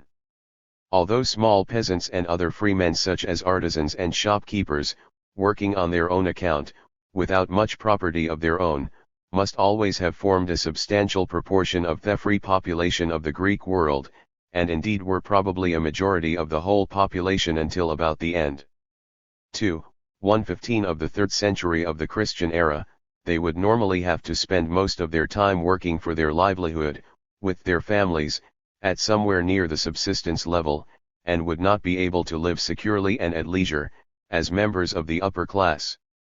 I deal very briefly with these small, free producers in 4.2 and 6 below. By and large, a comfortable, leisured existence could be secured only by the possession of property, primarily in land, see section 3 of this chapter, which alone gave the upper classes that command over the labor of others which made it possible for them to live the good life, as the Greeks saw it, a life not constrained by the inescapable necessity of working for one's living, a life which could be devoted to the pursuits considered proper for a gentleman, politics or generalship, intellectual or artistic pursuits, hunting or athletics. Socrates, 745, writing in the mid-4th century BC, characteristically brackets together horsemanship, athletics, hunting, and philosophy as the very proper avocations fostered by the Athenians in the good old days, enabling some men to develop outstanding qualities and others at least to avoid most evils. For the prestige that might be derived from athletic prowess, see my OPW 355, 1. For the present we can largely forget about the small peasant, the artisan, and their like, who formed the very backbone of many Greek states. We shall come to them in chapter 4 below. Our concern here is with the propertied, hoi euporoi, hoi tas osias ekant, and many similar expressions, who alone had the leisure, scoli, or in Latin odium, a prerequisite of what was then considered to be the good life, as I have defined it. The dividing line between such people and the more or less propertyless masses below them was created by the possession of sufficient property to make it possible for them to live with discretion an unconstrained life of leisure, or to live a leisured life liberally and temperately, scholazont eleutherios hamakai sophronos, as Aristotle put it, Pol. 7.s, 1326b 30-2. Most Greeks would have put less emphasis on the restraint which Aristotle and his like thought so important. Heracles Ponticus, a contemporary of Aristotle, declared in his treatise on pleasure that pleasure and luxury, which relieve and reinforce the mind, are the characteristics of free men. Labor, tuponion, on the other hand, is for slaves and humble men, tapinoi, whose minds accordingly become shrunken, systolontai. Point to these men, liberated from toil, are the people who produced virtually all Greek art and literature and science and philosophy, and provided a good proportion of the armies, which won remarkable victories by land over the Persian invaders at Marathon in 490 and at Plataea in 479 BC. In a very real sense, most of them were parasitic upon other men, their slaves above all. Most of them were not supporters of the democracy which ancient Greece invented and which was its great contribution to political progress, although they did supply almost all its leaders, and they provided little more than the commanders of the invincible navy organized by Athens, which kept the Greek cities of the Aegean secure against Persia. But what we know as Greek civilization expressed itself in and through them above all, and it is they who will normally occupy the center of our picture. I may add that they were a distinctly smaller class than the combined hoplites, heavy armed infantry, and cavalry, the hopla perekaminoi, who must always have included at the lowest hoplite level a certain number of men who needed to spend a certain amount of their time working for their living, generally as peasant farmers. As I hope I have made clear already, in 2.3. 116. Above, a man's position as a member of the propertied class depends in principle upon whether he needed to work in order to maintain himself. If he was not obliged to do so, then whether he actually did or did not spend time on such work himself, supervising the labor of those he exploited on his agricultural land, for instance, is irrelevant for his class position. I have spoken of the propertied class, in the singular, as if all those whose level of existence was above the minimum just mentioned formed a single class. In a sense they did, as opposed to all the rest, hoipoloi, hooklos, to plethos, but of course there were very considerable differences inside this propertied class, and it will often be necessary to think of its members as subdivided into a number of classes.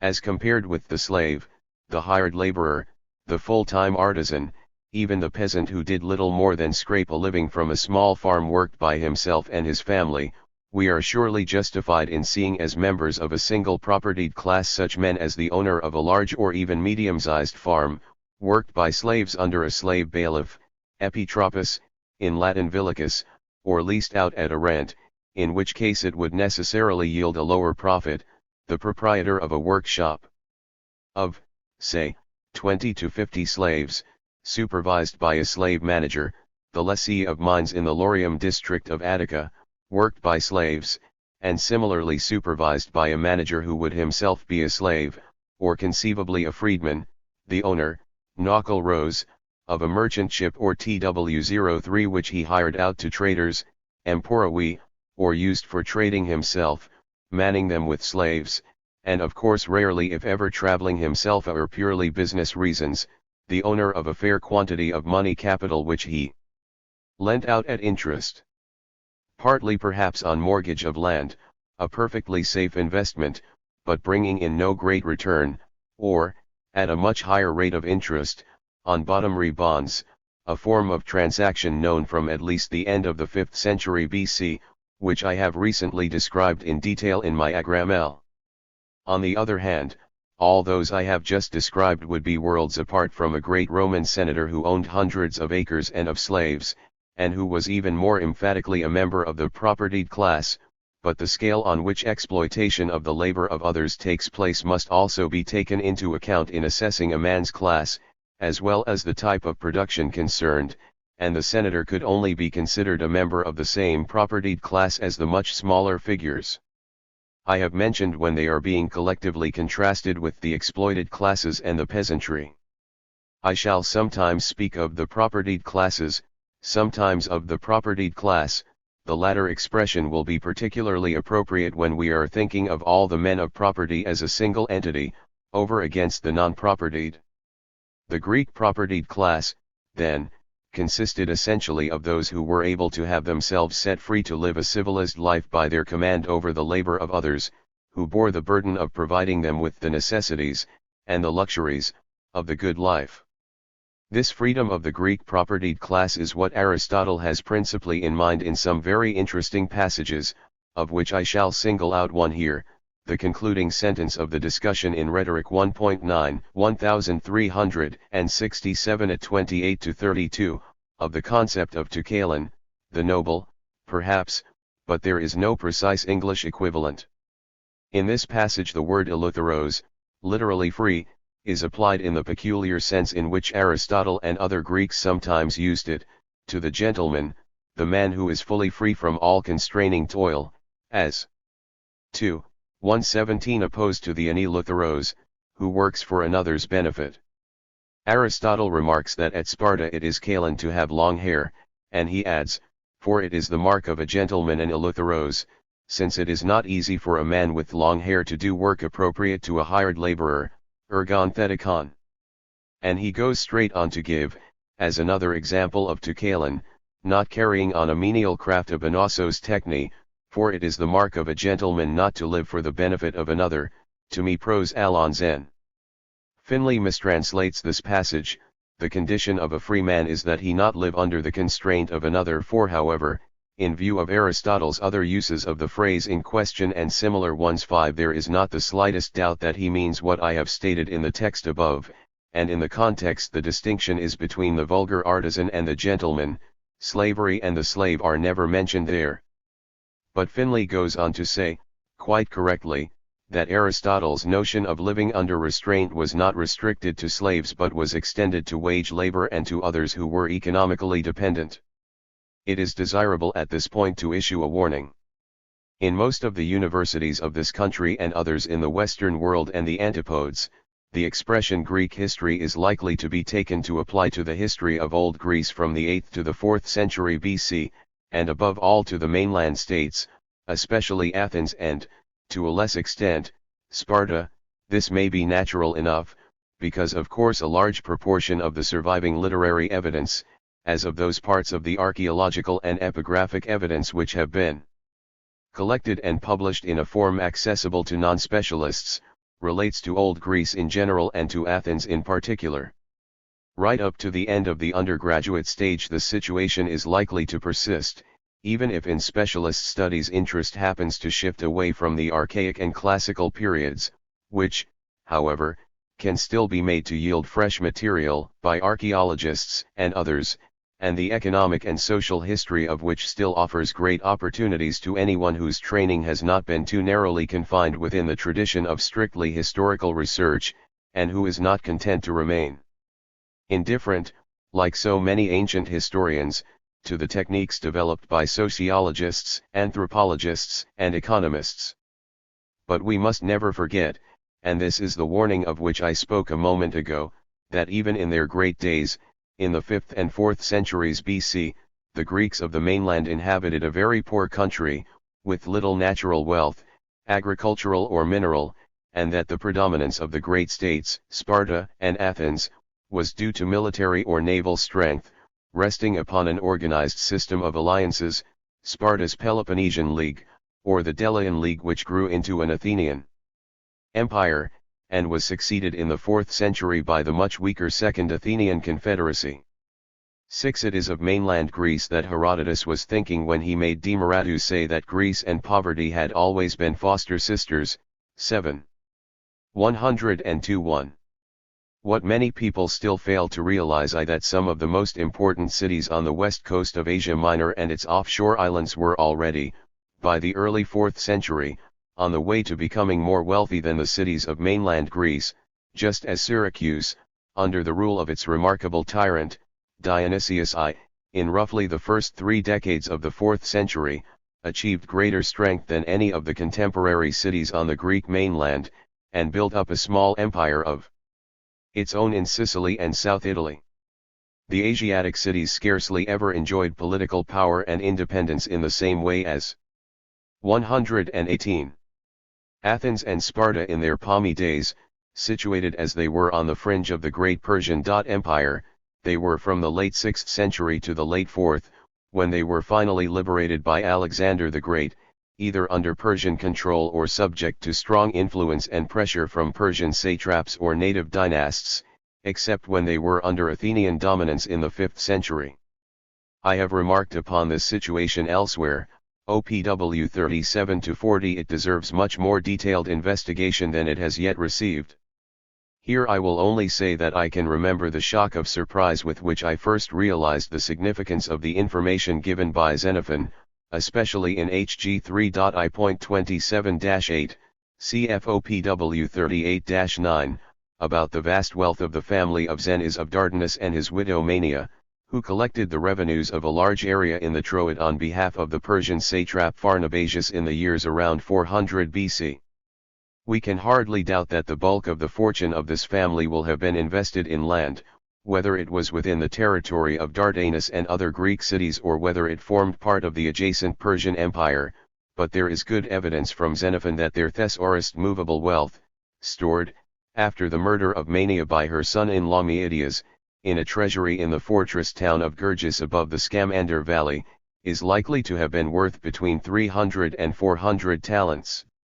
7. A far larger fortune, even without the family's landed property, likely to have been more valuable still, than any which can be confidently attributed to any inhabitant of mainland Greece before the Roman period. It is true that according to Plutarch, AGIS 9.5, CROIX 41.7, the fortune of the 3rd century Spartan king AGIS 4, which he is said to have distributed among his fellow citizens, included 600 talents of coined money, apart from a quantity of agricultural and pasture land, but this is probably a great exaggeration.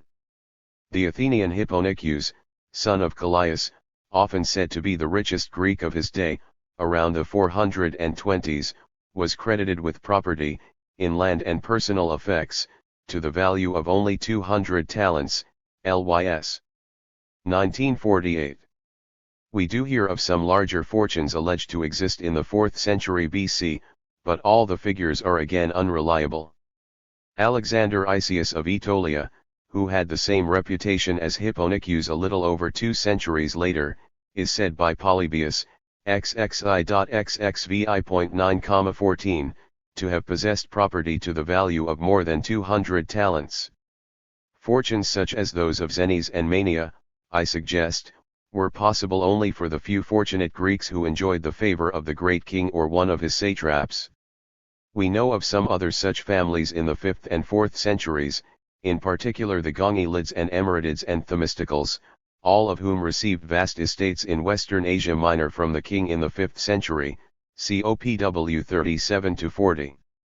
The wealth of the great king was enormous by Greek standards, and some of his satraps were many times richer than any Greek of their day. We happen to know that Arsames, a great Persian noble who was satrap of Egypt in the late 5th century BC, owned land in no fewer than 6 different areas between Susa and Egypt, including Arbela and Damascus, and in Lower and Upper Egypt too.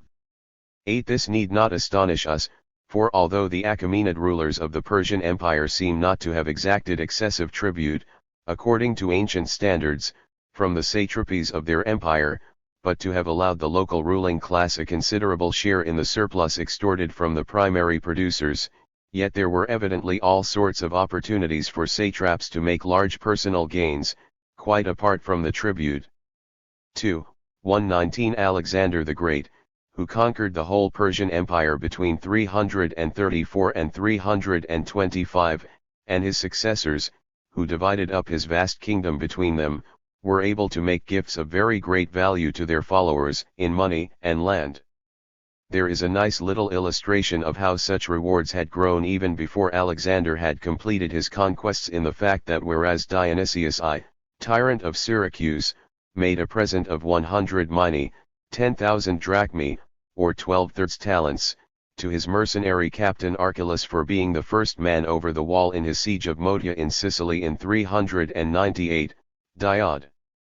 14.53.4, Alexander in 327, at the siege of the Sogdian Rock, offered to the first man who scaled the wall a reward of no less than 12 talents, ARR, Anab. 4.18.7, probably a greater sum than the whole fortune of any except a handful of Athenians in Alexander's day. The great estates handed out to some of the king's friends in Asia Minor, Syria and Egypt must have made their owners far richer than any mainland Greek had ever been.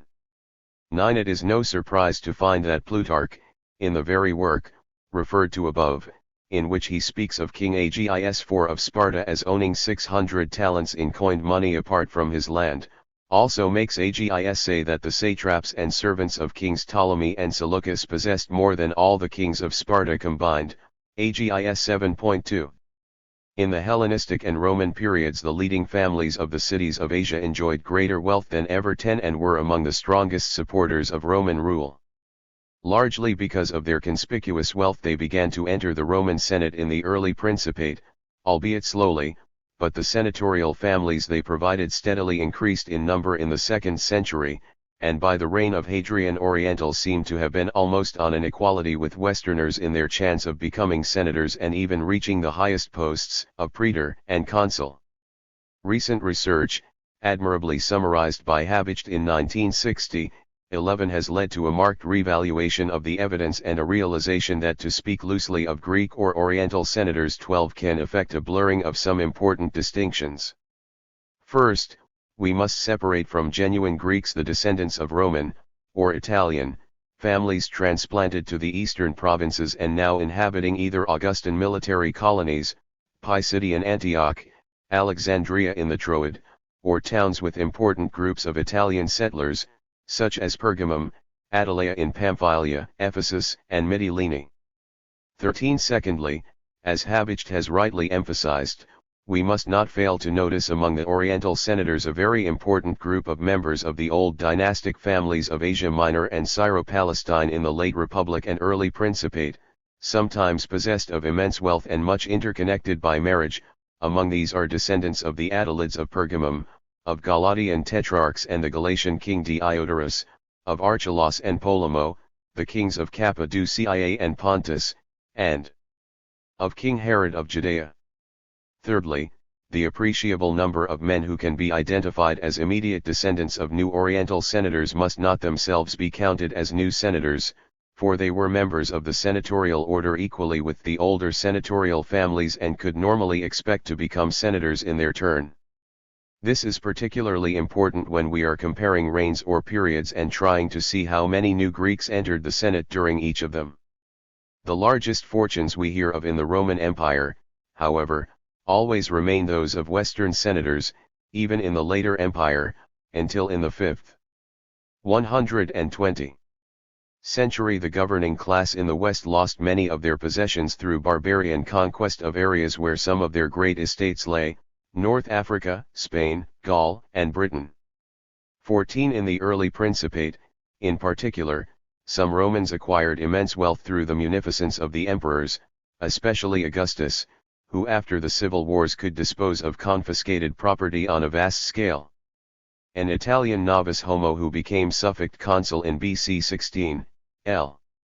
Terrius Rufus, described by Pliny the Elder as a man of exceedingly low birth, infima natalium humilitate, nh 18.37, acquired through the generosity of Augustus, according to Pliny, a fortune of about 100 million sesterces, well over 4,000 Attic silver talents, which he proceeded to dissipate by unwise purchases of agricultural lands in Punum, although he remained in other respects a man of old-fashioned parsimoniousness, antiqui alias parsimoniae. 15. But it is the Western senators of around AD 400 who are credited with the most enormous fortunes of all.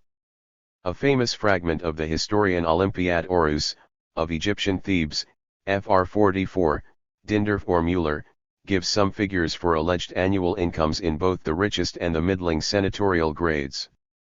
These are almost beyond belief. Even senators of second-order wealth, deuteroikoi, are said to have had incomes of 1,000 to 1,500 pounds of gold. They turn out to include the great orator Q. Aurelius Symmachus, consul in 391, who is placed among the men of middle fortunes, ton metrion. The richest senators are said to enjoy incomes of 4,000 pounds of gold, plus about a third as much again in the value of what they receive by way of agricultural produce in kind. Does this perhaps imply that about 3/4 of the rents of Western senators at this period were paid in gold and about 1/4 in kind? Those who held certain offices were expected to spend lavishly on public entertainments, the games, and we hear of vast sums being spent on a single celebration, 1,200, 2,000, and even 4,000 pounds of gold. 6. We have no way of verifying these figures, but they ought not to be rejected out of hand. 17. I should say that we can perhaps take 1,000 pounds of gold as not far short of HS for 1/2 million during the early Principate, lib gold equals 42 to 45 or A equals HS 4,200-4,5, 0. I have given some of the figures for the reputed wealth of the great men of later periods in order to place in better perspective the relatively mean little estates possessed by even the aristocracy of classical Greece. 3. Land, as the principal source of wealth. Wealth in the Greek world, in the archaic, classical, and Hellenistic periods, as in the Roman Empire throughout its history, was always essentially wealth in land, upon which was conducted the cultivation of cereals, providing the main source of food, and of other agricultural products, especially those of the olive and the vine, and also the pasturing of cattle, sheep, and horses. The ruling classes of all the Greek states were always primarily landowners. The oft-repeated notion that the governing classes of places like Aegina and Corinth were merchants, a kaufman's aristocratai, is an invention of modern scholarship, cf. my OPW 266-7, especially N.61. A citizen merchant who did happen to make his pile and aspired to lead the life of a gentleman would have to retire and buy land. Agricultural land agros, says Amphis, a comic poet of the 4th. 121st century BC, is the father of life to man.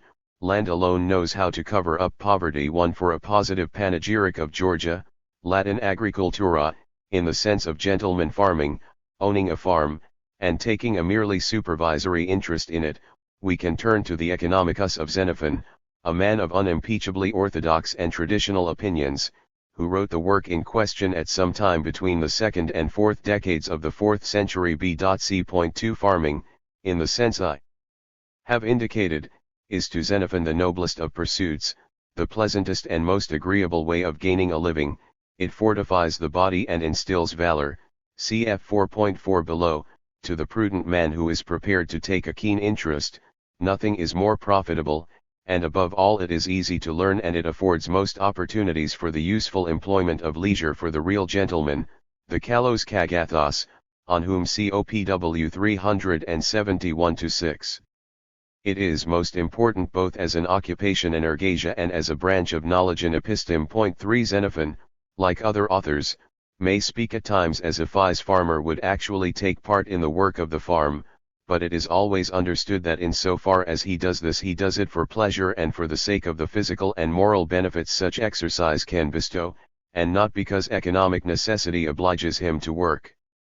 Xenophon makes the great Spartan commander Lysander express astonishment at the very idea that the Persian prince Cyrus could himself have laid out his magnificent park, Paradisos, at Sardis and actually done some of the planting with his own hands, until Cyrus tells him that it was his principle never to dine until he had exerted himself strenuously in some activity of war or agriculture. Econ. 4.20-5, only partly repeated in CIC, Cat. Mayo 59. Even a Roman emperor and his heir apparent might choose to get themselves into a healthy sweat by helping to gather in the grapes, as we hear of Antoninus Pius and Marcus Aurelius doing on one occasion in the mid-140s. For I believe that the standard attitude to farming of the Greek and Roman propertied classes was that expressed by Cicero in the De Orator, as part of a long passage, 1.234-57, in which he argues that just as an orator needs no detailed acquaintance with the civil law, the ius civil, but can easily pick up whatever he needs to know for a particular case he is conducting, so the landowner can be content with what is a matter of common knowledge. Hac Communi Intelligentia, 249. The nature of sowing and reaping, the pruning of vines and other trees, the time of year and the manner in which such things are done. Such knowledge is quite sufficient for giving instructions to one's general manager, procurator, or orders to one's overseer, villicus. We hear again and again in Latin writers of some leading figures in the early Roman Republic who are represented as afflicted by what Horace calls cruel poverty, siva paupertas, Ode I.12.43. They own very small farms, some of the sizes given are ridiculous, and actually take part themselves in working them. Among those who turn up most often are L. Quinctius Cincinnatus, Dictator 458, N.M. Curius Dentatus, Consul 290, 275, 274. The former, we are told, was actually at the plough when informed that he had been nominated dictator. 5. Yet it is sometimes made clear in the tradition that such men were simply amusing themselves. Cicero, for example, in a passage in his treatise on old age, Catmi 51-60, first says he is going to speak of the pleasures of farmers, Voluptates Agricolarum, 51, after mentioning Curius and Cincinnatus he uses of their agricultural activities the words oblectabant, they delighted in them, and 122. Delectatione, with enjoyment, and he goes on to show that the sort offermeter he has in mind is a well-to-do master, dominus, whose farmhouse, villa, is well stocked, locuples, and whose storehouse is full of wine and oil and other provisions, 56. Quite different were the small farmers who actually had to work alongside their slaves, they do not form part of what I am calling the propertied class. On the borderline of that class would be those who needed to work with their slaves only occasionally. They may have been quite a large group in the Greek states of the classical and Hellenistic periods. We may compare the situation in the American Old South, as described by Stamp, pi 34-5. As Peter Garnsey has well said, speaking of the Roman peasant cult of the late Roman Republic, the idealization of the peasant patriarch was then, as in the 20th century, primarily an expression of the nationalist ideology of the ruling class of a militarist state, pars 224. In a treatise of Cicero's which was considered an important part of the education of the 18th century English gentleman, Tully's Offices, it was then generally called there is a much quoted statement, de Offic. 1.151, which is just as characteristic of the outlook of the Greek as of the Roman propertied class. Indeed, it is probably derived from the Rhodian Stoic philosopher Painidius, of the 2nd century BC. Here I agree with Brunt's valuable article, Aesthetics, although I would be inclined to allow Cicero a rather larger contribution in some respects than would Brunt and some others. The life of the merchant, we are told, if he operates on a very large scale, is not entirely contemptible, and Cicero warmly commends the merchant who, sated, or rather, satisfied, with his profits, retires from the harbor to the fields. But still, Cicero concludes, of all means of acquiring wealth there's nothing better, nothing more profitable, nothing sweeter, nothing more worthy of a free man, than agricultura, which here also means, of course, not working a farm but owning one, just as, in the writings of the Physiocrats, the cultivator does not stand for the actual tiller of the soil, but for the big farmer. Marx, Cap 111.604. Vane and Finlay have expressed the fundamental idea admirably. In Antiquity, land ownership on a sufficient scale marks the absence of any occupation. See Finlay, AE 44 and 185 and 19. The life of the landowner is a life of leisure. CFCIC, De Offic 1.92. The peasant farmer who has to work his own land is a very different creature. In a fragment of the Athenian comic poet Menander, a line which says that farming is slave's work is preceded by one which explains that it is deeds of war by which a man ought to prove his superiority. Fr 560, ed. A. Coerd, 11-2. 183, for deeds of war, others might substitute politics or philosophy, athletics, or hunting. Cf. section 2 of this chapter. Cicero quotes a passage from a play of Terence, from a Greek original by Menander, produced in 163 BC, in which a character, Crims, refers to such acts as digging, plowing and carrying as what Cicero calls a liberalis labor, ungentlemanly toil, Defin 1.3, and indeed in the play itself Crims strongly advocates leaving all such work to one's slaves. Heut, Act I, Sci. In Italy in the reign of Nero farming was regarded by the upper classes as a demeaning employment, a sordidum opus, colum, RRI Pref 20. The essential thing is that one should not need to work for one's daily bread. The characteristic members of my propertied class, then, are essentially Machiavelli's gentry, gentiluomini, defined by him in his discourses on the first 123 decade of Livy, 1.55, as those who live in idleness on the abundant revenue derived from their estates, without having anything to do either with their cultivation or with other forms of labor essential to life.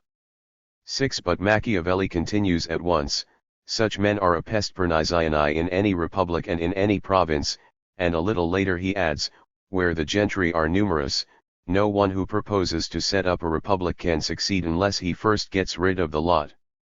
He accepts from his strictures the gentiluomini of the Venetian Republic, who are so in name rather than in point of fact, for they do not derive any considerable income from estates, their great wealth is based on merchandise and movable goods.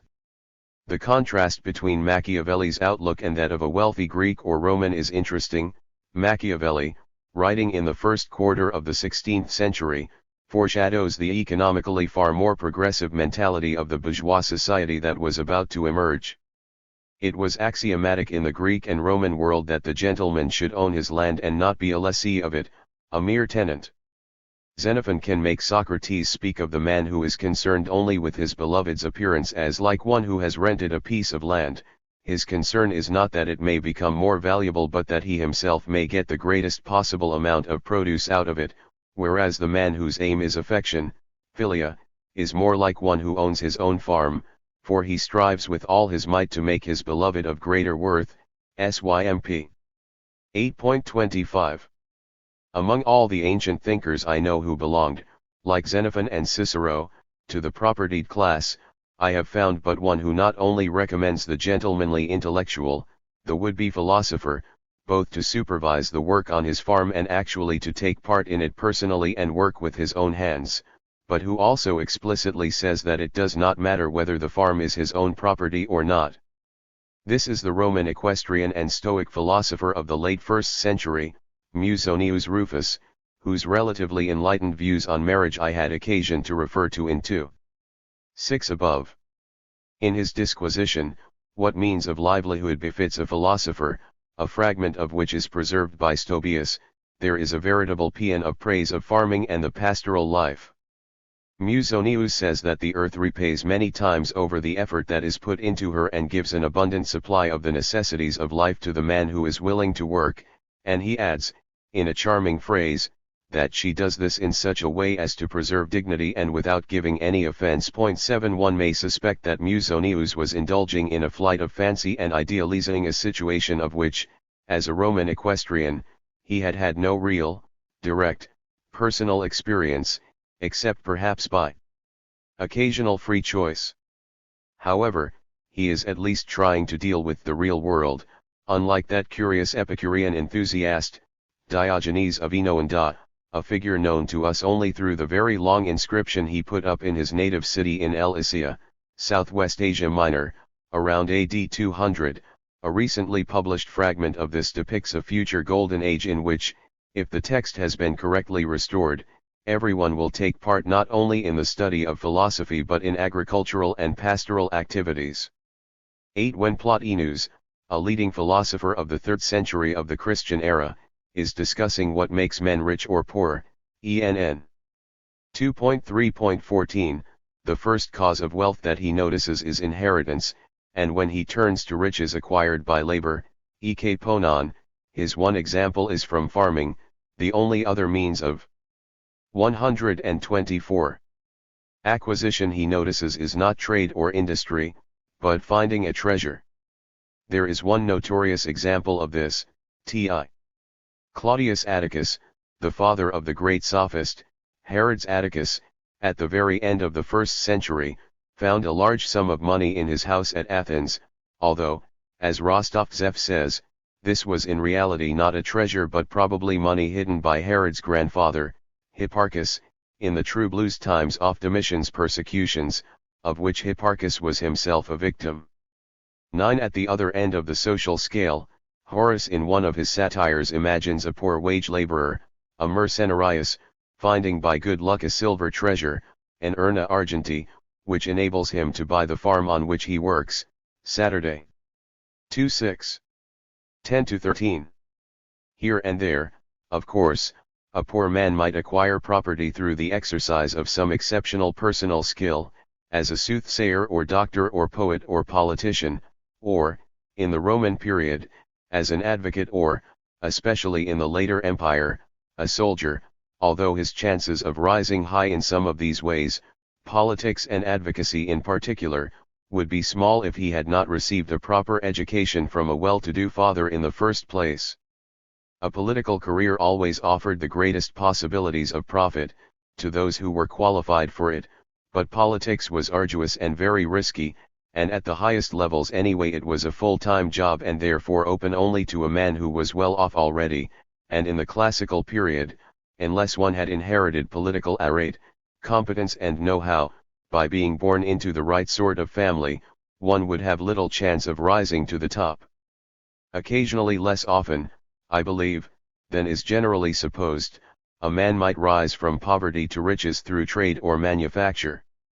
Personal participation in trade or industry, however, would so seriously affect one's lifestyle that one could hardly hope to be accepted in the best society, and there are many denunciations of such activity in the literary record. Philostratus, writing in the second quarter of the 3rd century of the Christian era, was anxious to exculpate the Athenian orator Isocrates, who had lived some 6 centuries earlier, from the charge of being an olapoios. Oboe maker would be a less misleading translation than the usual flute maker, levelled at him by the comic poets, see my OPW 234-5 and N.7.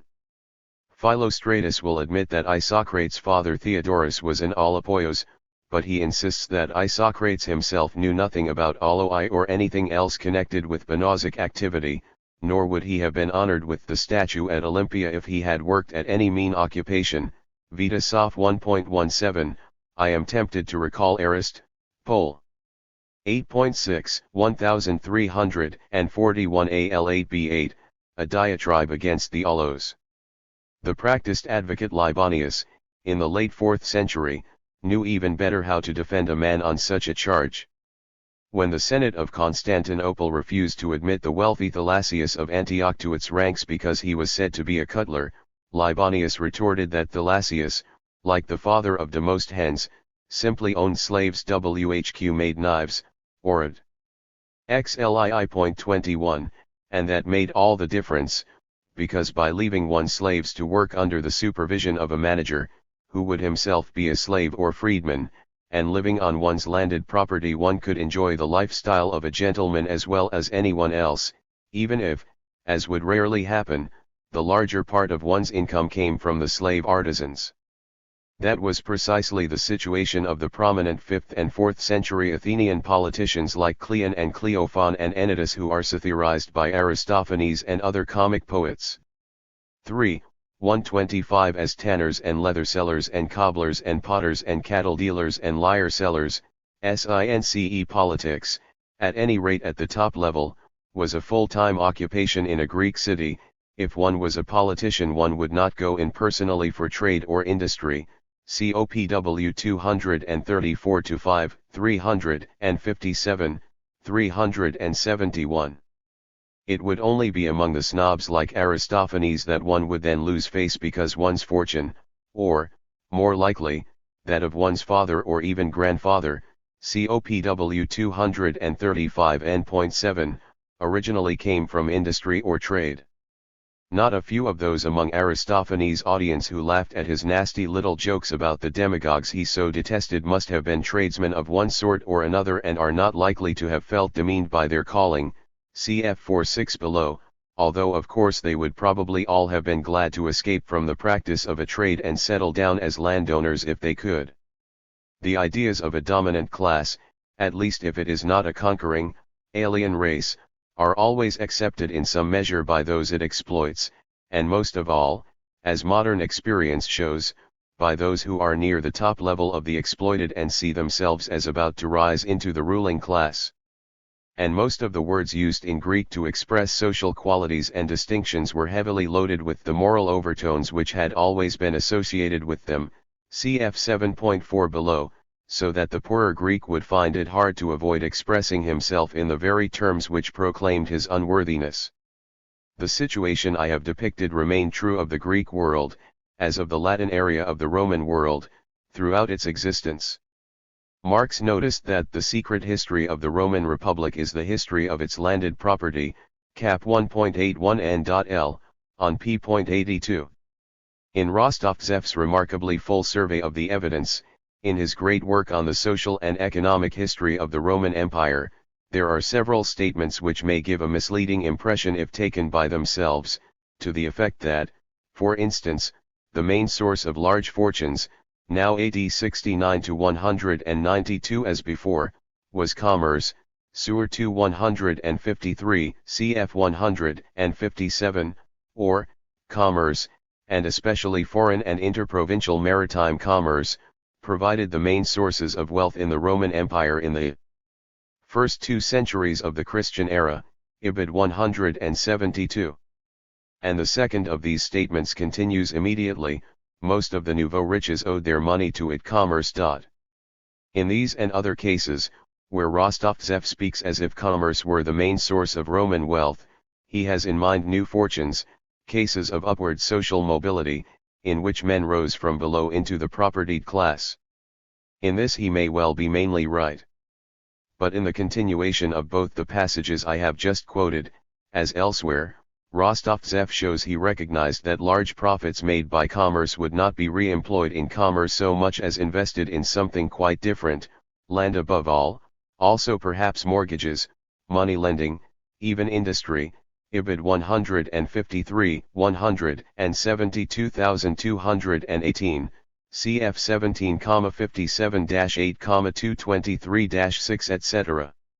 He knew that commerce took second place to agriculture in the economic life of the empire even in the early Principate, Ibid 66, that agriculture was of capital importance, that it is no exaggeration to say that most of the provinces were almost exclusively agricultural countries, and that the largest part of the population of the empire was engaged in agriculture, either actually tilling the soil, or living on an income drawn from the land, Ibid 343, the rural population had enormous importance for the empire in general, far exceeding the city population in number, and indeed the country people who tilled the soil formed an enormous majority of the population of the empire, Ibid 34.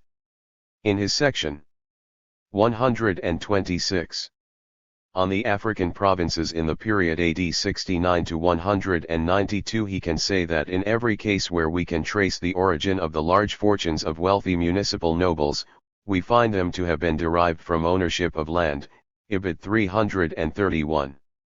Even what looks at first sight like wealth derived from industry may turn out on closer examination to be wealth derived from ownership of the land on which the industry was carried on.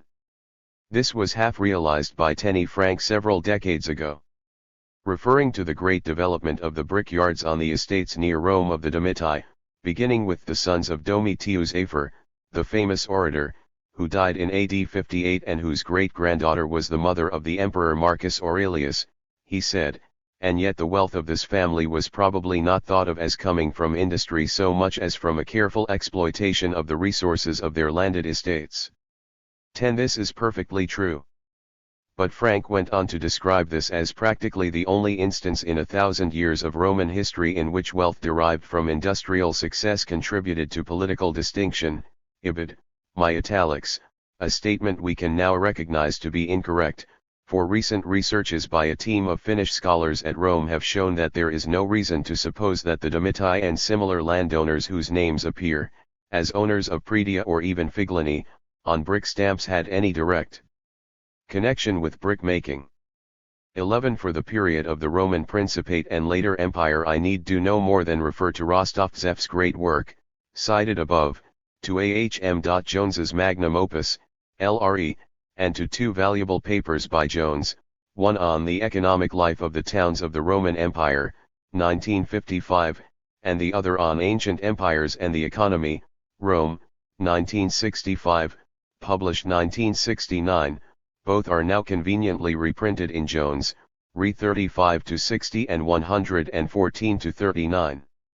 In the later Roman Empire there is if anything an even greater volume of evidence than in earlier periods for the overwhelming predominance of agriculture in the economic life of the empire in the eastern provinces as much as in the Latin West, although the concentration of landed property in a few hands seems to have been much less marked in the east. This predominance of agriculture over trade and industry can now be taken for granted. I propose, however, to give here some half a dozen interesting pieces of evidence, which are not all as well known as they should be, from the legal codes. These concern mainly the position of decurions, the members of the local town councils, about whom I shall have a good deal to say in 8.2 below. These legal texts are particularly valuable because virtually all men of substantial property who were not exempted through being honorati, members of some superior grade in society, were by now obliged to become members of their council and thus assume the sometimes heavy financial and administrative burdens involved. Callistratus, a Roman lawyer of the first half of the 3rd century, is quoted in the Digest, L.2.12, as saying that those who deal with goods and sell them, qui utensilia negociantur et vendunt, are not excluded from the decurionate or from municipal office, and should not be disdained as viles personae, even though they are liable to be flogged by the aediles. Nevertheless, he says he thinks it unbecoming, inhonestum, for such persons to be received into a municipal council, especially in those states which have a supply of viri honesty. It is only a deficiency of the latter which makes it necessary to allow the former to have access to a dignitas municipalis. 3.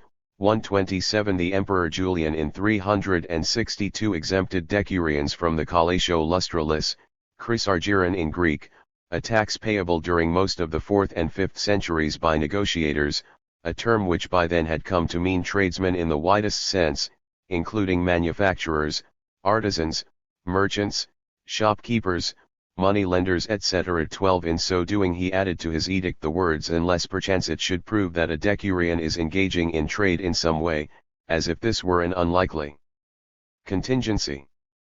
The law is cth 12.I.50 equals 13.I.4, nisi forte decurionum alicid Mercury constituerit. In a constitution of 364, relating to the payment of the same tax, the emperors Valentiniani and Valens subject even the more powerful men, podiors, to the collatio lustralis if indeed they make a practice of trading, si tamen his mercandi cura est, and they add that any such member of the podiors either ought not to involve himself in trade or ought to be the first to pay the tax, cth 13.I.5, evidently such men were exceptional.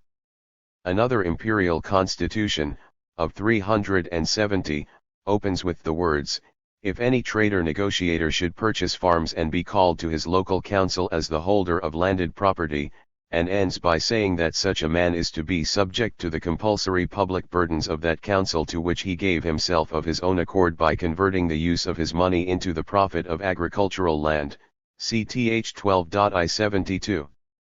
In 383 the emperors thought it necessary to pass a special law permitting the enrollment on the city councils of the Danubian province of Lower Moesia 13 of men from among the common people, rich in the possession of slaves, to prevent them from evading their financial obligations. These men are evidently owners of workshops who would otherwise have escaped enrollment because of having little or no land, cth 12.I.96, Clyde Farr badly mistranslates this text, TC 356. Finally, by a constitution of 408 or 409, Honorius altogether forbade those who are decidedly noble by birth or resplendent with honors or notably rich in property to carry on trade, to the detriment of the cities, so that the intercourse of buying and selling may be easier between commoner and merchant, c. 4.8.3. 0.14 Decurions were not even expected to take the kind of salaried post known as procuratio, managing someone else's property as bailiff. For a decurion to accept such a post is described in a constitution of 382 as the most infamous baseness, involving servile obsequiousness, cth 12.I.92 equals cx.xxxii.34. But this is a subject which falls to be treated under the general heading of hired labor in section 6 of this chapter and its end. 4. In addition to the evidence cited above from the legal sources, it is worth mentioning the inscription recording the fact that Q. Sicinius Clarus, imperial legate of Thrace, when constituting the posting station of Pissus as an emporion in 202, said he had put in charge of this and other newly founded emporia, all below the rank of city, not commoners engaged in trade but toparchs, district magistrates who are city councillors. 15, probably of Augusta Traiana, the modum stara Zagora in Bulgaria. A decisive argument for the predominance of landed wealth over commercial wealth in the Greek and Roman world is that in the later empire even the navicularii, nokolroi in Greek, who were responsible for government shipments, mainly of Com to Rome, and after 330 to Constantinople as well, were primarily landowners, to whose estates was attached the navicularia junctio, the 128th burden of making the prescribed shipments. 16. We even hear from Callistratus, in the Digest, L.6.6.6 and 9, citing rescripts of Marcus and Verus, and of Antoninus Pius, of men who as early as the mid-2nd century enrolled themselves in the Corpus Naviculariorum, purely in order to obtain the valuable immunity they would thereby receive from other public burdens, although some of them actually owned no ships at all. It was to navicularii alone, by the way, and not, as recently stated by Cardassia and Garnsey 17, to negotiators or negotiantes in general, that Constantine and Julian gave the honor of equestrian status, by laws which have not survived but are referred to in a subsequent constitution of Gratian and his co-emperors in 380, cth 13 v.16. Prince. Finally, tax farmers, publicani, telinae, who continued in the Roman Empire to farm most indirect taxes, such as customs and market dues, and taxes on inheritances, slave manumissions, and auction sales, must not be thought of as a group distinct from landowners. They had in fact to give security in freehold landed property for the due performance of their obligations. In his fascinating story of the very able Antoninus, who defected to Persia in 359, Ammianus begins by calling him a wealthy merchant, opulentus mercator, and goes on to tell how he then took a not very exalted civil service post as an accountant under the military governor of the province of Mesopotamia. This was evidently a potential rise in status, and it led in due course to the honorary rank of protector, M. Mark 18.v.lff, cf 8.3 below. What I have been saying about the minor role of commerce and industry in the fortunes of the propertied classes of the Greek world throughout its existence is almost universally true, but there are of course exceptions. I am thinking not so much of individuals. The vast majority of those who rose into the propertied class by their own efforts in trade or industry would be certain to become landowners when they could. I have in mind a handful of cities, the dominant class of which either certainly or probably included a substantial proportion of merchants. They are not easy to find and may not have amounted to more than one or two. I am not concerned here with the Latin West, where Rome's port Ostia, which had only a small territorium, stands out as perhaps the one western city in which far more wealth came to the local notables from commerce than from land. 18 Lugdunum, Arlit and Narbo, the three great emporia of Roman Gaul, and also Augusta Treverorum, Treves, Trier, were certainly in a sense commercial towns, in that a large volume of goods passed through them, but the governing class in each case, the magistrates and decurions, seem to have been almost entirely landowning, while a high proportion of those who acquired wealth through trade and industry seem to have been freedmen or foreigners. 19 The leading commercial city of the whole empire, Alexandria, undoubtedly had some rich merchants among its citizens, but I know of no evidence whether they accounted for any substantial proportion of its governing class. I should be astonished if they did. One of its citizens, Firmus, is said by one very base source, the Historia Augusta, Firmus 3.2-3, both to have been a merchant and to have aspired to the imperial power, in some kind of unsuccessful revolt against the Emperor Aurelian, in 272. If both these statements are correct, Firmus would certainly be unique, but the first may not be true, and the second is 3, 129, probably at least a great exaggeration. The whole story, indeed, may be fictitious, see Bowman, PRIH 158.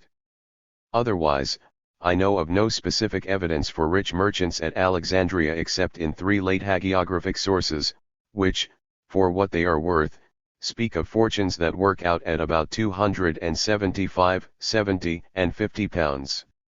Gold, C. Jones, LRE 11.870 to 1, Re 60, 150. But even the largest of these, from the Historia Monochrom 16, in MPLXXI 438c, if expressed in the way it might have been in the early Principate, would have come out at not very much more than HS 1 million, the minimum qualification of a Roman senator, and neither of the other two would have reached the equestrian qualification of HS 400,000. In the East, the one certain example of a city which must surely have had a governing class consisting at least partly of merchants is Palmyra, which was of no great importance until well into the last century BC, but then grew rapidly into a prosperous commercial city, until its period of affluence was ended by its sack by Aurelian in 272. Palmyra gained much of its wealth from its control of a considerable part of the profitable caravan trade with the East. 20. Petra may well have been another such town, on a rather smaller scale, and I suppose there may have been one or two more. 21. Mention of Palmyra and of its vital role in the Eastern trade reminds one of the customs duties, sometimes heavy, which were levied there and at some other places on the eastern frontier of the empire on all imports and exports. There is a nice little story in Philostratus' Life of Apollonius of Tyana, IXX, about a journey to the east made by Apollonius, who left the Roman Empire at Zeugma on the Euphrates. The tax collector took Apollonius up to the notice board and asked him what he had to declare. Apollonius replied with a string of feminine nouns: temperance, justice, virtue, chastity, courage, perseverance. The tax collector took these to be female slaves, who were sometimes given such names and on whom export duty would have to be paid. We know that the duty on prostitutes at Coptos in Egypt in AD 90 was as much as HS 108 or 27 denarii each, GGLS 674.16 to 17, 108 Egyptian drachmae. So he demanded a list of the girls. Ah, said Apollonius, sententious as ever, it is not slave girls I am taking out, but ladies to whom I am slave, despoinas. *************************** We need not doubt that Greek, and Roman, landowners took care to dispose of the products of their estates in ways as profitable to themselves as possible. Naturally, this will normally have involved arranging for its transport to the nearest market, but we have extraordinarily little evidence about this kind of activity. I cannot believe that members of the propertied class, in my sense, would themselves take their produce even to their city market if they could help it, let alone transport it across the sea, or otherwise indulge personally in commerce. Solon may be taken as a test case, for modern works constantly state it as a fact that he went on sea journeys as a merchant both as a young man and after the passing of his laws in 594/3 BC. The source most usually quoted for the latter statement is Aristotle, writing nearly 3 centuries later, who certainly speaks of Solon's voyage to Egypt after 594 as combining business with pleasure. He went, says Aristotle, cat emporion hamakai theorion, ADH Pol 11.1. However, it is very interesting to find that our earliest witness by far, namely Herodotus, 1.29.1, when giving both a pretext and a cause for the later voyage, to Egypt. 130. And elsewhere, says not a word about trade. Solon's pretense was that he wanted to be the world, the real reason was that he wished to avoid being one rest to repeal his laws. And I suggest that Aristotle's expression, cat emporion hamakai theorion, has not been correctly understood. Precisely what it means can best be discovered from its occurrence in a text of the early 4th century BC, Isocrates 17, Trapezidicus, 4, the only other example of the phrase that I have been able to find. The speaker, a young man from the Pontic kingdom in the Crimea, says that when he sailed to Athens, his father, financing his journey, sent with him 2 ships loaded with corn, and here it is very significant that the expression used is precisely the same as the one Aristotle was later to use for Solon's travels.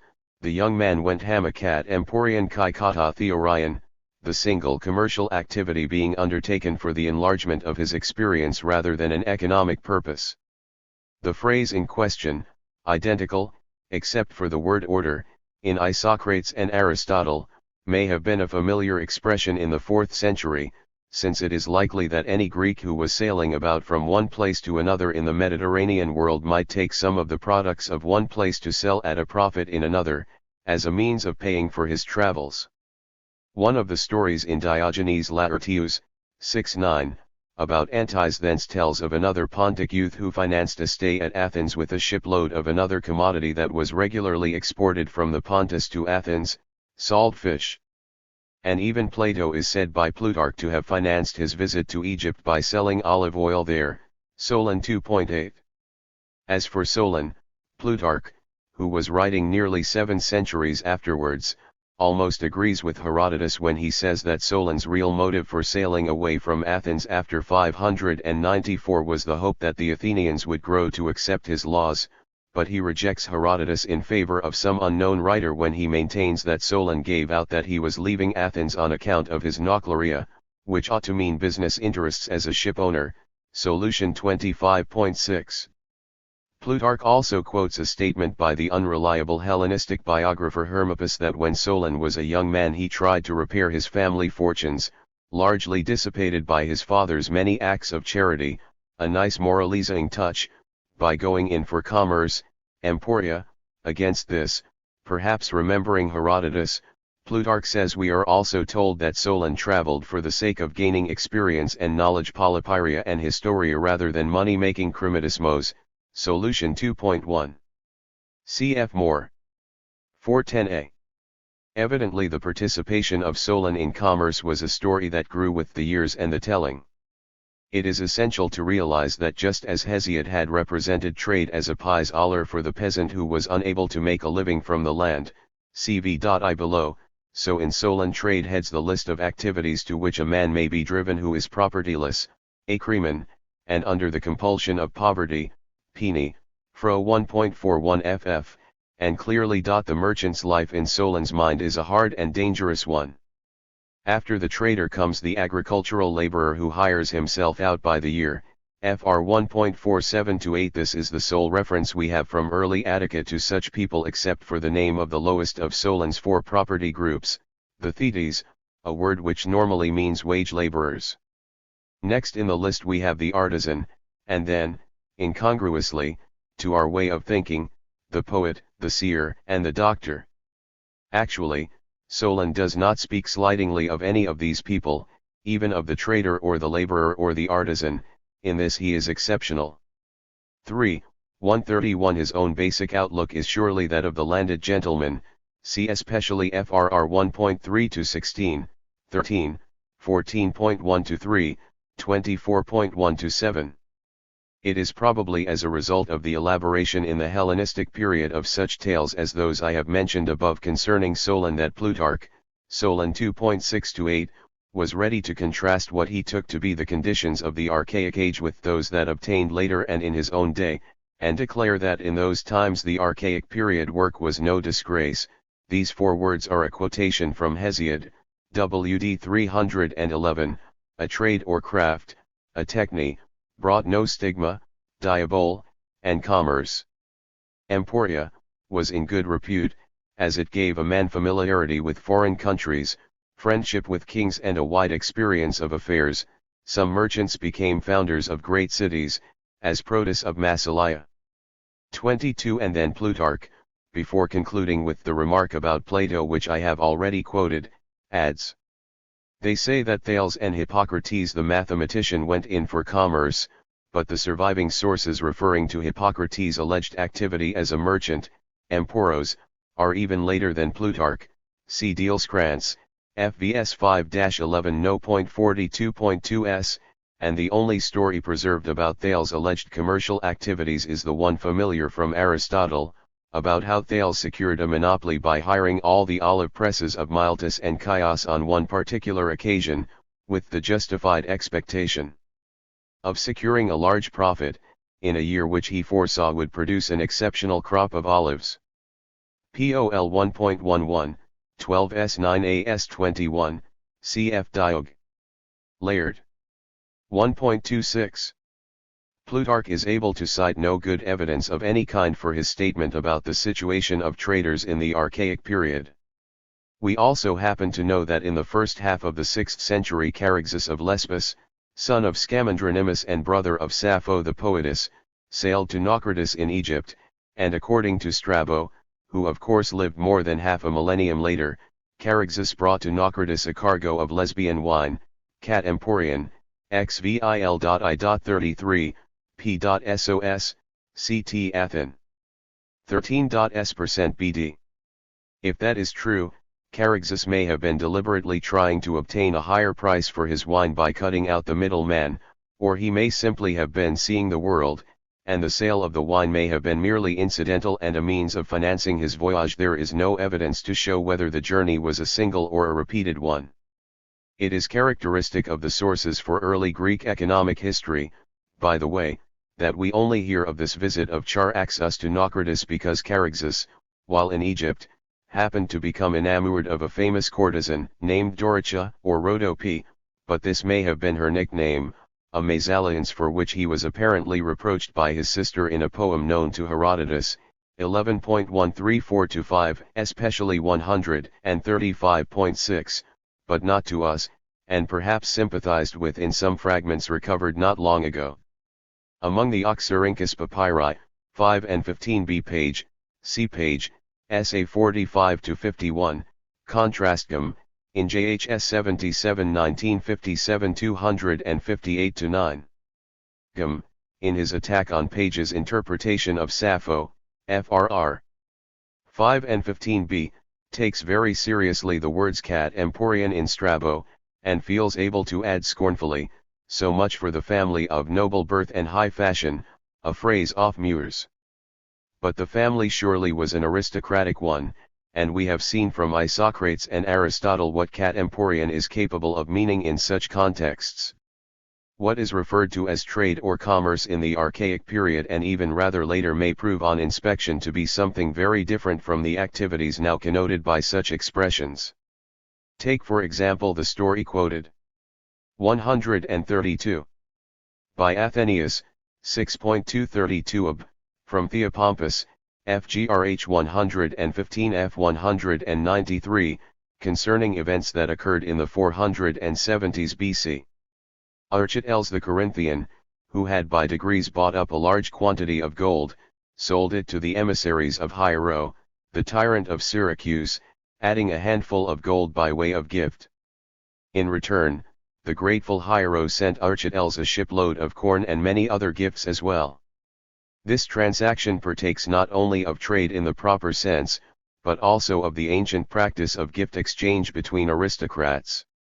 I may add that I know of no specific reference to the conduct of the corn trade of the city of Corinth, in the proper sense, except the statement of Lycurgus, COPW 265, that the Athenian Leocrates, sometime after 338 BC, settled as a metic at Megara, and while living there shipped corn from Epirus to Lucas and thence to Corinth. That Corinth did sometimes import corn from the west is made very probable by the reference in Tuc 111.86.4 to the export of com from Sicily to the Peloponnese, for Lechium, the western port of Corinth, is perhaps the most likely place to which such corn would go. Pericles is said by Plutarch, PER 16.4, to have sold the whole produce of his estate on a single occasion each year, as if this were exceptional.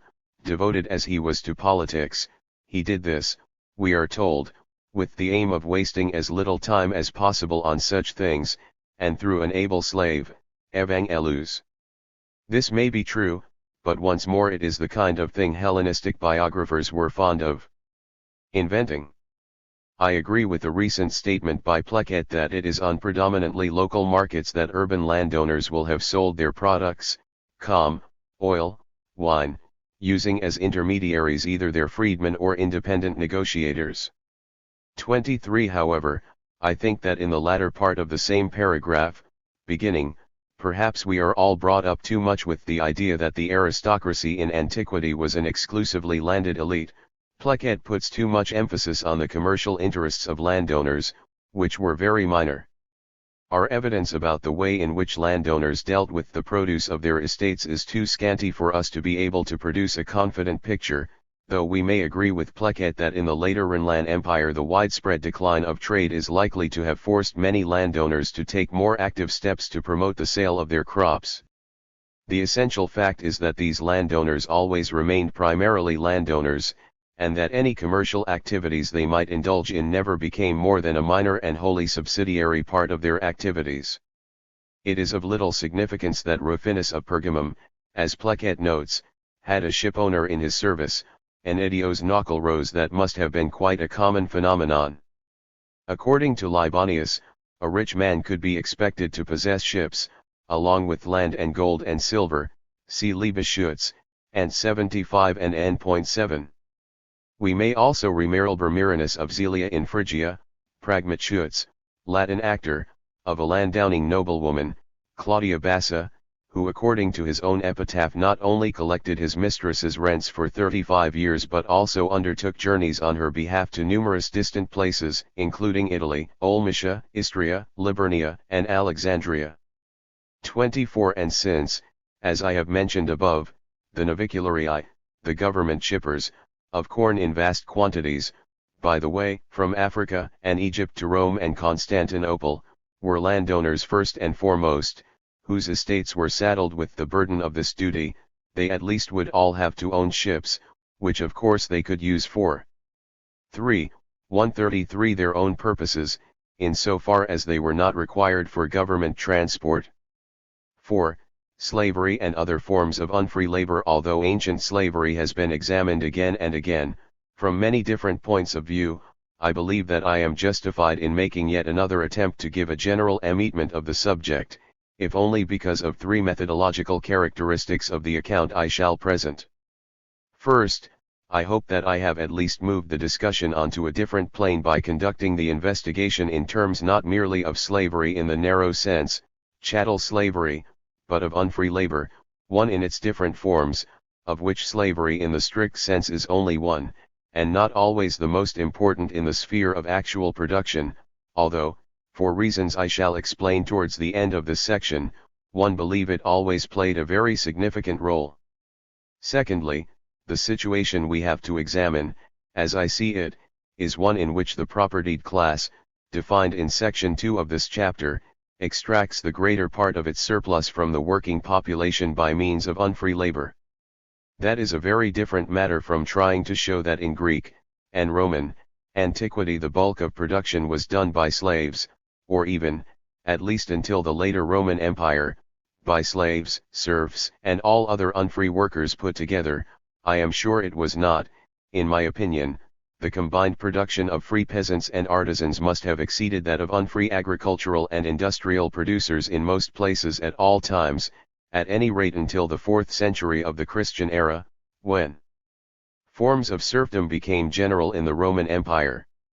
I have already explained, in point 3 above, why I believe that the significant thing we have to concentrate on is not the overall role of unfree compared with free labor, but the role played by unfree labor in providing the dominant propertied classes with their surplus, a very different question and a much more restricted one, not so entirely open-ended as the other.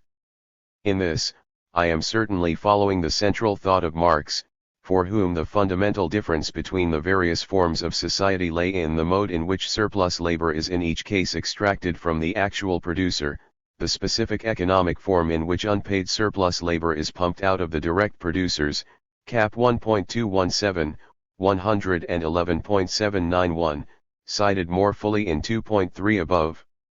And in the opinion of Marx, expressed most clearly in the Grundriss, 156, direct forced labor direct Zwangsarbeit is the foundation of the ancient world, ET 245, a statement which must certainly be interpreted in the light of the passages from Capital which I have just noticed.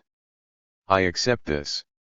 One think it would not be technically correct to call the Greek, and Roman, world a slave economy, but I should not raise any strong objection if anyone else wished to use that expression, because, as I shall argue, the propertied classes extorted the bulk of their surplus from the working population by means of unfree labor, in which slavery, in the strict technical sense, played at some periods a dominant role and was always a highly significant factor.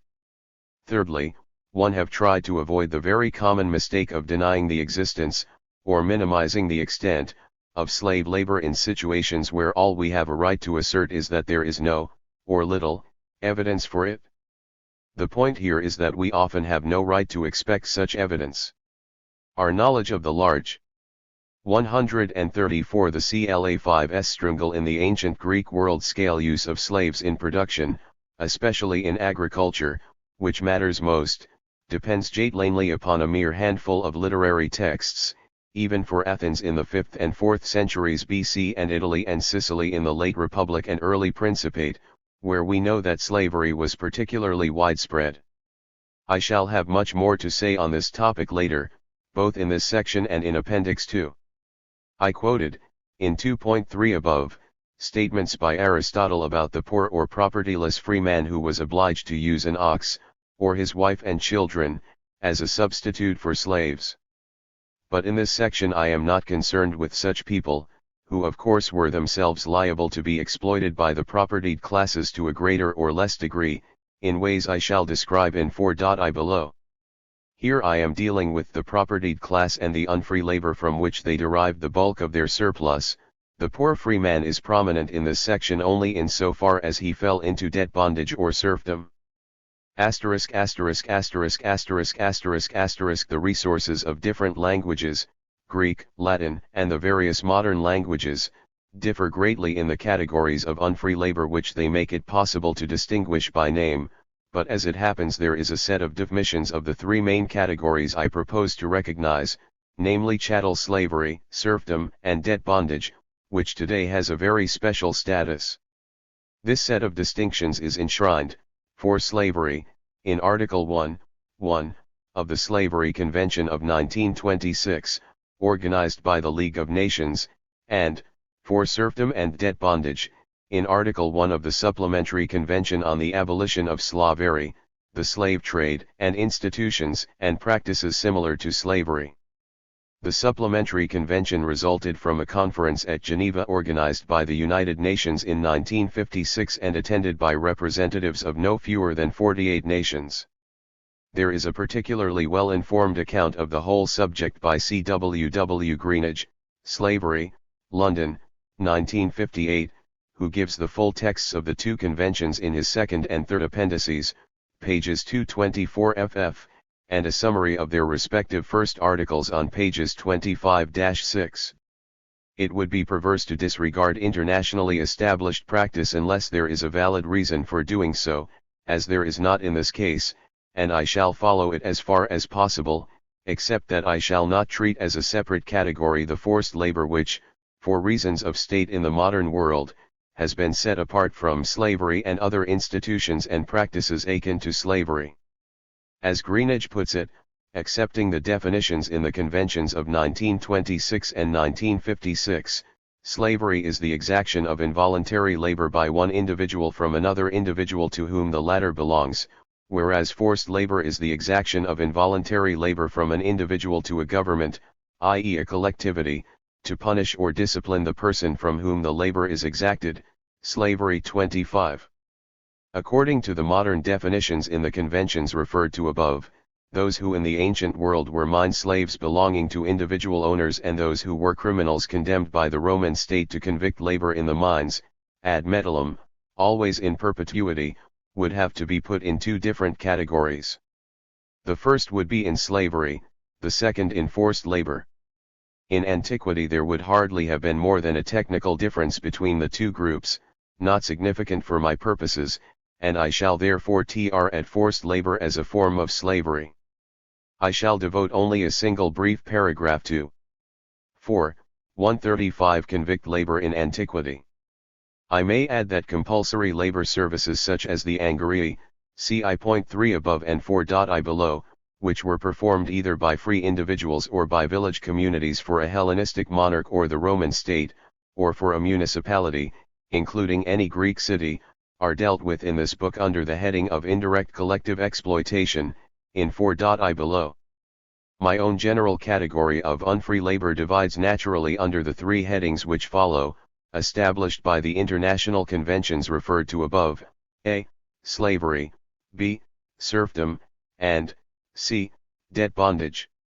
At this point I shall merely describe them briefly, deferring discussion of each until later in this section. A. Slavery is defined in the 1926 Convention as the status or condition of a person over whom any or all of the powers attaching to the right of ownership are exercised. I accept this definition of chattel slavery, as it is often called, for the ancient as well as the modern world, the more willingly since what it stresses is not so much the fact that the slave is the legal property of another as that the powers attaching to the right of ownership are exercised over him, for the essential elements in the slave's condition are that his labor and other activities are totally controlled by his master, and that he is virtually without rights, at any rate. Enforceable legal rights. In Roman law, enslavement was regarded as closely resembling death, Ulpian, Dig. L.17.209, November. XXII.9. It will be useful if I quote at this point a paragraph from the very thorough study of Paramount clauses by A. E. Samuel in 1965. After considering in detail a large number of documents connected with, inter alia, manumission, Samuel makes a statement which some might think over legalistic and framed in rather too absolute terms, but which nevertheless contains an important truth. Legal freedom in Greece is essentially a concept of property. The sole meaning of freedom is that a man has jurisdiction over his property and family, and the concept of manumission is the concept of change of property. A man no longer is property, but has it. A man's activities can be limited by restrictions, and he can be subject to burdensome obligation, and these matters do not affect his freedom. If a man can own property, he is free, and if he is free, he can own property. That is the meaning of manumission, Rptad 295. B. Serfdom is defined in the 1956 Convention as the tenure of land whereby the tenant is by law, custom, or agreement bound to live and labor on land belonging to another person and render some determinate services to such other person, whether for reward or not, and is not free to change his status. I must add one qualification: render some determinate services, in the conditions of antiquity, especially the later Roman colonnade, for which see 4.3 below, need not necessarily mean more than the paying of a determinate rent in money or kind or share of crop. It is necessary to recognize that the serf is a peasant, see 4.2 below, who does not own, or does not fully own, but at least possesses, as the slave and normally the bondsman do not, the means of production of his livelihood, usually on a hereditary basis, and who is responsible for providing his own maintenance, clothing and food, from his own productive efforts, as the slave cannot normally be, but who is not a fully free man. He is to a considerable extent under the control of his lord. And he is bound to the soil, to the particular farm on which he labors or to his village, often by law, though sometimes only by custom or contract, or, see below, by a treaty made on sub. 136. Mission to conquest. To quote Mark Bloch, speaking of the early Middle Ages, neither the barbarian laws nor the Carolingian capitularies contain a line that forbids tenants to desert their land, or the master to tear them from it. It is the lord's business to keep his tenants, legally or illegally, CEHE 12.260. The question of the precise manner in which late Roman coloni of different types and in different areas were bound to the soil can be left to 4.3 below. I should perhaps mention here that binding to the soil, to farm or village, was not limited purely to tenants living and laboring on land belonging to another person, to quote the 1956 convention, but that working peasant freeholders could also be bound, although with them it was always their village to which they were tied.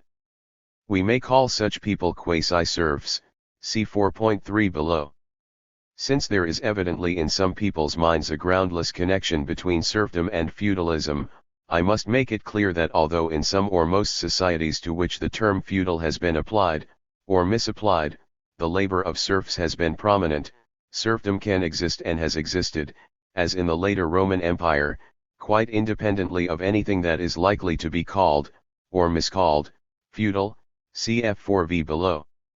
At this point I need add only that most, if not all, of the serf peoples we encounter in the Greek world before the Hellenistic period entered that condition as a result of conquest by invaders who settled in their territory, cf Lotzi, med, especially 69 to 79, and c, later in this section, 2.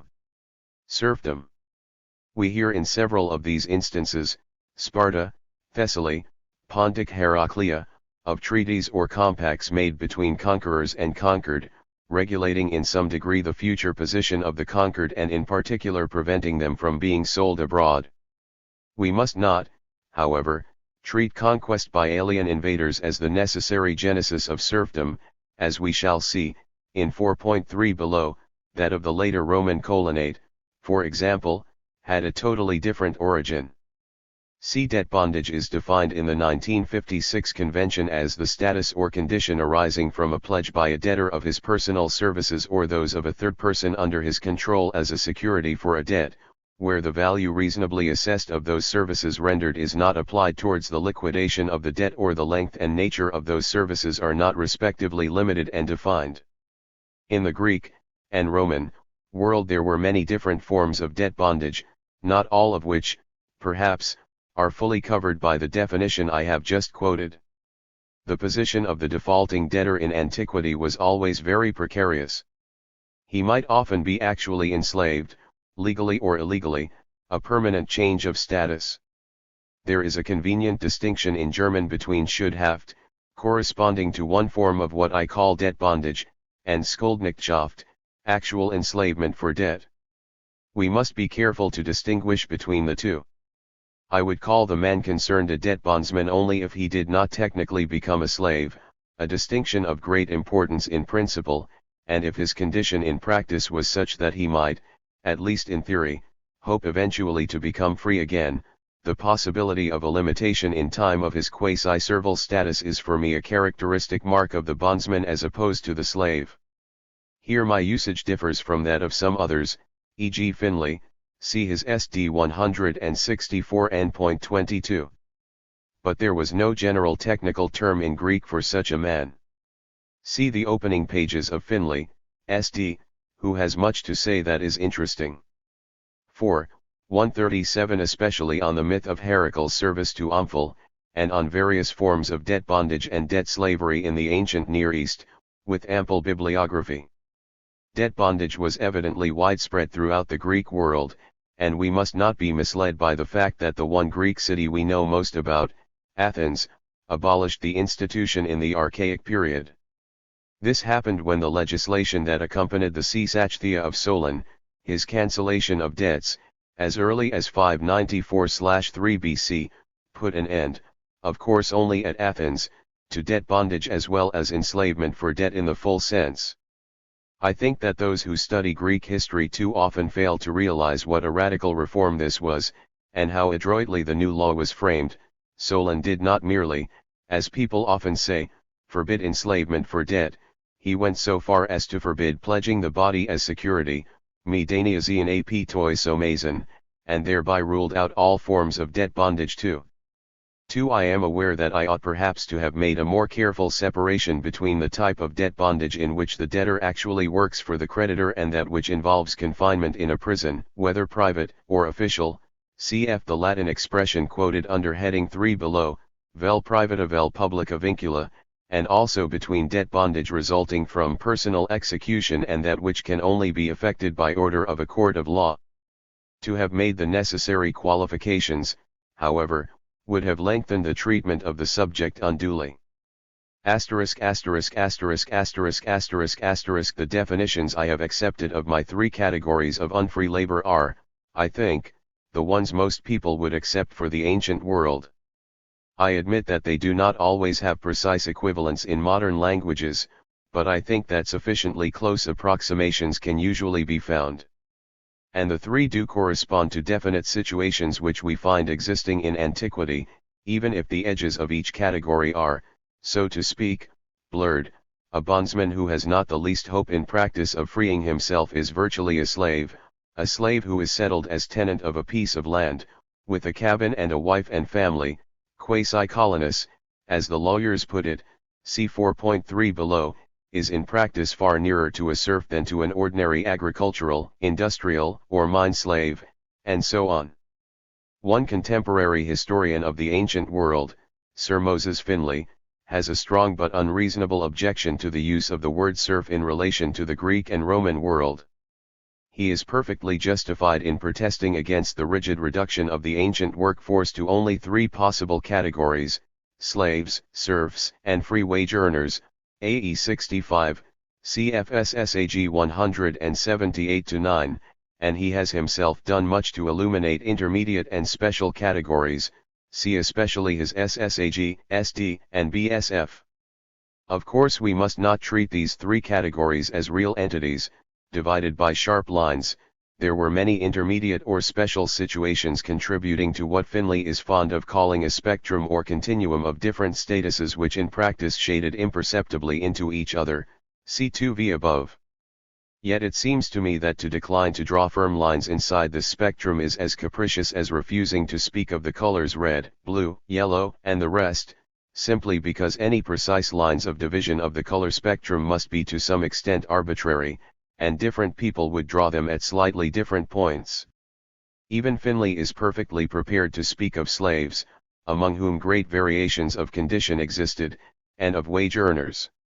138.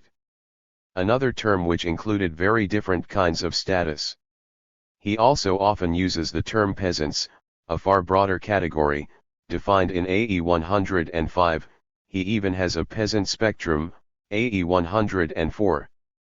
Yet although his peasants often cry out for a term that will distinguish the broad group I have defined as serfs, he refuses to use the word which almost everyone else applies to them and of which there is now an internationally agreed definition. The reason for this is simply that he insists gratuitously upon confining the term serf to the European medieval serf within the feudal system. This is clear from his AE 189 N.5, especially the reference to Mark Bloch in CEHE 12.253-4, where, incidentally, he specifies several features of serf status, every single one of which can be found, as he seems not to be aware, in forms of the late Roman colonate. Pierre Vidal and Ake has also stated, equally without good reason, that to speak of serfs is to create un confusion avec l'époque du Moyen Age Européen, RHGE 40 N.6. To this I would make a twofold reply. First, there were serfs, in my sense, the one now officially accepted throughout much of the modern world, long before the European Middle Ages, and secondly, what we must fear is not confusion with the medieval world, but the failure to notice features that appear in closely related, though not identical, forms in Greco-Roman antiquity and in the Middle Ages. I may add that the often very acute discussion by Lotze, MED, of a famous passage in Pollux, 111.83, which I shall notice presently is also marred by an unwillingness to treat serfdom, in my sense, as a general phenomenon, for Elxa, Horicite must be specifically feudal Horicite, MED 60 FF, at 64-8, 77, 79, an unnecessary restriction which is not found, for instance, in Busold, CGS 1.272-80, 11.667-70 etc. Before proceeding further we must acknowledge the fact that the categories into which we are dividing unfree labor are not those which were employed by the Greeks or the Romans. They were inhibited from recognizing what we call serfdom and debt bondage as distinct categories, because they divided mankind into just two groups, free and slave. This was just as true when the Emperor Justinian issued his institutes in AD 533 as in classical Greek times.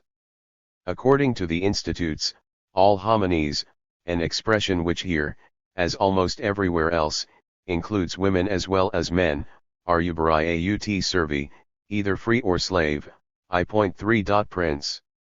No intermediate or mixed status is recognized. There follows in INSTJ. L.3.4-5 the statement that there are no differences of legal status, conditio, among slaves, whereas there are many differences among the free. The next sentence speaks only of a division into freeborn and freedmen. The main statement of principle reproduces the very words of another work, the Institutes, written nearly 4 centuries earlier, of the jurist Gaius, who probably originated in the Greek East, Guy, INST 1.9. There are various words in Greek, such as pays, boy, and its variants, or soma, body, which are used on occasion in the sense of slave, besides the more standard terms, doulos, andropoton, oix, and there are other expressions in Latin apart from servus and mancipium, the regular technical terms. All these words could be used loosely and even purely metaphorically. But for serf and serfdom there are no strict technical equivalents in Greek or Latin, and serfdom is not visible on a large scale in most areas of the Greek world until the later Roman Empire, although there were certainly subject peoples in particular localities who qualify as serfs under my definition or virtually any other. Nor. 4. 139 were there standard technical expressions for bondage and the bondsman, although this institution was known throughout the Greek world, as I have already indicated. The fundamental division into free and slave is invariable in ancient sources, and I know of only one literary statement in either language which explicitly recognizes the existence of a set of intermediate or mixed categories.